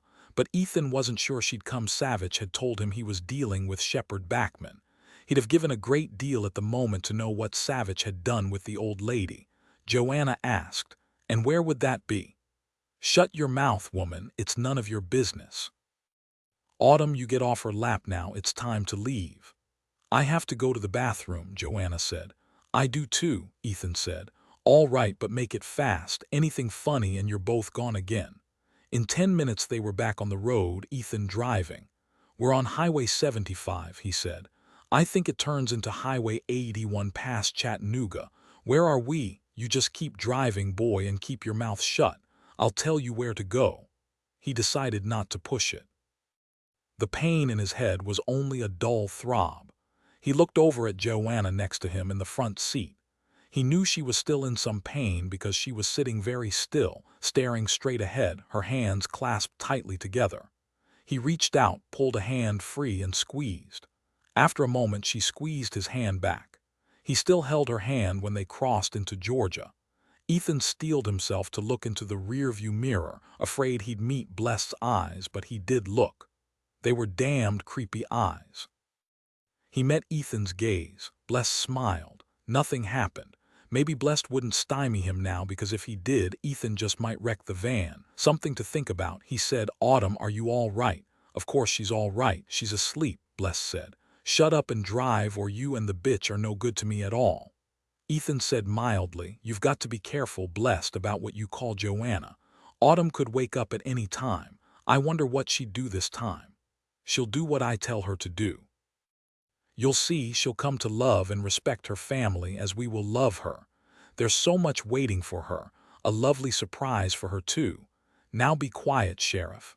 "I was just going to thank you for the Egg McMuffin and coffee back in Chattanooga," Blessed grunted. "I didn't want my niece to be hungry. It took you long enough to eat it. Don't speak to me again." Ethan knew the only reason he and Joanna were still alive was that Autumn wouldn't do what Bless told her to. What was he talking about, a lovely surprise for Autumn? Ethan didn't think it would be a good idea to ask. It was 2 hours before Bless spoke again. "Turn here, Sheriff." Ethan turned off the highway into the middle of nowhere. He continued driving some 20 more miles on an old 2-lane country road. Traffic was light, just a couple of pickups and a Volkswagen. Only a couple of houses every mile, mostly old split-level houses set way back from the road, separated by thickets of trees. Blessed finally directed Ethan to turn again onto a narrow 1-lane dirt road that looked more like a wide rutted path, and then told him to head toward a dense clump of pine, maple, and oak trees. Ethan had believed he'd known where they were going, but he'd been wrong. He said, "So we're not going to the tobacco farm." Ethan saw the look of surprise on Bless's face, but he recovered quickly. "What do you know about any of that?"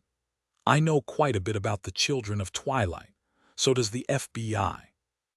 Well, he didn't know that much. Savich hadn't had a chance to tell him more, but Bless didn't know that. "I know the cult is housed on an old flucured tobacco farm." Ethan stopped, not wanting Bless to know everything he knew, which wasn't much.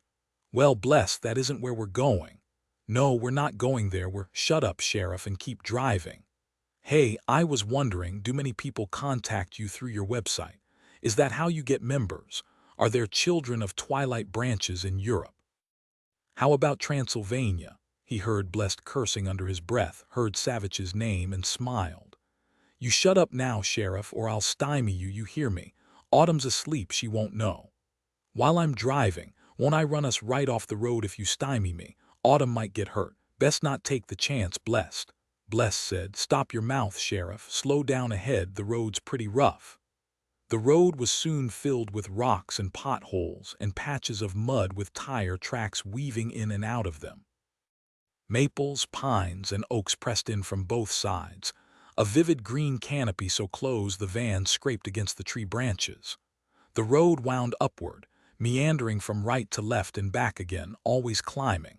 He braked when they came to an old weathered black iron gate across the road, 2 large wooden poles holding it in place. Trees were thick on each side, so there was no going around the gate. Where were they? "Get out, woman, and open the gate."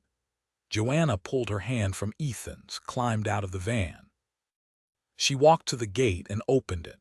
Blessed called out of the open window of the back seat, "Stay there until we're through, then close it again." Ethan drove through and watched her close the gate in the rearview mirror. Why have a gate if it wasn't even locked? If it wasn't meant to keep anyone out, why then there had to be a camera in the trees or an alarm? Each time the gate opened, whoever was at the other end of this road knew someone was coming. The road continued to snake upward, then simply stopped in front of a thick stand of pines. They were in low foothills covered with trees. "Get out of the car, Sheriff." Ethan stepped out of the van into air that was still and calm, the bright light of day starting to fade. It was still hot, had to be near 6 o'clock. Joanna turned to see Blessed wake Autumn. The little girl looked dazed. Joanna whirled on him.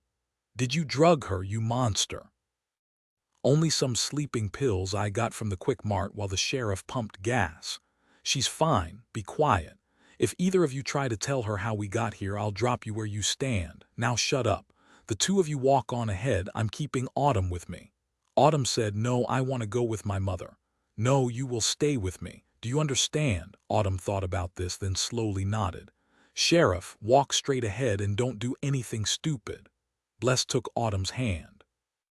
They made their way along a winding, narrow path through the trees, and suddenly stepped into a large, flat expanse, not natural but cleared. "Here," Bless said, his voice satisfied.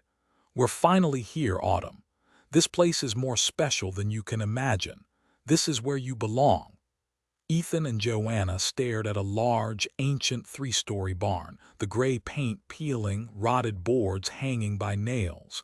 It looked as if it had been abandoned for at least a half-century. Ethan said, "I'd say the tobacco farm is a cover, right, Blessed? Maybe your cult was there once but not now. This lovely old barn must be cult central." "Yes, this is Twilight," Bless said, a kind of possessive reverence in his voice. "Enjoy your blasphemy, Sheriff. Hey, what are you doing? Why are you looking back toward the woods? Maybe you're hoping someone followed us." Ethan said, "I just thought I heard something, that's all.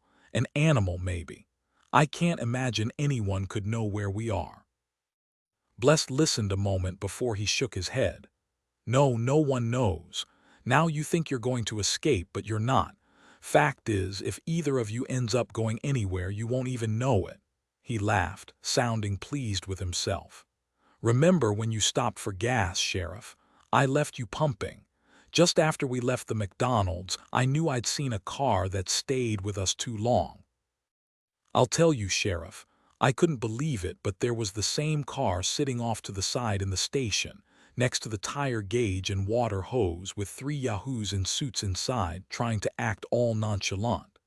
I simply walked back to their car, had a guy roll down the window, and I stymied him. The other guys went for their guns, but it didn't matter. I stymied them too. Didn't matter, they were wearing real dark sunglasses." He laughed. "I guess they were told to try to follow us, right? Well, they didn't. I do wonder what happened to the 3 stooges. Maybe the gas station cashier got suspicious when they never moved out and called the cops.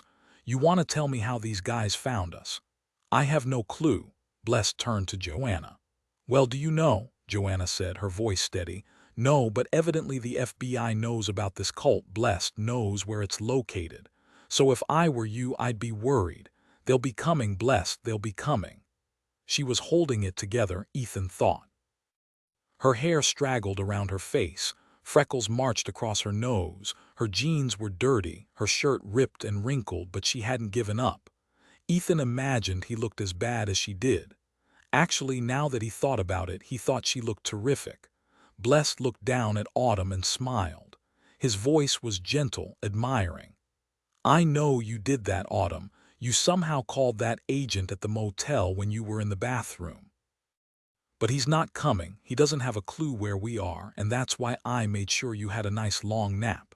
If you call him now, it won't matter because you don't know where you are."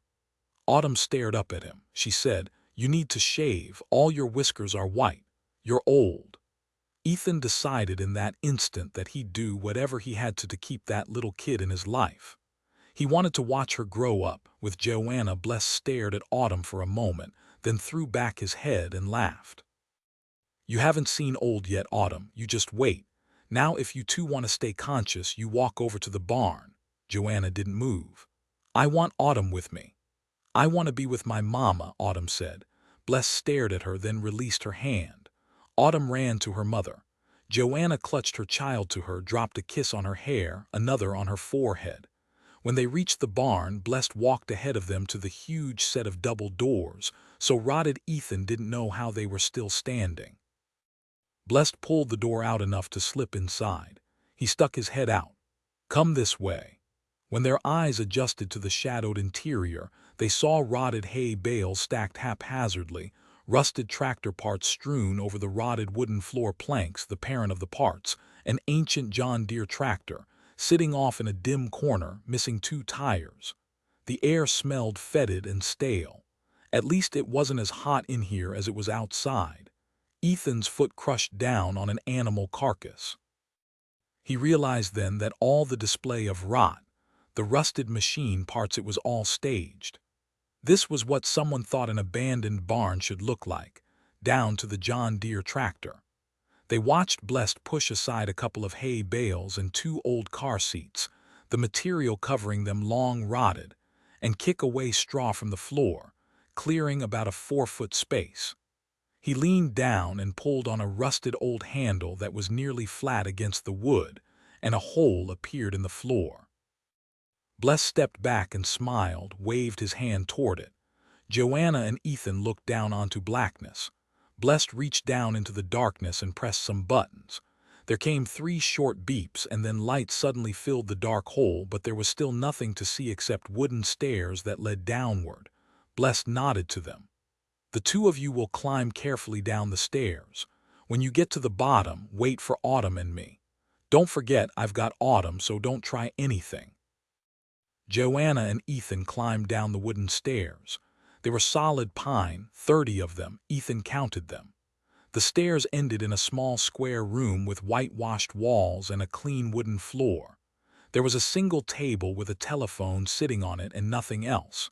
They heard the trap door close above them, the low hum of air conditioning. The air was cool. It had to take a good-sized generator, Ethan thought, to run this place.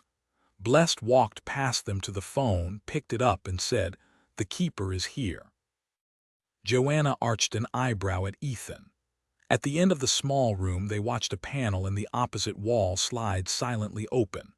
Blessed nodded for them to go inside. Joanna went first, Ethan close behind her. More than a rotted old barn for the children of twilight, Ethan thought. They stopped and stared at the vast, empty white space, almost dizzying. It was so white, no other color to break it. The room was maybe 40 feet by 40 feet, the wooden floor painted as white as the walls and ceiling. Another stage setting, Ethan thought. This one doubtless meant to represent purity and innocence, maybe a bit of heaven. Or more likely, this was another stage setting to prove to cult members this was a holy place. A young black man came through a white door set into one of the walls. He was wearing a white linen shirt and loose white pants, a thin rope tied around his waist. His feet were bare. "Hello, K-Gel," Bless said. "I've got her." Winnett, North Carolina. It was late afternoon when the black FBI Bell helicopter landed at the small airstrip 2 miles west of Winnett. The mountains were thick around them, and yet it was so hot and humid when Savich stepped out of the helicopter.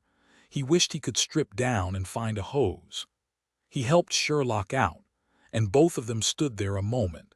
Even the hot gush of air from the helicopter blades better than the still, dead air. Holding hands, they ducked down and ran toward a small tin building 30 feet away.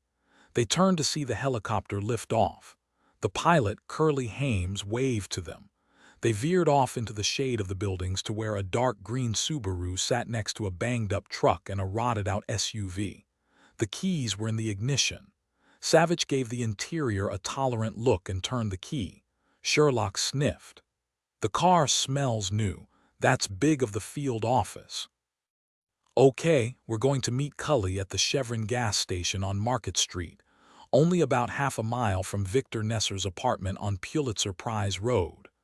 Then we'll go to Victor's apartment, meet up with Bernie Benton, and wait until Lissy and Victor show. She grinned. Weird name. Turns out that Winnet native Marvin Hemlick won a Pulitzer some 40 years ago for writing about a nasty Ku Klux Klan chapter here.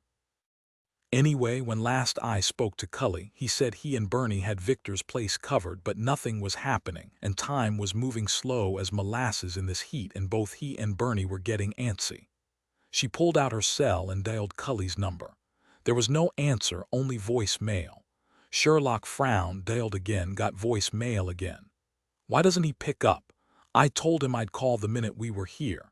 Cully's known for being so typa, his shoes nearly walk by themselves. What could he be doing?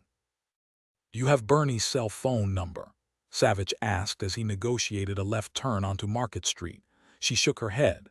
Let's get to the Chevron station, see if Cully's there. Maybe his phone's dead. Like either of them believed that, Sherlock thought, and tightened her seat belt. Even the seat belt smelled new. We'll be there in a minute. Hang on, sweetheart. She noticed the countryside was quite pretty as they drove by tree-covered hills rising slowly to higher hills, and finally they saw the mountains behind them. Pine and oak trees crammed the slopes, enough for 1,000 houses, Sherlock thought, without making a dent. Savich slowed through Winnet's small downtown. The 3-block center was set squarely on flat land. The townspeople must have long ago taken a bulldozer to smooth it out. Red brick and wooden buildings crowded together along Market Street, and wherever there weren't buildings, there were trees crowding in. It was quite lovely, really, but it was so hot even in the late afternoon, Savich imagined you could fry spit on the sidewalk. The downtown was quiet, dead, only a couple of teenagers milling around outside. Dinner time, he thought, an escape from the oppressive heat, maybe some hoses going to cool off in the backyards. The Chevron sign appeared ahead on a right-hand corner. An old man stood in the doorway of the Quick Mart, arms folded over his chest, watching a young guy pump gas into a white Mustang convertible. There were a couple of cars waiting to be serviced, but there was no sign of Agent Cully Gwynn. Savich didn't pause. Let's go over to Pulitzer Prize Road, take a look at Victor's apartment building. Maybe they're there, watching, forgot the time, whatever. Sherlock didn't say anything, but she didn't like it. She was tense, on edge. She punched her cell phone's GPS on, and a dulcet female voice told them to turn right in 0.5 miles. A minute later, they pulled onto Victor Street in a neighborhood of the small ranch-style houses set back from the road on big yards with pine and oak trees cozied up to the houses. They were lucky it rained here a lot, or the town would never have survived forest fires for so long. Pulitzer Prize Road was unexpectedly long. Finally, the houses began to peter out, and at the very end of the street, on the very edge of Winnet, stood Victor's apartment building. It wasn't much, a 2-story brick building with maybe 6 apartments. But the yard was big and green, like all the other yards, and there was a red brick walkway that led up to the door. There was only one house beyond the apartment building, the grass overgrown, its windows boarded up, obviously vacant. Beyond that decrepit house stretched a narrow 2-lane road that disappeared into the thick oak and pine trees. Everything looked limp. If the locals don't take care, Sherlock said, looking around, the forest is going to consume the town. Nothing but oaks and pines everywhere. It looks like they swallow up the road. I wouldn't mind sitting under an oak tree about now, Savich said, looking up at the afternoon sun, hot and high in the cloudless sky. What with the temperature hovering around 100 and the humidity at 2,000. Do you know what the problem is? The sun's too big down here. We could join that golden retriever over there snoozing away under that pine tree. Everybody must be huddled around their air conditioners. If Cully and Bernie are watching the apartment building from close by, they could be inside that empty house, Savich said. Do you see anyone, a car, anything? They looked around carefully, saw nothing but the sun beating down. The trees were utterly still, not a breath of moving air. Savich turned the car around and headed back toward town. He parked a couple of blocks from the apartment building, between a Toyota SUV and an F-150 truck. They walked back toward the building, their cigs pressed against their sides to avoid any panic from passers-by. They needn't have bothered. Not a single soul appeared, not Cully or Bernie either. They could be well hidden, Savich thought, but surely they'd have recognized them, at least recognized Sherlock's bright hair. This wasn't good, Savich knew it. Savich would swear the air pulsed with heat. He saw the humidity was making Sherlock's hair curlier. She turned to him. "Why don't Cully and Bernie let us know where they are?" Savich said nothing. What was there to say? He opened the apartment building front door and stepped into a tiny lobby that held one palm tree and 6 mailboxes, painted white. The temperature dropped at least 30 degrees. "It's like I've died and gone to an ice locker," she said. She flapped her arms, enjoying it. They looked at the mailboxes even though they knew Victor lived in apartment 403, but why was there a number like that in a 2-story apartment building? "Let's take the stairs," he said. "Stay alert." They didn't meet anyone on the stairs. Savich imagined a lot of people were inside, eating dinner. They heard children arguing over whether to watch an old Star Trek episode or Batman, but no adult voices. The hallway was wide and dark. All the apartment doors painted different colors.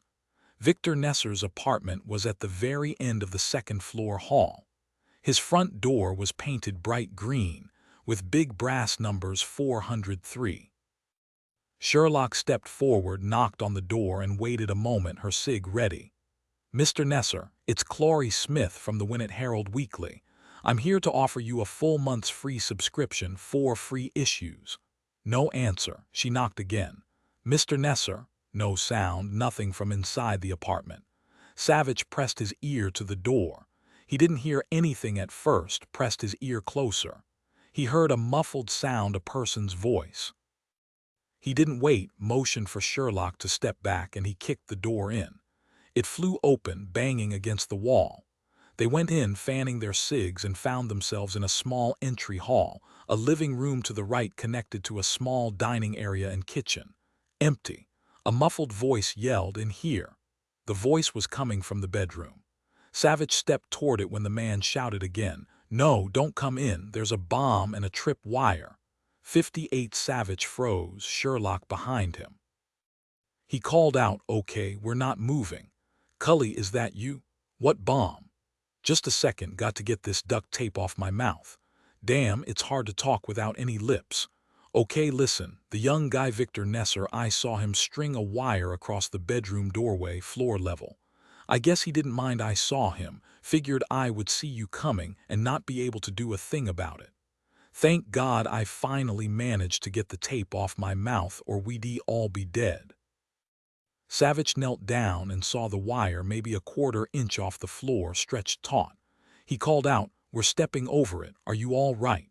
Yeah, I'm okay, just humiliated. I'm here on the other side of the bed. Like I said, I finally got the tape off my mouth, but I'm still tied up. Victor's got me connected to a wire, too." "Okay, don't move," Savich said and walked slowly over to the bed. Cully said, "I can see the bomb from here. It's by the dresser." "Got it," Sherlock said. "You just don't move, Cully. Dillon and I are going to check it out," Cully said.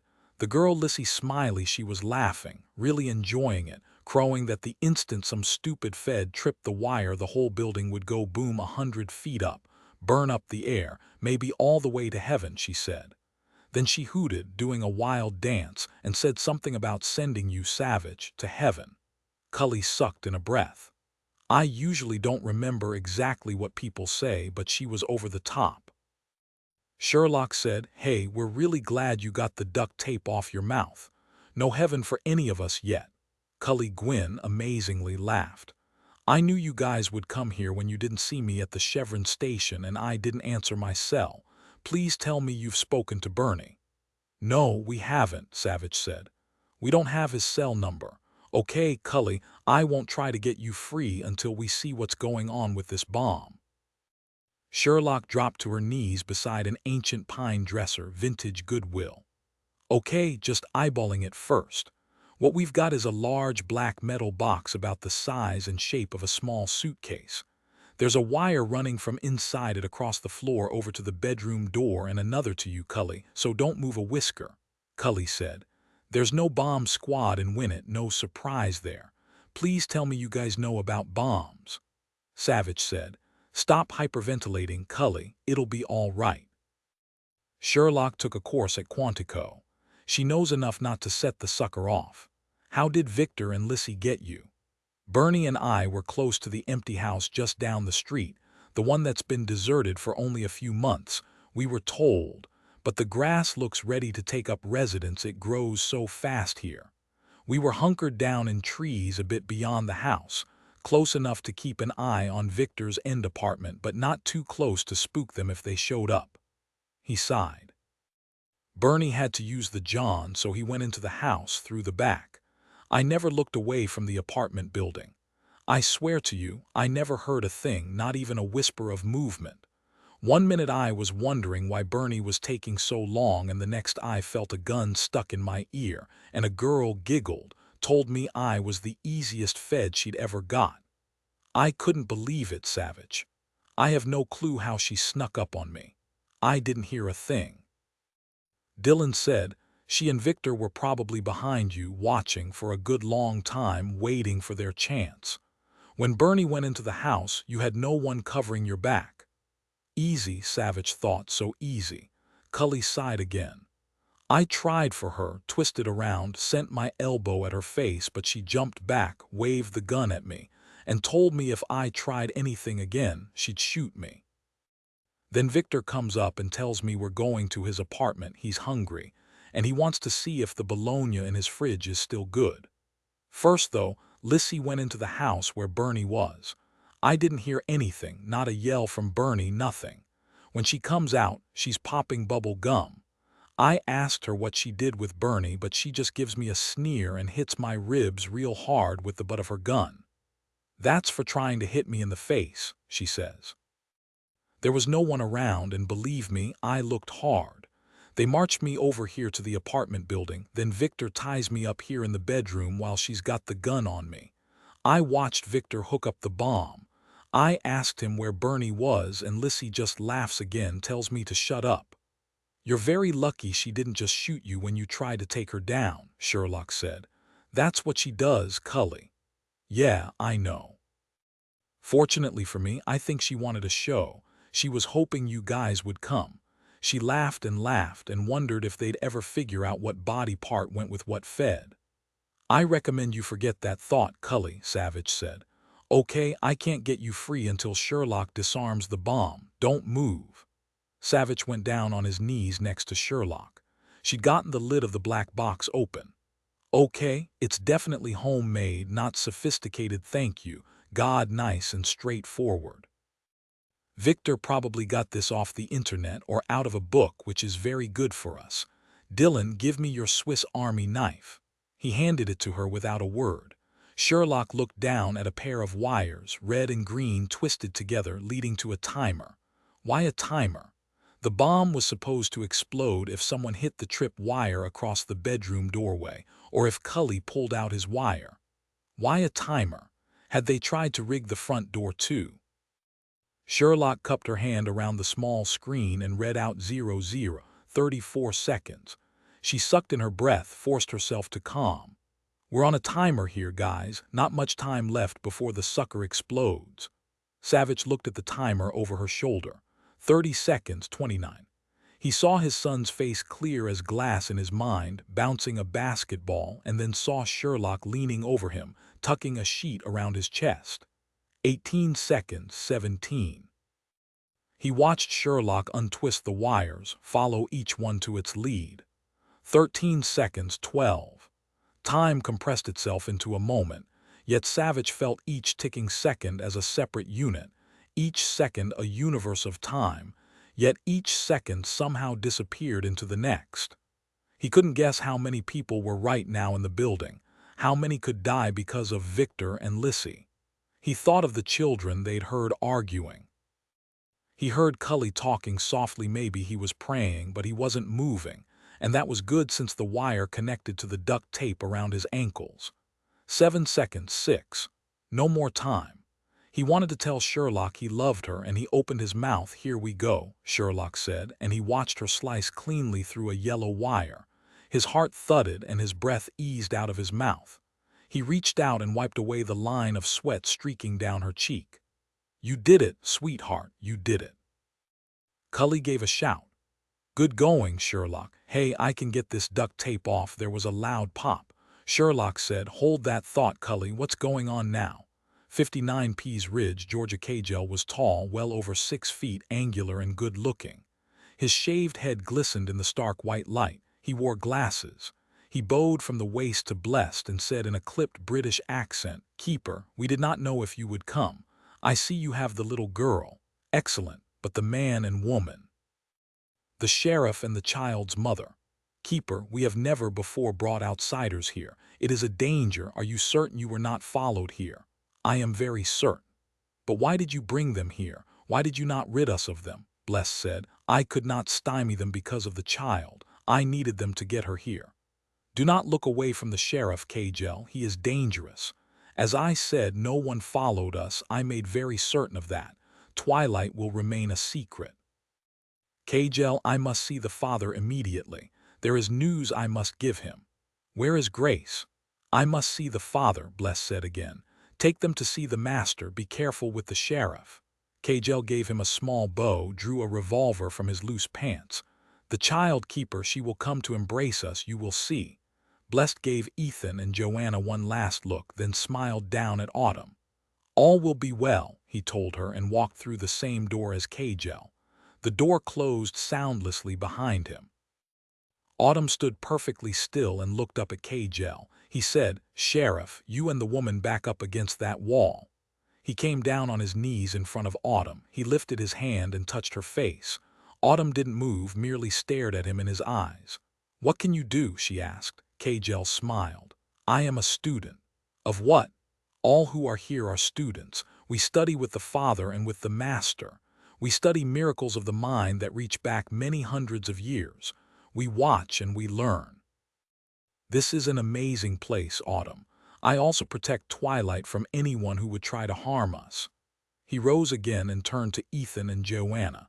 Ethan said, "Blessed is the Keeper. What is your title, Kagel?" I am the Master's right hand." "I can't say I care much for all the white," Kagel said. "White is the essence of light. It is peace and tranquility. It is life to the devout. That is enough, Sheriff. I believe you are both small-minded, incapable of understanding something so sublime as what we are." Ethan said, "We're the small-minded people who are going to bring you down, Kagel." Kagel laughed. "Dream your little dreams, Sheriff. All of you will follow me. We will see what the Master wishes to do with you." Joanna asked, "Where are all the cult members? You call them the devout." "The devout are here, but you will not see them. We do not wish them to be disrupted by outside corruption. You need know nothing more. Let us go. You will meet the Master." 60 They stepped into a wide corridor, its walls white, the ceiling lower here than in the large room, the low hum of air conditioning the only sound other than that of their footsteps. Every several feet there were framed photographs, all of them of the sky, each an evocative moment of time. Ethan thought there was real talent here. A magnificent sunset, a slash of lightning with a dying sun behind it, moments he'd tried to capture himself. Kagel walked soundlessly behind them, Joanna in front, Autumn pressed against her side, her hand held tightly in her mother's. Ethan knew he had a gun pointed at the back of his head. They passed doors with glass windows and brass door handles, most of them with their blinds pulled tight. He saw a flash as one of the blinds fell, and caught a glimpse of a beautiful young woman's face through the window before she disappeared. One of the devout, or someone else. Had they been warned to remain in their rooms to avoid being corrupted by the outsiders? Or did the leaders not want them to know what was happening? Corridors veered off to the right and left as they walked. It seemed to be a huge place. They walked another 20 feet before Kagel said, "Knock on this door, Sheriff." Ethan knocked. "Enter." "Open the door, Sheriff." There was no window in this imposing door. Ethan opened it and stepped into a library that held books floor to ceiling on all 4 of its walls. It was 20 feet deep, and against the back wall there was a large mahogany desk, and behind it stood a man wearing a white robe belted at the waist with a gold-linked chain.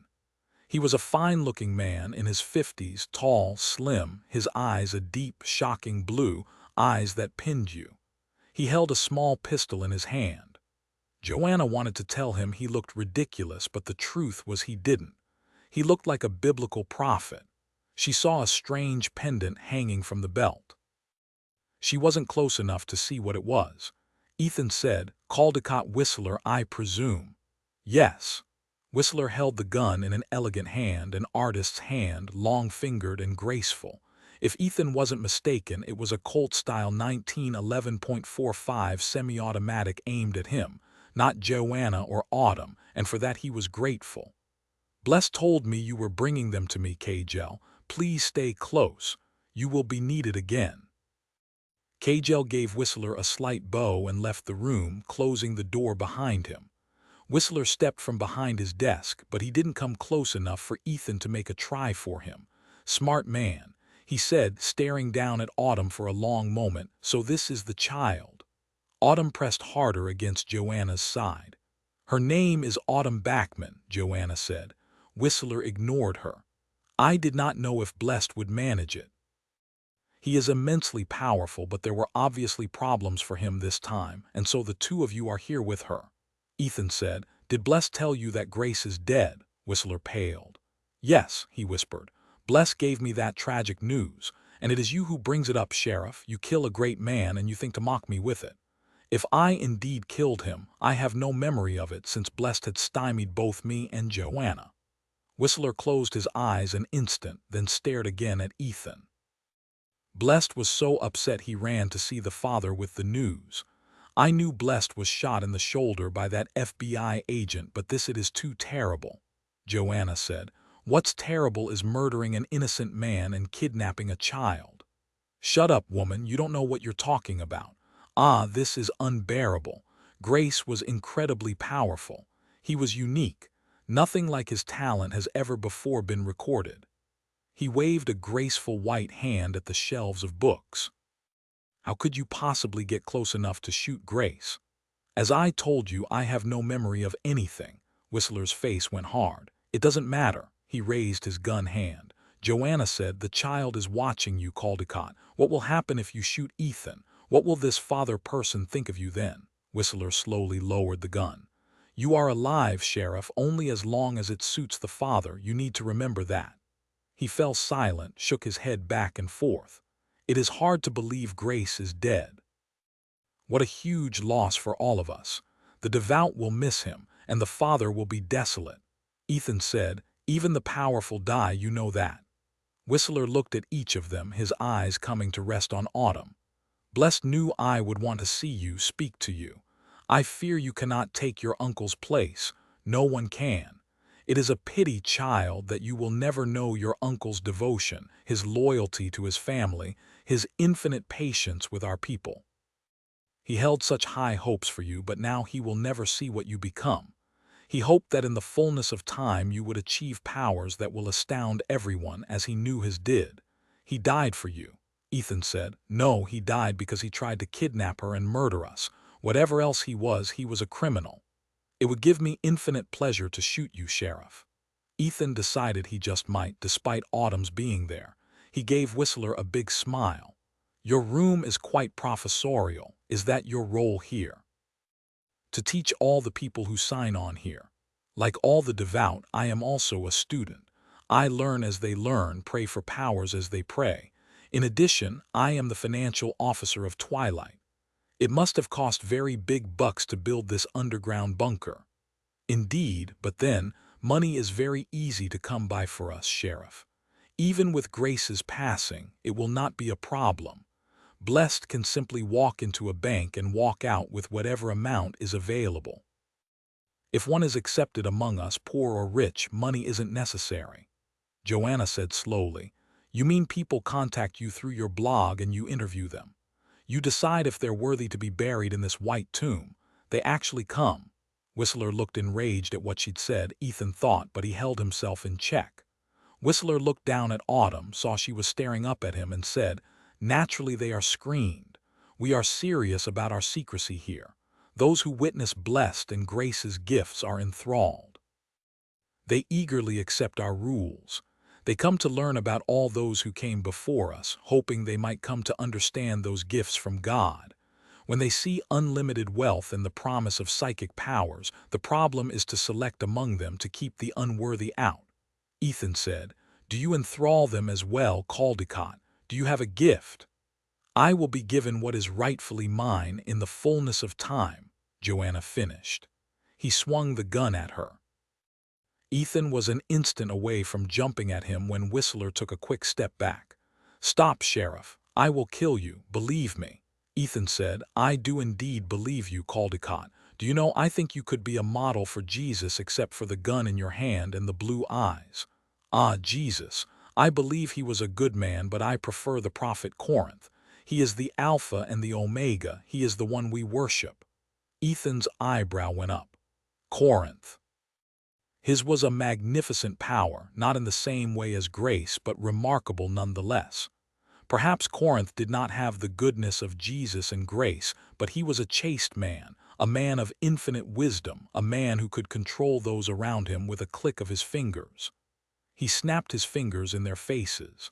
"I've never heard of a prophet named Corinth," Joanna said. He scarcely gave her a glance. "You are a woman. Why would you have heard of anything important?" "I haven't heard of him either," Ethan said. So this Corinth had a psychic ability that astounded people. Corinth could read the secrets in men's minds, knew what they truly wanted and how to manipulate them to gain whatever he wished. He was powerful and he was feared. No one dared touch him. All of us are here to try to understand the source of his powers and of those who are gifted here among us. I wish Corinth were here, but he is not. Like poor Grace, Corinth is no longer of this earth. Where did he do all these things to manipulate his fellow man? Joanna asked. Corinth was an intimate of the Medici, first Cosimo, then Piero, and finally Lorenzo. He was their confidant, their advisor. It is written he left Italy after Lorenzo's death in 1492. His death marked the end of the golden age of Florence. After came strife and war. Ethan said, "And you believe everything fell apart because Corinth was no longer there as the power behind the throne?" "Yes, of course. It is said he died, that his time was at an end." "Where is all this written?" Joanna asked. "You will ask no more stupid questions, woman," Joanna said, her face expressionless. "All right. Are we to assume that you seek to make yourself into this Corinth? Pease Ridge, Georgia, not exactly Florence, is it? Where's your Lorenzo?" Whistler looked as if he would explode. "I never heard of him either," Autumn said. Whistler calmed at her voice. He smiled down at her. "You will, child, you will. It is believed by many, the father included, that Corinth did not die.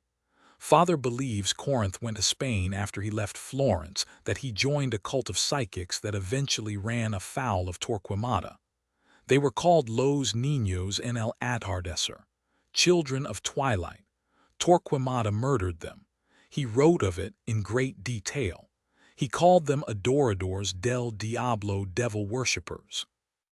It is a concern that Torquemada did not write of Corinth's capture along with the cult members in Spain, since the lunatic wrote about everything. The father believes his incredible family descends from Corinth. Whistler shrugged. "Who can say? It is appealing." Ethan said, "I thought you said Corinth was chaste." "He was. It was written that he had no family, but who knows? So you see yourself as recreating this group in 15th century Spain. Who is this father you keep mentioning?" Whistler nodded. "You will find that out if he wishes it, Sheriff." He looked again at Autumn and his voice softened. "We have made great strides here at Twilight. This is a place of peace and seeking. It is a place where you will be happy, child." Autumn didn't answer him. She didn't look happy yet. Ethan said quickly, "How many people are here now, Caldecott?" "We have only 12 here at present. One is from Spain." Of course, all who are admitted to Twilight vow secrecy, just as the children of Twilight did so long ago. But it did not save them. Torquemada heard of them, hunted them down, and destroyed them. That will not happen to us. We have always known we must be careful, we must guard our secrecy well. Very few people know of this place, and it will remain that way. How can you be certain they don't tell others of this place once they leave? Whistler shrugged. Some doubtless do, but it hardly profits them. They all agree to arrive blindfolded and leave the same way, and always at night. They do not know our location, and if they did know and were unwise enough to try to lead someone back here, they know our reaction would be extreme. Joanna asked, what do they all do here? All those who come witness incredible powers. They seek to understand and to learn if perhaps they can develop these powers in themselves. Have you found another blessed? Ethan asked. No, not as yet, but it is early. Today Autumn will join our ranks. She will become one of us. It will take time to find other gifted ones, the ones who will stand beside Blessed and the Father. Eventually, we will become more powerful than your common minds can imagine. Perhaps the boy from Spain is right. Perhaps Corinth will appear again. Ethan hadn't noticed the phone on Caldicott's desk until it rang. Whistler picked it up, listened. When he hung it up, he said, "It is time for you to return to the meeting hall with Kagel. Autumn, you will remain here with me." Autumn went nuts. She screamed, "No, I won't leave my mother. I won't leave Ethan. I won't." Whistler looked ready to blow. Then he pressed a button on the side of his desk. They'd come to a decision, Ethan thought, and he knew what it was. He had to be ready. A moment later, Kagel appeared. He motioned them all back into the corridor. "I will see you soon, child," Caldicott called to Autumn. Autumn turned around and said, "I don't think you look like Jesus at all. Jesus wasn't crazy." 61 Winnet, North Carolina. Another popping sound came from the black metal box and sounded like a gunshot in the small room. None of them breathed. Sherlock bent down and examined the disarmed bomb and casing. She looked up. One of the leads it sparked. "I'm going to remove it entirely away from the pack of dynamite." She lifted the wire, touched her fingers to the tip, felt the heat, held it until it was cool and laid it on the floor. "I think that's what that noise was. I'm sure there's nothing left in there to send us to heaven." She held up the two detached wires. Once Savich got the duct tape off Cully, he jumped up and stomped his feet to get feeling back into them. When he could hold his own weight, Cully walked over to look at the now harmless bomb case. "Thanks, Sherlock. Do you know when the next bomb course is at Quantico?" Sherlock laughed. Then she looked down at the remains of the bomb at her feet. "Homemade, professional, they're all scary." "My heart's still pumping out of my chest," Cully said. "I knew if I couldn't get that duct tape off my mouth, it was all over. I heard you guys kick the front door open, and I'll tell you, I never chewed and worked my jaws so hard in my life. I found out duct tape doesn't taste anything like chicken. Damn, we've got to find Bernie." Bernie was probably dead, Savich thought, murdered silently by Lissy and stuffed into a closet. They were out of Victor Nesser's apartment building in under a minute, running toward the deserted house. Bernie wasn't anywhere in the house, dead or alive, and they didn't see any blood.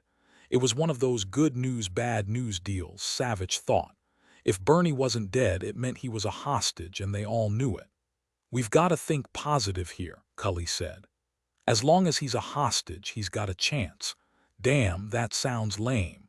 Why couldn't he have peed against the oak tree right behind us?" "No, he had to go be civilized and use the toilet in the house."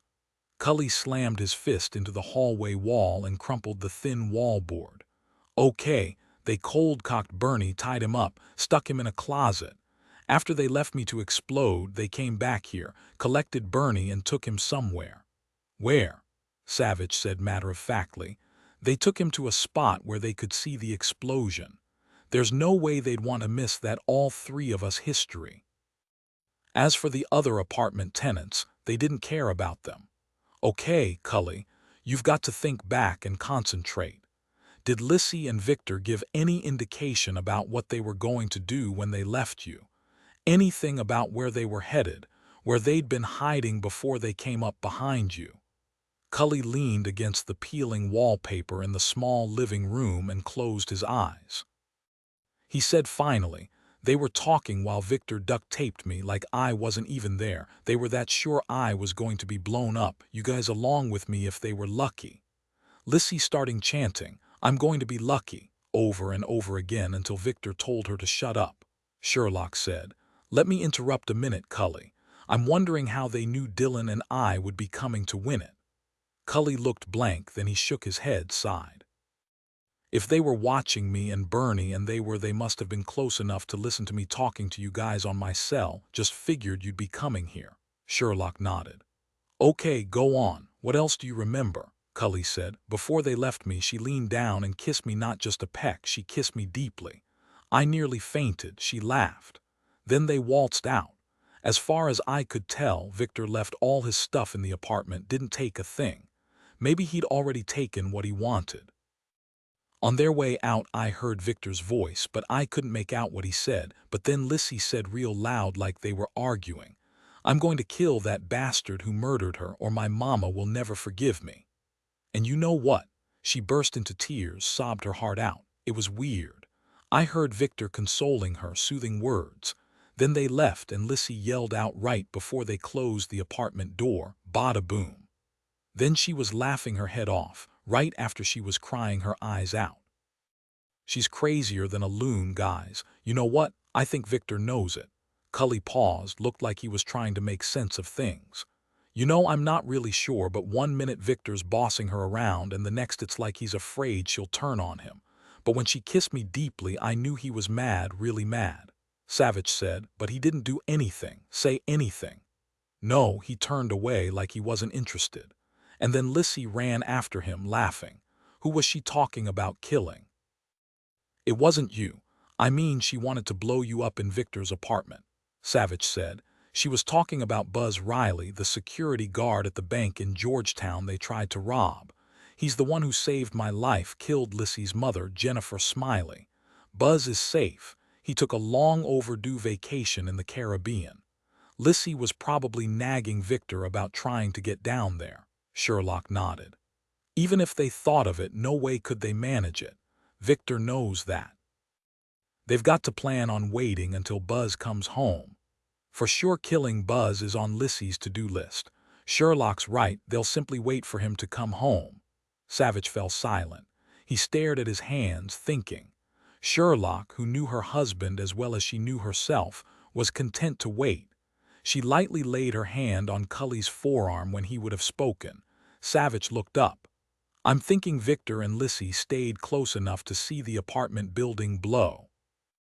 They probably watched to see Sherlock and me go in, then they saw all of us running over here a few minutes later to look for Bernie," Sherlock said slowly. "But they didn't try to shoot us when we ran out of the building. We were all in the open running, sure, but we were open targets." Savich said, "We must have come out faster than they expected. Remember, we were running flat out. Maybe they were still dealing with Bernie. Bottom line, we've got to assume Victor and Lissy are still out there waiting for us to waltz out this front door, then they'll try to kill us all." "Now there's a happy thought," Sherlock said. She walked to the front living room window and scanned the surrounding trees. "We're at the very edge of town, all trees and hills out there. They could be anywhere. You really think they're watching us, Dillon?" "Oh yeah, I would be," he said, "watching and waiting." Cully said, "There's only two of them." "You think they'd split up, one watching the back and one watching the front?" "Sounds reasonable," Savich said. Sherlock said, "Agreed. Now what are we going to do?" Savich pulled out his cell. "I'm going to call in the cavalry. 62 Pease Ridge, Georgia." They were walked back to the meeting hall, K-Gel's gun shoved against Ethan's back. The door slid silently open. "Go in, Sheriff, Mrs. Backman." At the last instant, K-Gel tried to grab Autumn, but she jumped out of the way. She ran behind Ethan. K-Gel stood there, obviously uncertain what to do. Then he called over his shoulder, "Keeper, I need your assistance." Blessed came into the room behind him. He looked haggard, his eyes red from weeping. "Stymie them, Keeper." "No." Autumn jerked away and faced Blessed, her arms out, trying to cover both her mother and Ethan. "No, no, Blessed, don't you dare stymie them." Blessed grabbed her and lifted her into his arms. "Be quiet, Autumn. You will be quiet." Autumn sank her teeth into Blessed's arm. Kagel said when Blessed moaned, "Give her to her mother before she chews your arm off." Blessed lowered a flailing Autumn to the floor. She ran to her mother, wrapped her arms around Joanna's waist and pressed her face into her stomach. She was crying huge, deep sobs that sounded fake. Kagel crossed his arms over his chest and merely looked at each of them in turn, but his focus, his real interest, was Autumn. Blessed pressed his fingers to his arm where she'd bitten him. There was blood on his fingers. He looked at them, his eyes angry. He was panting. "No more of this, it's time." Autumn screamed, "No!" She ran at Blessed, hitting his stomach with her fists. Blessed grabbed her wrists and stared down at her, and then something very strange happened. Blessed didn't talk, didn't seem to be able to move. Suddenly his eyes rolled back in his head and he collapsed to the floor. Kagel was at Blessed's side in an instant. He dropped to his knees and shook him. "Keeper, wake up!" He reached out to grab Autumn. "What did you do to him?" "What?" Kagel realized the danger too late. He leaped to his feet, brought up his gun, but Ethan was on him. He kicked the gun from his hand. Ethan had wondered if Kagel was trained to fight, and he was. But Ethan had learned karate and some of the dirtiest street fighting on the planet in the Philippines. He'd gotten himself stomped before he learned being vicious could be the only way to stay alive. He went after Kagel with everything he knew, with all the rage he felt. Joanna pulled Autumn to her, her hand over her eyes so she couldn't see the violence. But she knew Autumn heard the slamming of fists against flesh, the grunts, the brief silences which were worse, and knew the instant Ethan broke Kagel's nose and his glasses. Blood flew out to streak down the white wall behind him. She watched Kagel, blood pouring down his face, land a kick in Ethan's kidney, watched him stumble back and fall, then roll back onto his feet. He went at Kagel furiously, his fist to his jaw, a kick to his belly, his other fist hard into his broken nose. Kagel, utterly silent to this point, fell back and moaned. Joanna's heart nearly stopped when Kagel jumped at Ethan, dragged him down to the white floor. They rolled over and over, grunting, hitting each other in the head, each trying to gain leverage. And then it was over. Ethan, on top, reared back and sent the heel of his hand into Kagel's broken nose, sending droplets of his blood flying. Kagel didn't make a sound. His eyes rolled back and he went limp. Ethan shook his hand, rubbed his bloody knuckles. Joanna's mouth was so dry she couldn't find the spit to speak. Finally she whispered, "Is he dead?" "Yes." Ethan got slowly to his feet and stared down at the young man. What had Caldecott Whistler promised him if Kagel obeyed him? Great wealth, power. Had Kagel killed the people Autumn had seen the Backmans burying? Now nothing mattered to him. He was dead. Ethan picked up Kagel's gun and put it in his belt. Blessed moaned and sat up. He clapped his hands to his head and began to weave back and forth. He looked at Ethan, then at Joanna, looked hard, but he didn't look at Autumn. He clutched his forehead in his hands and whispered, "This cannot be, it cannot," and he fell onto his side again and began crying. Ethan said, "Autumn, what did you do to Blessed?" Autumn was deathly pale.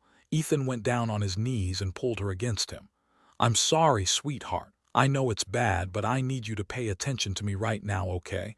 This is super important. Tell me what you did to Blessed." "I didn't do anything, Ethan. The door in the wall suddenly closed again." Ethan knew they didn't have much time. He said, "We're going to get out of here. We'll go back the way we came." "Ethan."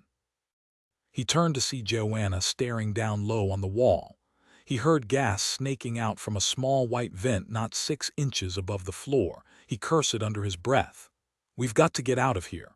He scooped Autumn up in his arms and ran to where they'd first entered the white room, Joanna right behind him. Even though he could see the outline of the sliding door, he couldn't see how to open it. "There has to be something," Joanna said. "There has to be." Ethan went on his knees in front of Autumn. "We're going to run our palms over this wall, look for a button, anything. Breathe real light, try not to let the gas get to you." They couldn't find a way out. Ethan slammed his shoulder against the door, but it was solid. He could smell the gas, feel it against his skin. He ripped off his shirt, ran back to the low vent in the wall, and dropped to his knees. He stuffed his shirt as best as he could between the narrow slats, but to do any good at all, he had to hold the shirt in place. Joanna fell to her knees beside him, shoved up her shirt and unclipped her bra. "Move your shirt." As she stuffed her bra between the slats, Ethan yelled, "Autumn, go over by the far wall and pull your t-shirt up over your nose and mouth." Joanna pulled off her sneakers and stripped off her socks. He did the same. They stuffed the socks in, trying to hold their breath as they worked. Objectively, Ethan knew there would be no stopping the gas, and there wasn't. "Sorry, Joanna, this isn't going to cut it. We've got to find the way out of this place. There's got to be some mechanism." "Yes, there has to be something," Joanna said. "There has to be." But there wasn't. Ethan felt the world spin, felt as if he were rising off the floor. He passed out. 63 Winnet, North Carolina. 8 minutes passed before Savich's cell phone rang. "Savich." After a moment he nodded. "Good." And he punched off his phone. He said to Cully and Sherlock, "The cavalry's here. The chief of police and every single deputy Winnet has on the payroll are in position. They can't cover the woods, but they've got Pulitzer Prize Road blocked on both ends. They're forming a big perimeter, hunkering down where there are breaks in the trees, but trying to stay out of sight. The chief said he posted a couple of marksmen on top of Victor's apartment building, came in through the back and up the stairs to the roof. The chief assures me everyone did their best to keep Victor and Lissy from knowing they're there. We didn't hear any cars from here, so maybe they didn't either. They're looking for Victor and Lissy's car, or rather for a car that's hidden, since we don't know what car Victor and Lissy are driving right now." Cully said, "They've probably got it stashed in some trees off the road. Can't be too far from here. Maybe the chief will find it. Then we've got them." "So in the best of all possible worlds, Lissy and Victor have no clue they're surrounded," Sherlock said. Cully slammed his fist into the wall. "I hate this, I really do. What if Bernie is dead?" He looked into Savich's eyes. "I guess you don't know. Bernie's wife, Jessie, she's my sister. They've got 2 kids, my nephews." Sherlock touched her fingers to his forearm. "He's their hostage until they nail us and drive out of Winnet, Cully. He's alive, at least for now." He nodded, but she knew he wasn't holding out much hope. She said again, "Dillon, it's time to see if they split up, see if one of them is waiting out back for us to step out the kitchen door. It's about 30 feet from the back of the house to the edge of the woods, and the neighboring house is a good 50 feet away. It's all forest on our other side. Now, since it wouldn't be bright to go out the back door, I'm thinking to go out the bedroom window. There's a whole mess of oaks out there. Great cover." Sherlock saw his face and added real fast, "I'm the smallest. I can slip through the window. They won't see me. You know I can dodge and duck with the best of them." "I'll slip into those trees and work my way back," Savich said. "No way, you just had your spleen removed, Sherlock." "Come on, Dillon, it's been months since the surgery. I'm fine, you know I'm fine. Stop playing Mr. Protector. Forget it, you're still not up to running all out in the woods. I want you and Cully to stay put, keep a sharp eye out. Look at it this way, we've got backup in place. I'll probably be redundant. Don't worry, I'll be back soon. Good plan, by the way." And before Sherlock could jump on him or yell at him, Savich moved away from the front windows back down the hall to the bedroom. He heard Sherlock say behind him, "Who needs a spleen anyway?" 64 Victor Nesser threw his binoculars to the ground. "Where are they?" Lissy jumped a bit, picked up the binoculars and looked through them. "There's still no movement in the house, not even a face looking out the front windows. Even though they couldn't find our federal cop buddy here, I'll bet you they called for their crime scene team, Victor, and that's why they're still inside the house." Victor said, "But why isn't the crime scene team here yet? Why aren't they doing something?"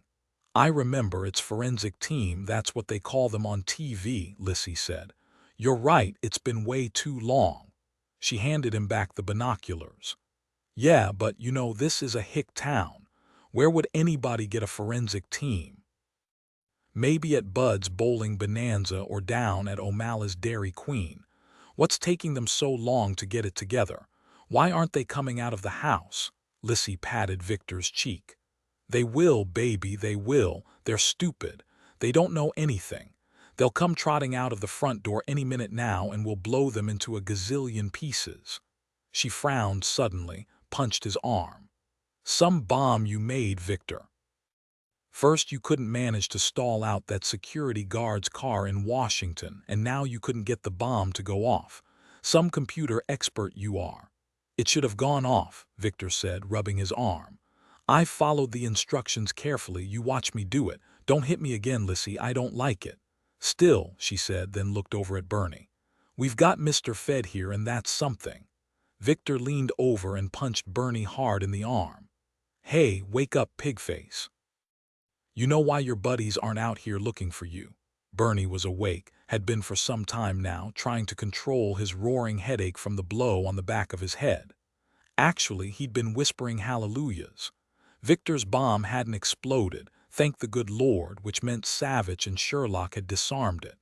Cully was still alive, and that was all Bernie wanted to think about. He'd hoped they'd say something useful if he kept playing possum, but then Victor hit him. Come on, pigface, open your baby blues. His eyes aren't blue, Victor, they're brown. Yeah, how do you know that, Lissy? He's all big and dark, no blue eyes for him. Bernie opened his brown eyes and stared up at Victor. He didn't have to fake looking dazed. What? Hey, were you trying to fake it, or are you still knocked stupid? Lissy punched him in the belly with her fist. He barely responded. See, he's still stupid. I hit him so hard his cop brains are still scrambled. She leaned down and whispered in his ear as her palm flattened out on his stomach. Hey, Mr. Agent, I like the feel of your gut. No fat, good muscle tone. Let me see. Lissy jerked his shirt out of his pants, ripped the buttons off, and spread it open. Wow, Victor, look at our buff cop here. She stroked her hand over his stomach, and to his horror, Bernie felt her fingers slide toward his waistband. He tried to jerk away, then coughed, wheezed.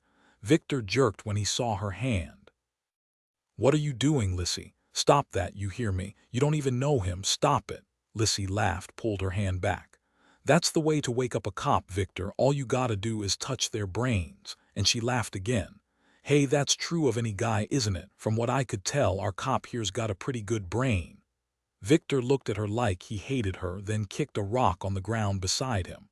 Why's it taking them so long to come out of the house? Forget the forensic crap. There's no way they know we're here. They've got to figure we're gone. So where are they? But Victor didn't really care at that moment what the federal agents were doing because his heart was still pounding at what Lissy had done. She'd actually touched another man. She'd actually felt the damned cop and right in front of him. His hands shook. He wanted to hurt her. He wanted to kill the damned agent. He said again, they should have come out. Why haven't they? Bernie heard the shrillness in Victor Nesser's voice, knew he was furious, near violence at what Lissy had done. He had to calm things down. He said matter-of-factly, since I'm not in the house, they're checking everywhere for clues. They're thorough, so it takes time. And they know you two didn't leave. They figured it out. They're holding tight, waiting for the local cops to show up. But Bernie hadn't heard any sirens, hadn't heard a blessed thing. Were they coming in silent? Our pretty boy here is right, Lissy said. There's been time for a whole battalion of cops to get here, but no one's come to save their butts. I think they're still looking around, still looking for clues. Don't worry about it, Victor. Those clowns don't know we're out here. They're stupid. She thought about the constant ache in her stomach and rubbed her fingers along the row of ugly metal staples still dug into her flesh. She saw Savich clear in her mind, on his back on the bank's marble floor. He'd kicked up so fast, kicked her so hard, she hadn't even seen his leg, just felt the horrible pain that knocked her backward, knocked all her breath out. She remembered lying there, a fire in her belly, and she couldn't breathe. We'll get them. Victor saw she was in pain and smacked his fist against his leg once, twice. We just didn't have time, Lissy said. I could have killed all three of them when they came running out, exploded their heads right off. But you were saying wait, wait, wait. She frowned. Too bad that red-headed woman is going to eat one of my bullets. Her hair is cool. I want to know how she makes it look like that. She must be Savich's partner. Do you think they're working together closely? Hey, pretty boy, Savich and that red-headed woman they partners. I don't know, Bernie said and hoped it sounded believable. Victor said, look, Lissy, you need to focus. Listen, I stopped you from shooting at them because it was too big a risk. Why take chances? If you missed even one of them, we'd be in a deep crap pit now. No, this is better. We'll wait. When they come out of that front door not expecting a thing, we'll take them down, take them all down because we'll be ready. It'll be like shooting those Coke cans off tree stumps in your backyard, remember. Don't forget, we've got their buddy here and they'll figure it out eventually. He's a big, important FBI agent. He gives us an edge if we need it. Lissy said suddenly, wait, what if they're worried we could be out here waiting for them? What if they go out the back door? Victor said patiently. There's no reason for them to go out the back door. There's nothing back there but miles of woods. Why would they do that? They haven't figured out a thing. Stop your worrying and keep your eyes on the front of the house. Bernie was praying Lissy would listen to him. Lissy got to her feet. I'm going to jump out of my skin if I have to wait here another minute. I'm going to check it out. I can circle around through the woods, get right up to the back door. She kicked Bernie with her toe. You think they're still looking for clues, dusting for fingerprints on the kitchen floor, maybe using one of those fancy machines that shines blue and shows up bloodstains. It takes that long. They're up to something, Victor. Hey, if I come in through the back, maybe I'll catch them all by surprise, shoot 'em before they even know I'm there. Maybe I can talk to that redhead about her hair. I'm thinking she must use some special hair products. Down the rabbit hole, Bernie thought and kept his eyes closed. Open your eyes, lover boy, say goodbye. Bernie opened his eyes and said to the beautiful, fresh-faced teenager who was anything but goodbye. She laughed and blew Victor a kiss, looked again at Bernie's belly and said, keep him close, Victor, you never know when you'll need yourself a shield. She smacked her lips and laughed. If he's still alive tonight, I might have myself some fun with him. You know, give him an ick test. Victor didn't say anything to that until Lissy disappeared into the trees. Then he bent down to the man lying bound at his feet and stuck his gun against Bernie's mouth and shoved his lips apart. You're never going to touch Lissy, he said. Bernie nearly gagged at the barrel close to the back of his throat. There was nothing he could do. He thought of Jesse and his boys. Victor got himself back under control. He pulled the barrel slowly out of Bernie's mouth, shrugged, and eased down, his back pressed against an oak tree. Bernie thanked God it wasn't Lissy who was enraged because she'd have shot him without a thought. He tested his wrists again. He wasn't going to get himself free. His hands and feet were tied too tight. Victor held a gun on his lap, which meant Bernie was a half a second away from being dead. There was nothing he could do, nothing except pray, and that's what he did. He prayed Savich and Sherlock and Cully had realized what was happening, prayed this insane girl wouldn't come in through the back door, laughing like a maniac, and empty a clip into them. Victor said in a meditative voice, never looking away from the front of the house, do you know I've never killed anyone myself? That's why I drove the van for my aunt. I told her I didn't want to do that. A couple of days ago, I shot a highway patrol officer woman in the chest. Lissy was yelling at me to shoot her between the eyes so she couldn't rat us out, but she was looking up at me, you know. And I shot the ground next to her head. I really didn't think she'd live. There was blood all over her chest. Victor leaned his head back and closed his eyes. I guess Lissy was right. That woman cop did live, and she did rat us out. She told them exactly who we were. It was all over the car radio news, this big news bulletin about us. Victor turned to look at Bernie. But you, buddy, you're coming on to Lissy, and that makes me mad. Maybe I could kill you and not feel bad about it. 65 Pease Ridge, Georgia. When Ethan managed to open his eyes, he was lying on his back on a soft, pale blue rug, staring up at a white ceiling. He managed to sit up. He was in a nice-sized room with a large bed with a pale blue coverlet, a desk that looked like an antique, and shelves built in behind it filled with books and what looked like journals. There was a gooseneck lamp on top of the desk next to a computer. He saw a door that probably led to a bathroom. The room looked like a superior hotel accommodation. There were raised blinds over the glass window in the door. He walked to the door. It was locked, but he looked out the window. He could see only a window down the hall a ways from him. He was in one of the members' rooms. No mortification of the flesh in this place, he thought, and touched the frame of a photograph on the wall, this one of a sky filled with stars. He felt dizzy and slightly nauseated from the gas. Where were Joanna and Autumn? Probably in a room of their own, he thought. He stretched out on the comfortable bed and looked up at the white ceiling. Who had brought him here? Whistler. There had to be others who worked for him. He had to be ready when they came. He lay silent and still for a while longer until the vagueness and nausea slowly receded. A few minutes later, Ethan realized he was hungry. He pulled an old wrapped mint out of his pants pocket, peeled off the wrapper and sucked on it. He closed his eyes. He had nothing to do but wait. He heard a key turn in the lock and the door opened. Whistler stood there, his hand out, holding a gun. "I see you're awake already, Sheriff, as you should be," he said. "We've never had to use the gas before. I see now it was a prudent measure after all. We couldn't have you leaving through the outer door. Were you watching the whole time? Another precaution. I saw how you overcame my poor Kagel. I was fond of him." Whistler continued in a meditative voice. "Truth be told, I believed Kagel was invincible. I saw him fight at his dojo in Seoul. He never lost. Evidently I thought too highly of his skills since you killed him. You have cost us dearly, Sheriff, and I hope to see you pay for it. Where are Joanna and Autumn? They are in a comfortable room. Now it's time, Sheriff. You wanted to meet the father. You will now." 66 Winnet, North Carolina. Savich eased open the bedroom window and climbed out. He ran bent over into the thick oak and pine trees before making his way around to the back of the house. Once in position, he dropped to his knees and looked across the large, overgrown backyard. He didn't see anything and no face through the window. Good, Sherlock and Cully were still in the dilapidated living room in the front. He moved deeper into the trees, stopping every few steps to listen.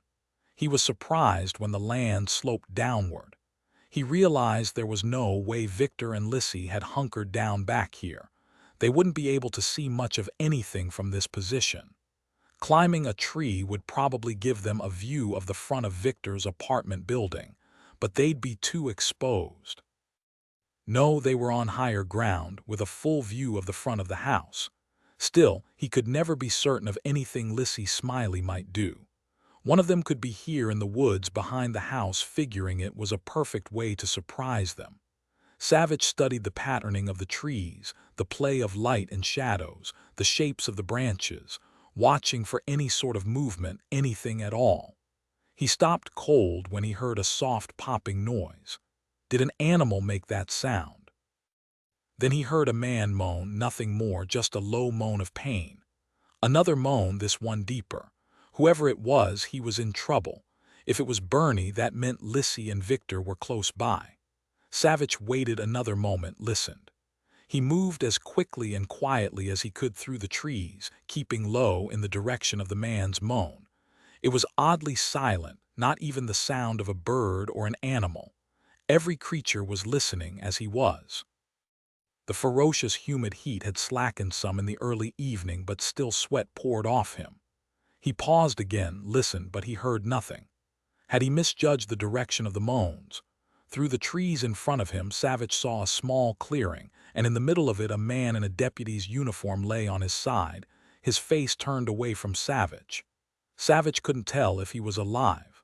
Lissy or Victor did this, which meant they were close by, maybe waiting for him, or anyone to step clear of the trees. He'd be hopelessly exposed. Savich didn't want to go into that clearing, but he also knew he didn't have a choice. If the deputy was alive, he couldn't leave him lying there helpless. He ran, crouched over, dropped to his knees beside the deputy. The man was unconscious. He was young, not more than 22, fresh out of the police academy. He had a bullet wound to his shoulder.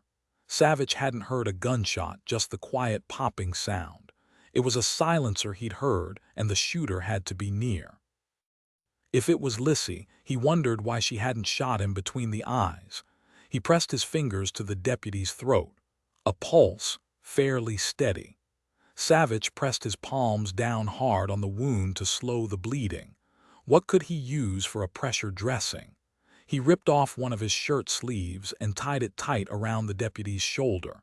Then he pressed his palms down over the wound again. In that moment, Savich knew someone was close, but there was nothing he could do about it, not with this young man's blood all over his hands.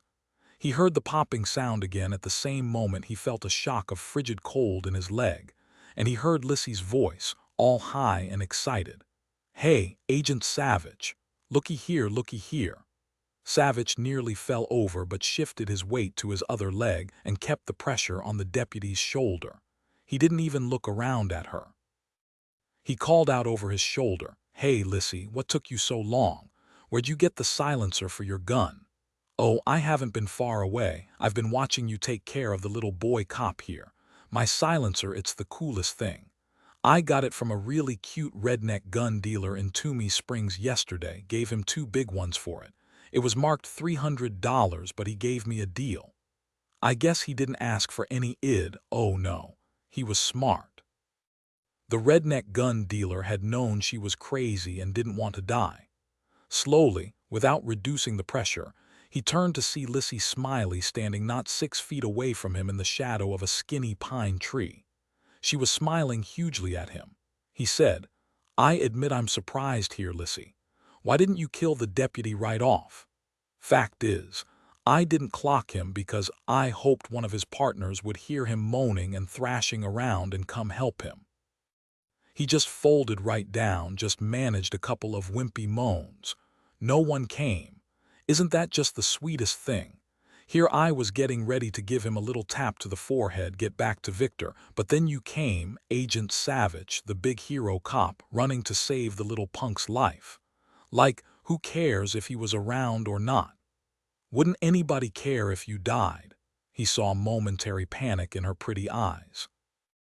Was she seeing herself lying on the ground instead of this deputy bleeding her life away? "My mama would have cared if I died, but she's dead, so it doesn't matter. This guy has a mother too." She was shaking, waving the gun at him, hysteria hot in her voice. "Shut up, you hear me? You're responsible for my mother dying, you bastard, so shut up, you hear me?"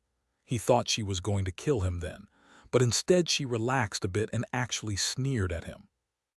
He realized she wanted to gloat, she wanted to rub his face in her victory, and it gave him precious time.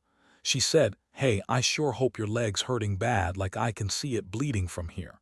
I didn't kill you because I got some things to say first. You want to know why I shot you in the leg? Because that's the leg you kicked me with. No way you can kick me now. No, don't you move, don't you even twitch. I will kill you if you try for your gun. You stay right there. I see your gun right beside the deputy. You throw it over here or I'll shoot your head off. Now." He didn't want to let up the pressure on the deputy's shoulder.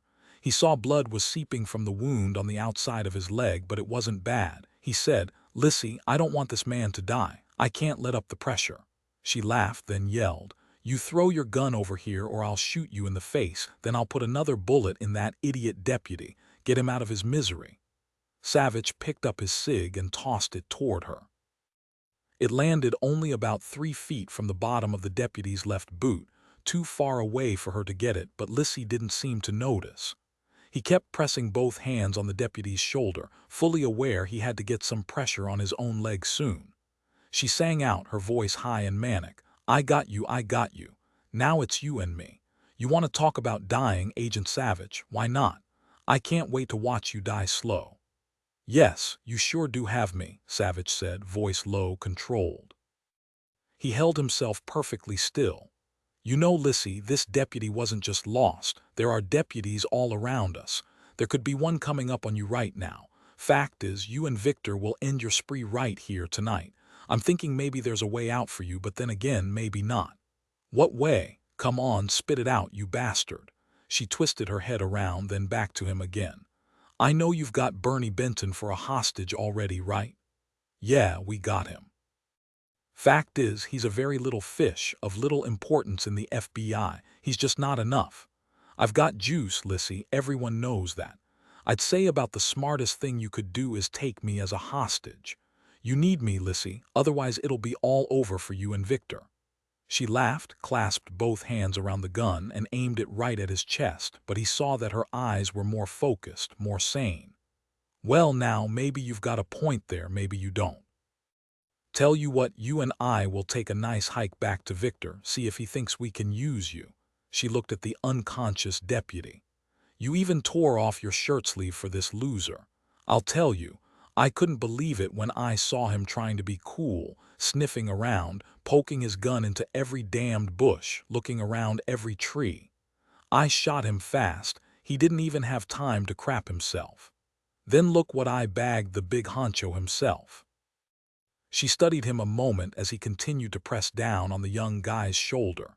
He heard the bewilderment in her young voice when she said slowly, "You'd have come running if I only shot an animal, wouldn't you? I don't understand that.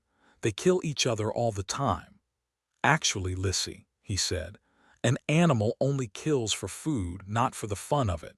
And people don't leave other people lying on the ground bleeding. Except maybe Jeff, I think his name was. Your mother wanted him to help you, but he ran, didn't he?" Lissy shouted. "That puking creep. He couldn't get out of there fast enough. I'm glad he's dead, glad." Just as suddenly the mad light left her eyes and she shrugged. She tossed her head. "See, Jeff's dead and no one cares." She looked at him like she was ready to put a bullet in his head. He said, "Let me ask you, Lissy, would you come running if someone shot Victor? Or would you run away to save your own skin like Jeff did to you?" "Sure, I'd come running for Victor, but that's different. He's not some stranger out to bring me down like you and these jerk-face cops. Victor loves me. He'd do anything for me. I know him. He's like the other half of me. He thinks things through real careful, you know." She paused a moment, and for a second she looked oddly vulnerable. "Mama said you got to take care of number one first, or number one might just die, and then what did it matter about number two or number three or anyone else? Mama always said Victor was too sweet. Sometimes he is sweet, but not always." She shook her head, as if focusing herself again, and scuffed the toe of her sneaker into a mess of leaves at her feet. Her eyes flicked to the deputy. "I wondered what this little twerp was doing here in the woods. You knew we were close and you called the cops, didn't you?" Pain flashed hot in his leg and he almost moaned with it. He'd never been shot in the leg before. It was like a searing knife was stuck in his flesh, deep and twisting now, that blessed numbing cold long gone, and there was nothing he could do about it. Savich said, "You got me, Lissy. Are you ready to see what Victor thinks of me as your hostage? You know that other agent isn't really worth much at all. You could even let him go, no loss. He's with Victor, right?" "Oh, sure, he's with Victor. Me, I decided to do some reconnaissance. I was looking real hard at the back door of that dumpy house, praying for one of you to come strolling out, but no one did." She was angry again and frowned at him, her gun steady on his chest. "You think you're going to get out of this, big boy? Maybe you didn't fire the shot that killed my mama, but you threw the gun to that damned security guard and he shot her. He shot her in the neck. I saw it, saw all her blood spurt out. I saw her die." Her hand was shaking again and Savich waited ready. "I'm going to kill him too. I wonder if my pretty boy Bernie has anyone who'll care when he dies. Yes, he does, a wife and 2 small kids. Well, boo-hoo, the kids aren't going to get a bedtime story from Daddy tonight. He's one of you, out to bring me down. He's the enemy. His wife won't be sad for long. Mama told me after Daddy was out of the picture she had herself lots of fun."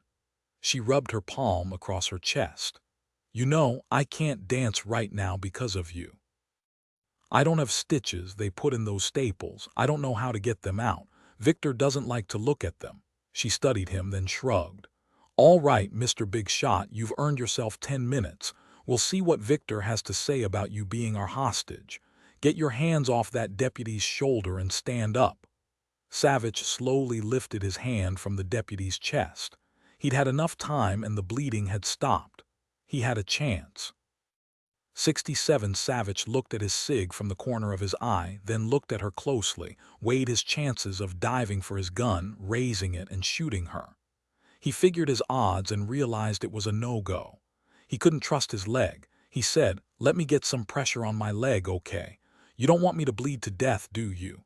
How could I walk you and Victor to safety?" She chewed on her lower lip. "All right, use your belt, that'll do it." Savage pulled off his belt and pulled it tight around his leg.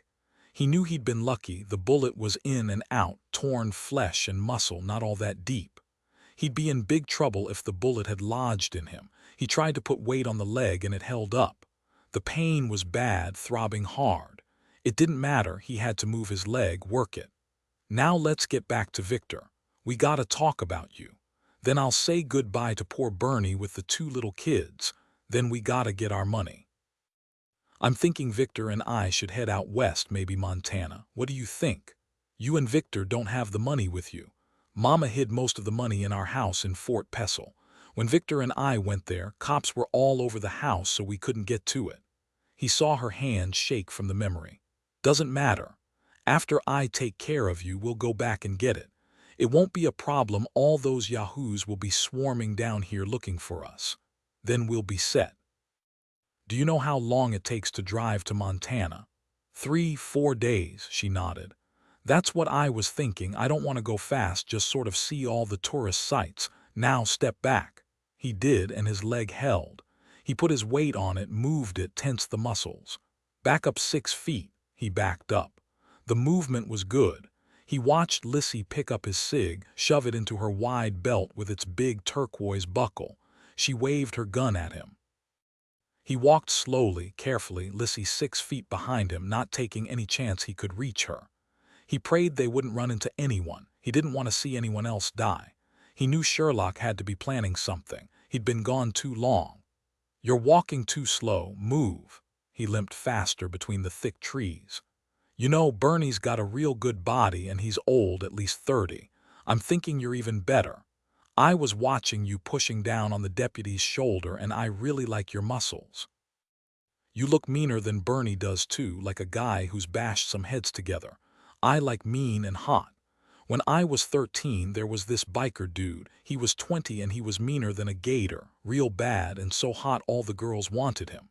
She stopped, frowned at the memory, shook her head. "I knew him once, but then he left. Victor was 18 and I got him instead while I was thinking about my biker dude. When I get you all settled down and tied up, I'll see. Hey, you married? You got a wife who'll miss you for maybe 5 minutes. You got little kiddies." "No, I'm not married." "That red-headed girl, she your partner, you close with her. Why?" "I want to talk to her before I blow her head off.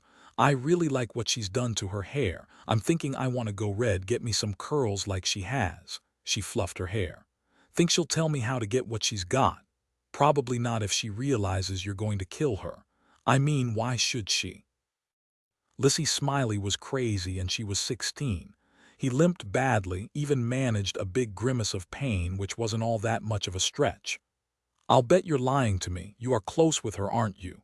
"Nah, I don't even like her much." "Well," Lissy said and laughed, "she a lesbian." Savage didn't say anything. He was listening. He heard something, a footfall. Was it Sherlock, another deputy? He said quickly to distract her. "About her hair, I'm thinking maybe she dyes it. But her eyebrows are a sort of dark red-brown, so maybe not." Lissy laughed again, high and manic. "I'll be sure to ask her. Okay, lover boy, move it. We've got to get back to Victor. Hey, she any good with a gun?" "Good enough." His leg hurt bad, but he had it under control. Could he manage enough of his weight on the left leg and kick out with his right? He didn't know. He knew if he tried and missed, he'd be dead. He made his limp impressive. "Wait, lover boy, hold up a minute. I think I heard something. Maybe it's that little red-headed partner of yours. That would be good." 68 Pease Ridge, Georgia. When the door closed behind him, Ethan whirled around, but Caldecott hadn't come in. Ethan turned to see an old man sitting on an immense, beautifully carved golden chair that would have suited Queen Victoria. He had to be at least 80. He looked frail and insubstantial, with wispy clumps of white hair on his head and a seamed face. All in all, he would have looked like a pleasant old geezer if not for his pinched mouth, small and mean. Despite the gentle voice, what Ethan saw was decade upon decade of pettiness and ill will toward others. The old man's eyes were dark with intelligence and with power as he looked at Ethan. His body might be old, but his mind was fit. He wore a long white robe pulled together at his meager waist with a gold belt like Whistler's. "Good evening, Sheriff Merriweather. You will be fine in just another moment."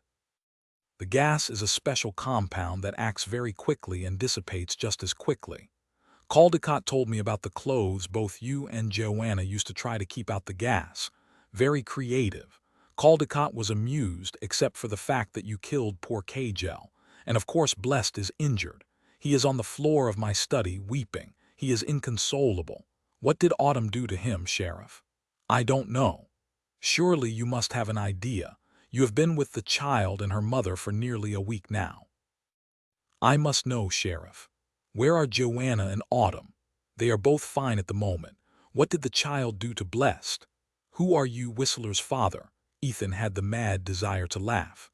The old man didn't say anything, continued to look at him as if he was trying to figure something out. Ethan said, "Who are you?" "I, Sheriff Merriweather. Why, I am the father, but I am not, however, related to Whistler. This is my home, and all those who reside here for however long a time are my children. They obey my wishes and in return are enlightened about powers beyond themselves. So Caldecott doesn't run things around here. I'll tell you what, Sheriff. It seems we need each other, and so I will answer your questions and then you will have no reason not to answer mine. Caldecott does not run things here. Caldecott is my fine first lieutenant. He fancied the name Master, and so I gave it to him. Sometimes, when he doesn't realize I'm looking, he struts like he is the important one here, but he is not. I allow him his little conceits since he is something of a financial wizard, a blessing since I find such things boring. He gathers our people from all over the world, and if he deems them worthy, he brings them here." He raised a gnarled hand, pointed a thin finger at Ethan. His fingernails were long and curved inward. His old voice quaked with anger. "I have answered your questions, Sheriff. Now you will tell me what Autumn did to Blessed. I must know." "I have told you I don't know what she did. As far as I know, she only looked at him, that was it." "I don't believe you. All of this, the death of Kagel, my poor Grace shot by your hand, my wife calling me, desperate because they were taking her to jail, and it's all your fault, Sheriff. But Blessed we cannot do without Blessed." Ethan said slowly, "Well, if this doesn't beat all, you must be Theodore Bachman." The old man gave him a regal nod. "Of course, Autumn is my granddaughter. I have lost 2 of my 3 sons, Sheriff. I will not lose my granddaughter as well. She appears to have more power than Blessed, even at her young age. She belongs to me, to my family, to Twilight. Her gift will draw the devout from all over the world. She will be revered. Under my tutelage, who knows what she will become, the power she will have." Ethan said, "Your wife said you died in a mugging in Reno some time ago. So it didn't happen. It was all a fiction so you would be free to set up this cult. It occurs to me you could have done this without dying. I had no choice. I had to die. The gangsters who ran the casinos decided they didn't want to lose any more money to me, that I was stealing from them, though I played by their rules. The mugger was an assassin they sent to kill me, but I killed him instead. I was forced to cut all ties to Bricker's Bowl because of those vermin." The old man sighed. Ethan said, "So that's when you decided to open this place. Children of Twilight. I'm wondering, Mr. Bachman, why all the white, and the robes you wish to be seen as a prophet, or perhaps as something more than that. You speak so very simply, Sheriff, so unequivocally. You don't know anything about it. All of this, it was a huge undertaking. I was not a young man even then. And Caldecott, what does he get from this?" Theodore shrugged. "Shepard and I found Caldecott one day in a strip mall in Huntersville, an out-of-the-way place we chose because we had to be careful. Caldecott was selling cars, can you believe that? He tried to con us. I admired his abilities and we talked. 2 months later, we bought the old tobacco farm some 20 miles down the road, using his mother's name. It served for a while, but I feared the assassins would find me. We decided to build my beautiful temple. As you know, money is never an issue in any decision I make. You know that my family is extraordinary. You've seen what Grace and Blessed can do. Theodore's face spasmed and his breathing hitched. He began to breathe too fast. He nearly rose out of his chair as he shouted at Ethan, "My poor Grace, my poor shepherd. What have you done to my family?" Theodore's thin chest heaved. For a moment, Ethan thought he was ill. After a moment, the old man settled himself back onto his throne. Caldecott already believed he could read some people's minds on occasion. When he saw Blessed and Grace, he was, of course, astounded. He is an ambitious man, and I convinced him he could achieve whatever he wanted if he joined with me. And so he did. Whistler is a Harvard man. He brings us fervent, eager people, thrilled that I will teach them. Caldecott said you haven't found another gifted person as yet.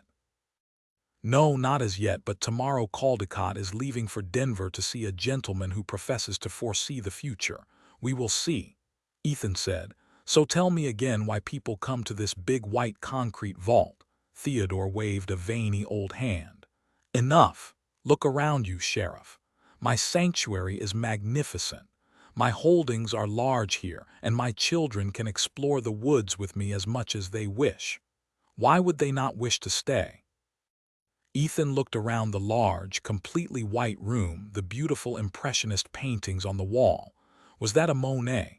There was a beautiful antique Persian carpet under the old man's sandaled feet. It was a gem, this room, save for a ridiculous dais with its golden throne at the center.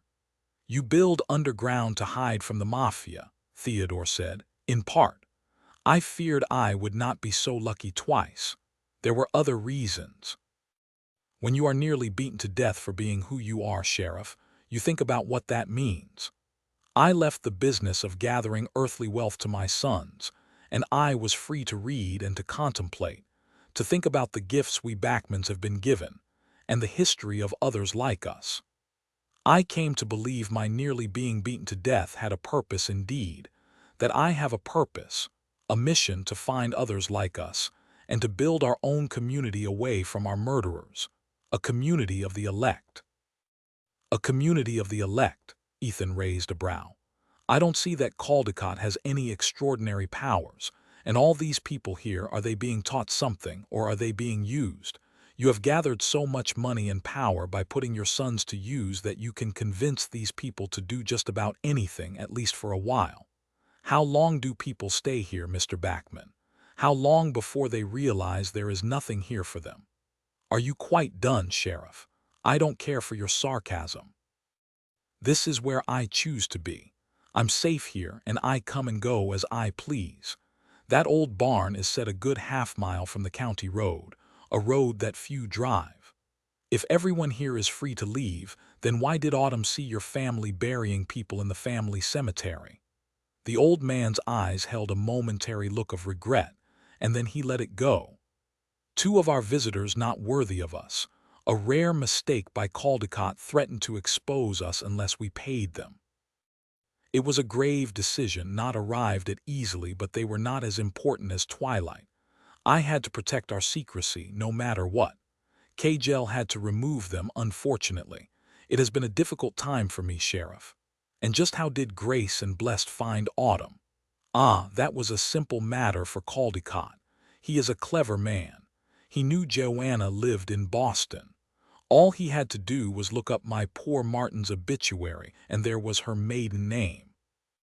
With that and what she and Autumn had told us, it required only a few well-placed phone calls to search out her family and friends and her connection to Titusville, Virginia. Now, Sheriff, I have answered your questions. I have an offer for you.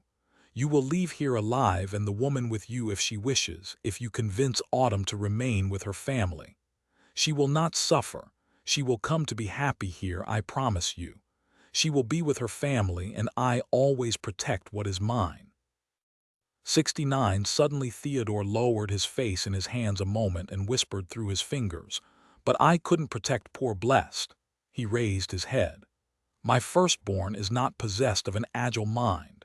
It was foolhardy of him to follow you into the Titus Hitch wilderness. He should have waited for a better time. But he could not conceive of failing. He and Grace had never failed before at anything we asked them to do. And now Grace is dead. The two of them were always so very close in their minds, in their hearts. Theodore raised his head. You took part of my family, Sheriff. You owe me Autumn to pay for what you've done to me. Ethan smiled at the profane old man. You're worried Blessed will never be able to stymie anyone again, isn't that right, Theo? Theodore slammed his fist onto his thrown arm. You will call me Father or Mr. Backman. He sighed, then straightened, trying, Ethan thought, to look like a monarch rather than a pathetic old man. His hands fisted, making the veins ride high under his parchment skin. He said, pride bursting in his voice, whatever happens, it is my granddaughter who did it to him. With no direction from anyone, with no training, with no understanding at all, this little 7-year-old girl simply pulled it out of herself. Did she destroy his power, wipe it out of him forever? I hope not. But this child is amazing. Blessed was helpless against her. She is her father's daughter, my own granddaughter. Ah, Martin, another tragedy. I wonder what he would have achieved if he'd only remained with me in Bricker's Bowl. Why did he leave, Mr. Backman? He was a boy, and he did not understand that with our gifts the Backmans behave as we choose. We are not bound by ordinary rules. We fought, always fought.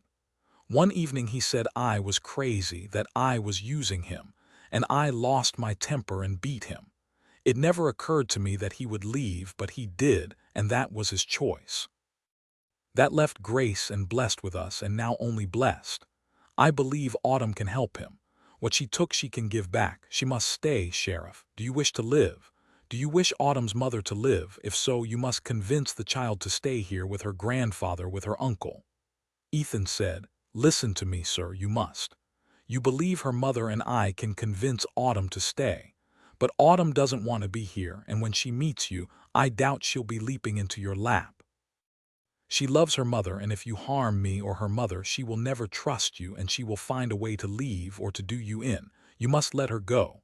Theodore's old voice was shrill. You will listen to me, Sheriff. I have lost too much to let her go. No, Sheriff, the child will not leave Twilight. Ethan laughed. Twilight? I don't see any sky. Being in this place is like being buried alive. Theodore slammed his fist onto the arm of his throne. You will be quiet. You are common, Sheriff, and you understand nothing. I am having Autumn brought in, and you will convince her. You will tell her if she does not stay with me, you will die. Do you understand? I am her grandfather. She will come to accept that. If you value your life, you will help us come to terms. The old man slowly pulled a gun from the sleeve of his robe, then pressed a button on the arm of his chair. Ethan heard the door open behind him. He turned to see Caldecott come into the room, his hand around Autumn's arm, shoving Joanna in front of him. Autumn pulled and pushed at him, trying to get to her mother, but he wouldn't allow it. Whistler tightened his hold on the little girl's arm. Why was she still fighting him? Didn't she realize how important she was to all their future plans? Didn't she realize how lucky she was, what incredible power she had, a power they would teach her to use? If only he could do what she'd done to Blessed. He'd prayed for such a talent. Stop fighting me, he yelled down at her and shook her arm. You leave her alone, you bastard. Joanna dove at him, but her hands were tied behind her and she could only butt her head against him. Whistler wanted to backhand the woman, but he merely shoved her hard, sending her to the floor. He shouted down at the child, Look, that's your grandfather over there. Your grandfather, your daddy's father. Get control of yourself. Autumn's eyes went blank, her pupils fixed. She became still, no expression at all on her small face. Whistler grabbed both her arms, shook her again. What are you doing? Damn you, what are you doing? What are you seeing? Joanna jumped up at him. Ethan yelled, Let her go. Whistler sent his fist into the woman's jaw, knocking her backward. He saw the sheriff coming at him and grabbed the little girl around her chest and hauled her back against him. He raised his right hand and Ethan saw a snub-nosed .38. "Stay back, Sheriff, or I'll shoot you, or her, I don't care." "Caldecott, don't harm Autumn," Theodore yelled. "Bring her to me. Then you can take the mother and the sheriff out. Look at her eyes are like blessed, the intensity burns within her." She was looking off, away from all of them, seeing something he couldn't see. "What are you doing, child? What are you doing?" 70 Winnet, North Carolina. Victor heard something like the rustling of leaves beneath someone's foot, someone who was trying to walk really quietly. "Lissy." He raised his gun and turned toward the sound. Bernie watched Victor unwind and slowly get to his feet, his gun swinging around him. Bernie hadn't heard anything. Was it a cop? Lissy coming back? He couldn't do anything except wait and work at the damned duct tape on his hands. From the trees he heard Lissy's excited voice. "Hey, Victor. Look at what I've got me." She wasn't alone. Bernie didn't want to believe it. Dillon Savich, his leg wounded, his belt wrapped around it, limped in front of Lissy. She did a little dance. "The macho man told me all the cops in this pitiful town are on the other side of the woods, waiting for us to waltz out. All of them but one. Yep, a young deputy nearly walked right into me before I nailed him.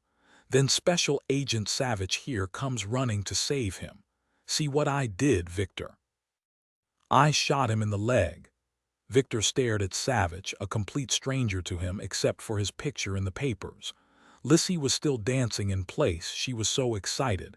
Victor said, "It makes sense he'd bring all the local cops in. I'm thinking they probably found our car. It's going to be tough for us to get out of here." Lissy waved her gun around. "Big deal, a bunch of hick clucks, probably as brainless as the one I shot." She giggled.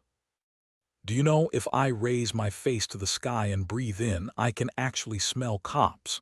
She shoved her gun into Savich's back. "This is my prize cop. Just look at his leg, he's not going to kick me anymore. Sit down, pretty boy, next to Bernie with the two little kitties." Lissy started lightly rubbing her chest. When she saw Savich looking at her, she dropped her hand. They were maybe 100 yards inside the police line, Savich thought, in the thick trees that ringed the area on high ground. He and Lissy had trekked slowly through the unending maze of oak trees, at least a quarter-mile of woods, to this small hollow that sat on a sharp rise. Through the trees he could see Victor's apartment building and the front of the ramshackle house where he'd left Sherlock and Cully. He said to Bernie, "You okay?" Yeah, I'm okay, I just feel really stupid." "Shut up," Victor said. "I don't want you two talking, you got that? Sit down next to him and don't try anything."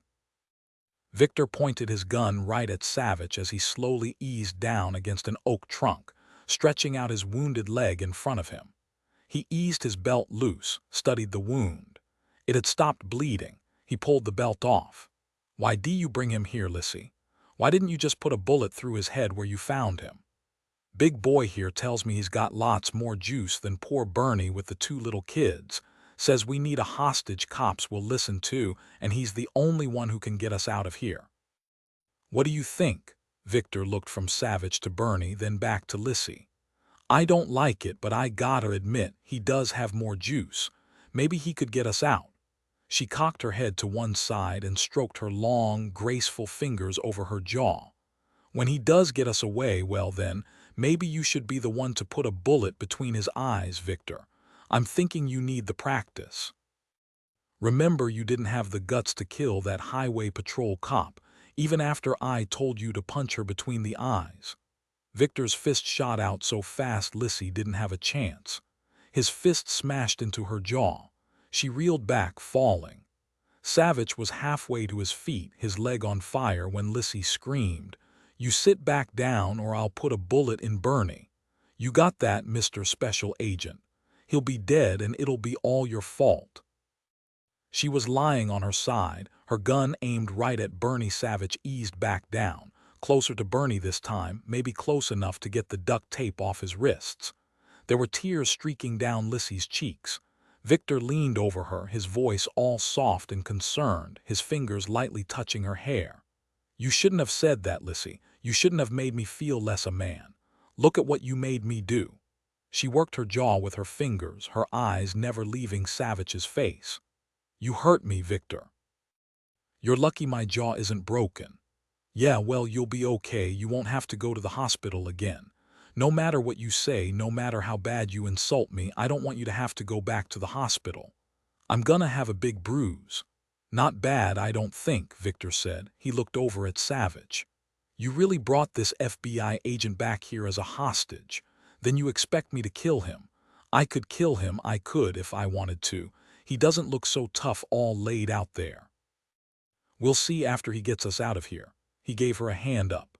Lissy continued to work her fingers over her jaw. You could pop him right between the eyes. I could take care of Bernie. Then we'd be free and away from this hick town. We'll find us a car. I want to go to Montana. Montana might be good. I wonder how long it takes to drive there. We'll take 5 days, take it easy. Lissy looked up to see Bernie speaking low to Savich. Shut up, or I'll shoot your heads off. Victor, before Super Cop takes us out of here, I've got an idea. Hand me his cell phone. I want to look at his speed dial.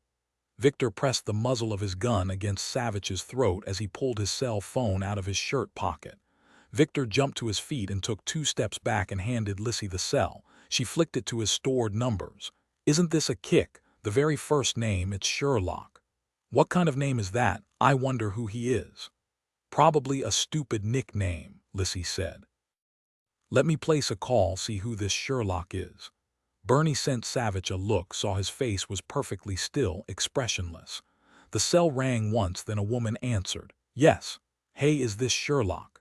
Yeah, I'm Sherlock. Who wants to know? Smart mouth, aren't you? This is Lissy Smiley. I got me 2 big federal agents right here. Special Agent Savich and Special Agent Bernie with 2 little kids. You're Savich's partner, right? You're the one with all that red hair. That's me. You're really not close with him. He said he didn't even like you much. Still, why wouldn't you want to get in his pants?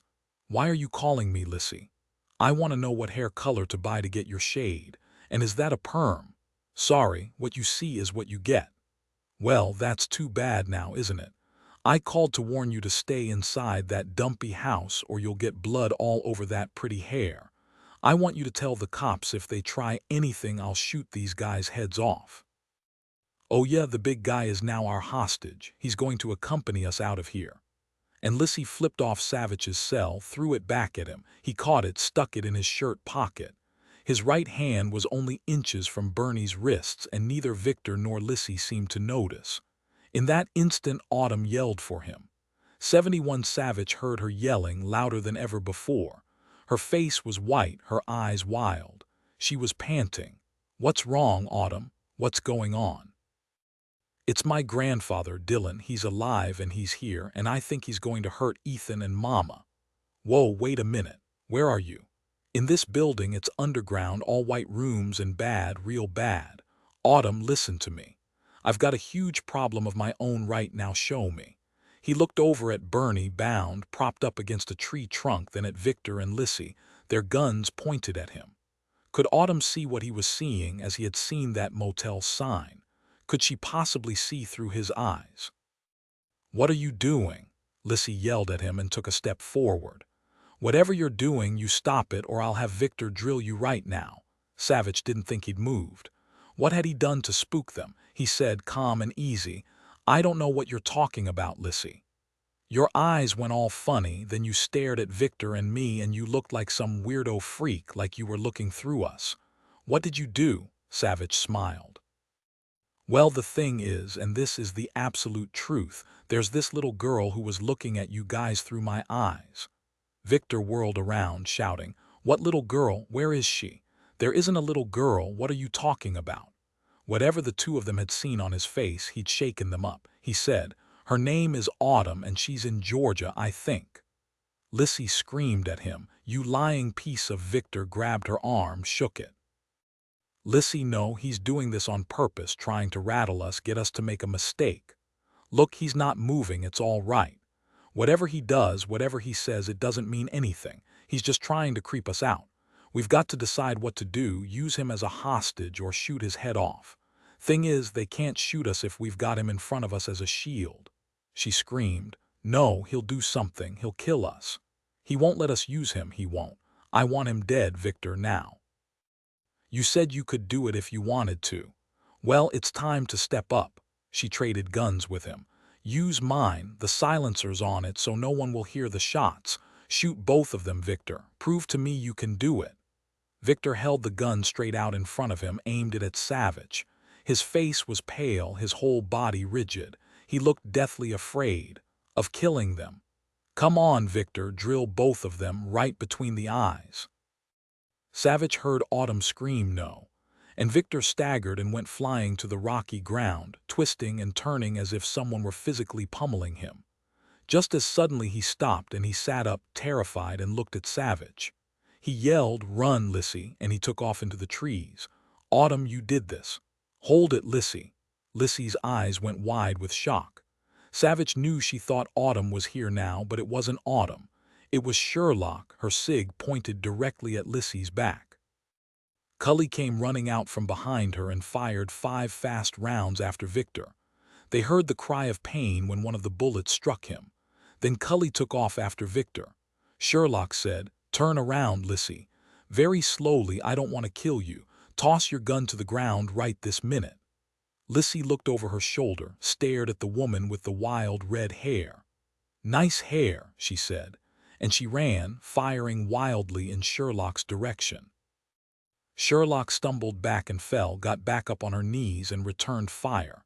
She got her, heard the cry of pain, but she didn't know how badly the girl was hurt. More shots came toward them. "Stay down, Sherlock," Savich yelled. He stumbled over to her, half fell to his knees and pulled her up against him. "You'd better be okay, you hear me?" "Yeah, I'm good. Dillon, your leg."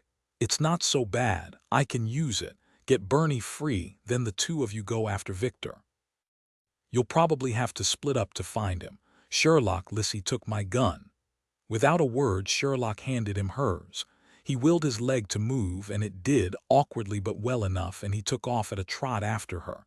Sherlock whispered after him, "You'd better be careful." Savich soon saw Lissy weaving through the trees ahead of him. Sherlock's bullet was slowing her down. She jerked around, saw him, and fired. The bullet ripped past his head as he dove behind a tree. His leg screamed at him, and he waited a beat. He heard gunfire, prayed they'd finally brought Victor down. He saw a flash of Lissy's white blouse and fired. She yelled. He turned and ran toward her, his left leg dragging now. He yelled, "Lissy, it's over, stop now, you hear me?" He heard her laugh, her manic laugh loaded with pain. He knew she was on the move again, despite having 2 bullets in her. Lissy yelled, "You'll never catch me, you bastard. I'm going to kill you, and then I'm going to kill every single cop you brought here with you." He stumbled after her. Another bullet struck a tree a foot from his left shoulder. "Come on, you damned leg, keep going. Move." His leg must have hurt him because he sprinted, moving quickly through the trees. She had to be bleeding, she had to slow down soon. He saw her leaning against an oak tree, panting, hunched over. Blood covered her white shirt and flowed down her side over her jeans. She held his cig in one hand and pressed her other hand to her chest. He saw blood seeping out between her fingers. "Lissy, it's over. Drop the gun, you're hurt, we've got to get you help." She looked toward where he was hidden and fired. The shot went wide, sliced a small branch off an oak tree to his left.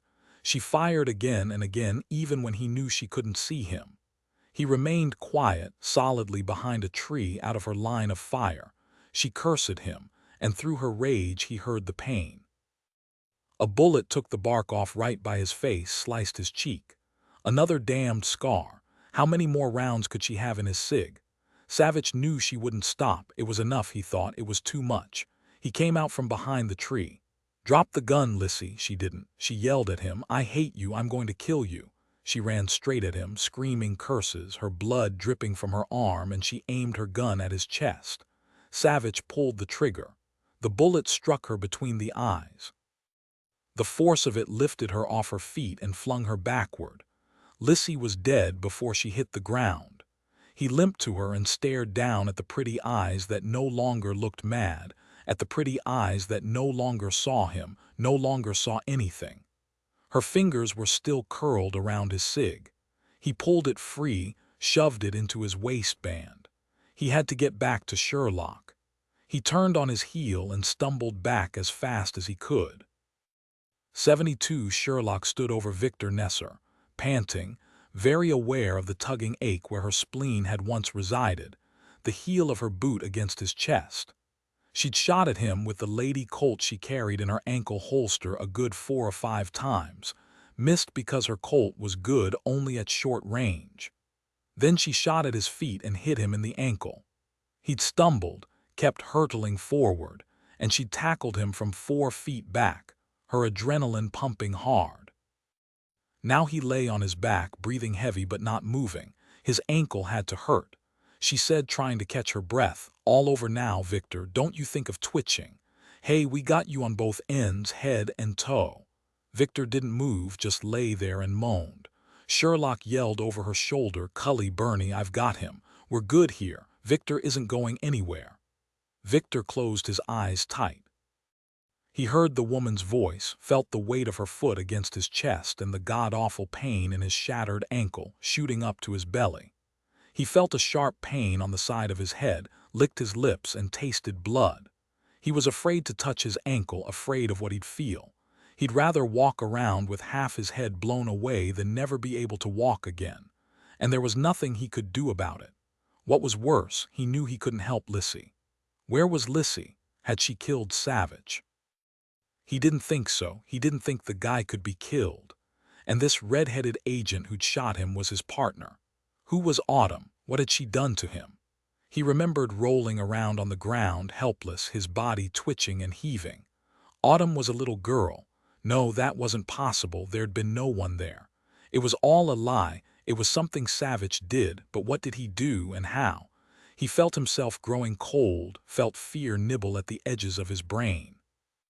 If only he'd shot Savich right away when he was stretched out and helpless beside Bernie, shot both of them, it would have been done, over with. And Lissy would know she could always count on him. Of course, Lissy could have killed them herself, but she'd wanted to toy with him too. It was a huge mistake, the biggest mistake they'd ever made. Their last mistake. Victor remembered how it was before all of this, his years with his parents, his father knocking the crap out of his mother whenever the mood struck him, and then she'd gone back to Jordan with him to be knocked around some more. Was she even still alive? And Aunt Jennifer, the years that insane woman told him when to eat, when to brush his teeth, who he could speak to, and how she was going to kill him if he ever touched her precious 13-year-old daughter, the only human being he'd ever loved, spawned by that insane woman. He could still feel the edge of the butcher knife she'd held against his neck while she was screaming at him. Aunt Jennifer thought he was molesting Lissy. What a joke that was, but he hadn't defended himself, hadn't told her how it was Lissy who came to his tiny bedroom under the eaves. Lissy had stopped her mother, grabbed away the knife, but still, not an hour later, Aunt Jennifer had struck him with a hammer even though she'd known it was Lissy. Oh, yes, she'd known. He thought he was going to die then, but he didn't. Victor knew there was no future for him. He guessed he'd known that from the moment Lissy got in his bed, and now Lissy could be dead. There was no way she was going to walk away from the cops this time. It was over, all of it. Tears streamed down through the rivulets of blood on his face, not from the horrible pain of his shattered ankle, but because he'd never see Lissy again. He didn't think he wanted a future. He opened his eyes and looked up at the agent standing over him, holding a small gun in her hand, aimed right at his bloody face.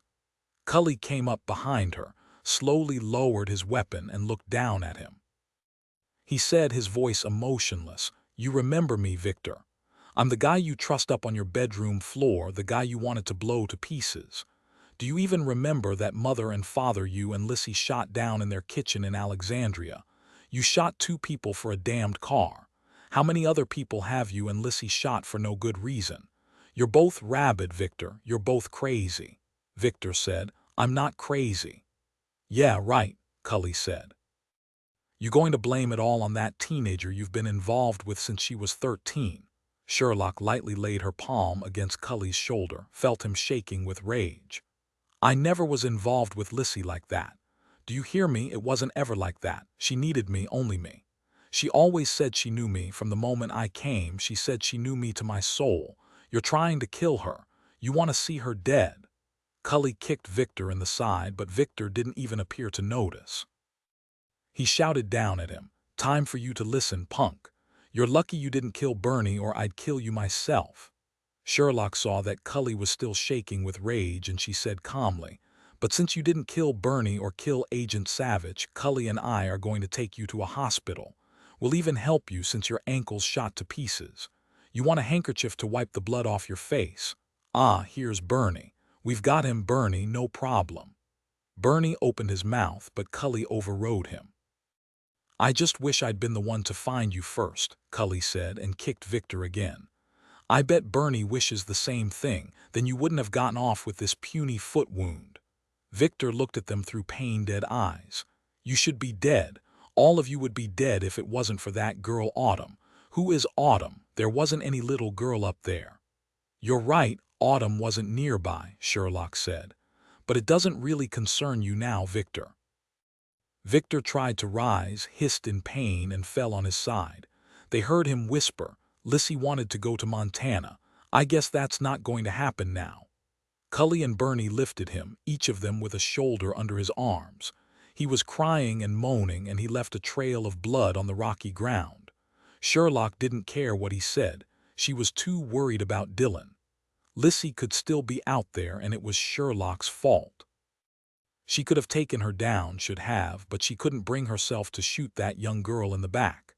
She'd let her focus slip for that instant of time, and Lissy had been so fast, moved in a blur, all of it unexpected, and then Sherlock had fired at her, but only a wound, maybe not even a bad one. Dillon could be dead because Sherlock shook her head. No excuses. She'd screwed up royally, put all of them in danger. She hadn't done her job. If it hadn't been for Autumn, Victor would have killed Dillon. "Autumn," she whispered, vaguely aware that Victor was cursing and crying both together, "thank you for our lives." "Sherlock, you guys all right?" Savich came limping through the trees. He was almost whole, good enough. She gave him a huge smile. Victor stopped cold. He yelled, "Where's Lissy? What did you do to Lissy?" Savich looked at the young man's ravaged face, at the soul-eating fear in his eyes. He said, "She's gone, Victor." Victor raised his face to the darkening sky. "Lissy, oh God, Lissy, you can't die, you can't." He wept like a lost soul from hell. 73 Peas Ridge, Georgia. Whistler looked down at her, and Ethan took his chance. He threw himself at Whistler, hurled him against the wall. His gun went skidding across the floor. "Autumn, untie me." Autumn fell to her knees beside her mother and began to work at the knots. Joanna had to watch Ethan and Whistler trade blows until finally she pulled free. Joanna staggered to her feet and pushed Autumn behind her. She wanted to help Ethan, but she'd seen him fight. He didn't need her. Whistler was stronger than Ethan had thought, but he had no real chance. Ethan had rage on his side, rage so deep it resounded in the most primitive part of him. He wanted blood. He staggered Whistler with a kick to his chest and managed to grab his head between his hands. He pounded his head against the white wall. He didn't stop even when he saw smudges of red against the stark white, heard Whistler moaning. "No!" Theodore Bachman stumbled off the high dais, fell to his knees. "No!" he yelled again and pointed a long finger toward the two men. He turned to look at his granddaughter, that precious little girl he had waited for to be the future of his family. He felt a searing pain in his chest, slowly fell onto his side. He sucked in air, trying to breathe. Ethan smashed Whistler's head a final time against the wall and released him. Whistler slid down the wall, leaving his blood to streak in bizarre patterns as if painted on by smudged fingers. Ethan stood over him, sucked in air, and tried to quiet his rage. He turned to see the old man lying on the beautiful rug, his legs drawn up. He was awake and staring at Ethan. "You killed Caldecott." "I doubt it." He did not say whether he'd tried. Ethan turned to Autumn and Joanna. "Are you all right?" Autumn nodded as Joanna hugged her clothes, smoothed her hand over her daughter's hair. "It's okay, baby, it's okay now. We're all right, Ethan. You." Theodore Bachman called out, sitting up on the floor now, his hands outstretched to Autumn. Autumn, my precious grandchild, you will reach the stars with me, you will conquer the heavens. Come here, child, come to your grandfather.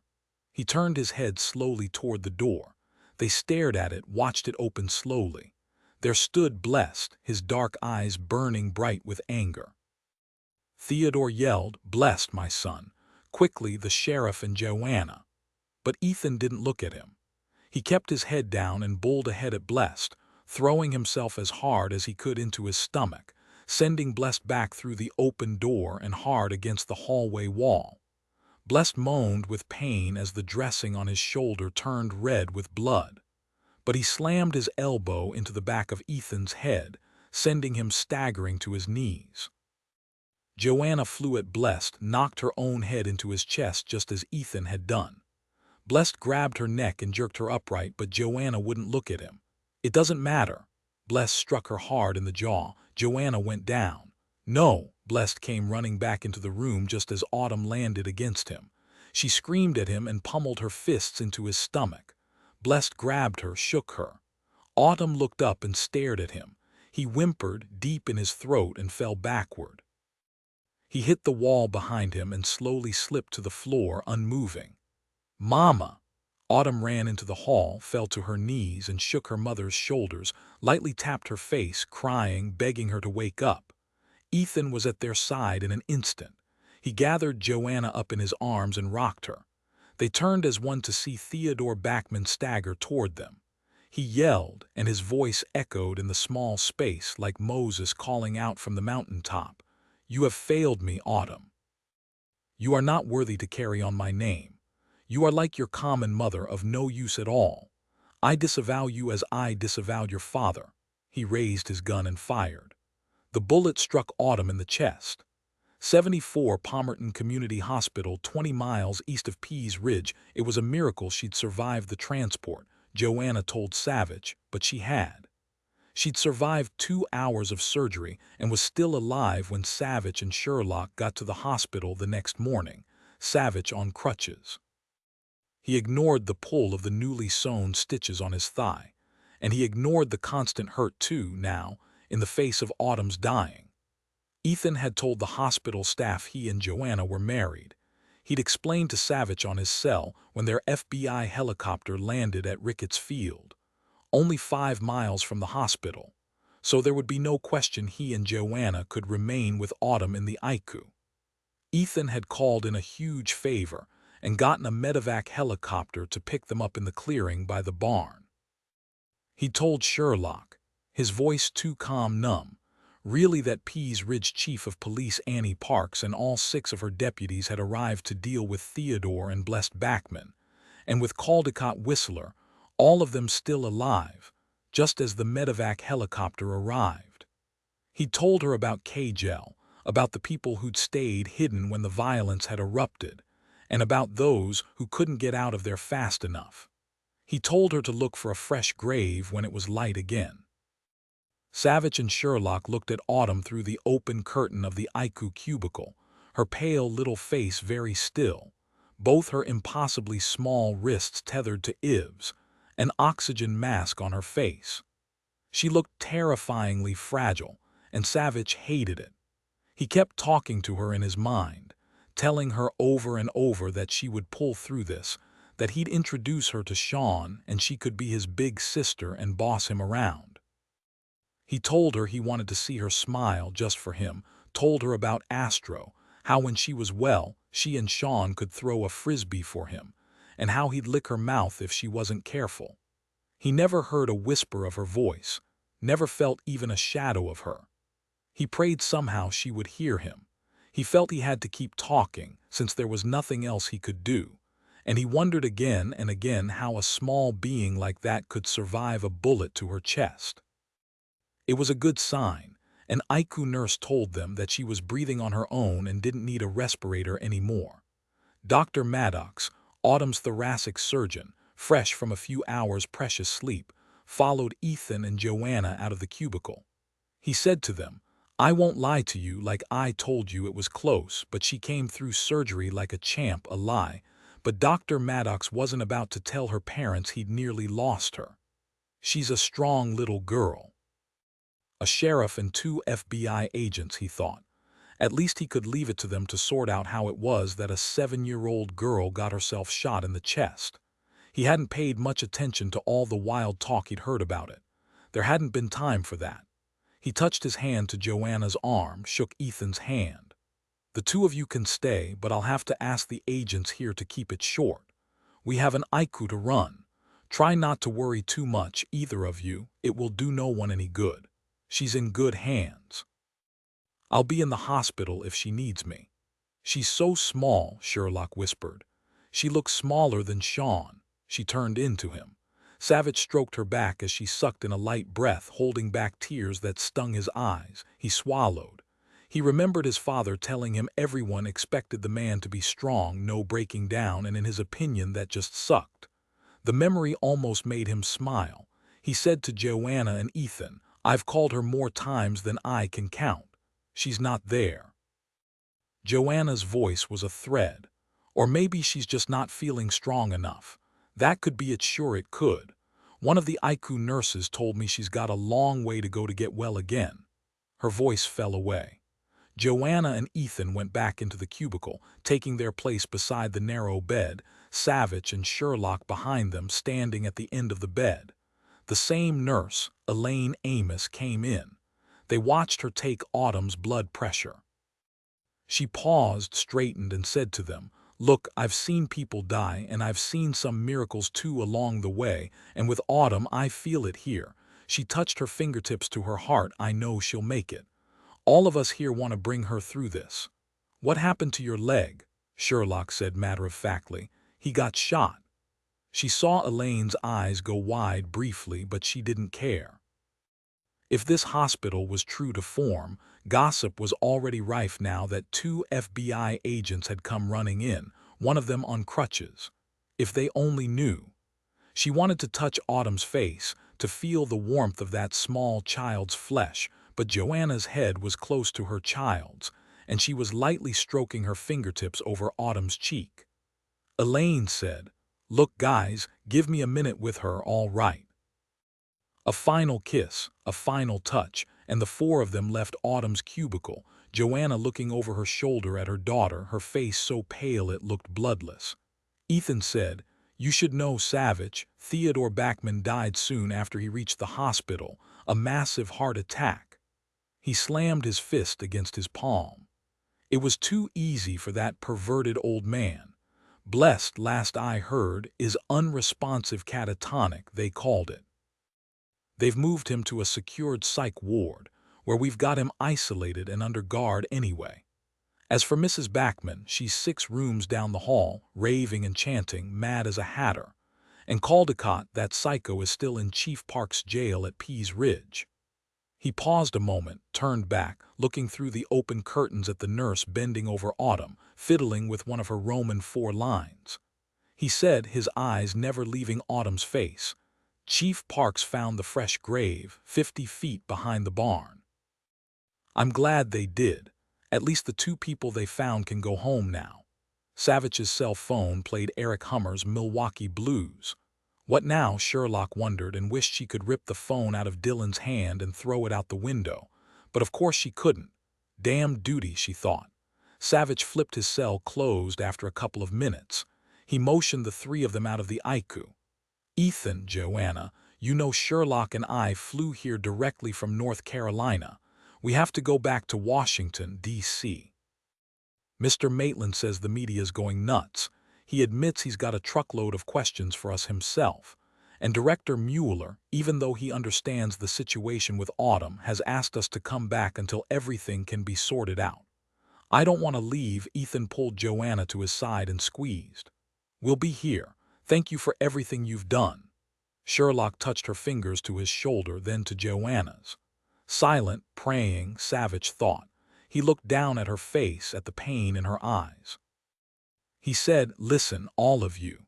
Elaine told us she'll make it. She promised us a miracle." Epilogue 5 days later, Savich stood in the doorway of Autumn's private room on the 2nd floor.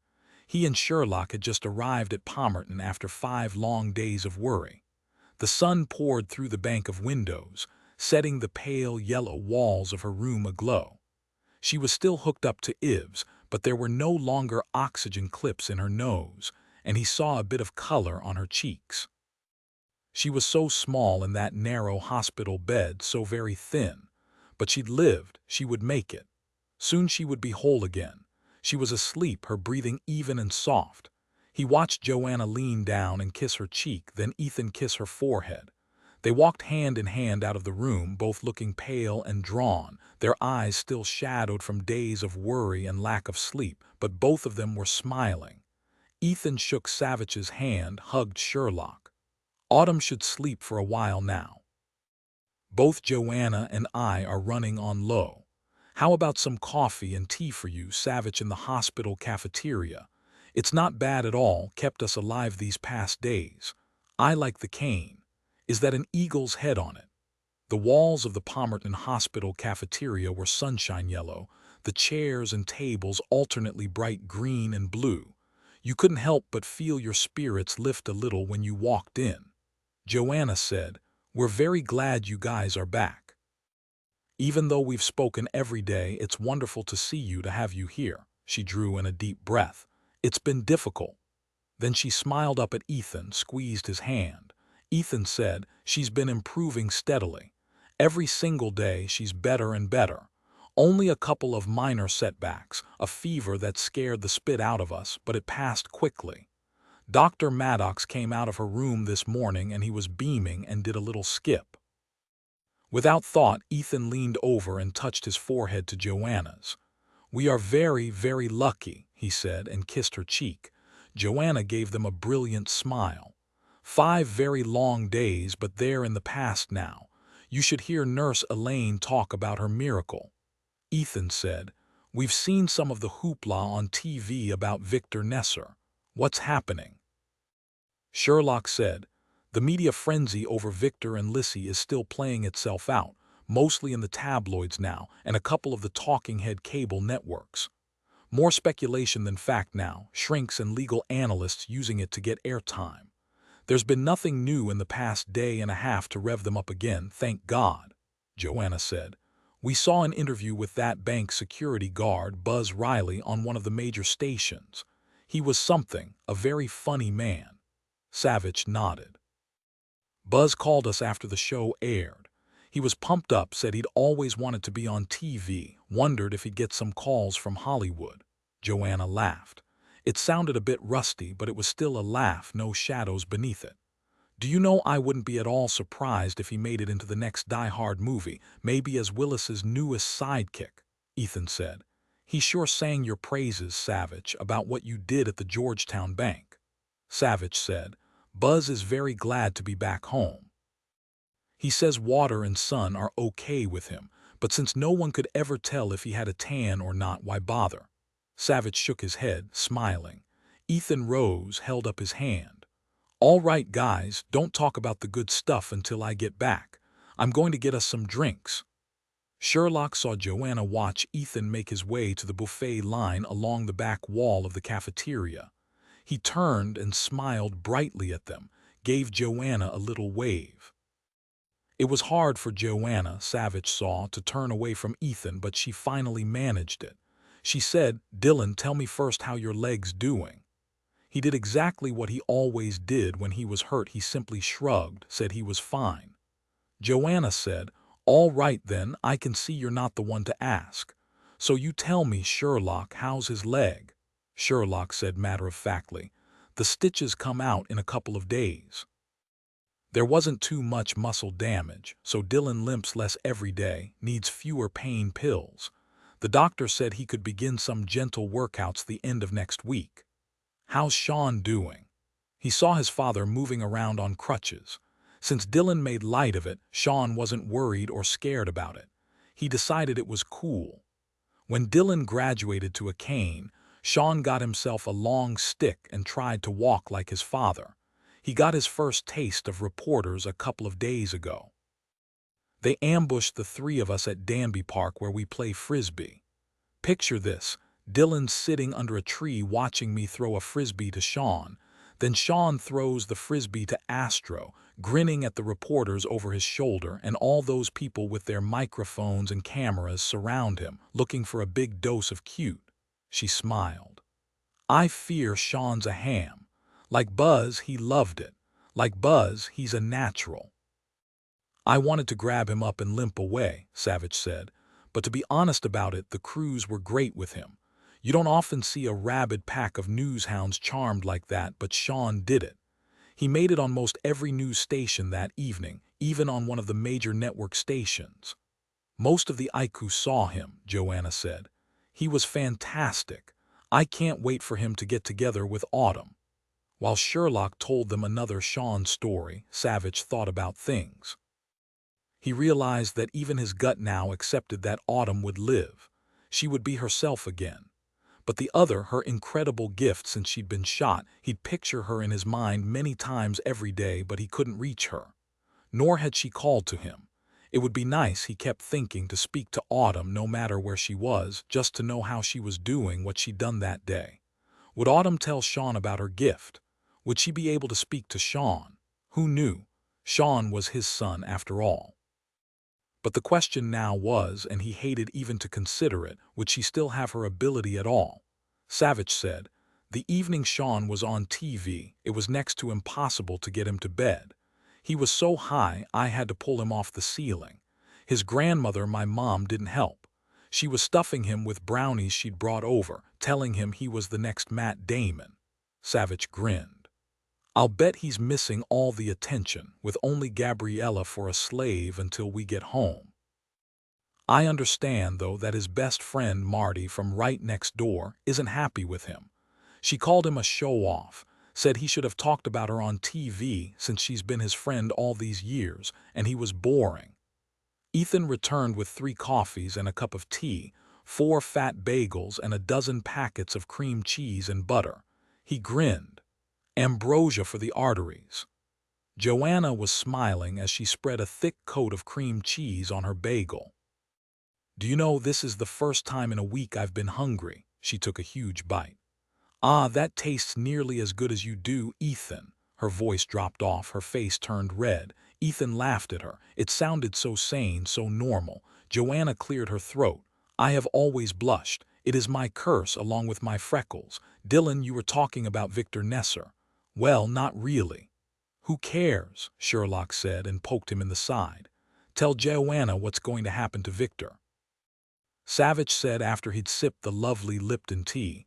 Marvin Cutler, Esquire from L.A., has taken Victor's case pro bono. He announced to a dozen cameras and 50 reporters that he's putting together a team, and he is doing this for the public good, not for the publicity. He's claiming Victor was Lissy's puppet, a slave under her control, and he only did what she forced him to do. It was Lissy who did all the killing. He's also saying the FBI brutalized Victor, even shot him in the foot for the fun of it after they'd captured him, and the poor young man will limp badly for the rest of his life. Fact is, Savich continued, I'm doubtful Victor will go to court when the DOJ prosecutors present all the evidence to Victor's dream team. I'm thinking Victor will agree to life without parole rather than risk being tried in Virginia where there's the death penalty. That's where Lissy shot both a father and mother to steal their car. The mother died, Sherlock said as she broke off a piece of bagel. We heard yesterday that Victor is refusing to eat, refusing to talk, refusing even to see his lawyer. I'm thinking he's grieving for Lissy.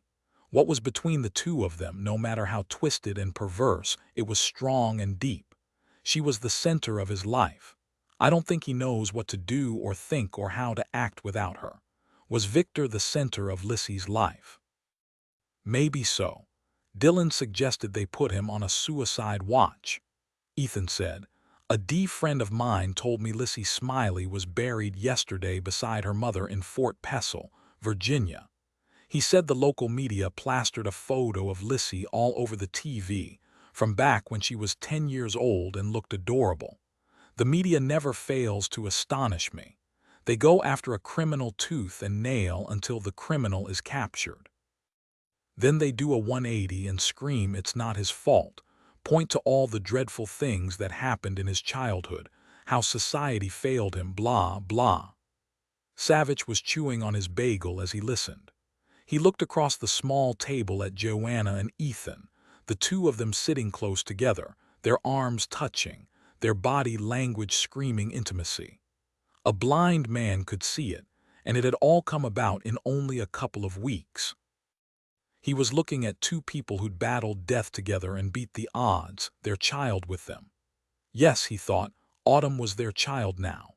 He wondered when Joanna and Ethan had realized their future was together. All he knew was that when they left the hospital, Autumn between them, they'd be a family.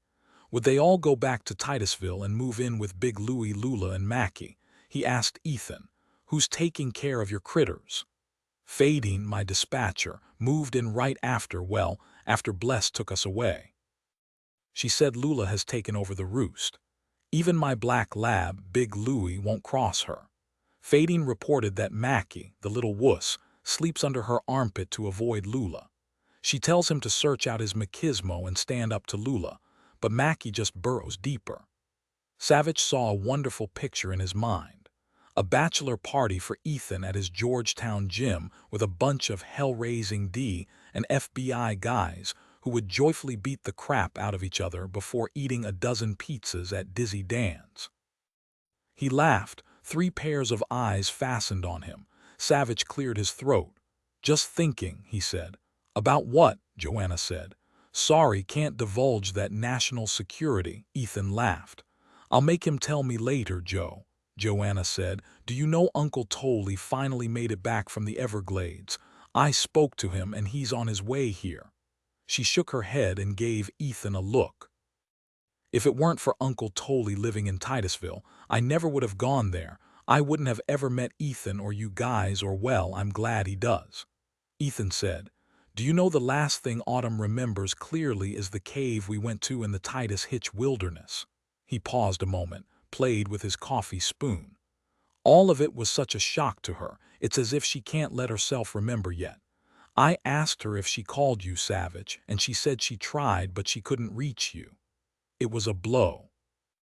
Savich said, "No memory at all of what she did to Victor and Blessed." Ethan shook his head. "What she did, it was incredible. She saved both Sherlock's life and mine." Joanna said, "It's hard enough to say it out loud, much less bring myself to believe it, to accept it. How could she have done such a thing?" Ethan said, "We may never know, but I'll tell you, in that underground vault of Theodore Bachman's, Joanna and I watched her change. She became so powerful it scared the bejesus out of us." "Is her ability gone now? Did she burn out?" "Maybe so," Sherlock said. "As you said, maybe she's not ready to remember all of it." Joanna said, "Autumn will come into her own, whatever that may be. And what does it matter if there won't be any psychic gifts in her future? I have my child back."